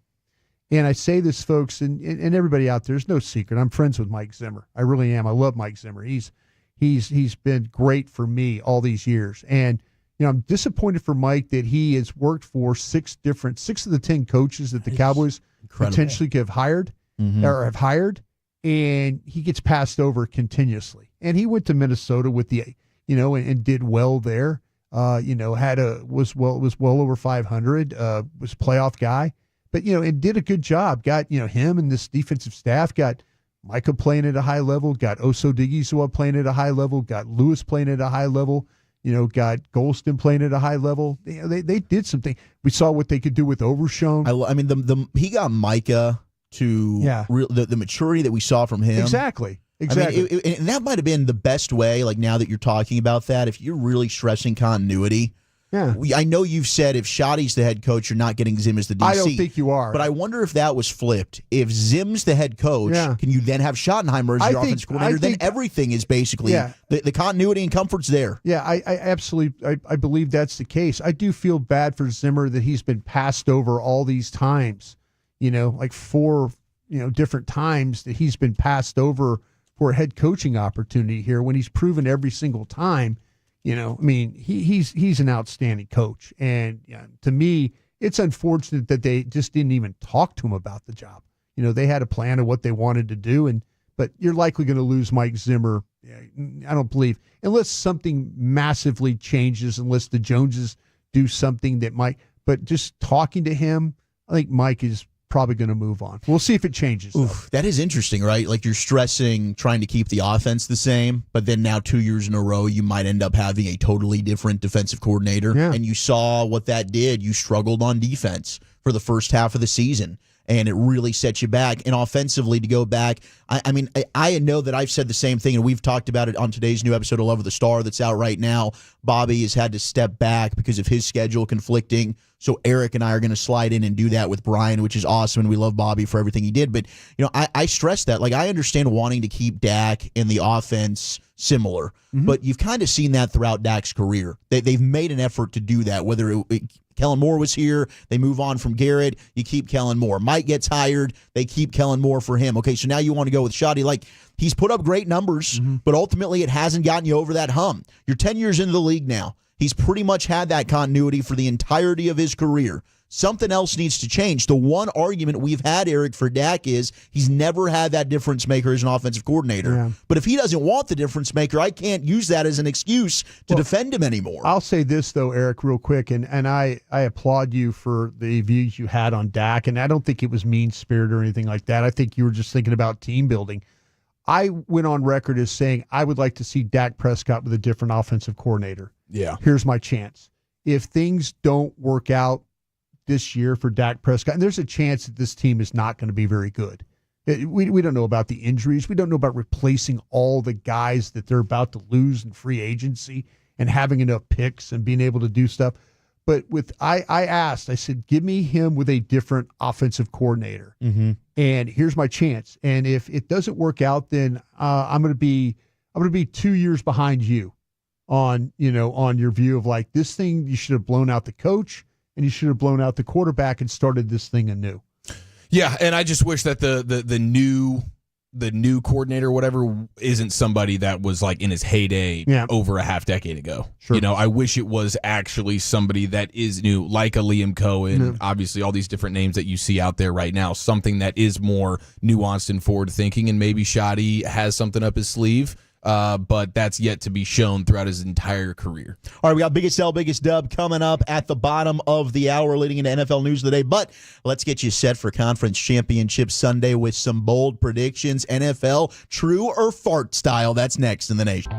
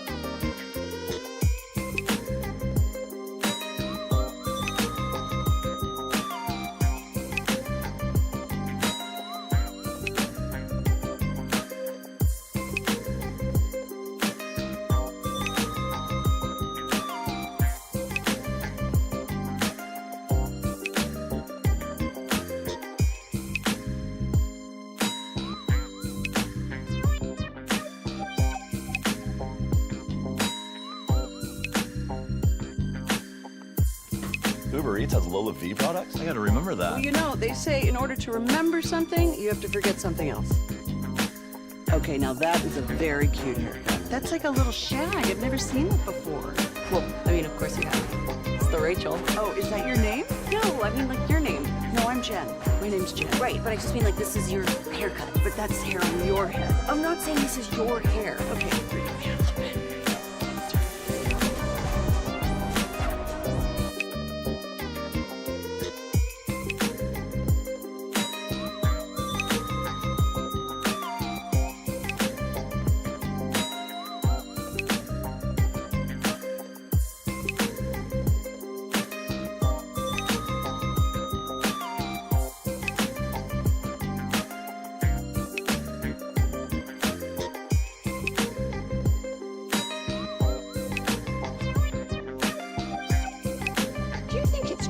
Got to forget something else to remember that Uber Eats has groceries. No, that's absurd. Hey, remember when you used to be Pepper Lady? Pepper Lady? Wasn't it Cinnamon Sisters? Hazel Babes. Saffron Squad? Nutmeg Maidens? Paprika? No. Nutmeg Maidens. I just said that. Was it Spice Girls? Doesn't sound right. Was it Saffron Squad?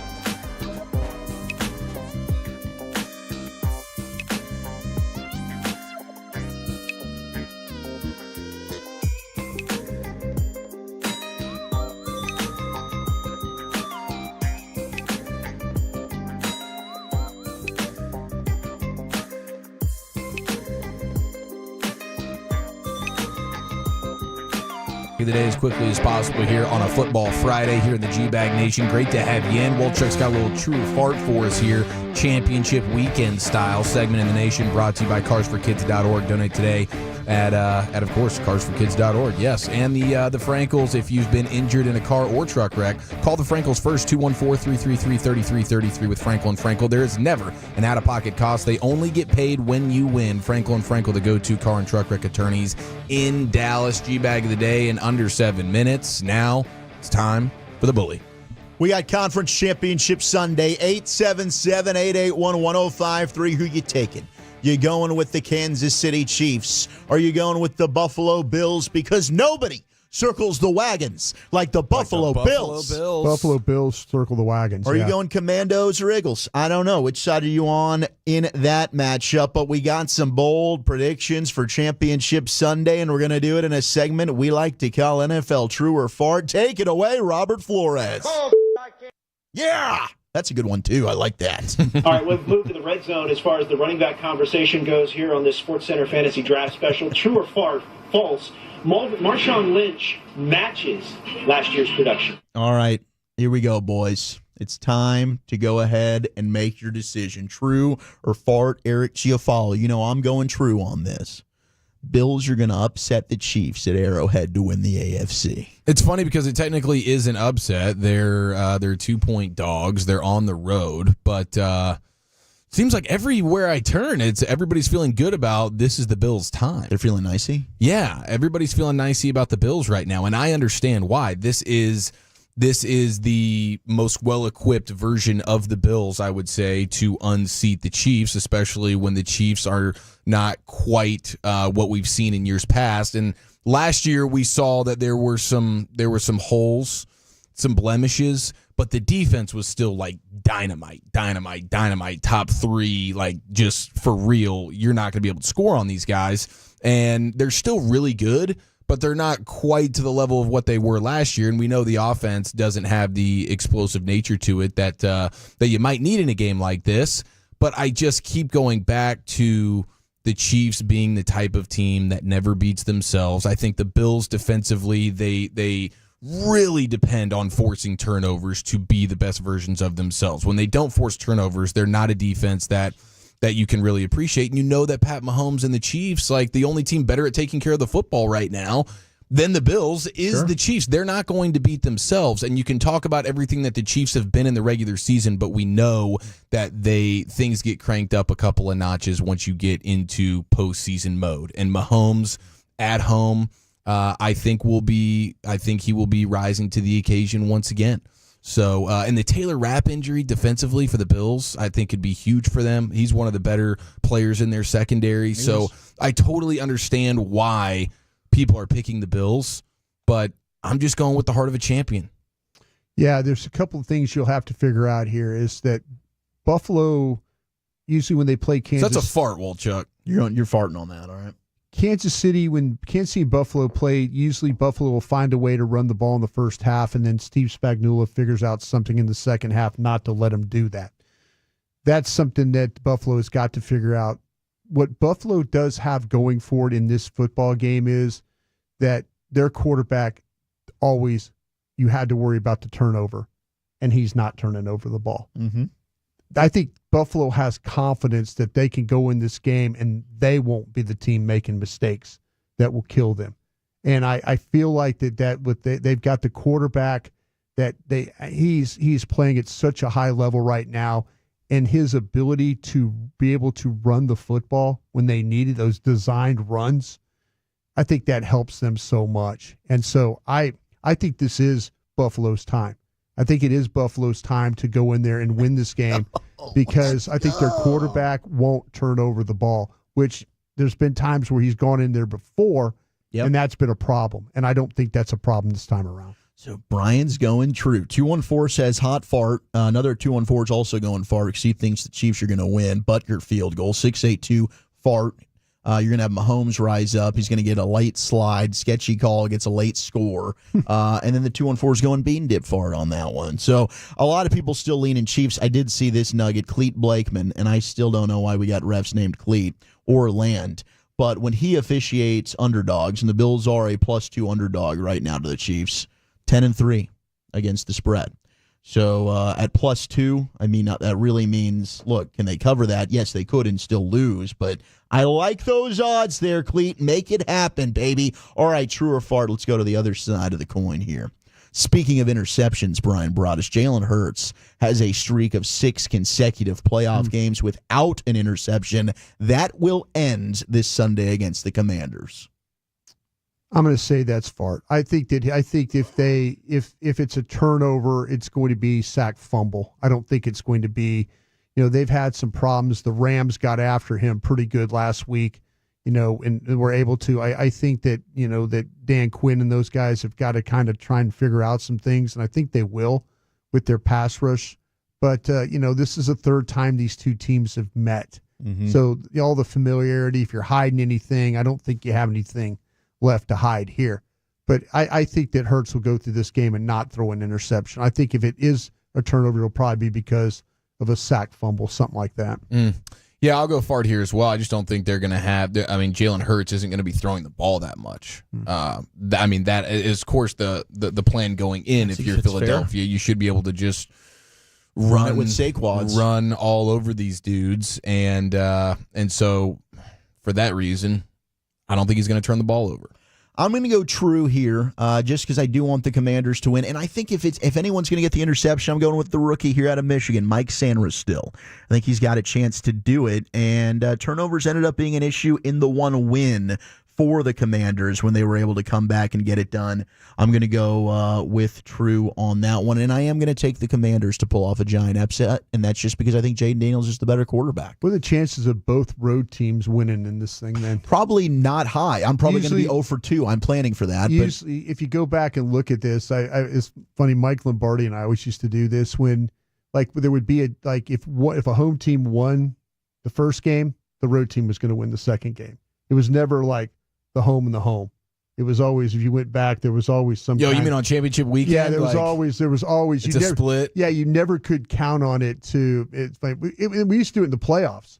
Like, okay, three home teams have won. The fourth doesn't win. Mm-hmm. It was never. Yeah, it was never going to be the sweep on the odds. No, it's a tough one. It is. All right, shall we go into the Pimp Cup for Lucius Alexander? G-Bag of the day, baby. Checky. What up? Happy Friday, bro. Hey, man. Good. Had to get my levels right so I can hear myself. You know what I'm talking about? Oh, yeah. Ooh-wee! All right, let's go to the RJ and Choppy show for our winner, day 4 for this collective audio group. The RJ and Chopper Show. These guys are not RJ and Chopper. This is Bobby and Sean going back and forth about Coach McCarthy during crosstalk. Viral clip, just like you, Wolchuk. The fans producing some clips right now. Huh? Yeah. We're making moves here, Standing boys. on business, dog. Absolutely. I don't see enough respect in them streets, though. I'm going to be honest. Here we go. By the way, Mike McCarthy is reporting that weather delays have prevented him from interviewing with the New Orleans Saints. Mike McCarthy has a social media account? I mean, he has several reporters that he feeds that information to that have since reported it this morning. What is the real report?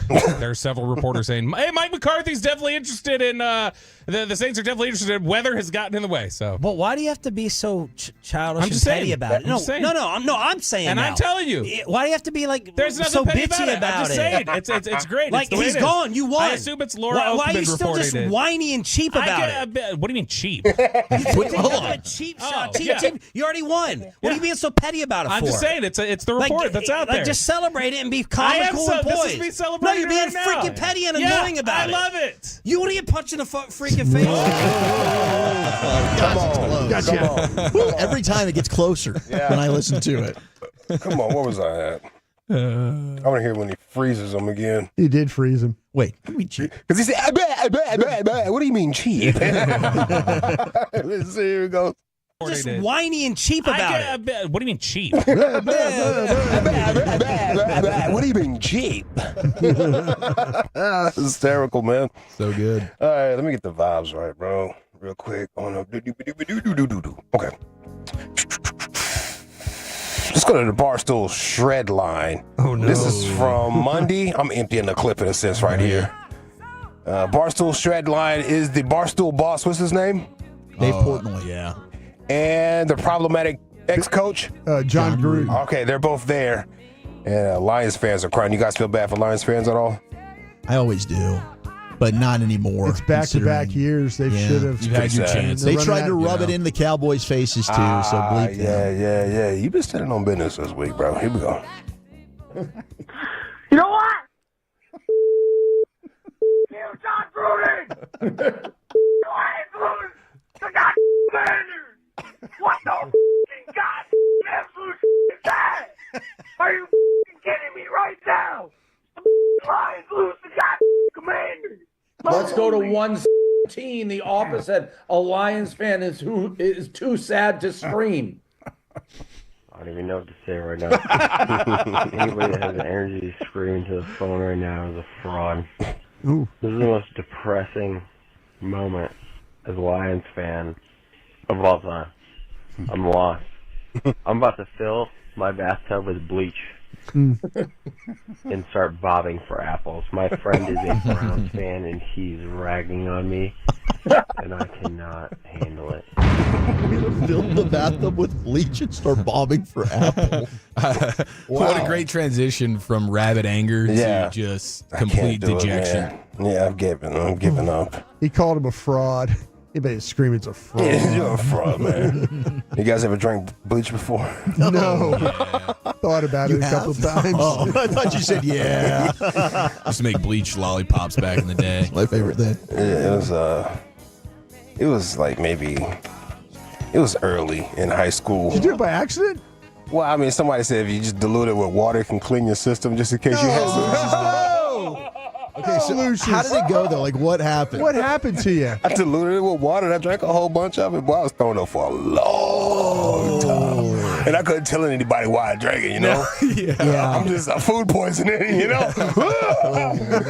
Low key, I'm dying. Is that the sickest you've ever felt? Is like the worst sickness experience that you could remember, Lucius? Because that feels insane. No, I had a swine flu before or something like that. Okay. Yeah. That had me down, bro, for weeks. All right, let's see what else we got right here. I think the military gave it to me, too. The swine flu. The swine flu. Yeah, All the shots you had to take? They shot me up and then quarantined me. Next thing I was sick. I was like, wait a minute. We just want to see how it works, Mr. Alexander. Guinea pig, man. Yeah. All right, let's see what else we got right here. Baltimore tight end ducked in the media after dropping that 2-point conversion. Would you went over there and talk to your man after that, like after the play? because he had to go sit in the bench, and you're basically sitting by yourself. Yeah. Everybody kind of spreads out a little bit because you got that bad energy. Yeah. Would you go over there, pat him on the shoulder, pat him, like, it's all good, dog? Or you just let him soak in it for a minute? I'd like to think I'd be, I'd have the quality leadership to go over there and give him the pat on the back, but gosh dang it, man. Just I'd give be him the so pat on the shoulder. ticked. I don't know what to even say in that moment to him. Yeah. Because nothing you're going to say is going to help him. It'll be all right. Like, no, man, I'm going to think about this till I'm 89. Yeah. Like, we're here. I'm here for you, man. Don't drink any bleach or anything like that, Mark. It's not going to clean your system. I understand why you feel that way, and I kind of am in support of it, but don't do it. Lucius walks over to him and says, man, you're thinking about the bleach. Make sure you put plenty of water in it. Not just a little bit of water. Put plenty of water. Talking 5 to 1. Not a cup of water. That's just true, bro. You have plenty of water. Plenty of water in there. They weren't lying. That thing did clean you out, Lucius. That's true. Yeah, they were talking about that same situation on First Take, and Cam Newton brought up the Fox lawsuit out of nowhere. I'm going to go with the unpopular pick, but I want everybody to keep this same energy in other commodities, in politics, in entertainment, in sports, no matter what it is. And we haven't been holding people to the same fire. So, Mark Andrews, it's okay, bro. You ain't got to talk to nobody, because in other networks, there's lawsuits that's been out. We ain't heard nobody say nothing about that. Now, we got other things that's coming. When there's a Fox report that comes out and we haven't heard anybody speak about anything or make any type of public announcement, nobody has held Fox to that same thing. So why are we talking about making a big fuss about Mark Andrews if you're not going to keep that same energy across the board? That's what I'm saying. But he's saying in all different industries, saying, people don't have to. I just didn't understand what he was saying. That's all. I didn't know. He's just saying in all different industries, people don't have to be held accountable and go in front of a mic right away. So, and listen, I fully. Mark, Yeah, I mean, it's so wild. Just out of nowhere. It's even funnier when you watch it because of just the general aesthetic of Cam Newton. Yeah, and that goofy hat he's got on. The hat that he was wearing today, it looked like he had a phone case attached to the back of it. Did he cut out the top and have his locks poking out like some potpourri or something like that? a peacock? Yeah. I don't know what's going on there. Like a cha-cha-cha-cha. Bedazzled glasses with the chains that are kind of hanging like, what are down. you talking about? Yeah, he's got some. He's going to take you through his chocolate factory. Come this way, kids. But I mean, this is a different. This isn't the same industry. I don't know anybody that's getting to a microphone when they're put in a lawsuit. Facts. Yeah, that's nobody's actually doing that. It's just not that's common a big sense. part of that. And in football, that's literally what that's what this is about, dude. Part of the reason why you make the money you make. People want to hear what you have to say after a game. Facts. Especially if you've been gambling on a game, you know? And yeah, especially that's when true. gambling on a game. Speak up for yourself. Now, don't get me wrong. I can't imagine just how awful it is to have a nightmare moment in front of the world and then have to go talk about it immediately after. I wouldn't think that I would be capable of that necessarily, but for millions of dollars, you got to do what you got to do, Mark. Yep. So what happened out there? I don't know what the hell do you think? Take us through the worst moment of your life that just took place. Yeah. Man, we up against it, bro. I want to give you this little extra. It doesn't count, but we were talking about the babies flying on the plane and crying this week. Yes. And I told you my old lady will 100% tell your baby to shut up on a plane. She will 100% do that. It's embarrassing. I'm not telling her to do this. I try to tell her to be quiet, but this is who she is as a person. There's a flight attendant right here trying to tell her babies to be quiet the nice way. Don't make any noise on the flight. Just go to sleep. Close your eyes. Go to sleep. 99, 99. Just go to sleep. All right, let's vote. Thank you. The desperation of fatherhood, man. You do some weird crap sometimes. I get it. You're just like you're trying to pull out all the stops here. I love it. All right, extra credit doesn't count, but the desperate father, that was pretty good. We got Cam Newton as a nominee. You want Skip and Joy to keep that same energy. The duality of the Detroit fans on the shred line, or the three-time champ, the cheap and petty Bobby Bell. Ladies and gentlemen, let's go with put me down for the champ, Lucius. What say you? Yeah, me too, man. I want to see it here on Monday, going for 5. 2-0.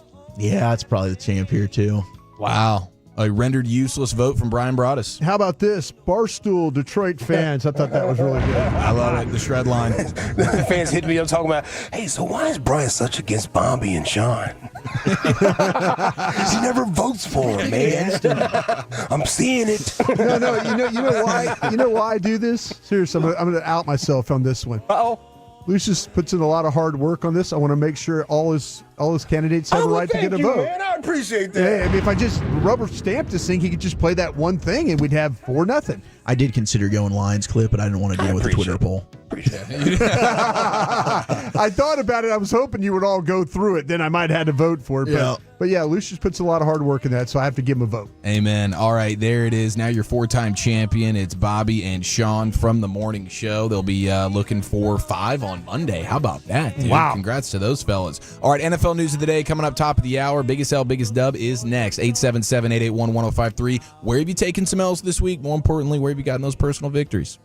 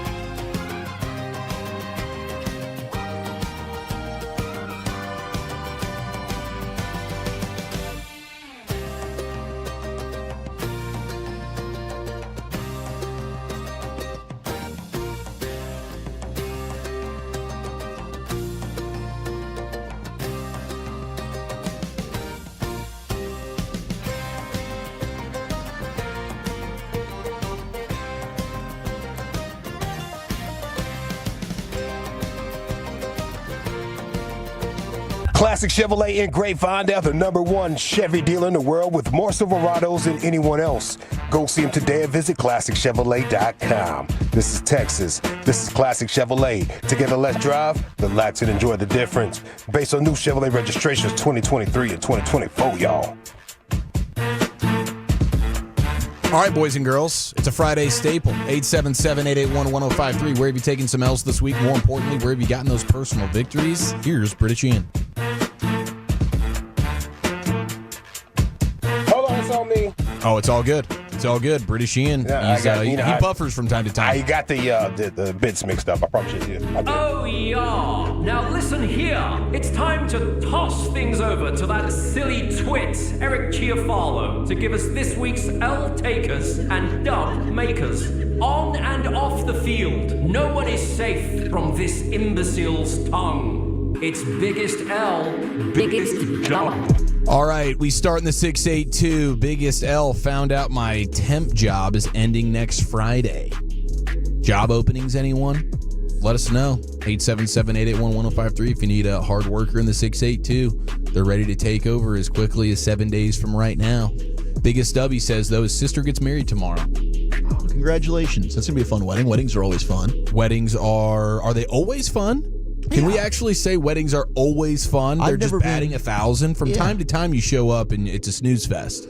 I have never been to a wedding that I thought, like, man, this wedding really stunk. I've been to some that are better than others. But for the most part, as long as there's an open bar, you're set. Well, there you go. And that's a huge qualifier. It's not always I've been the to case. one that didn't have an open bar, and it was still fine. Still a good time. Well, you had that flask. Well, and you're going to get free food. All the pregame Jell-O shots you were consuming beforehand. I always come prepared, so maybe this is just a me thing. Like, I just know I'm going to end up having a good time. Always got to bring the backup pair of pants if you know it's going to be a fun wedding. Okay, now if you split your pants, then maybe it's ruined. Every time you get the splitter, it's a disaster unless you've prepared for these things. 214 Dub, 12 years ago this week, I retired from a 24-year career with the Dallas PD. Congratulations. It's our buddy John in Frisco. I love you, John. 12 years ago this week. That's awesome, John. I wonder how John's spending his time these days, other than just obviously toloing his balls off, catching dubs left and right. Yeah. What an awesome Fishing and career, listening to police scanners. Yeah. Drinking coffee, smoking cigarettes. Wonder what the fellas are up to today. I actually think you just nailed it, Lucius, 100%. Well, we love you, John. Thanks for checking in. And then, of course, our buddy Woody, 214, biggest up this week, went to Monday Night Raw and had a blast. Felt like I was a kid again, still sober as well from the benzos. Nice work, Woody. Nice work, Woody. I mean, to go to Monday Night Raw and not have to benzo it up, not feel that need to really get after it and partake. I like to get loose up in here, man. It's fun. Yeah, I feel you, dog. Yeah, tough. I mean, that's why Medford had to take off the next day. Like he couldn't show up on Tuesday for KNC producing after the type of night he had, rawing it up on a Monday night. Withdrawals. Yeah, exactly. Yeah, It's got the shakes. 806L had my federal job offer revoked because of a new hire freeze. Wow. Sounds like something we've been experiencing before, Wolchuk. That's a tough one. That's a heartbreaker. You get the job offer and then, whoop, not so fast. We'll exchange. Well, actually, we'll take away the job offer and we'll hand you COVID-19. Yeah. There it is. How about that? For the taking. Sports shutdown. Hey, 806, it's all going to work out in the end for you, my friend. Stay positive. We're pulling for you. We love you. Sorry about the freeze, the new hire freeze. That's an absolute beating. But good things are on the horizon. I can feel it in my body. 806, biggest dub, bought my first brand new vehicle last week. Congratulations. Oh crap! Actually, that's the same guy. So he got a new car. He's like, I'm feeling good about this. Wow, that really okay. 806. Now I feel even worse for you, bro. I'll tell you what. I'm taking a big L with my vehicle. I paid to get that transmission fixed, and now there's a massive oil leak. I knew it as soon as I fixed this transmission. I'm like, I don't think I should have done this. I think I should have just punted on this car. And this thing, I think, is slowly just crapping out on me. And it's a gut punch, dude. It is. I feel for you in the biggest way. Is the car paid off? It's paid off. I own the car, and that's what stinks. But you just put a couple more grand into it to fix it. And I'm like, hopefully this is fine. And yeah, now it's like I'm going to probably have to pay multiple hundreds of dollars to get this oil leak fixed. Oh my goodness gracious. Well, hopefully, I mean, we know our guy Mike Osmond at Ice Autos. Mike's the best. He's going to take care of you at the highest level. But my goodness, bro, you might be in the seeing market. Mike too much these days. You know, I love you, Mike, but I don't want to see you this much with my car. That's true. I do love seeing the G-Bag Nation flag hanging up, though, in the auto shop. That's fantastic. All right, 325 Dub, on my way to pick up my newest suit. And this one brings the kind of sexy that really boosts the mood once you put it on. Just one of those confidence suits, you know? Like, you always got to have that hanging around the closet somewhere for a big-time slump buster, perhaps. I mean, who knows what he's getting into, but good stuff, 325. French cut with the ankles out. That's the move, huh? Yeah, that is kind of the new. That's what you always see at the draft nowadays. Yeah. French cut with the ankles out. When the you little say tight suits. Okay, French cut. Is that what that insinuates? Just a tightness. Suits, yeah. Okay, yeah. Better than the huge baggy ones, right? Shout out to the 90s. Steve Harvey Hightower suits. Yeah, dude. Yeah. I love seeing the old clips from drafts past. Tim Duncan specials. Oh my gosh. Yeah, my dad got one for you. You can put this one on. No, you don't need it tailored or anything. You're fine. No, you're fine. 817 biggest dub, my smoking hot wife. Happy 10 years, Angel. Congratulations. Yeah, there you go. 10-year anniversary, bro. I'm creeping up on the half decade one this spring. Oh, okay. So but that tenor is there you go. That's big time. I wonder what he's doing for just the general romanticism of it all. Bro, I'm at a dub, bro. What's My that? whole adult life, I'm at a dub. 20 years, like 21 years, I think. Dang, dude. Yeah. Congratulations to I said you. just like that, too. Dang, dude. What were you thinking? Get out. Well, you got the kiddo in college, basically. I mean, hey. Vow renewal? You know, you did your job. I hear you talking, bro. Oh, the hay's in the barn now. The job's done. I hear you talking. The obligations are over. Yeah, let's be friends. I'm just going to go ahead and stick the pole in the pond. That's good stuff. That's what got me there, bro. Yeah, that's true. That's true. I got the 1 year on Monday. We're going to a Brazilian steakhouse tomorrow night. And that's what she wanted to do. So I'm like, this is a big time victory. I have not done one of these Brazilian steakhouses. You haven't? It's like Fogo de Chao kind of thing? Yeah, I think we're doing Brasal, which is in Plano. Okay. And I don't know anyone else that's been there. Let me know like if this is a good win or not for me, but I'm excited. Looks like it's going to be a win. Dude, that is awesome. The fact that she's recommending that. Oh, yeah. She loves steak. Big steak girl. Well, that's part of the reason why you fell in love with her. Absolutely. Hey, big dub to the only dub to the Thunder fan last night who hits the half court shotty at the halftime. Oh my gosh, he immediately did the horns down, dude, which I'm sure everybody loved that in Oklahoma. Yeah, he did. But he wins. I guess this is better than the guy for Nebraska who sank the 94-foot putt on the hardwood. He got a Porsche, but you still got to come out of pocket to some extent, I guess. Tax. But this dude just gets just $20,000. You know what? I'll take that. Like, just give me the money. Just give me the cash. Absolutely, bro. Absolutely. All right. And I would also say big dub to UNC and Chapel Hill, Tar Heel Nation. Bill Belichick signs the contract officially, and big dub to him personally for all the different. We mentioned a couple of them yesterday, but this dude's got all sorts of different perks to go along with his contract. So Bill Belichick continues to win. I will say, though, biggest L of the week goes to Filthy Mayor, who tried to get the communal Eagles chant going ahead of championship weekend, and she hit him with the ELGSES. Tough one to come back from. Eagles fans had no idea she spelled it wrong. No. The rest of the nation had to point it out to them. Like, oh. What? that's not how you spell it. All right, there it is. Biggest L, biggest dub. All right, let's do some NFL news of the day, shall we? 2 more teams have filled their coaching vacancy. Should we add this NFL award? And ladies, you might not want to shoot your shot at Jaden Daniels. That's next.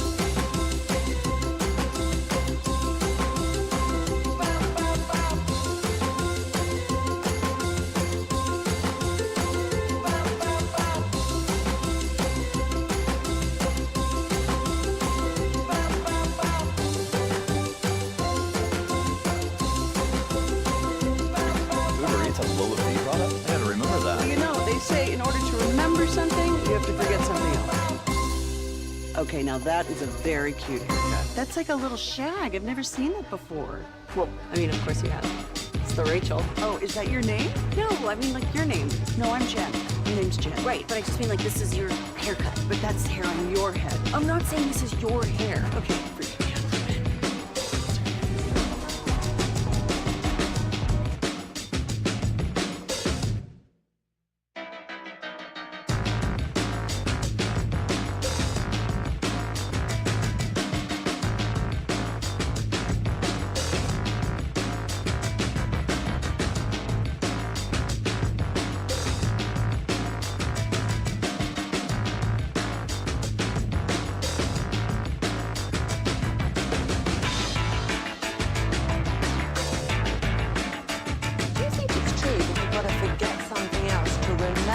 Uber Eats has groceries. No, that's absurd. Hey, remember when you used to be what was it, Pepper Lady? Pepper Lady? Wasn't it Cinnamon Sisters? Hazel Babes. Saffron Squad? Nutmeg Maidens? Paprika? No. Nutmeg Maidens. I just said that. Was it Spice Girls? Doesn't sound right. Was it Saffron Squad?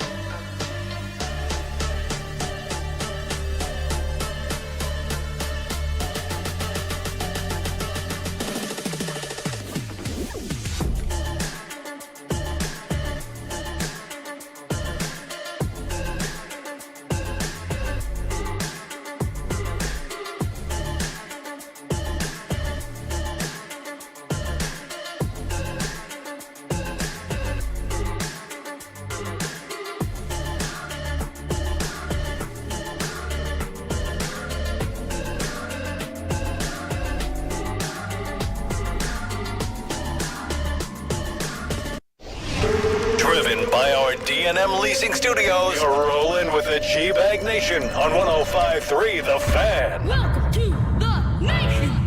Only 2 head coaching openings remain. One of them, your Dallas Cowboys. Is that about to change as we get into NFL news of the day? Hour number 2 of the G-Bag Nation. Zach Wolchuk alongside Brian Broaddus, Eric Chiafalo, Lucius Alexander, and Carter Freeman, who's coordinating your video. And you, our Turn It On and Leave It On listeners. We love you, Tolos. Thank you so much for spending your Friday afternoon with us. 877-881-1053. Always the number to text in and join that conversation.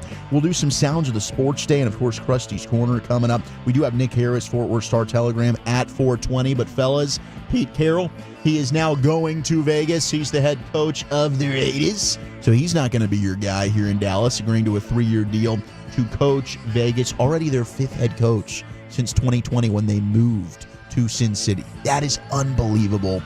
Just up and down. No plan really there. Mark Davis doesn't know what's going on, but maybe Pete can go ahead and calm things down a little bit. And the rumors are Russell Wilson We talked yesterday. He's trying to stay in Pittsburgh.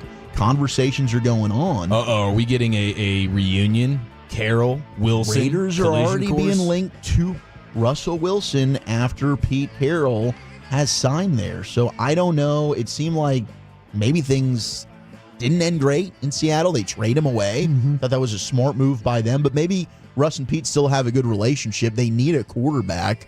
Maybe he can be a bridge guy. But we'll do a mock draft coming up at 4 o'clock. And the Raiders might be trading up to go get their quarterback in said mock. And how could that impact what the Cowboys do at 12 overall? But yeah, I don't know. I mean, what do you think that makes any sense? Reunion, Russ and Pete together? It really doesn't make any sense, unless they're thinking about, again, the bridge position. But go ahead and draft your guy. Go ahead and if you're going to trade up, and this isn't a great draft for quarterbacks. I kind of feel like, though, that on the Love of the Star today, we talked about maybe potentially some second round guys, that you might look at that might be, with the Jackson Darts and people like that in the top of the round. I don't know. Maybe I every time I was watching, like I say, I'm watching Mississippi film, like Trey Harris, and I'm watching and Dart Jackson, can sling it. And Dart is slinging it, and I'm sitting there thinking, and he's mobile. He can move around. I'm like, okay, why have I not? But there's opponent film too, and you're watching LSU corners or. Jackson Dart seems like to be a guy he's that kind of player. He might end up getting himself in that conversation. I did see our buddy Sean Sharif reporting that the Cowboys are working to get Brian Schottenheimer's staff together right now in Frisco. So we haven't had anything announced, and I'm not sure what the staff would look like. We have discussed maybe Lunda Wells stays on staff. He's been an outstanding tight ends coach, but does have a history with offensive line. Does he slide in to be your offensive line coach? Maybe even an assistant head coach. I don't know. What does this mean for Al Harris? Maybe a Paul Gunther. Do they bring Paul Gunther back? I know he's a Zim guy. Yeah. But to try and keep continuity on defense, I don't know. Yeah, I will say this. Like I say, I need to circle back with Mike Zimmer and see where he's at. But I know, as talking to him yesterday, he was not interested. Now, maybe the Joneses, Jerry, can be very persuasive, and maybe they offer Mike more security and some more money and, things to make it worth his while. But let's be honest, Jeff Zagina did a really nice job. Him and Greg Ellis with that defensive line. Sure did. They got Mozzie Smith playing good football the second half of the season. They got those guys playing pretty good up front. And, And we didn't see that from Dan Quinn, and they played okay, but they weren't not at the level that we saw them play. So, yeah, there might be some guys that you really want to think about bringing back here on the defensive side of the ball. As an offensive coordinator, and this wouldn't be to call plays, because I think that's what Shotty wants to do, according to Jane Slater. So I'm assuming if he's the head coach, he's also your play caller. And that's the worst part of all this. If it was just Shotty as, hey, he's going to be the head coach, but we're going to go outsource a brand new cutting-edge offense, that would make me feel so much better about this. But Schottenheimer's playbook, I agree with you. It's kind of a bummer. Like, having been around Brian Schottenheimer, he is a dude who I can get people the leader gravitate of men. to. Yeah, I loved getting to sit and talk with him. So I as a CEO, head coach, that might be actually a really good fit, and he kind of knows the highs and lows within the organization, kind of understands the circus, which, look, we heard throughout the tenure of Mike McCarthy, like, he didn't quite get. Oh my gosh, it is very different here, being the head coach of the Dallas Cowboys, especially coming from Green Bay, where, that is a fan-owned organization. It's a lot less drama than what's going on here in Dallas, but one name that is now available, and I've already seen a lot of Cowboy fans and Tolos asking about, Bobby Slowick has been let go by the Houston Texans. Now, last year, they were 12th in the NFL in yards on offense. They were 13th in points, and they had the fewest giveaways in all of football, according to Diana Rossini. Now, this year, they dropped to 22nd in yards, 19th in points, and they were 11th in giveaways. He was a top head coaching candidate last year, but if he's not calling the plays, I think we found out Bobby Slowick he wasn't a tendency breaker guy. The league caught up, and he wasn't really able to adjust. Now, some of that, maybe people in Houston have taken a deeper dive, and C.J. Stroud's play also declined a little bit. But I know, to what we've seen, the numbers show it was probably more Bobby Slowick. But either way, That's a guy that does do some of the stuff we've looked, the eye candy, the motion. If he's not calling the plays for you, might not be a terrible idea to try and get him on staff at least as an offensive consultant, or maybe he has the OC job like Schotty had the last 2 years, but he's not your primary play caller. Yeah, definitely wouldn't want him as a play caller, but in San Francisco, he was an offensive assistant, offensive pass game specialist, and then passing game coordinator. So he's had a couple of different roles. He was actually a defensive coach in Washington and in San Francisco before that. So as a guy on the staff, like I would certainly be interested in that. I wonder if this is Kyle Shanahan and just an immediate reunion from that standpoint, the same way they're doing it with Robert Saleh defensively. But he would be a guy I would be down to have on staff for sure, but not as the play caller. 817, what the bleep are you guys doing? You should be raising bleeping hell right now. Like, I think I've raised enough hell. Hell has been raised. I think Plenty. I did. We know this my has been job. a disaster class of a process from the Cowboys. We know they don't really respect the position that is head coach, and the reason why they end up with a Schottenheimer who's never coached before, despite being in the league for forever, being a football family lifer dude, 50-plus years old. The reason why that's going to be your coach here is because based on the stipulations that the Cowboys have, that's the only type of coach you can get. You can't get a really qualified, hot candidate with options because the Cowboys, Mike McCarthy walked away from whatever this offer is. I don't think Kellen Moore in the Zoom interview really liked what he was hearing in regards to what their plan was. So this is the only option you have. It's a disaster process, and it's a nightmare with the way that they philosophically just don't believe that the head coach really matters, and they love their comfort, and all of this totally sucks. Yeah. But we've talked about that at length, and now we're living in reality, and we're trying to piece this thing together. If it's going to be shoddy, none of us are in favor of it. But what is going to be the coaching staff and the plan moving forward? Because all signs point to shoddy. All you can do is kind of hope for the best, and I know my optimism has really left my being. But 817, if you want the raising hell, you can go check out the 105.3 The Fan Twitter page, Instagram. You can check out the rants, and it's all there. The hell has been raised, and I know that it's been heard. It's been heard around Cowboys Nation here. Okay, we also have, and one of the most bizarre crawfishing maybe in the history of the NFL. Other than Josh McDaniels, that one's probably bigger when he took the Colts job and then said, sorry, I'm not taking the Colts job, and then goes back to the Patriots. But Jags, now head coach Liam Cohen, we thought, okay, he's going to go get a raise, he's going to stay in Tampa Bay.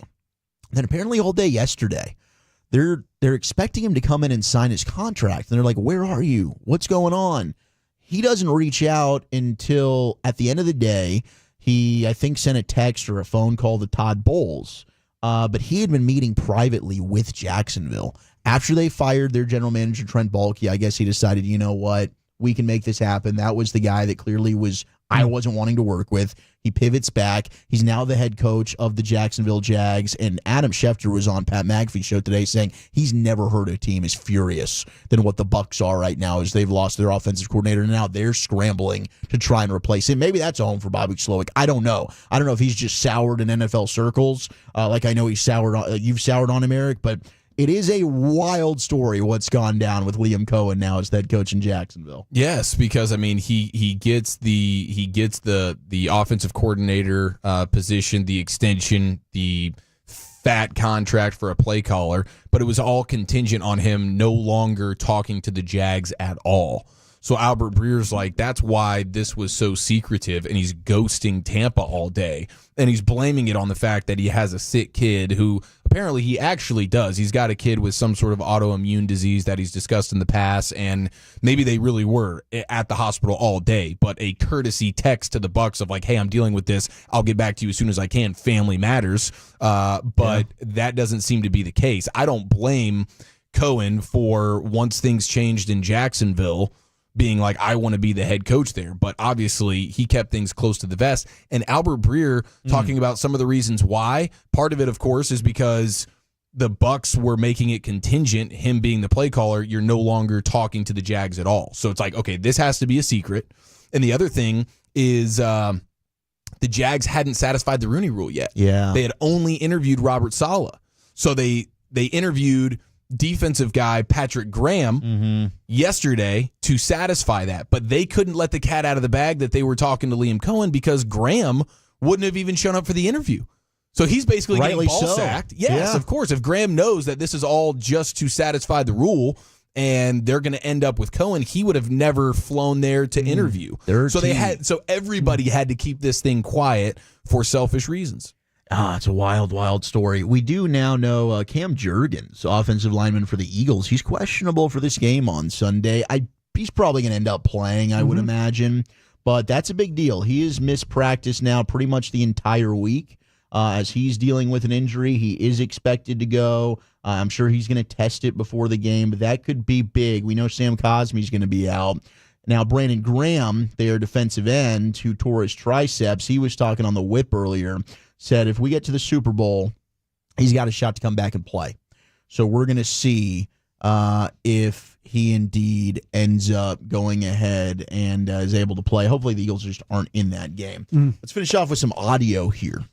Let's start off with Jaden Daniels, the quarterback of the Commanders, who I'm hoping take down the Eagles, and then the amazing magic carpet ride ends in the Super Bowl against either the Chiefs or the Bills. But Jaden Daniels' mom, who is also his agent, had this message for all the thoughts out there. Now that Jaden is getting ready to take this next big step, what concerns you the most? Girls. Them girls. Some girl out here, she's got a Jaden Daniels wall, and her mama said, hey, honey, you're going to be the one who's going to go get him. And I know that sounds crazy, but I guarantee there's someone out there who's trying to get their hooks into Jaden Daniels. She's not wrong. So thank God he got a mama like me, because it ain't happening. I bet she did say something like that. Oh, you gotta give him that huck to it. It's true, though, man. You got to be careful out there. And mom knows best. Mama knows best. Yes. Jaden Daniels has his mom looking out for him here. But ladies, if you're trying to get you some Jaden Daniels, just know you got a potential future mother-in-law that ain't having any of this.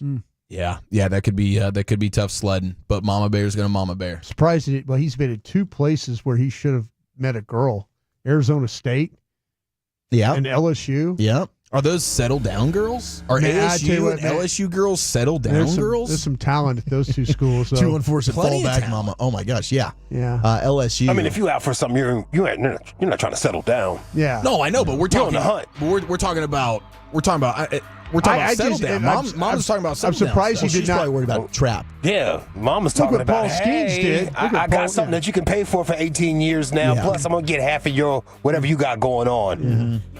Yeah, we I don't want any of that. $50K a month, $80K a month. Now you get trapped into that. You don't And care about your babies? I wish that wasn't something we had to deal with, but you start do. playing the guilt You card do. on you. Now, here was another great move from Jaden Daniels. So they knocked off the Detroit Lions. Now, fellow first-round pick last year, Terrion Arnold of Alabama. They're, of course, college rivals, and that went into the NFL. And he left a funny note on the jersey exchange and the swap here with Terrion Arnold. You know what's funny? I'm cool with Terrion Arnold. He DB for for the Lions. Yeah. And he told me that he swapped jerseys with Jaden Daniels after the game. And on the bottom of the jersey, Jaden Daniels wrote Cancun on 3, 1, 2, 3. And then he swapped jerseys. Yeah. Yeah, I'm putting the Commanders in for the Super Bowl, bro. I loved it. Cancun on 3.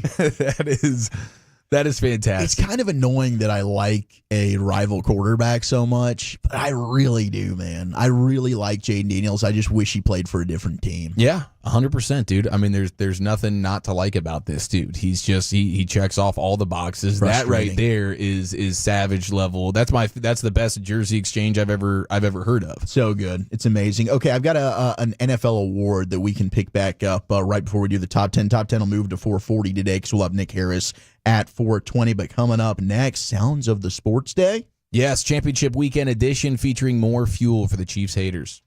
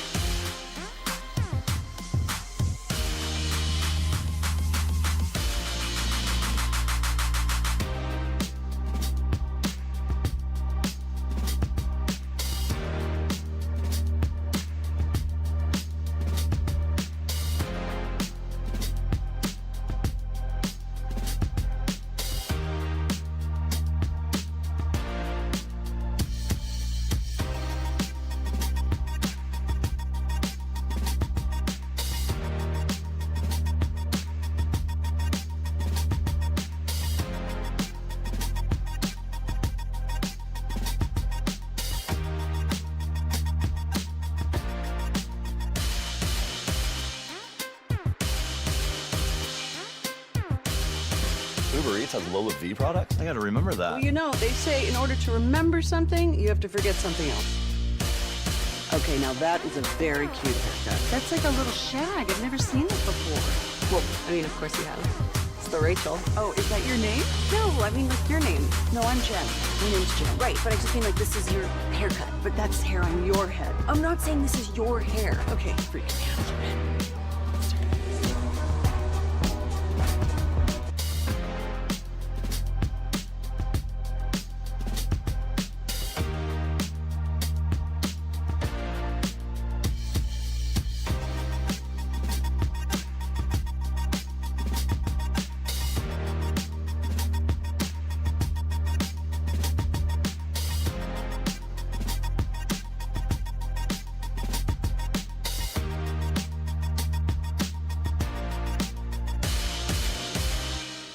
It's true that you've got to forget something else to remember that Uber Eats has groceries. No, that's absurd. Hey, remember when you used to be what was it, Pepper Lady?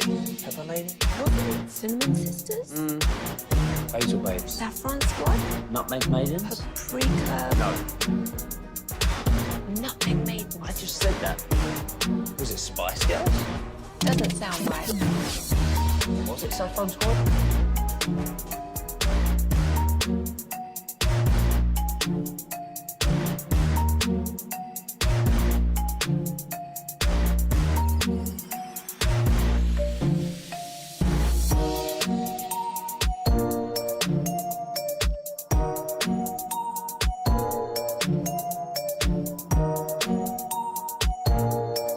Championship weekend edition of Sounds of the Sports Day here in the nation. Then we get you to a Football Friday edition of Krusty's Corner. Great to have you in. 877-881-1053. I can't imagine how many fights are going to be going down. The fight videos that we're going to get from Lincoln Financial Field with the Commanders storming into Filthy and TickPick alleging that over 20% of the ticket purchases for Sunday's game have come from Virginia and Maryland. Might have a lot of commandos in the building for the NFC Championship game. And then did you guys see, how about the alleged Commanders fan decorating the Rocky statue in... Okay, was that real? It was actually... They put the jersey on it, the Commander? Bunch of, Redskins gear. It was like throwback gear. Yeah. They covered it, the Rocky Balboa statue. So, I mean, that's just more insult to injury. Unless you think, is there a chance here that that's an Eagles fan doing it just to inject some more hostility into everything? I don't know. Maybe that's chestnut checkers. Yeah, I think there's foul play involved. I think there's absolutely foul play. They can't spell Eagles right. So I don't know. Are we giving them too much credit? I don't think they're the most intelligent fan base. Fair counterpoint. I don't know. We may never know. But that's what's happening. I do love this. It's going to get testy. Awesome. It's going to get hostile. How far is that drive from Filthy to like Landover, Maryland? It's got to be like what? I know to Baltimore. What was it like? Pretty close. It's like going to Waco. I think. It was like maybe like an hour and a half. Because you go through Delaware real quick, fast. And then you hit ball. Yeah, it's like it's like driving from Dallas to Waco. Yeah, I think is what it was. Trying to remember. It's been a while. All right, we've done it a few times. It's real fast. Yeah. It's quick, man. Yeah. Like you could go party in Baltimore if you wanted to. It's like traveling through the Metroplex. Like you're going to Plano to Fort Worth. Right. Yeah, what a different world. Just growing up here in Texas, everything being far away, but you're still in the same state. You drive 30 minutes East Coast, you're in a different state. Yeah. All right, let's kick off the championship weekend Sounds of the Sports Day with Eagles offensive lineman Jordan Mailata. Some people will be finding out for the first time he's got a bit of an accent to him. I believe he was in Australia. I think he's Australian. He was. I think a rugby monster. This might be the greatest find. Is he New Zealand? Is he...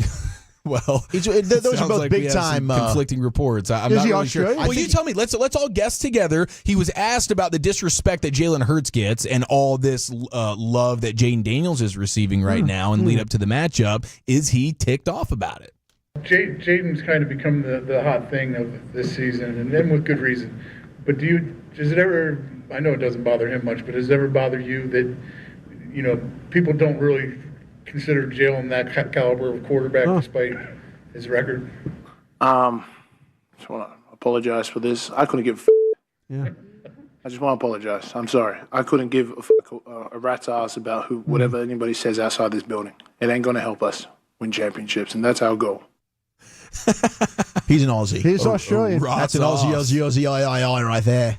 He doesn't give a rot's ass about any of that crap that's being talked about his quarterback because it's all true. Why would he care about it? He's like, this is all factual things. Like Jaden Daniels head and shoulders above what Jalen Hurts is, as he's literally limping into the game where all they need him to do is just throw for like 120 yards and just don't screw this thing up. He knows his quarterback's a bus driver, but I love that response right there. And everything sounds better in the accent. I love the apology on the front end, too. Like, what a classy gentleman. I mean, he's going to have his teammates back. He's going to be violent about it, but he also wants to soften the blow on the front end to the general population. He knows what locker room talk is, and he's giving it to you, and he's prepping your body for it. I don't know. This dude's a monster, though. He is really good. And this is, I think, that offensive line it's like 6'8", 350 or something ridiculous. It's one of his best finds. I think he's gone on record talking about like how he ended up going to a camp and finding this guy and doing. And he was a 7th-round pick that they've made into an All-Pro. I mean, it really was a big get there for Filthy. That's the ultimate protector right there. Yeah, size and then willingness at the microphone. Like, that's my guy. I know he ain't that good. But it doesn't matter how he built a team that can win in spite of this guy. And you got the MVP in the backfield. Don't start doing that. They don't have Josh Allen, do they? Yeah, they don't. They got Barkley. You think Josh Allen wins it? I do. Yes, I think Josh Allen wins it. I still would guess Lamar Jackson ends up winning it. But and that would be fine. Like if Lamar or Josh Allen win midfield after he beat the Ravens this past week, man. That would have been cool. That would have been a nice show. I saw it. All right, there's the Eagles side of things. Here's a Commanders fan. This is some sound from earlier in the season after the Commanders had to see Saquon firsthand in an Eagles uniform. This Commanders fan after the game, he's flustered. Saquon Barkley. I swear, Saquon Barkley is the best. We survived the Giants, and now the Eagles got Saquon Barkley. Lord have mercy, man. All to the Eagles, man. Yeah. All to the Birds. Eagles, okay. So he's like, we've dealt with Saquon in a Giants uniform, and that was one thing. But now we just saw firsthand what it's like in a filthy uniform. That Saquon is quite the man beast. But he's not the MVP, and that's okay. Offensive Player of the Year. I mean, can't you guys settle with that and be okay? No, I'm in on that. Yeah. Still rest at night. No. I never thought it was going to go to him. I mean, Jaden Daniels deserves the MVP more than Saquon Barkley. Okay, now this next Say sound. his name right. Come on, that's disrespectful. Saquon Barkley. I'm just saying it's the way the Commanders fan did. All right, so to be fair, that was after the game. He probably was blitzed. You know what I mean? Yeah. Saquon Barkley. It's Saquon Barkley. Saquon Barkley. Okay, now this sound, I hesitate to play this sound because this is not something that I want to hear or want to come to grips with. But we know that the Chiefs have a lot of haters these days, especially when it comes to the way they're being refereed. And maybe this is all big ploy with the NFL and showing way too much deference to Mahomes and the Chiefs. This is some sort of behind-the-scenes exclusive sound, and this is going to be fuel for the Chiefs haters, so just prep yourself for it. This was not supposed to surface, but this is a conversation between Chiefs quarterback Pat Mahomes and the commissioner of the NFL, Roger Goodell. Guys, I'm scared Josh Allen is going to go off script this weekend. There's no fucking way we can stop him if he does. I'm going to call Roger Goodell and make sure he helps us cheat. Hello, this is NFL Commissioner Roger Goodell. Who's calling me? Roger, it's Patrick. I thought we had a deal. My Chiefs are supposed to three-peat this year, but I'm scared about fucking Josh Allen, man. He looks pissed off from the coin flip game. The guy's too good, and then if he goes off script, I'm not sure we can stop him. You got to protect us, man. Patrick, I'm already getting the refs to call every bullshit penalty they can, but I'm going to tell you straight, you Kermit-sounding froggy-voiced face, you're supposed to be the face of my league, but my refs can't make up for the fact that your team is in the bottom half of the NFL in total offense. I'll do everything I can, but if the Bills you up, you're on your own, Patrick. I don't care how much money that witch Tay-Tay has made us. Damn it, Roger. Taylor's going to be fucking pissed if you let us lose. You better do everything you can on Sunday. I mean, the evidence is damning, and I hate to have to admit and wrap my arms around this, but There's clearly some tomfoolery going on behind the scenes. They put in the call, man. The scriptwriters know. They've got the AI Mahomes down perfectly. Like, that is spot on. The voice is pretty so spectacular. good. Yeah. The Roger Goodell is what gives it away to me a little bit. Like, if I didn't know, I could tell because it's Roger Goodell. The Roger Goodell sounds a little off, but the Mahomes, man, that is uncanny. Okay, here, let's continue championship weekend sounds of the sports day. I gotta feed you what Gruden's selling right now at the FFCA. This is the Fired Football Coaches of America. Yeah. This is inside the quarterback room with John Gruden, and this is 60 seconds of real hard-hitting football stuff, boys. We used good-looking girls. We used J-Lo. Love J-Lo. You ever see her? Fantastic. You ever see Jennifer Aniston? Yes, sir. Fox, man. J-Lo, Jennifer Aniston. We use those girls. And sometimes they would use Cindy Gruden, because my wife is a smoke show, baby. We are pissed off when we come to the line of scrimmage. Every player we're pissed off. You know why? Because they're trying to bust your ass and end your career. You better look at it like that. They want to hit you. They want to sack you. They want to fumble. They want an interception. They want to... So it doesn't make you feel real good. You know what I mean? So let's go ahead. Trip's right. I'll let you know. I'm a dummy. Ready, break. Shot! Bullet 5. Bullet 5-7. Hey, let's go J-Lo, L.A. J-Lo, L.A. Silva, sit up. Know what I'm saying? And people are Gruden, he's too emotional. He's too... I give a shit. We run one into a 3 count. Are we clear? We are clear, Coach. Thank you. Coach. That's what it's like. That's inside the quarterback room. Gruden on the whiteboard, giving it to you straight. Just football 101 right there, man. 911! Jesus Christ! 682, you're right. He's an absolute cartoon character, man. He's a nut job, and we love that. Okay, I think we should close it down here, man. I got some good stuff, but this is absolutely hilarious. This is Bill Murray. Have you guys seen the clip of Bill Murray on the Jason Kelce, Travis Kelce podcast? I've heard they were asking him questions and stuff. I think I saw one question that he answered. Other than I didn't follow through on it. Now, you'll have to just tolerate the incessant laughter from the Kelce brothers. But this is Bill Murray talking about how he used to call the husband of Kelly Lynch when he was watching Roadhouse. So we recently reviewed Roadhouse, the original Patrick Swayze film. Yes. There is a legend out there. You used to call the husband of Kelly Lynch, who plays Dr. Clay, anytime a particular scene came on with Patrick Swayze on the television. Is this rumor true? One of the hardest things I ever had to do was to call a friend. And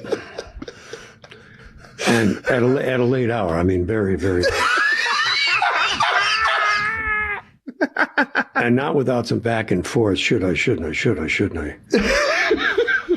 And as a friend, I did not identify myself, but I just said, hey, as a friend, I think you should probably turn on TBS right now. I'm really passed out. Because that son of Pat Swayze slammed it to your wife. Oh my gosh. Swayze, may he rest in peace. Did a lot of wonderful things. A beloved guy, but that was wrong what he did. That is 10 out of 10 Bill Murray dominance right there. And again, I apologize for the incessant, disgusting overlap. It's every time they have a guest, like they hype him up. They do. They hype him up. But that story is they have the 10 out of overlap. 10. They have the overlapping a lot. Great story. They deal with it. They deal with it. Yeah. Okay, there it is. Championship weekend edition. Sounds of the sports day here in the G-Bag Nation. We'll have a big board report featuring Krusty himself and the Wooly Bully at the top of the hour. But coming up next, it's a Football Friday edition of Krusty's Corner. Yeah, let me give you some reasons to kind of look at these playoff games in a different way. We'll do that next.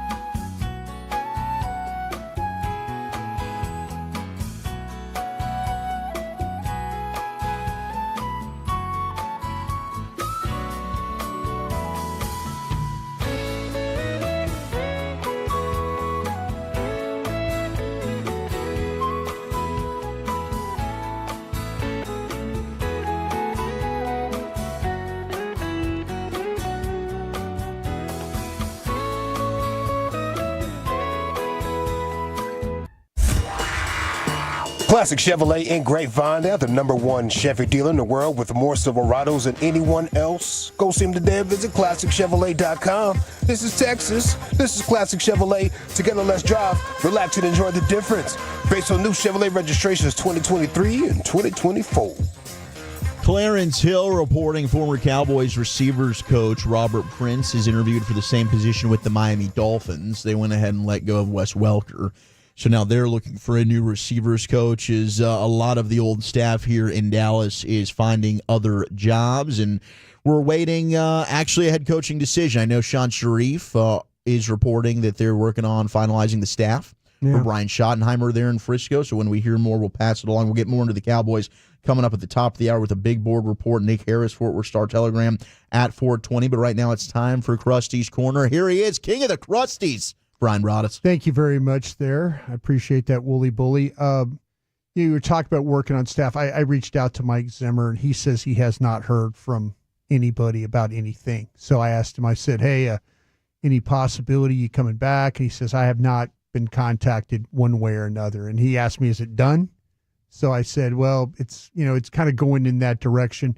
I've had some people text me very, very close to the situation and said that it was done, but we'll see. We'll see for the official word about it. But as of about 20 minutes ago, Mike Zimmer had not been contacted. If in fact that they're trying to put together their staff, and so that's kind of where that's at right now with that. All right, man. For like 3 days, I feel like I've been trying to promise you guys some nerdy numbers, and I just can't get to them. Right. I mean, well, you've been working your ass off, just hustling, trying to find us good information on this Cowboys stuff. Listen, by the way, and I don't know if they're listening, shout out to like Jane Slater and a shout out to Sean Sharif. Mm-hmm. You talk about people you can work with and stuff, and like a lot of people get information and get it fast and kind of work together to try and do stuff. So you got some great teammates on the station that we sure do put together some stuff really fast. And so, thanks to them as well for all the hard work that they did. And you're saying that as of 20 minutes ago, Zimmer says nobody has contacted him, and he's asking me if it was done. So I'd heard from a very, very good source. I'm trying to kind of run down a second one. This source I have is excellent. And they're saying the deal is basically done. They say it's done. It is done. Yeah, they're saying that. Right. But I want to make sure before I go on record and say, yeah, it's done. I'd like to make a couple more calls if I could. But this one source I have is excellent, but I just don't want to go on the one source thing right now and get everybody's going. But it seems to be that's the direction that they're going right now. All right, Chieftain. Yes, sir. What if I told you this looking at the Commanders and the Eagles game?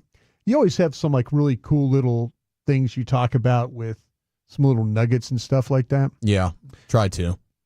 What if I told you most of them aren't ball sacks either, and they're calling this the Commanders' identity check? This is their offensive identity check. All right, Commanders' offensive. So would that be like True Serum game? Yeah, it's what for all the marbles. What else do you use? True Serum game. Well, I mean, it just depends. I mean, look at the future game. It's a time and place. There's look ahead games. Sometimes it's all of them. Don't F around game. Yeah. Lose this game. Just a handle business game. Maybe just a take out the trash game. Yeah. So go for it every fourth down game. Yeah. This is a all the stops game. Yeah. Score all the touchdowns game. I like the fact that when we had our guy Bram. You got the get right game. This is a get right game for the Commanders. They were right. Yeah. Right up until Mike, kickoff, baby. Right until Mike Zimmer stopped him twice. Cavante Turpin, Wanye Thomas. Yeah. Take that in your face. How about this, though, Chieftain, for you on this one? Mm-hmm.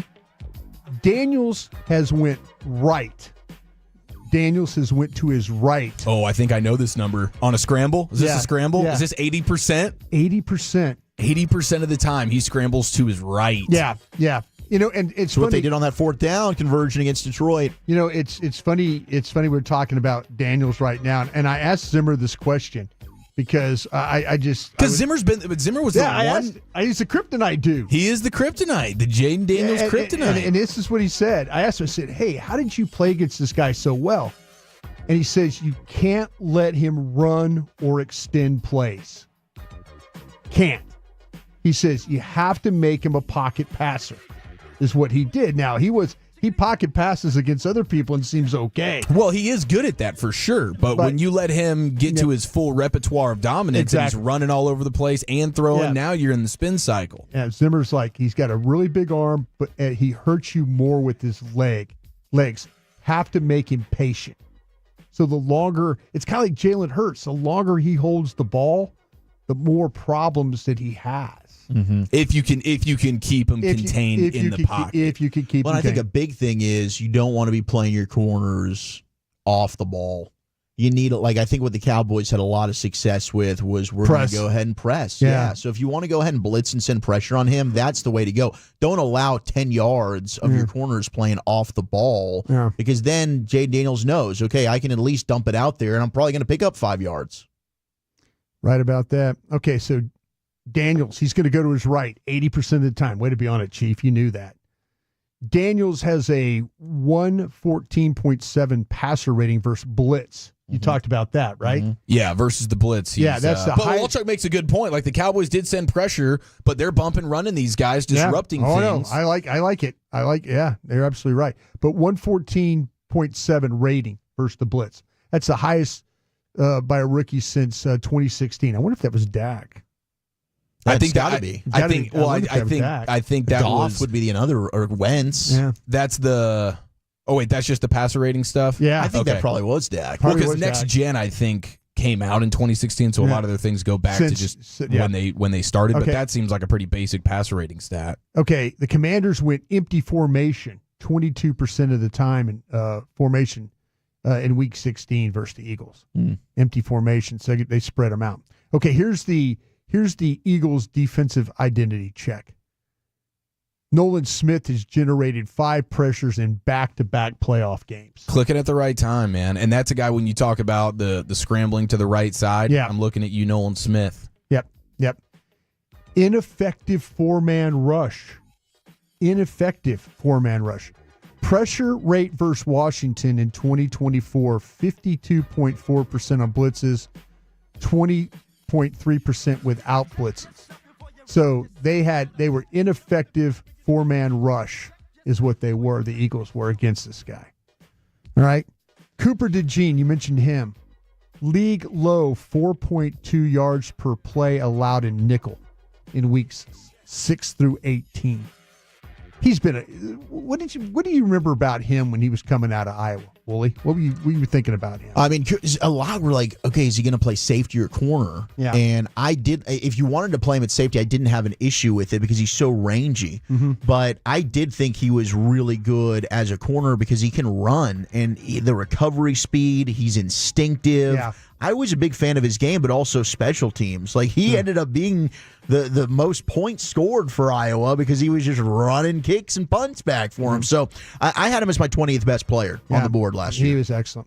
All right, we'll go through these. The Eagles' identity check. Barkley's breakaway speed reached 20-plus miles per hour on 13 carries, including the playoffs. No other players got more than 6.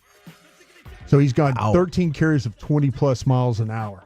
Jeez. Hurts has averaged 9.6 yards per play versus man coverage, most by a quarterback since 2021. Impact blocker. Averaged 6.3 yards per design run with Dallas Goedert on the field, 4.7 without.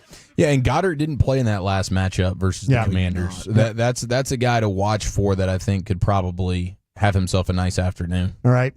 Commanders, defensive identity check. Liable for big gains. Commanders allowed 13.2% explosive run rates to running back in 2024. That's 31st in the league. You saw it firsthand with Barkley in both matchups. Yeah. He had giant chunk touchdown runs. And Gibbs last week in the divisional round. Even more man coverage, 49.3% man coverage rate versus the Eagles in 2 matchups this season. So playing a ton of man coverage against those guys. Now they did change it up versus the Lions and fooled Jared Goff on throwing the zone at him. Absolutely. Probably Dan Quinn uses that again. And A.J. Brown versus Lattimore in Week 16, 5 receptions for 68 yards in that shadow matchup is what they had right there, is what they call that one. If I'm A.J. Brown, I'm looking at that Mike Evans game from round 1 of the playoffs. Bucs ended up losing the game, of course, but Mike Evans had his way with Marshawn Lattimore. He did. All right, let's look at some things real quickly here with the Buffalo and Kansas City matchup. Josh Allen's averaged 1.6 more design runs per game in the playoffs. We were talking about that, right? It's time to do it. Yep. Shakir, their wide receiver, third highest target rate against zone coverage in the NFL, 31.6%. We'll see how much zone coverage that Kansas City will play. Probably not much. Steady up front. Starting O-line has played for Buffalo 81% of the snaps. That's the highest in the NFL this year. Wow. So continuity. And they run the heavy personnel out there with the 6 linemen and bully people. They do. Chiefs' defensive identity. Need to blitz. Second largest pressure rate increase on blitzes this season. That's 18% from last. Middle of the field open. Utilize split safety coverage at top 5 rate in 5 of the last 6 seasons. Yeah. Josh Allen, I don't believe, has thrown an interception against cover 2 this year, right? I wonder if Spags is a different plan. Yeah. Off-ball blitzes. Send an off-ball defender to blitz, the 4th highest rate in the NFL. McDuffie's a master at that, too, for the Chiefs. He is, absolutely. All right, Chiefs' offensive identity. Third down specials. Mahomes, highest success rate on third down since 2018. Yeah, he's just been otherworldly. 3rd and 7+, it doesn't matter. Doesn't matter. Mahomes leading into the quick game. 2.47 seconds time to throw over the last 3 games. Like in weeks 1 through 15, he was 2.87. So he's getting the ball out of there quicker. Might be because his left tackle has been a little compromised. Yeah, you play a team like the Texans on Sunday. Yep. Come on now. You talked about it going heavy. 2+ tight end rate versus Buffalo, 58.6 in the last 2 matchups, 27.2 in the previous 6. So there's your heavy personnel stuff for They can run it much better. Kansas City. Some Bills identity check on defense. Problems underneath. They allow the 2nd most yards on passes behind the line of scrimmage, 755. Yeah, they're the type of defense McDermott always just wants to keep everything in front of them. Yep. That kind of plays into the Chiefs' hands because that's what they like to do. They're just going 5 yards at a time here. More heat recently, 20% blitz rate versus Mahomes in the last 2 of the 3 last matchups, just 1 in the first 5. So they brought more heat on him the last 2-3 times of the 2. That's a fool's errand to blitz Mahomes, man. Yeah. And nickel and dime haven't played a base defense versus Kansas City since 2021. Wow. So it's been working in the regular season for Buffalo. Maybe they changed it up in the playoffs. I don't know. There you go, man. There's some things you might need to. I love it, dude. There it is. What a football Sunday we have. Trustees Corner every day, 3:40 here in the G-Bag Nation. Let's keep the football content going. Oh, glorious, glorious football. Let's do a big board report, shall we? What would you do in this mock draft scenario for the Cowboys? We got some early favorites for these defensive positions and a new coaching rumor. Does this take you off even more? That's next.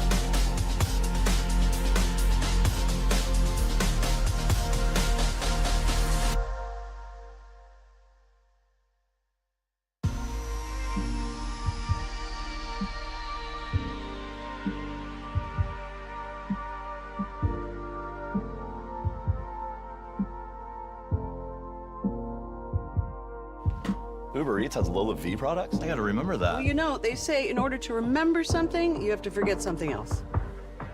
Okay, now that is a very cute haircut. That's like a little shag. I've never seen it before. Well, I mean, of course you have. So Rachel. Oh, is that your name? No, I mean, your name. No, I'm Jen. My name's Jen. Right, but I just mean like this is your haircut. But that's hair on your head. I'm not saying this is your hair. Okay,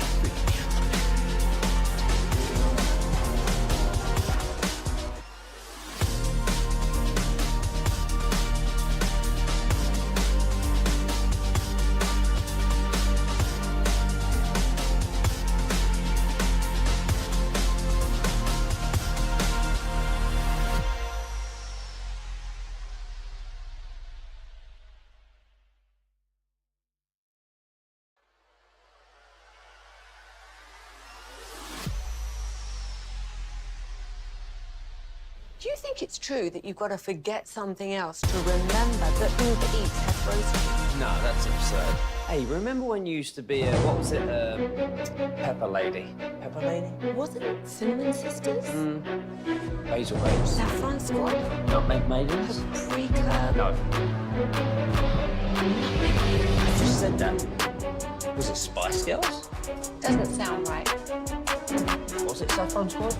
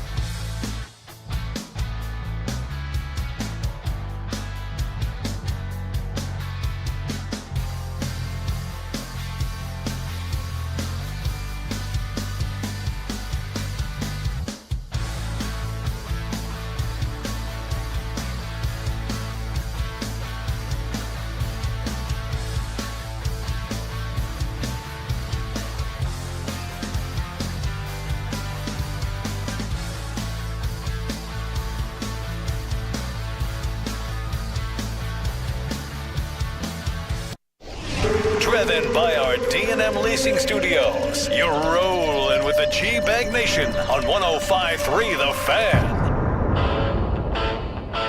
Shiloh Sanders is talking at the East-West Shrine Bowl. I've seen Shador as well as going and meeting with the Tennessee Titans right now. But Shiloh Sanders from our buddy Pat Doney. Is his dad, Dion, going to take the Dallas Cowboys coaching job? Quote, I think he's going to stay at Colorado. It's not really a big speculation. We already knew he was staying in Colorado. It would be a surprise if he coached somewhere else. but I don't think that would even happen. It is the G-Bag Nation here on your home of Dallas Cowboys football and the 2023 World Series champion Texas Rangers. Zach Wolchuk alongside Brian Broaddus, Eric Chiafalo, Lucius Alexander, and Carter Freeman controlling your video. Gavin Dawson out today. That one is definitely helping to trend into the positive momentum that is the Schotty thing. Almost done. As Sean Sharif has reported, Brian Schottenheimer putting his staff together at the Star. Not sure how many that would include of former Cowboys staff members from the Mike McCarthy regime, whom he was coaching with. We'll see. Robert Prince, according to Clarence Hill, wide receivers coach, is interviewing with Miami for the same position over there. So as more coaching news comes around, we will give that to you. I did see Diana Rossini on her Scoop City podcast with former South Lake Carroll Dragon Chase Daniel, said the Dallas Cowboys were also interested in Mike Vrabel. A lot of people don't know that, said Diana. Guess who knew that? Robert Kraft knew that. Robert Kraft knew the Jones family had an interest in Mike Vrabel.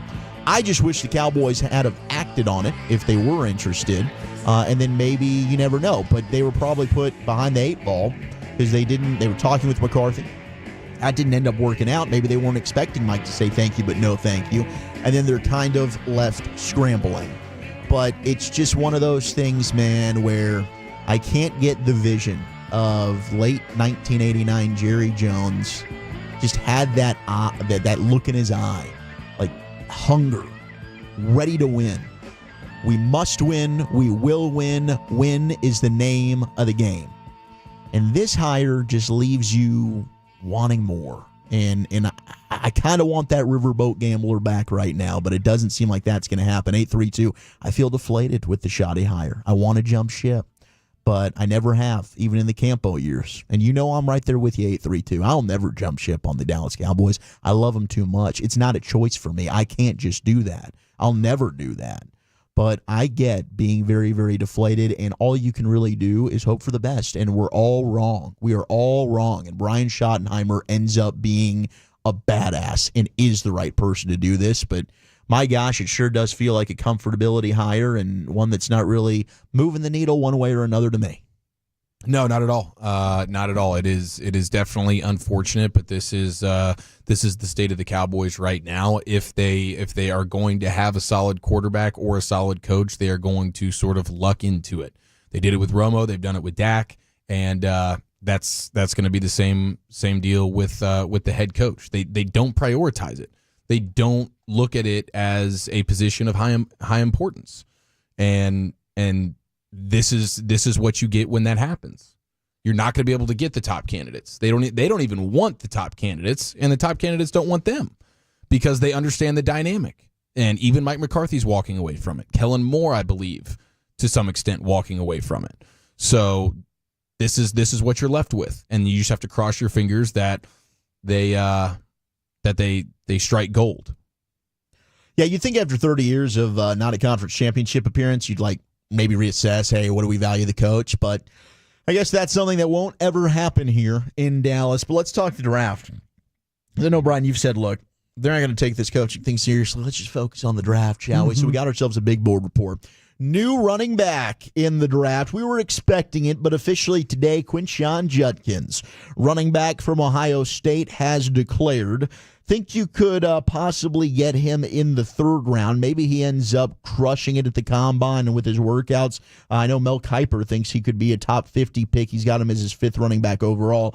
I like his teammate a little bit more because of the speed factor, Travion Henderson, than Judkins. But, hey, Quinshon Judkins is definitely a better version of a Rico Dowdle, in my opinion. Really good out of the backfield as well. You saw what he was able to do in the college football playoff. And his tape at Ole Miss, my gosh, he was absolutely brilliant there. If you watched him against LSU a couple of years ago, he was brilliant in that game as well. So Quinshon Judkins, another running back to start to look at in this class. But what do you feel about doing a little mocky draft here, Brian Broaddus? Go ahead, man. Love it. Let's do it. Okay, so this is Chris Trapasso. I know Bobby not a fan of Chris Trapasso, but he has a fun one because it involves some trades, and it creates an interesting situation for the Cowboys. He's got the 80s with Pete Carroll now, needing a quarterback. They're moving up to number 1 with the Titans. Now, I did say, hey, Titans right now at the Shrine Bowl, they're meeting with Shedeur Sanders. So they are going to go ahead and do their due diligence. Here's Shedeur going number 1 in a mock trade, and the Titans then slide back to 6. A trade that works out for both sides. Titans then, as they move back, still get Abdul Carter, who they might be looking at 1 in this scenario. So Shedeur goes 1. At 6, Abdul Carter goes to the Titans. Major need. Raiders will also give up their first-round pick in the next 2 drafts and a second-rounder this year. So they're giving up 1 and 2 this year, and then a first-rounder in 2026 and 2027 to Tennessee to go up from 6 to 1 to make that trade happen. Worth it? I think they gave up one too many ones. One too many ones, especially for a quarterback that I think some teams are probably going to have a second-round grade on and not a 1. Sure. I mean, it doesn't matter what other teams have. It matters what your team has. Yeah, if they love the guy, you go get him. Yeah, you 100%. love the guy. Don't ever, like I say, people put together boards all the time, and they're like, that's a little rich for me. But it ends up being wrong. No, it might be a little rich for you, but to them, they went and got their guy. It's like Mike Green. Yeah. Like people will say 12's too rich for Mike Green. I'm like, hell no, it's not. You have absolutely no problem taking Mike Green at 12. I'd take him at 12. Yeah. Who's he? Mike Green is an edge rusher from Marshall. What started off at Virginia. Yes. Yeah. 6'4", super long. I think he's the second best pass rusher to Abdul Carter in the draft, but he can also defend the run. I mean, he will wreak havoc in the backfield. I think he's got a little bit of DeMarcus Ware to his game. The way he's bendy, the quick twitch, fires off the ball. I really love him. I think the frame is one he could actually pack on a little bit more. Oh, he's a good-looking guy. I'm a big fan of like Mike Green. 248, something like Yeah, that. I mean, yes. when you start to talk about, like, he doesn't look like a small guy playing football. He's got some stoutness to him in the way he plays. That's music to my ears, dude. Getting a premium position like that at 12, that would make so much sense to me. So I'm glad there's a guy there that fits that. And in regards to the trade for Shedeur, if the Raiders are going to trade up and do that, I think the Titans, it's a no-brainer. If you're not going to take a quarterback, you should absolutely trade down. I understand Hunter, Abdul, those guys are beasts. Oh, this would be a huge win for the Titans. But the Titans, if you're not taking a quarterback at 1, you got to trade down. Okay, so Sanders goes 1. Cam Ward goes 2 to the Browns. I did actually report today that the Browns would maybe look into taking Shedeur Sanders at 2, even if Deion Sanders doesn't approve of it. So they might very well be in the market for a quarterback. And then 3, Jalen Milroe goes to the Giants. So you have quarterbacks going 1, 2, 3. Travis Hunter. Jaden Milroe? Yeah, Jalen Milroe. Who some teams might have him as the 3rd best quarterback. And this is way too high for me. I got him as a top 5 running back on my board. Yeah, I know you do. He might end up being a Josh Allen. Who knows for you? Like that ends up being a bad take, but I don't know. I'm with you. I wouldn't be taking Jalen Milroe in the first round, but we've seen quarterbacks get pushed up the board like this. This would be an all-time push-up. It would be, but E.J. Manuel went in the first round. I'll never forget that. That dude's done. Christian Ponder. Travis Hunter goes 4 to the Patriots. Will Johnson, the corner from Michigan, 5 to the Jags. I mentioned Carter. You're iffy on Will Johnson, I know. Will Campbell, offensive tackle LSU, goes to the Jets at 7. So there's, if you want an offensive lineman, Cowboys, you don't get him. Tet McMillan, best receiver in the draft for me, goes 8 out of Arizona to the Panthers. Luther Burden, who's getting mocked to the Cowboys a lot, wide receiver out of Mizzou, goes 9, so he's off the board. You can't get him. Ashton Genty, running back of the Boise State Broncos, goes to the Bears because you had a flippy-floppy there after a projected trade. So the Bears there, they end up taking Ashton Genty at 10. James Pierce Jr., the edge from Tennessee, goes 11 to the San Francisco 49ers, which puts the Cowboys on the clock at 12. There's no Ashton Genty. The top 2 receivers arguably off the board for me. My number 2 guy still there in Emeka Egbuka. Jalen Walker, edge from Georgia, still there. Mason Graham, defensive tackle from Michigan, along with Kenneth Grant, defensive tackle from Michigan, still there. And Mike Green would still be there, and so is Kelvin Banks Jr., the offensive tackle from Texas. This mock has the Cowboys going Tyler Warren, tight end out of Penn State. I like Tyler Warren way more than you do. No, I you know what? I don't hate the play. I watched him in the playoffs, and I absolutely see what you see with the player. Incredible. He's a very good player. But this to me would not be my pick at 12 for the Cowboys. I would absolutely take Emeka Egbuka. I think he would be a great fit. I would absolutely take Mason Graham, which is going to make Cowboy fans go crazy. I would take Mason Graham over Egbuka. myself. Graham is going to probably end up being a top 5 player. He's the best defensive tackle in the draft by far. Easy. By far. And he can play 3, he can play 1. It doesn't matter with him. People have talked to me about he's like a power 3, just put him in there, 320 pounds, let him just wreck shop that way. Because I was asking some NFL scouts about him, and I'm saying, hey, listen, is this guy a 1 or a 3? Because you're going to have to probably replace Oso Digizua. Mm-hmm. And so, all of a sudden, and if you can get, you get your guy, your other Michigan guy, Mozzie Smith, playing a little better at the 1, some positivity out of that. And then you put Mason Graham at the 3. You've got some stoutness inside you got that some way. Beef in the middle. Yeah, I got some. You do. That's going to be hard to move you off the ball. Exactly. So to me, that's, I can say that all of it is predicated on Mozzie Smith improving, and he has to a point. But you can't. I would take Mason Graham over Ibuka in this situation, and then at 44, I'll turn around and draft Williams from TCU or Besh from TCU or Trey Harris, one of those guys from Ole Miss. Ayamanor from Stanford would be a guy. Yeah, the Stanford kid interests me there, especially if you want to get an X, like with his size. Yeah, like the discussion we had yesterday on the draft show was about finding somebody opposite you could play with Lamb, and you would maybe go for a guy that's a more X. Has more size to his game. Williams. Savion Williams, 6'4". Besh. These guys are all big dudes, So, yeah, go for it. You can wait even like into – I don't know where Higgins from Iowa State's going to fall in there. I looked at the kid Royals from Utah State. Yeah, Royals is a big yak guy. Yeah, big yak guy. So there's some clearly some options that you do not have to take. You do not have to take Ibuka. No, this would be one where hey, you've got a player who could go top 5 and he falls into your lap at 12. The problem is Cowboy fans are going to be scared about scouting the helmet here and not the player. And it's the Michigan defensive tackle or just Michigan defensive lineman, and it's going to be PTSD. Why the hell are you doing this? Listen, do yourself a favor, and this is an easy way to do this, okay? Everybody has YouTube, right? It's not highlights. Go watch, there's games you can watch.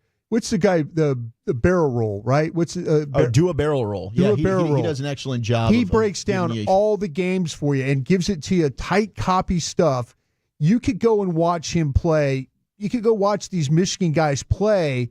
You can watch him play Texas. You can watch him play Ohio State. You can watch him play. It's not highlights. It's like actual play to play to play to play film that you can watch or, copy of the game, and you can learn a lot about watching these kids, and you can say, wow, this guy does get off the ball. Wow, this guy does make plays. Wow, this guy does stack blockers. Wow, this guy does get off block. He's quick. They get off with him, and he can rush the passer. Yeah. My only concern with Mason Graham is he maxed out? He's such a good player right now.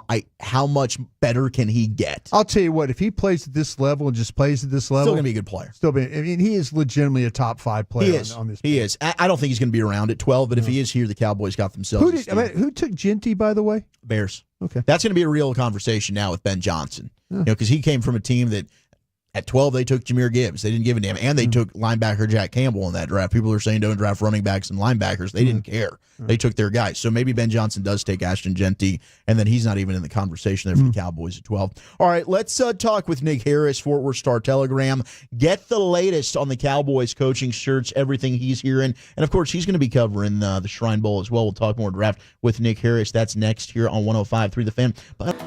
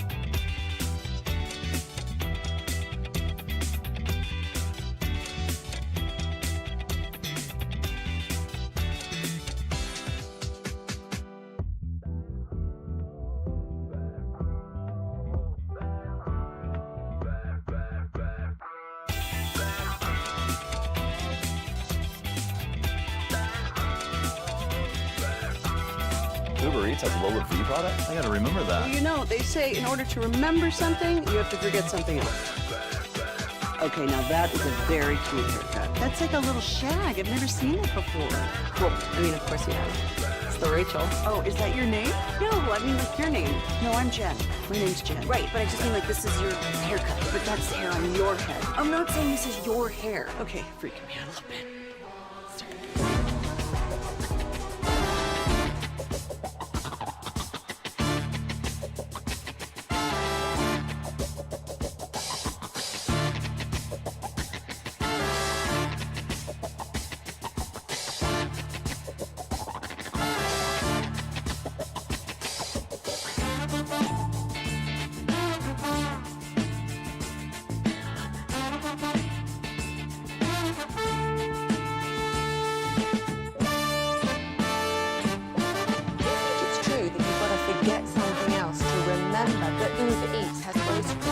That's absurd. Hey, remember when you used to be a, what was it, pepper lady?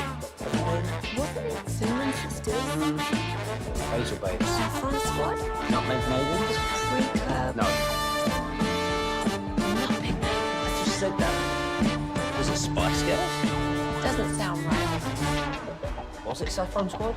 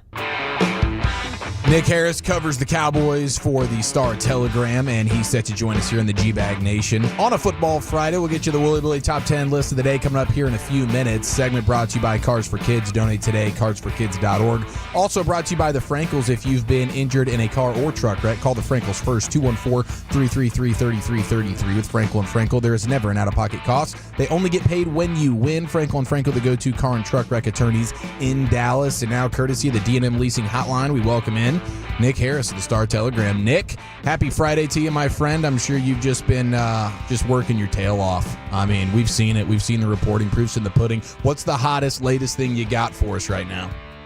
Yeah, I appreciate it, man. It's definitely been a long week. I think the fatigue is starting to settle in with just about everybody, not only reporters, but people even in the building. And the latest is that there's not really any latest. It's just kind of a holding period. They have all the chips in front of them. It's just basically on how they want to deal with them. They know what Brian Schottenheimer brings to the table. He's the leading candidate by far at this point, but the longer this drags on, the more you start to question that. Nick, what are really the selling points for a Brian Schottenheimer for a fan base that seems very underwhelmed by that hire?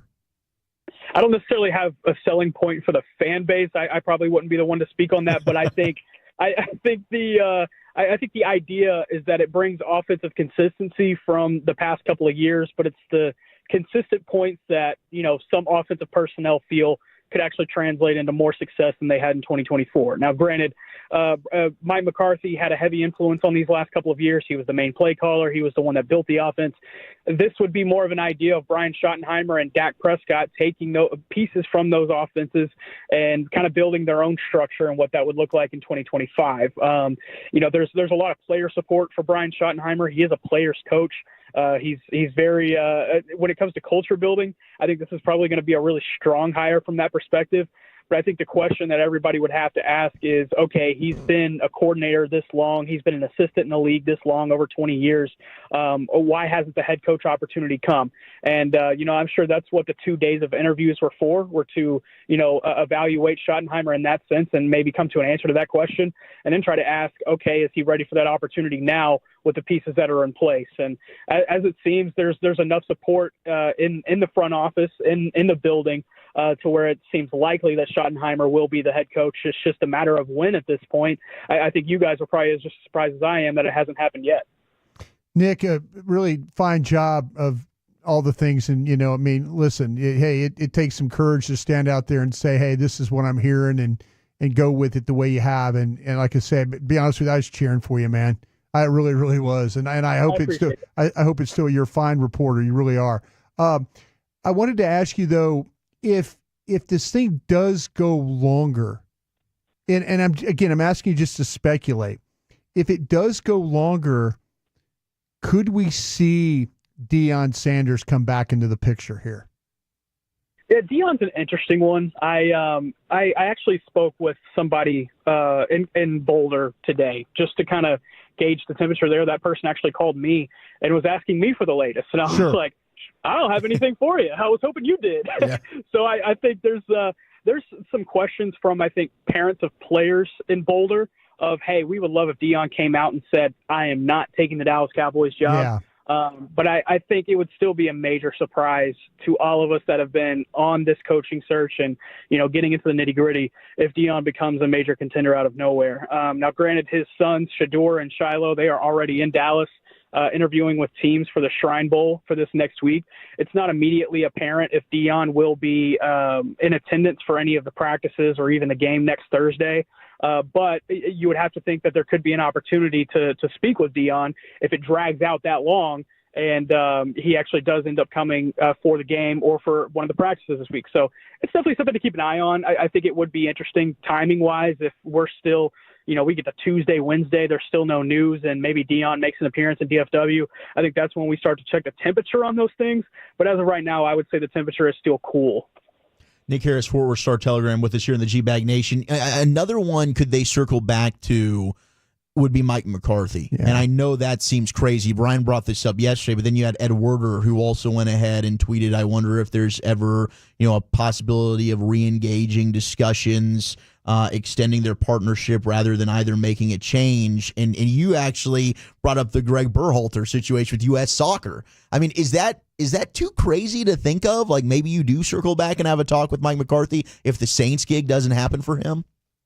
Man, at this point, I couldn't tell you, Zach. I think with the Saints gig, though, you look at it and you see the guys that they have brought in for second interviews.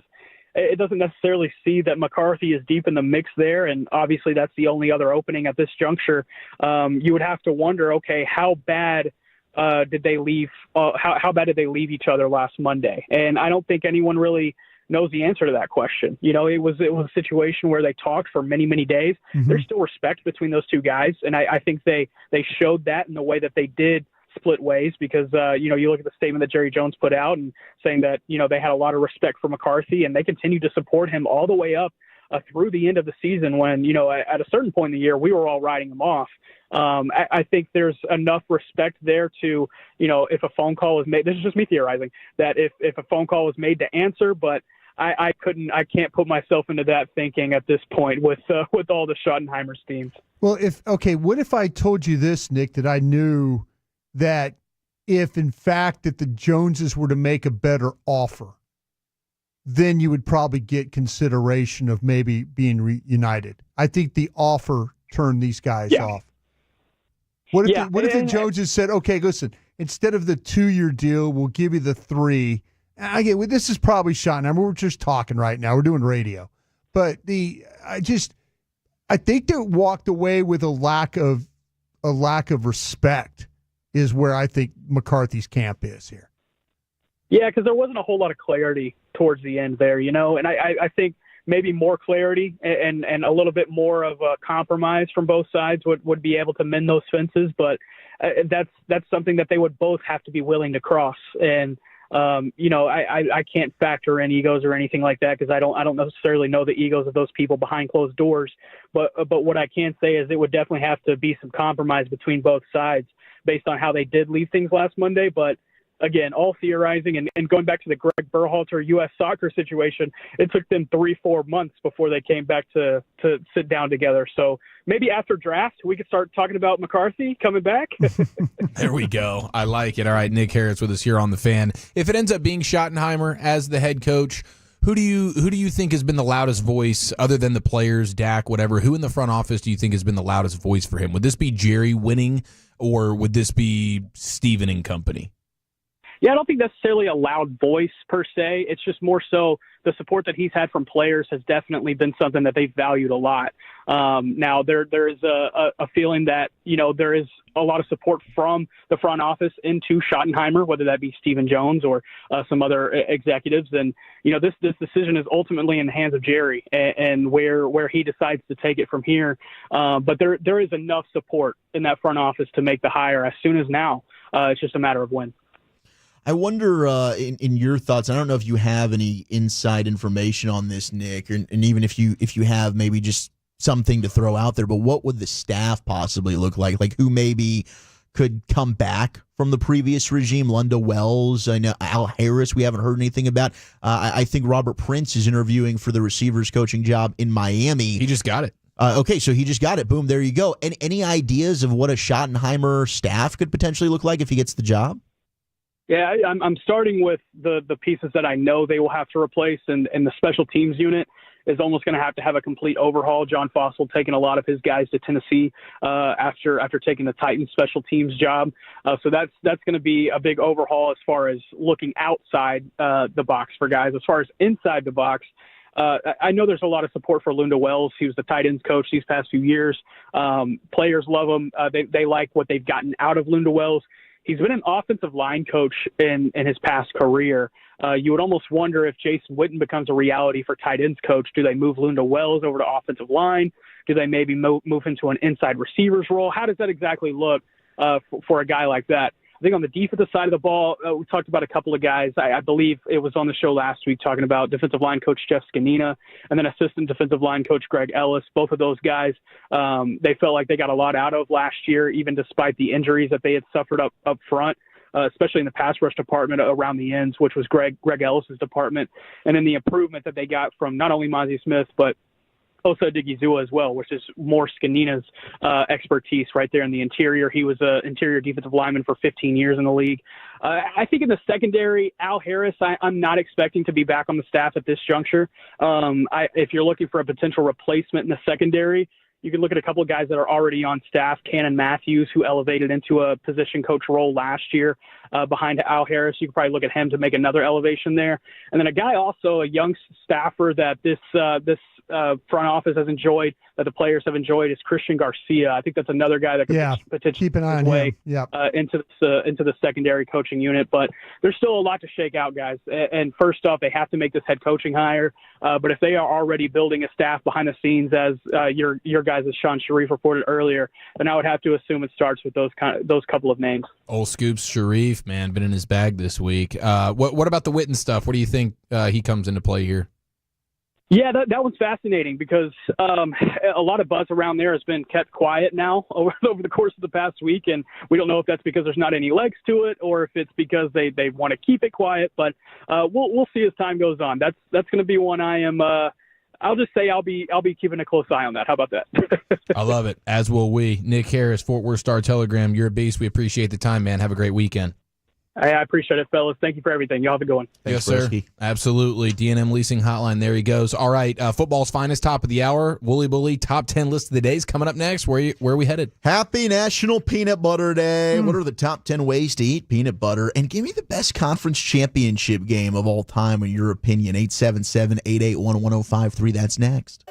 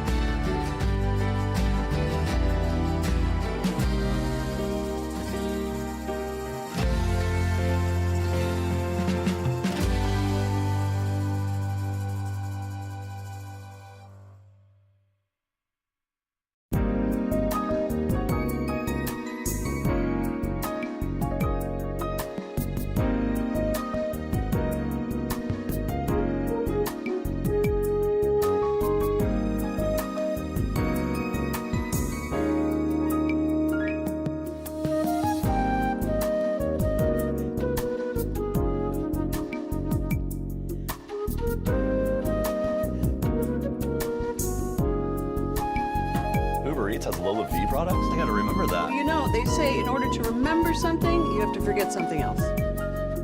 Okay, now that is a very cute haircut. That's like a little shag. I've never seen it before. Well, I mean, of course you have. It's the Rachel. Oh, is that your name? No, I mean like your name. No, I'm Jen. My name's Jen. Right, but I just mean like this is your haircut. But that's hair on your head. I'm not saying this is your hair. Okay, you're freaking me out a little bit.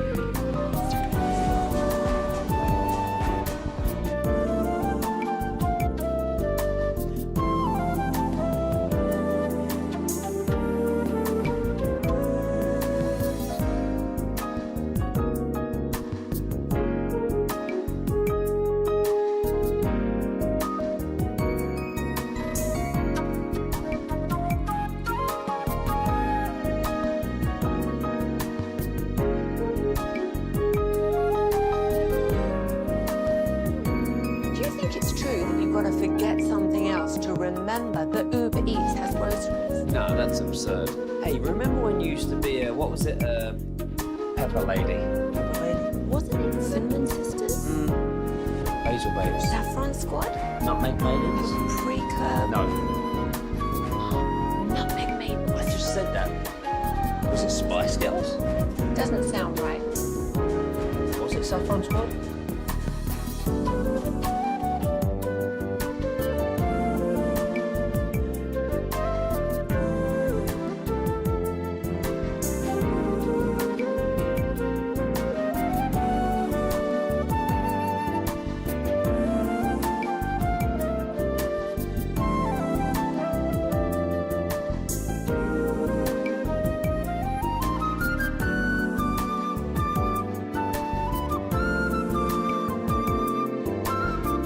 Classic Chevrolet in Grapevine. They are the #1 Chevy dealer in the world with more Silverados than anyone else. Go see them today or visit ClassicChevrolet.com.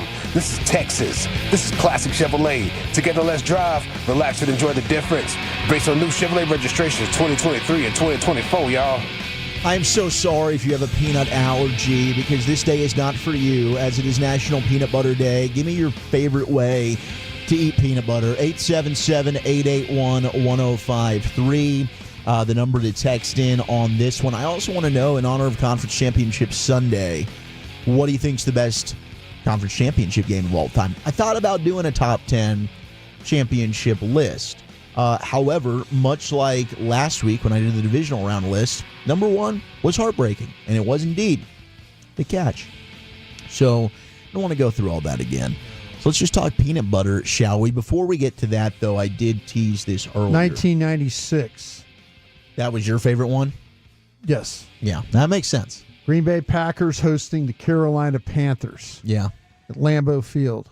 Air temperature was like about 13 degrees below zero.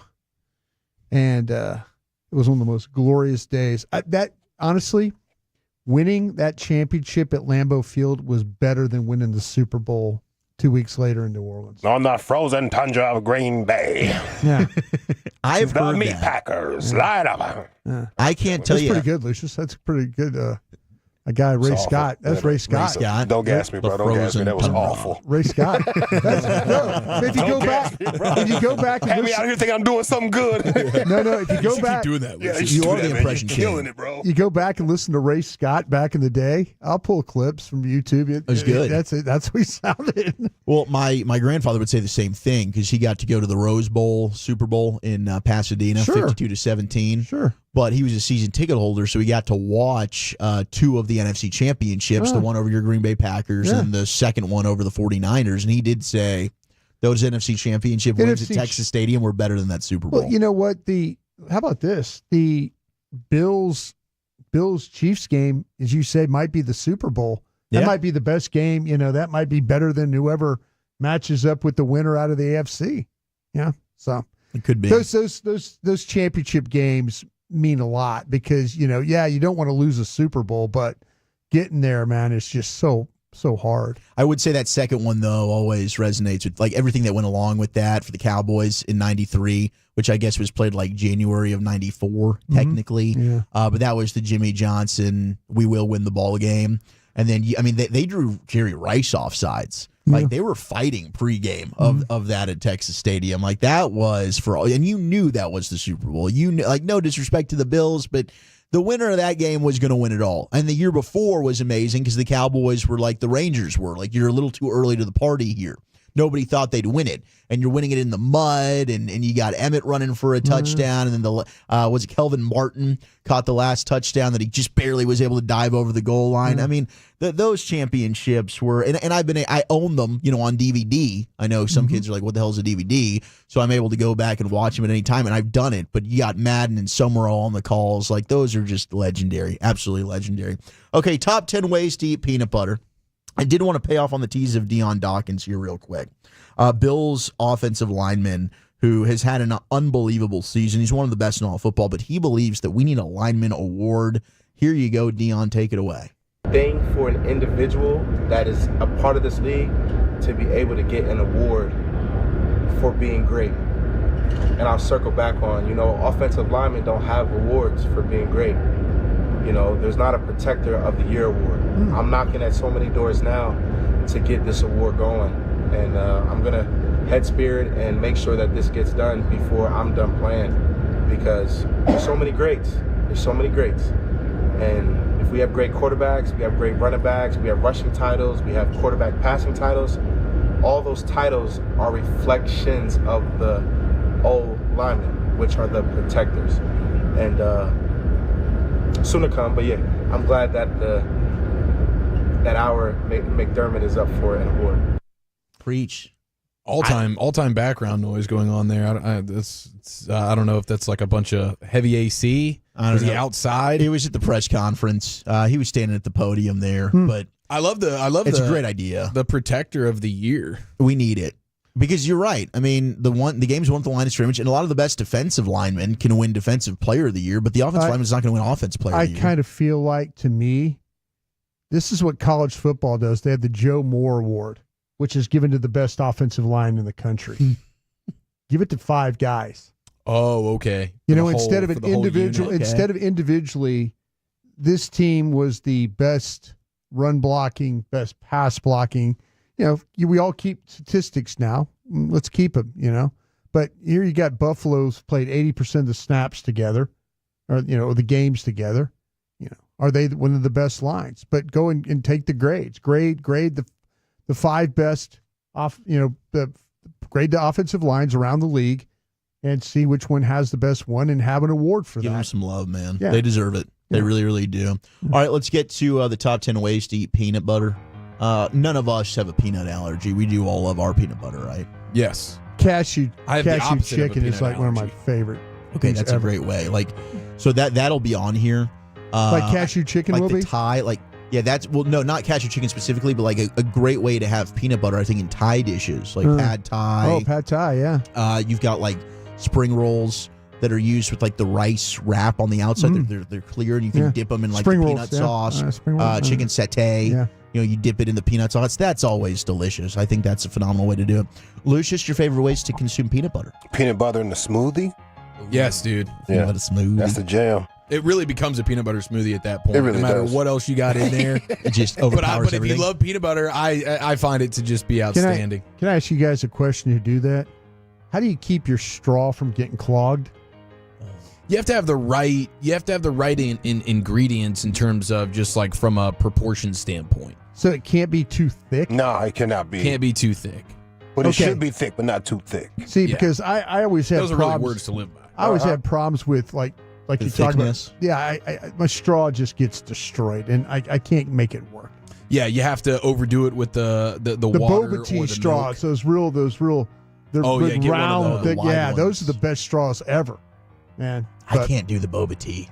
But not the boba tea. The straw is good, just though. the straw. No, I know. The straws, I love the straws are fantastic, but like you get the little bubbles. There's something about, I think maybe it's a texture issue. It's just like, oh no, I am not into this. And people swear by boba tea. But when you get a shake or smoothie that's too thick, you can always just pour a little bit more of whatever the base is. If it's milk or if it's water. You guys never have a problem with a blizzard, like you're getting like Oreo parts knocked up in there and stuff like that? Yeah, you might have to spoon that thing. Oh, I spoon the blizzard. Do you? Yeah. Lucius, do you spoon a blizzard? Or Only because he can't fork it. You spoon a Blizzard? You spoon? I put my mouth all the way around it like Tiana Trump. That's the way to do it. Yeah. All right. Or else it'll just start melting. Big vein comes out my forehead. I'm sucking so damn hard.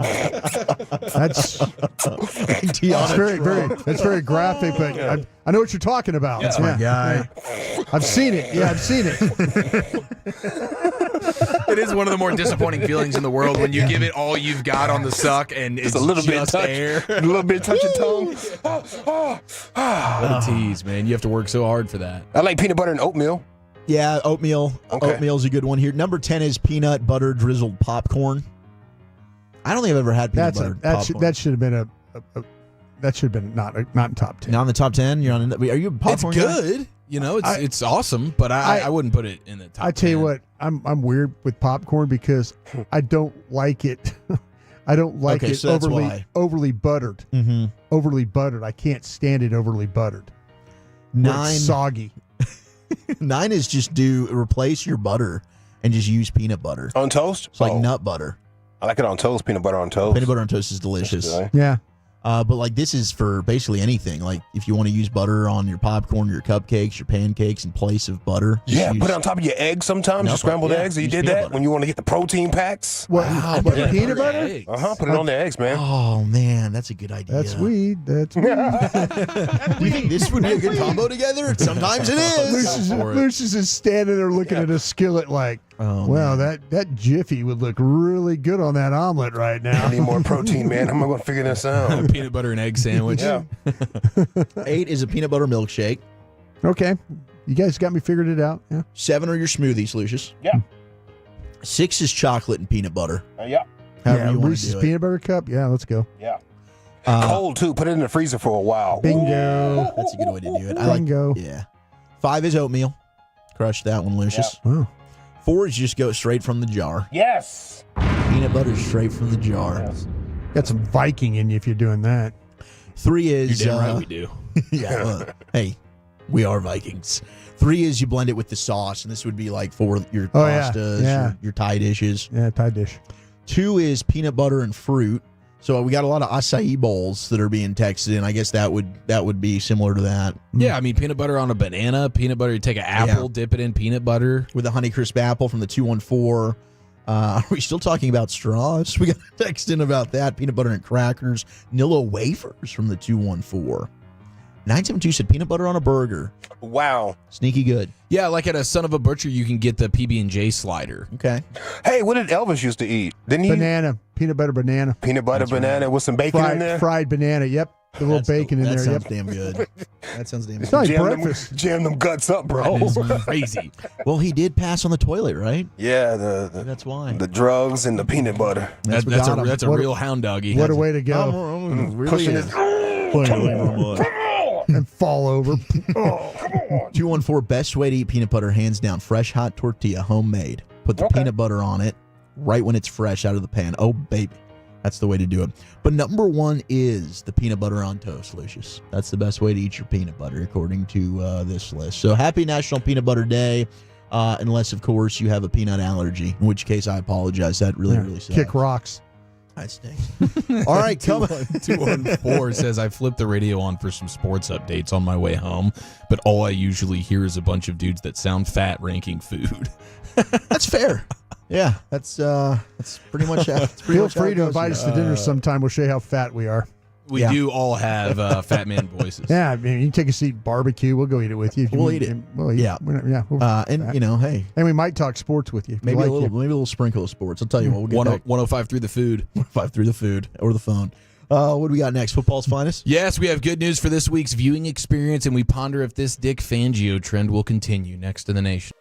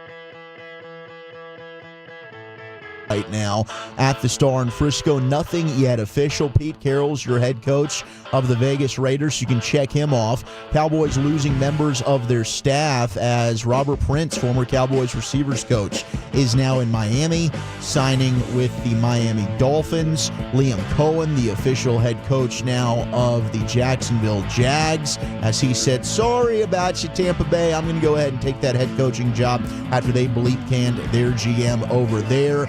It is indeed hour number 4 of the G-Bag Nation. What you drinking, what you thinking? Coming up on the other side as we get into the expressway. Of course, leading into LA Live, we got Joe Hoyt, All City Dallas, talking Cowboys with us an hour from now. But right now, let's do some football's finest with Eric Giafalo. Yeah, you mentioned Liam Cohen now leaving Baker Mayfield and the Bucs. That'll be 8 different offenses in the last 8 years for Baker Mayfield. He's gotten some fired, and he's gotten some jobs hired as head coaches, man. Yeah. And I mean, Liam Cohen, he's the only coordinator since at least 2000 to hit all of these marks in a single season. 28-plus points per game, 6-plus yards per play, 65% red zone touchdown rate, 50-plus% third down conversion rate. So, I mean, he was dialed. He got that rushing attack off the ground in a huge way for the Bucs. It makes sense why he's getting a head job. Look at his history.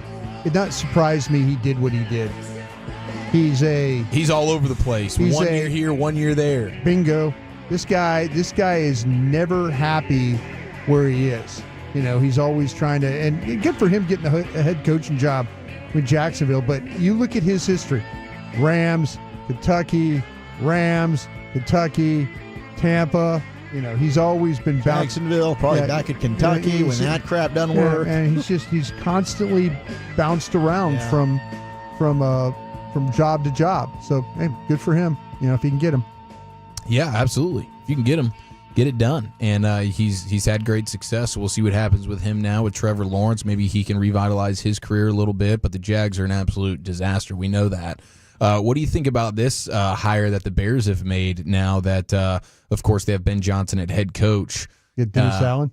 I would say this is an innovative hire. Retired U.S. Army Lieutenant Colonel Andy Rice, now serving as the Bears' mental performance and leadership coordinator. How about that? These guys are going to be freaking locked in.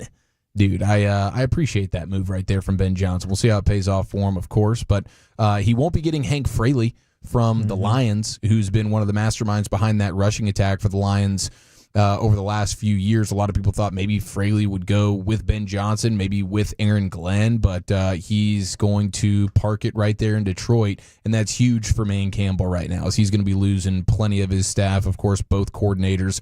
Who knows what other assistants are going to go along with Glenn or Johnson, but Hank Fraley's not one of them, and I think that is a huge, huge win for the Lions. What are the chances of getting Hank Hill?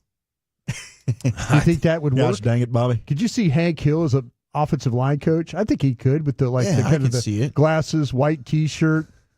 Come on, Bobby. I'm here for it, dude. Come on, Bobby. I am 100% here for that. Hit that sled, Bobby. How about with them old school coach shorts on? Yeah, exactly. He's got button up at the top. He's got the bike shorts with the real short bike shorts with the spot built cleats with the long socks. Yeah, he wears cleats. Yeah. Spot built shoes. Of course, he wears cleats as a coach. Oh, yeah. Come on, Bobby.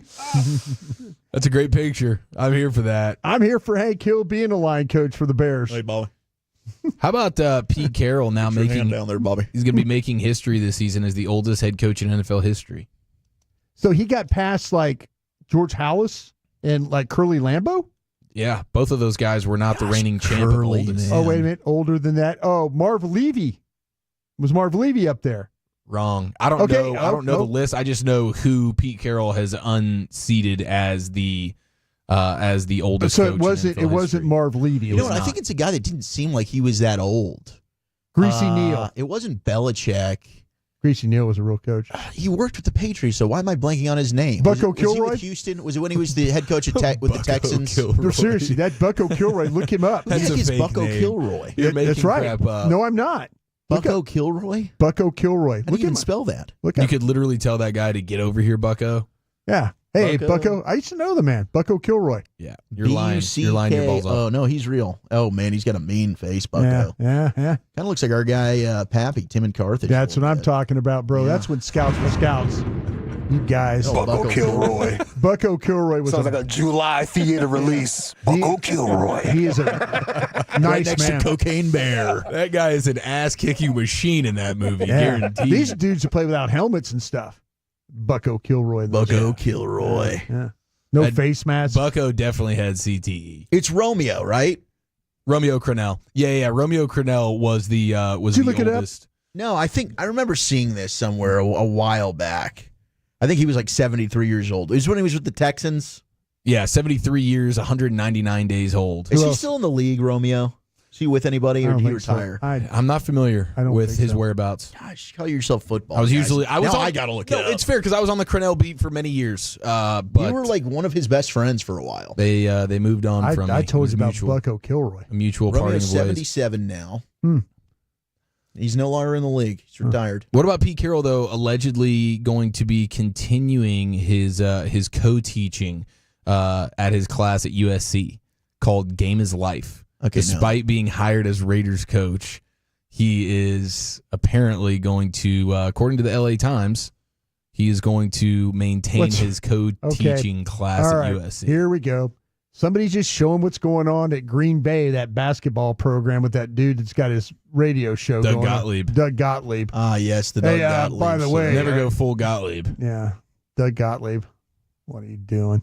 Pete Carroll probably won't be as sweaty on the sidelines as Doug appears to be, because I just don't see Pete being as stressed out, and as Pete over his looks- skis as Doug. We all want to be Pete when we grow up, right? Absolutely. I don't know. I think I want to be whoever gets the OC gig in Houston. That's the guy I'd like to be. What an When you grow awesome up. job opening. I mean, right now with Bobby Slowick getting bleep canned, Well, just the fact that, deservedly like, so. Pete's 74 and he still looks fantastic. So that's why I'm with you there, Brian. But yeah, that's that's probably the most attractive job opening right now as an offensive coordinator. I can't wait to see who they go with here. To be the OC for Ben Johnson, you ain't calling plays. That'd be a good job, right? Just kind of hang out with Ben. hang out and learn, coach. Coach That's the true. offense. That's true. Yeah. But I mean, having Nico Collins and C.J. Stroud, it's fun. Joe Mixon in that division, you can tear some people up. Hopefully, Tank Dell comes back okay. Who is going to be the next Texans OC? I wonder if you would dip into the college world, like watching what Chip Kelly was just doing, seeing what Cliff Kingsbury's doing right now with the up-tempo stuff. Wow. And how it's working for him. Could you pry Chip Kelly out of Columbus? I'm just pondering. No. You couldn't? I don't think so. Well, D'Amico Ryans, that's going to be a very interesting hire for him here. Wonder where he goes. Now, Clint Kubiak's still out there. Oh, that's right. Maybe they're interested in him. Because he was the guy that was just with the Saints here. Yeah. And for 2 or 3 games, man, that looked like a well-oiled, dialed machine. The way Steven was talking about Clint Kubiak, I'm shocked he didn't get an interview. Oh, as maybe the that head. would be uncomfortable. Why? Because he just tore him up so bad? Just because he doesn't know him personally. I Oh, guess. that's I true. don't That's know. true. He hasn't Yeah. worked in the building. They despise discomfort. Doesn't his brother is a scout with him, right? Yes, they know the Kubiak family very well. Yeah. Yeah, that would be They would probably be. do know him. I'm surprised about that. Well, how about old Dick Fangio having a bit of a filthy track record, which bodes well for the Chiefs this weekend, because Fangio's been in Philadelphia sports before, and when he's been there, they've gone to the championship. Baltimore or the Philadelphia Stars? This is it the Philadelphia Stars? Yes, 1984. He was the defensive assistant for the Filthy Stars. They won the USFL championship that year. Jim Nice work. Nice work there, Broadus. The Philadelphia Stars. Yeah. He was in Filthy in 84 as the defensive assistant, and they win the championship That's why you that guys year. got me on the air. Remember, well, and for the Bucko Kilroy stuff. Bucko Kilroy's No and way. I'll tell you what, Starfishes. you guys would like Bucko Kilroy.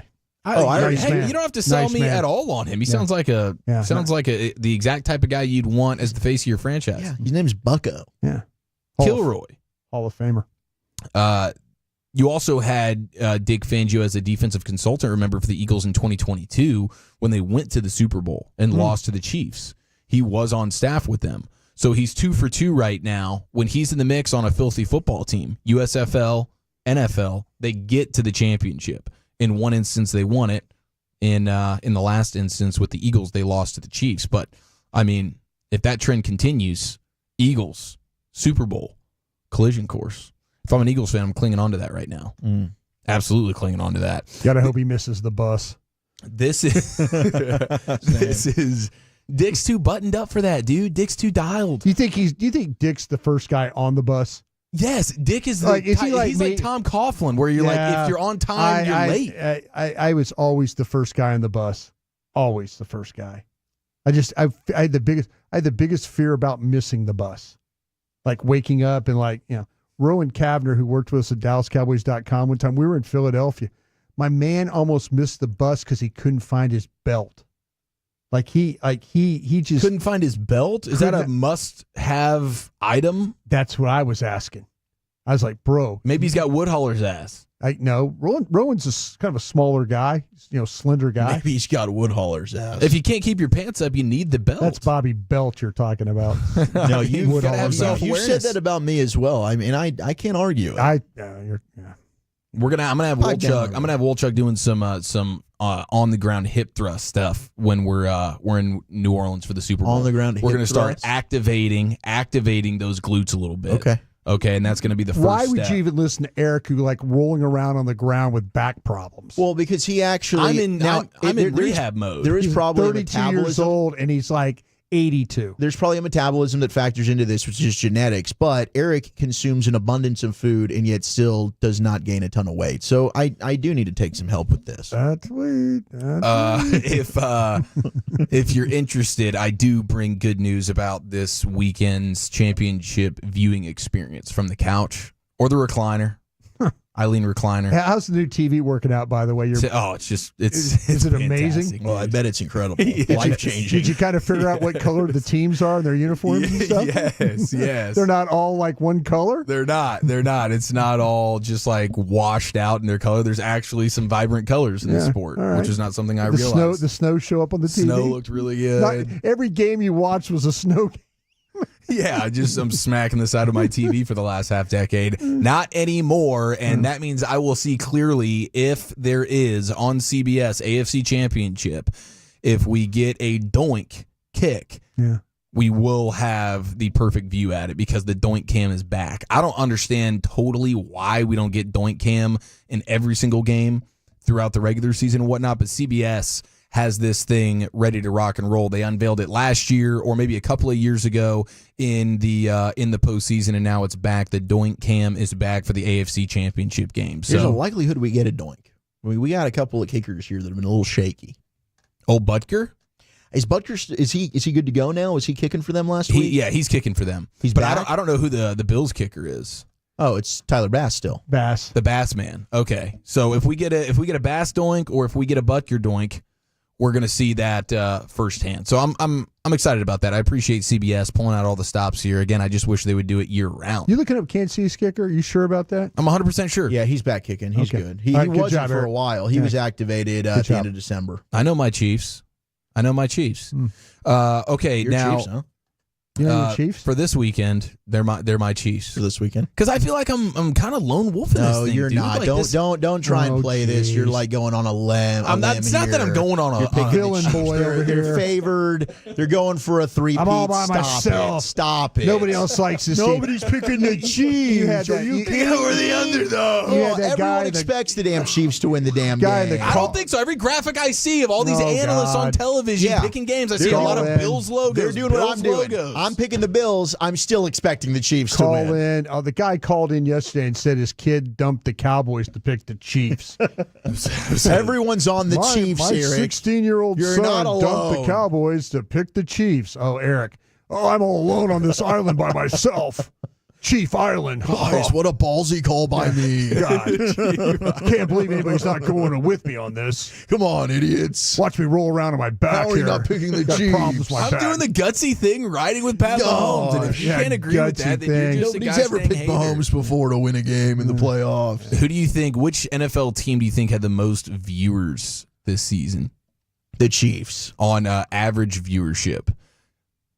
The Chiefs. You don't think it was the Cowboys? No, I think the Taylor Swift effect. I think Taylor Swift has would be lifted for the me. Chiefs Yeah, to gold here. Apparently, is the bungholes. Man Campbell has more pull than Taylor Swift herself. Wow. Because the Lions averaged the most Sleep viewership tonight. this year. Wow. And then it was the Cowboys. Oh, and wow. then it was the Chiefs. Now, I think part of this is, to some extent, it's the amount of primetime games that you got. Mm-hmm. So, and of course, the Lions had a ton of them, but they unseated the Cowboys for the most average viewership per game this season. Who do you think was dead balls last? Jacksonville. I would have thought that as well. They actually Arizona. They were second last. It was the Titans of Tennessee, which is just that was gross football. It really is That's maybe why the they had most the number one pick. forgettable. Yeah. Maybe the most forgettable franchise. Like, not to say that the Jags aren't worse or like the Raiders or the Jets or whatever, but you at least like constantly know of their existence. If we just omitted the Titans, I don't think we'd hear a peep about it. Honestly, having Will Levis was like the best thing they did this year because he just every week was doing stupid things that put him in the news. Yeah. This guy just threw a backwards pass to himself. Yeah. Like, what is he doing? Gosh, I feel so good right now about my hot take about the Chiefs winning. I know you do. Winning the AFC Championship game. Man, I think it's feel freaking really good. scorching. I'm so glad you went on the limb on that one. Me too. If anybody else wants to go on a limb coming up next, this is your one chance to call in intoxicated or in the process of catching that buzz. It's time for What You Drinking and What You Thinking. Next in the nation. More G-Bag Nation, less commercials. We go commercial-free all the way to the top of the hour. Coming up next, right here on The Fan and the Odyssey app. Hey, Tolos, RJ Choppy here. It is January, and that means the time is now to make your...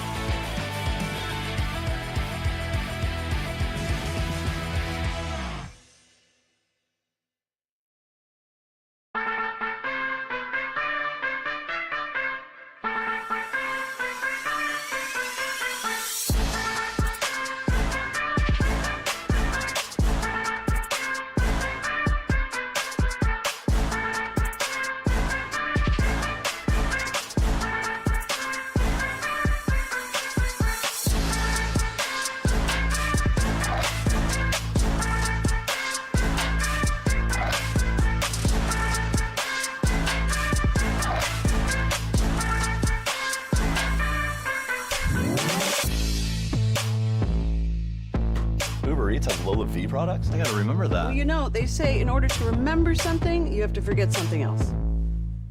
Okay, now that is a very cute haircut. That's like a little shag. I've never seen it before. Well, I mean, of course you have. It's the Rachel. Oh, is that your name? No, I mean, what's your name? No, I'm Jen. My name's Jen. Right, but I just mean like this is your haircut. But that's hair on your head. I'm not saying this is your hair. Okay, bring it down a little bit.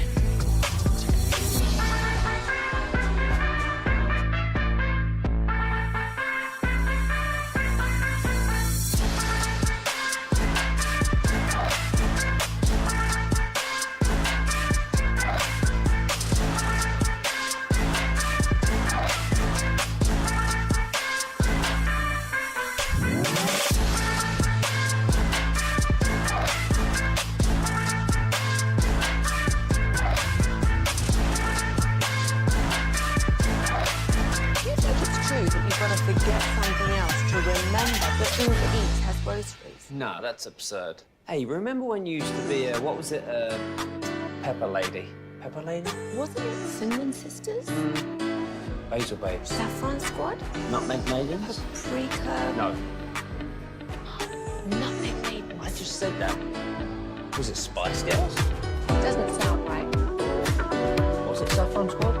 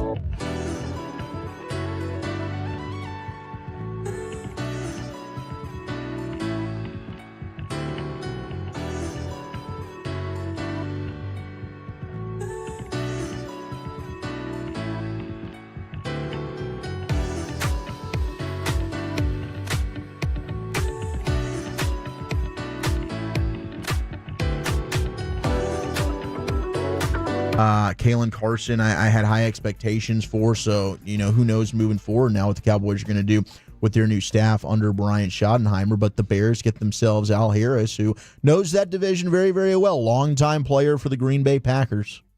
And this is no surprise, brought us in terms of Al Harris not remaining with the Cowboys. No, not really. Sort of anticipated this. Yeah, there were some folks in that building that are probably okay. Not probably.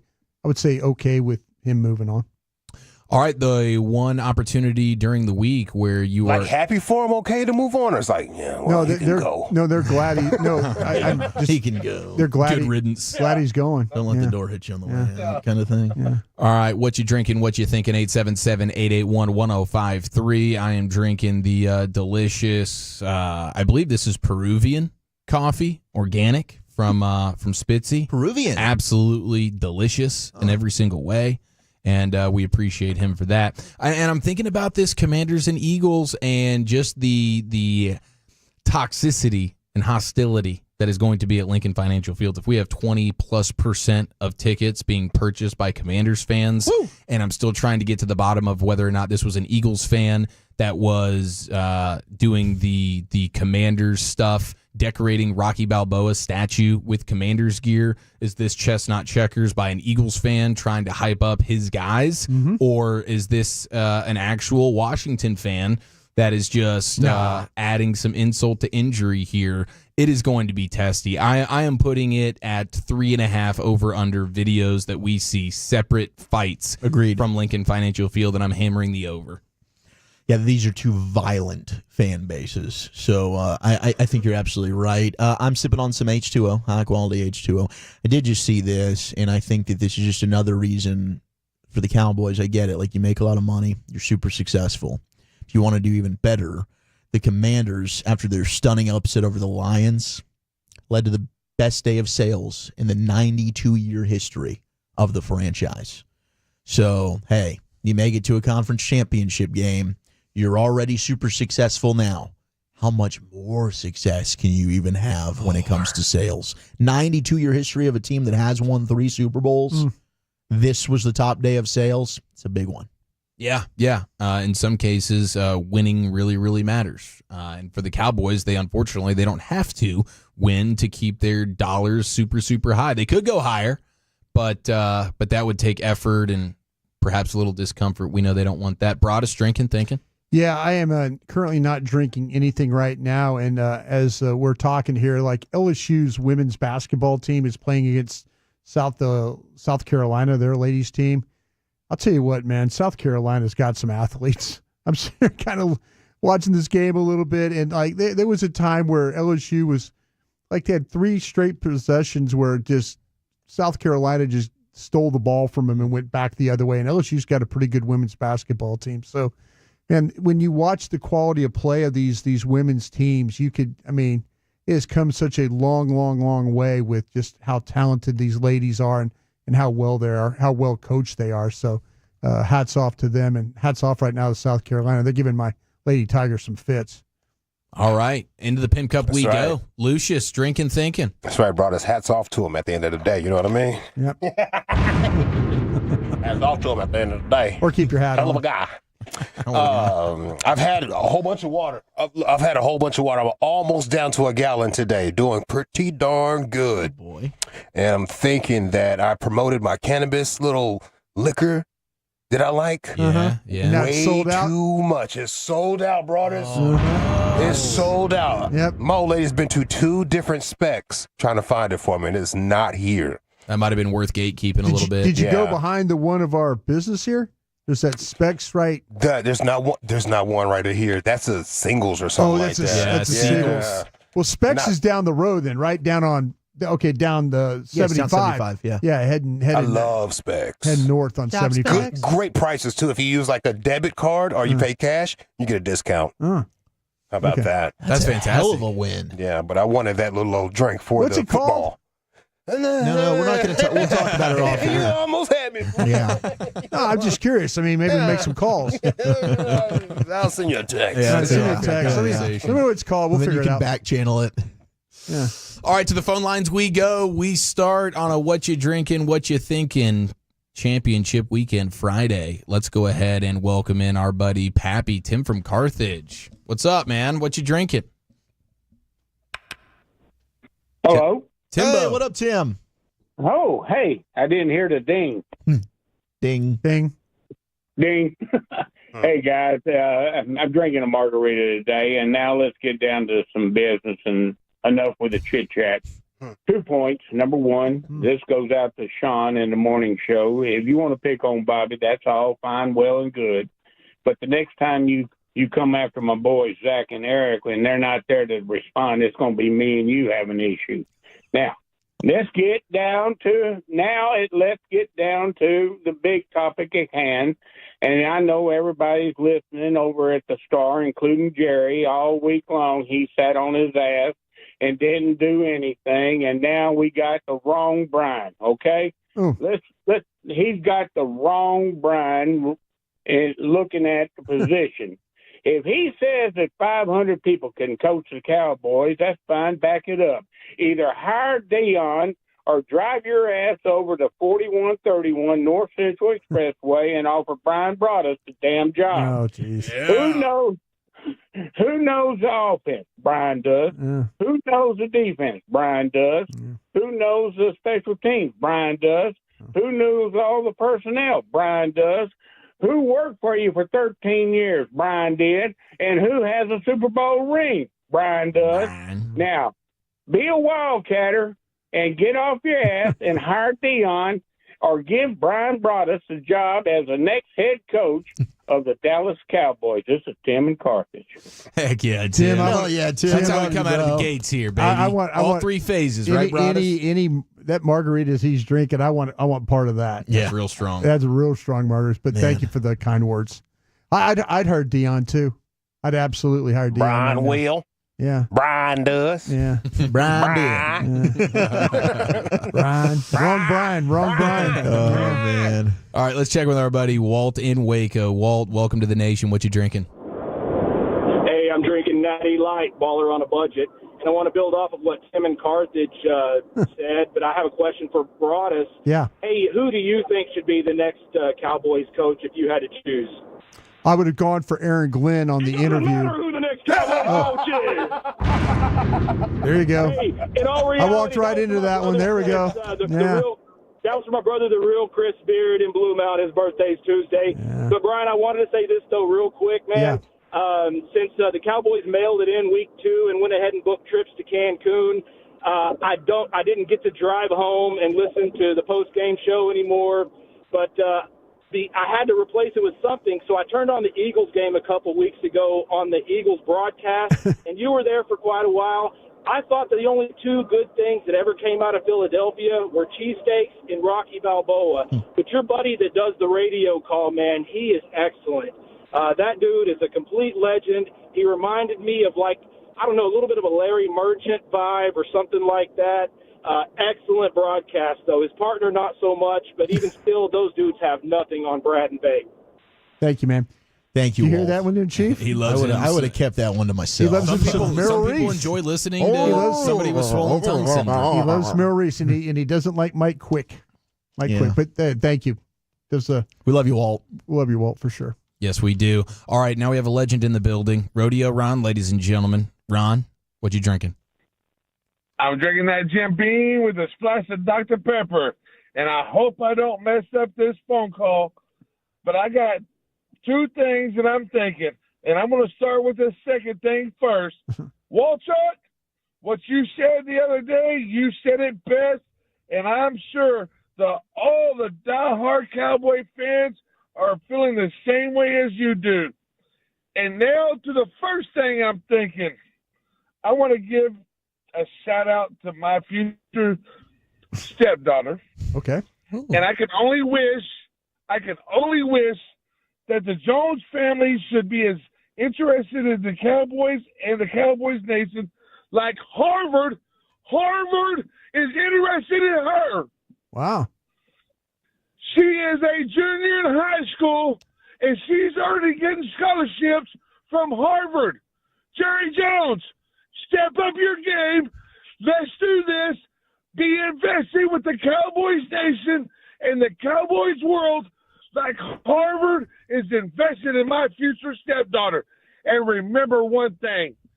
If you're not drinking that Jim Beam, listen to 105.3 The Fed on that G-Bag Nation. Where the F you at, baby? Yeah, Nice, Ron. Hell yeah, Ron. Let him know. Oh, Go get him, Crimson. gosh. Go get you a sip of water, Man, Ron. Harvard, dude. That's going to be incredible. The Crimson, there you go, yeah. Got a little slipper on that runway for him, didn't he? Sliding. He started to Trying to slow down. survive. Black ice. Hit the guardrail a little bit. Yeah. Tank slap that thing. That's incredible, man. Rodeo Ron's stepdaughter is getting looks from Harvard right now. Somebody said Rodeo Ron needs an intervention. He's definitely We've tried. He's been cranked up. We'd like to talk to some of your family members if we could, please. Ever since he brought back that West Virginian moonshine, he's been on a couple of different levels that we're not even quite used to with him. That sounded maybe the most obliterated. You're saying that's some apple pie that's going on right there? There's a little bit of that. Yeah, them Harvard people are like, this is your father? Yes. Oh, my God. Sign right here, dear.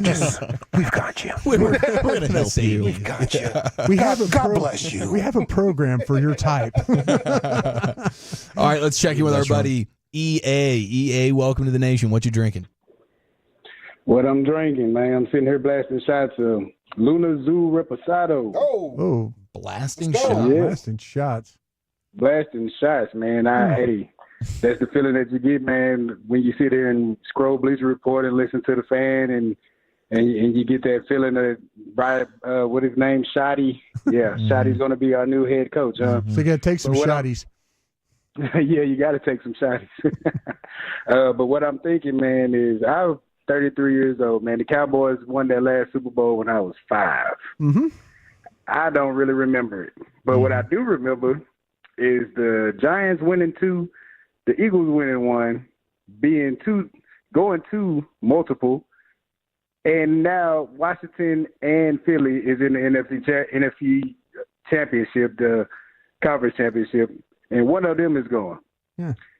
If it's Washington, that's 3 out of the 4 in our division since I've been 5, and the Cowboys is not one of them. Yep. And it just breaks my heart, man. So I guess football 2025 on Sundays, whatever time kickoff is, be the best time to do my wife's honey-do list, huh? Oof. Yeah, you got to capitalize on listen that, to the man. pregame show before you do the honey. We have a pregame show. I'm always listen to you, Brian. Yeah, please do. Listen to the pregame show, and then listen to the postgame. We'll tell you what happened. I'm right there with you, EA. Feel your pain, bro. I got you. Yes, sir. Appreciate it. There he goes, EA right here in the nation. Just Saturn and all hell right there. Yeah. It's tough. Hey, we're all trying to from Love Story. We're trying to fight through it, man. I mean, the Cowboys don't like it, but it's just the truth, and maybe they should look in the mirror because they're doing it to us. You are the problem. All right, Leslie in Fort Worth, what's going on? I'm sorry. This is when Bruce Banner was walking down the street sad.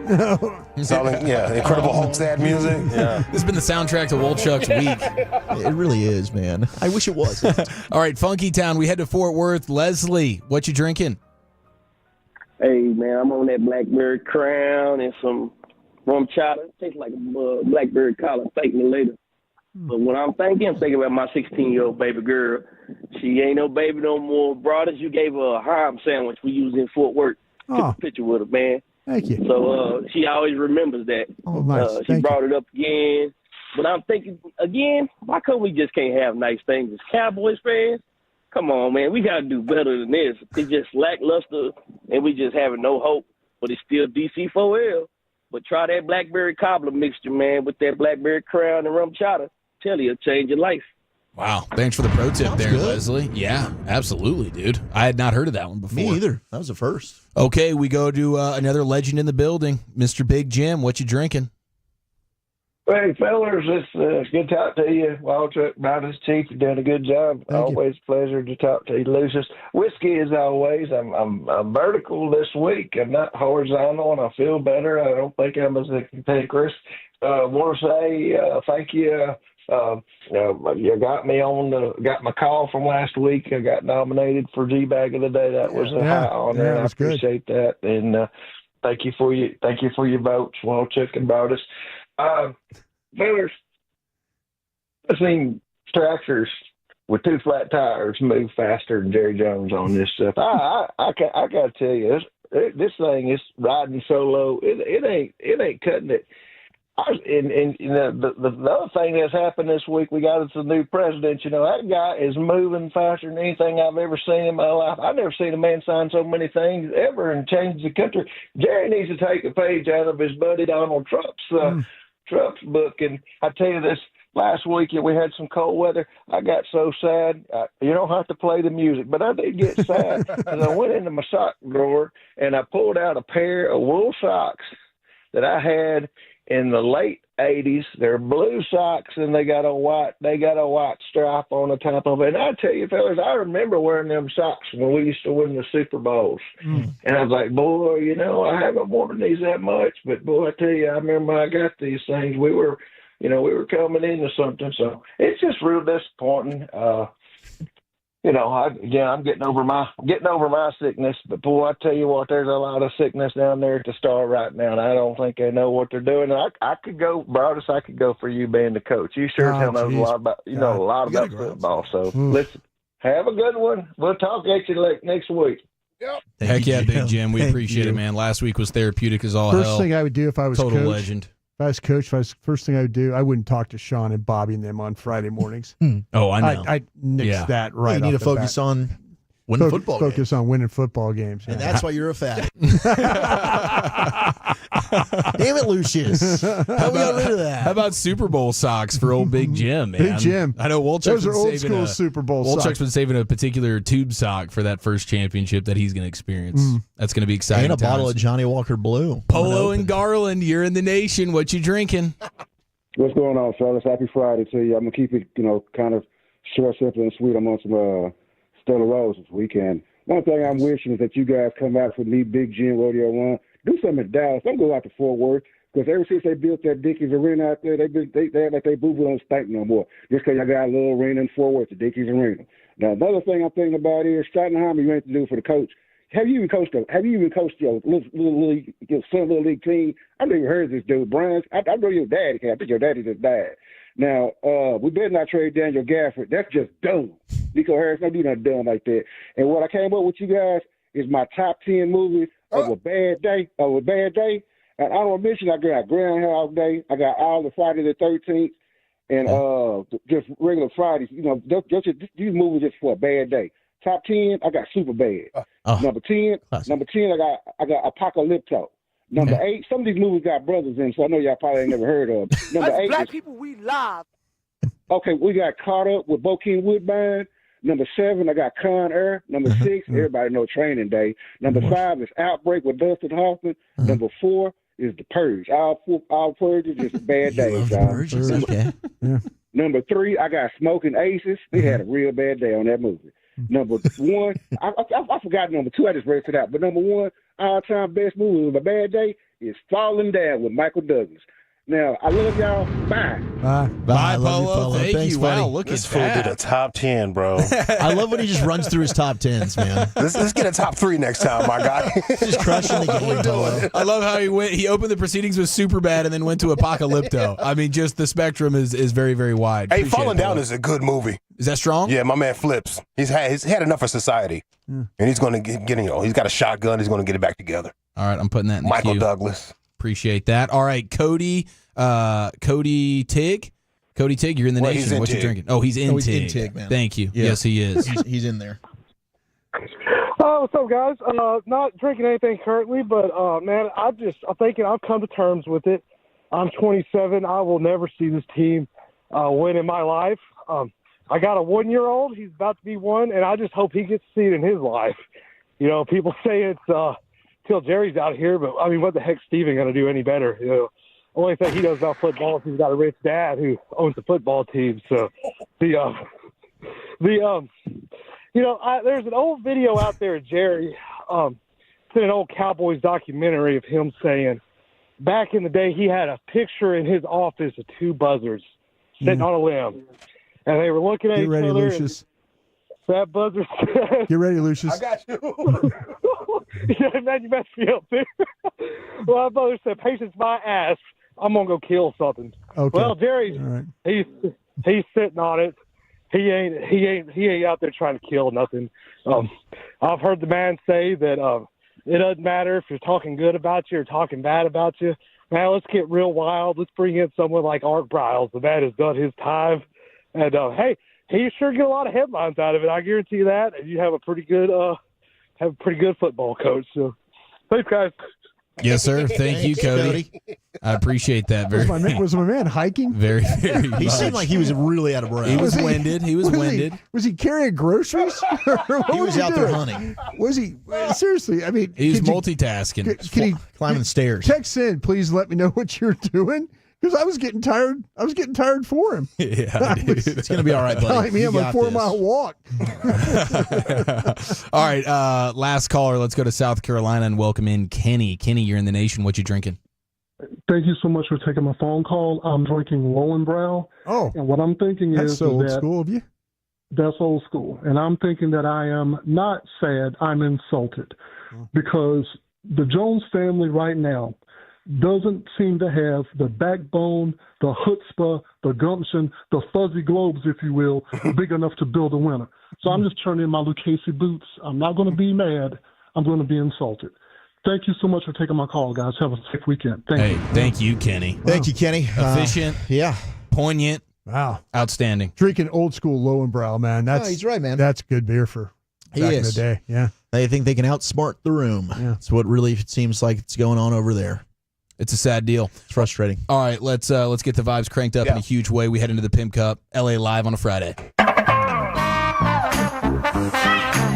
Well, I heard you squares. It's time you smoke. Fire up this funk and let's have a toke. Yeah. It'll make you dance to some of everything. Yeah. Everybody get high. Big football weekend right here, people. When I came up, dude, football was it was gladiated. It was angry. It was angry. It was just like when we hit somebody, when I played, if you hit somebody and he didn't get up, like we didn't hold hands with the other team and pray, like hold hands and everyone prays for him to get up. We used to do a Indian, like sell a hump dance circle around, like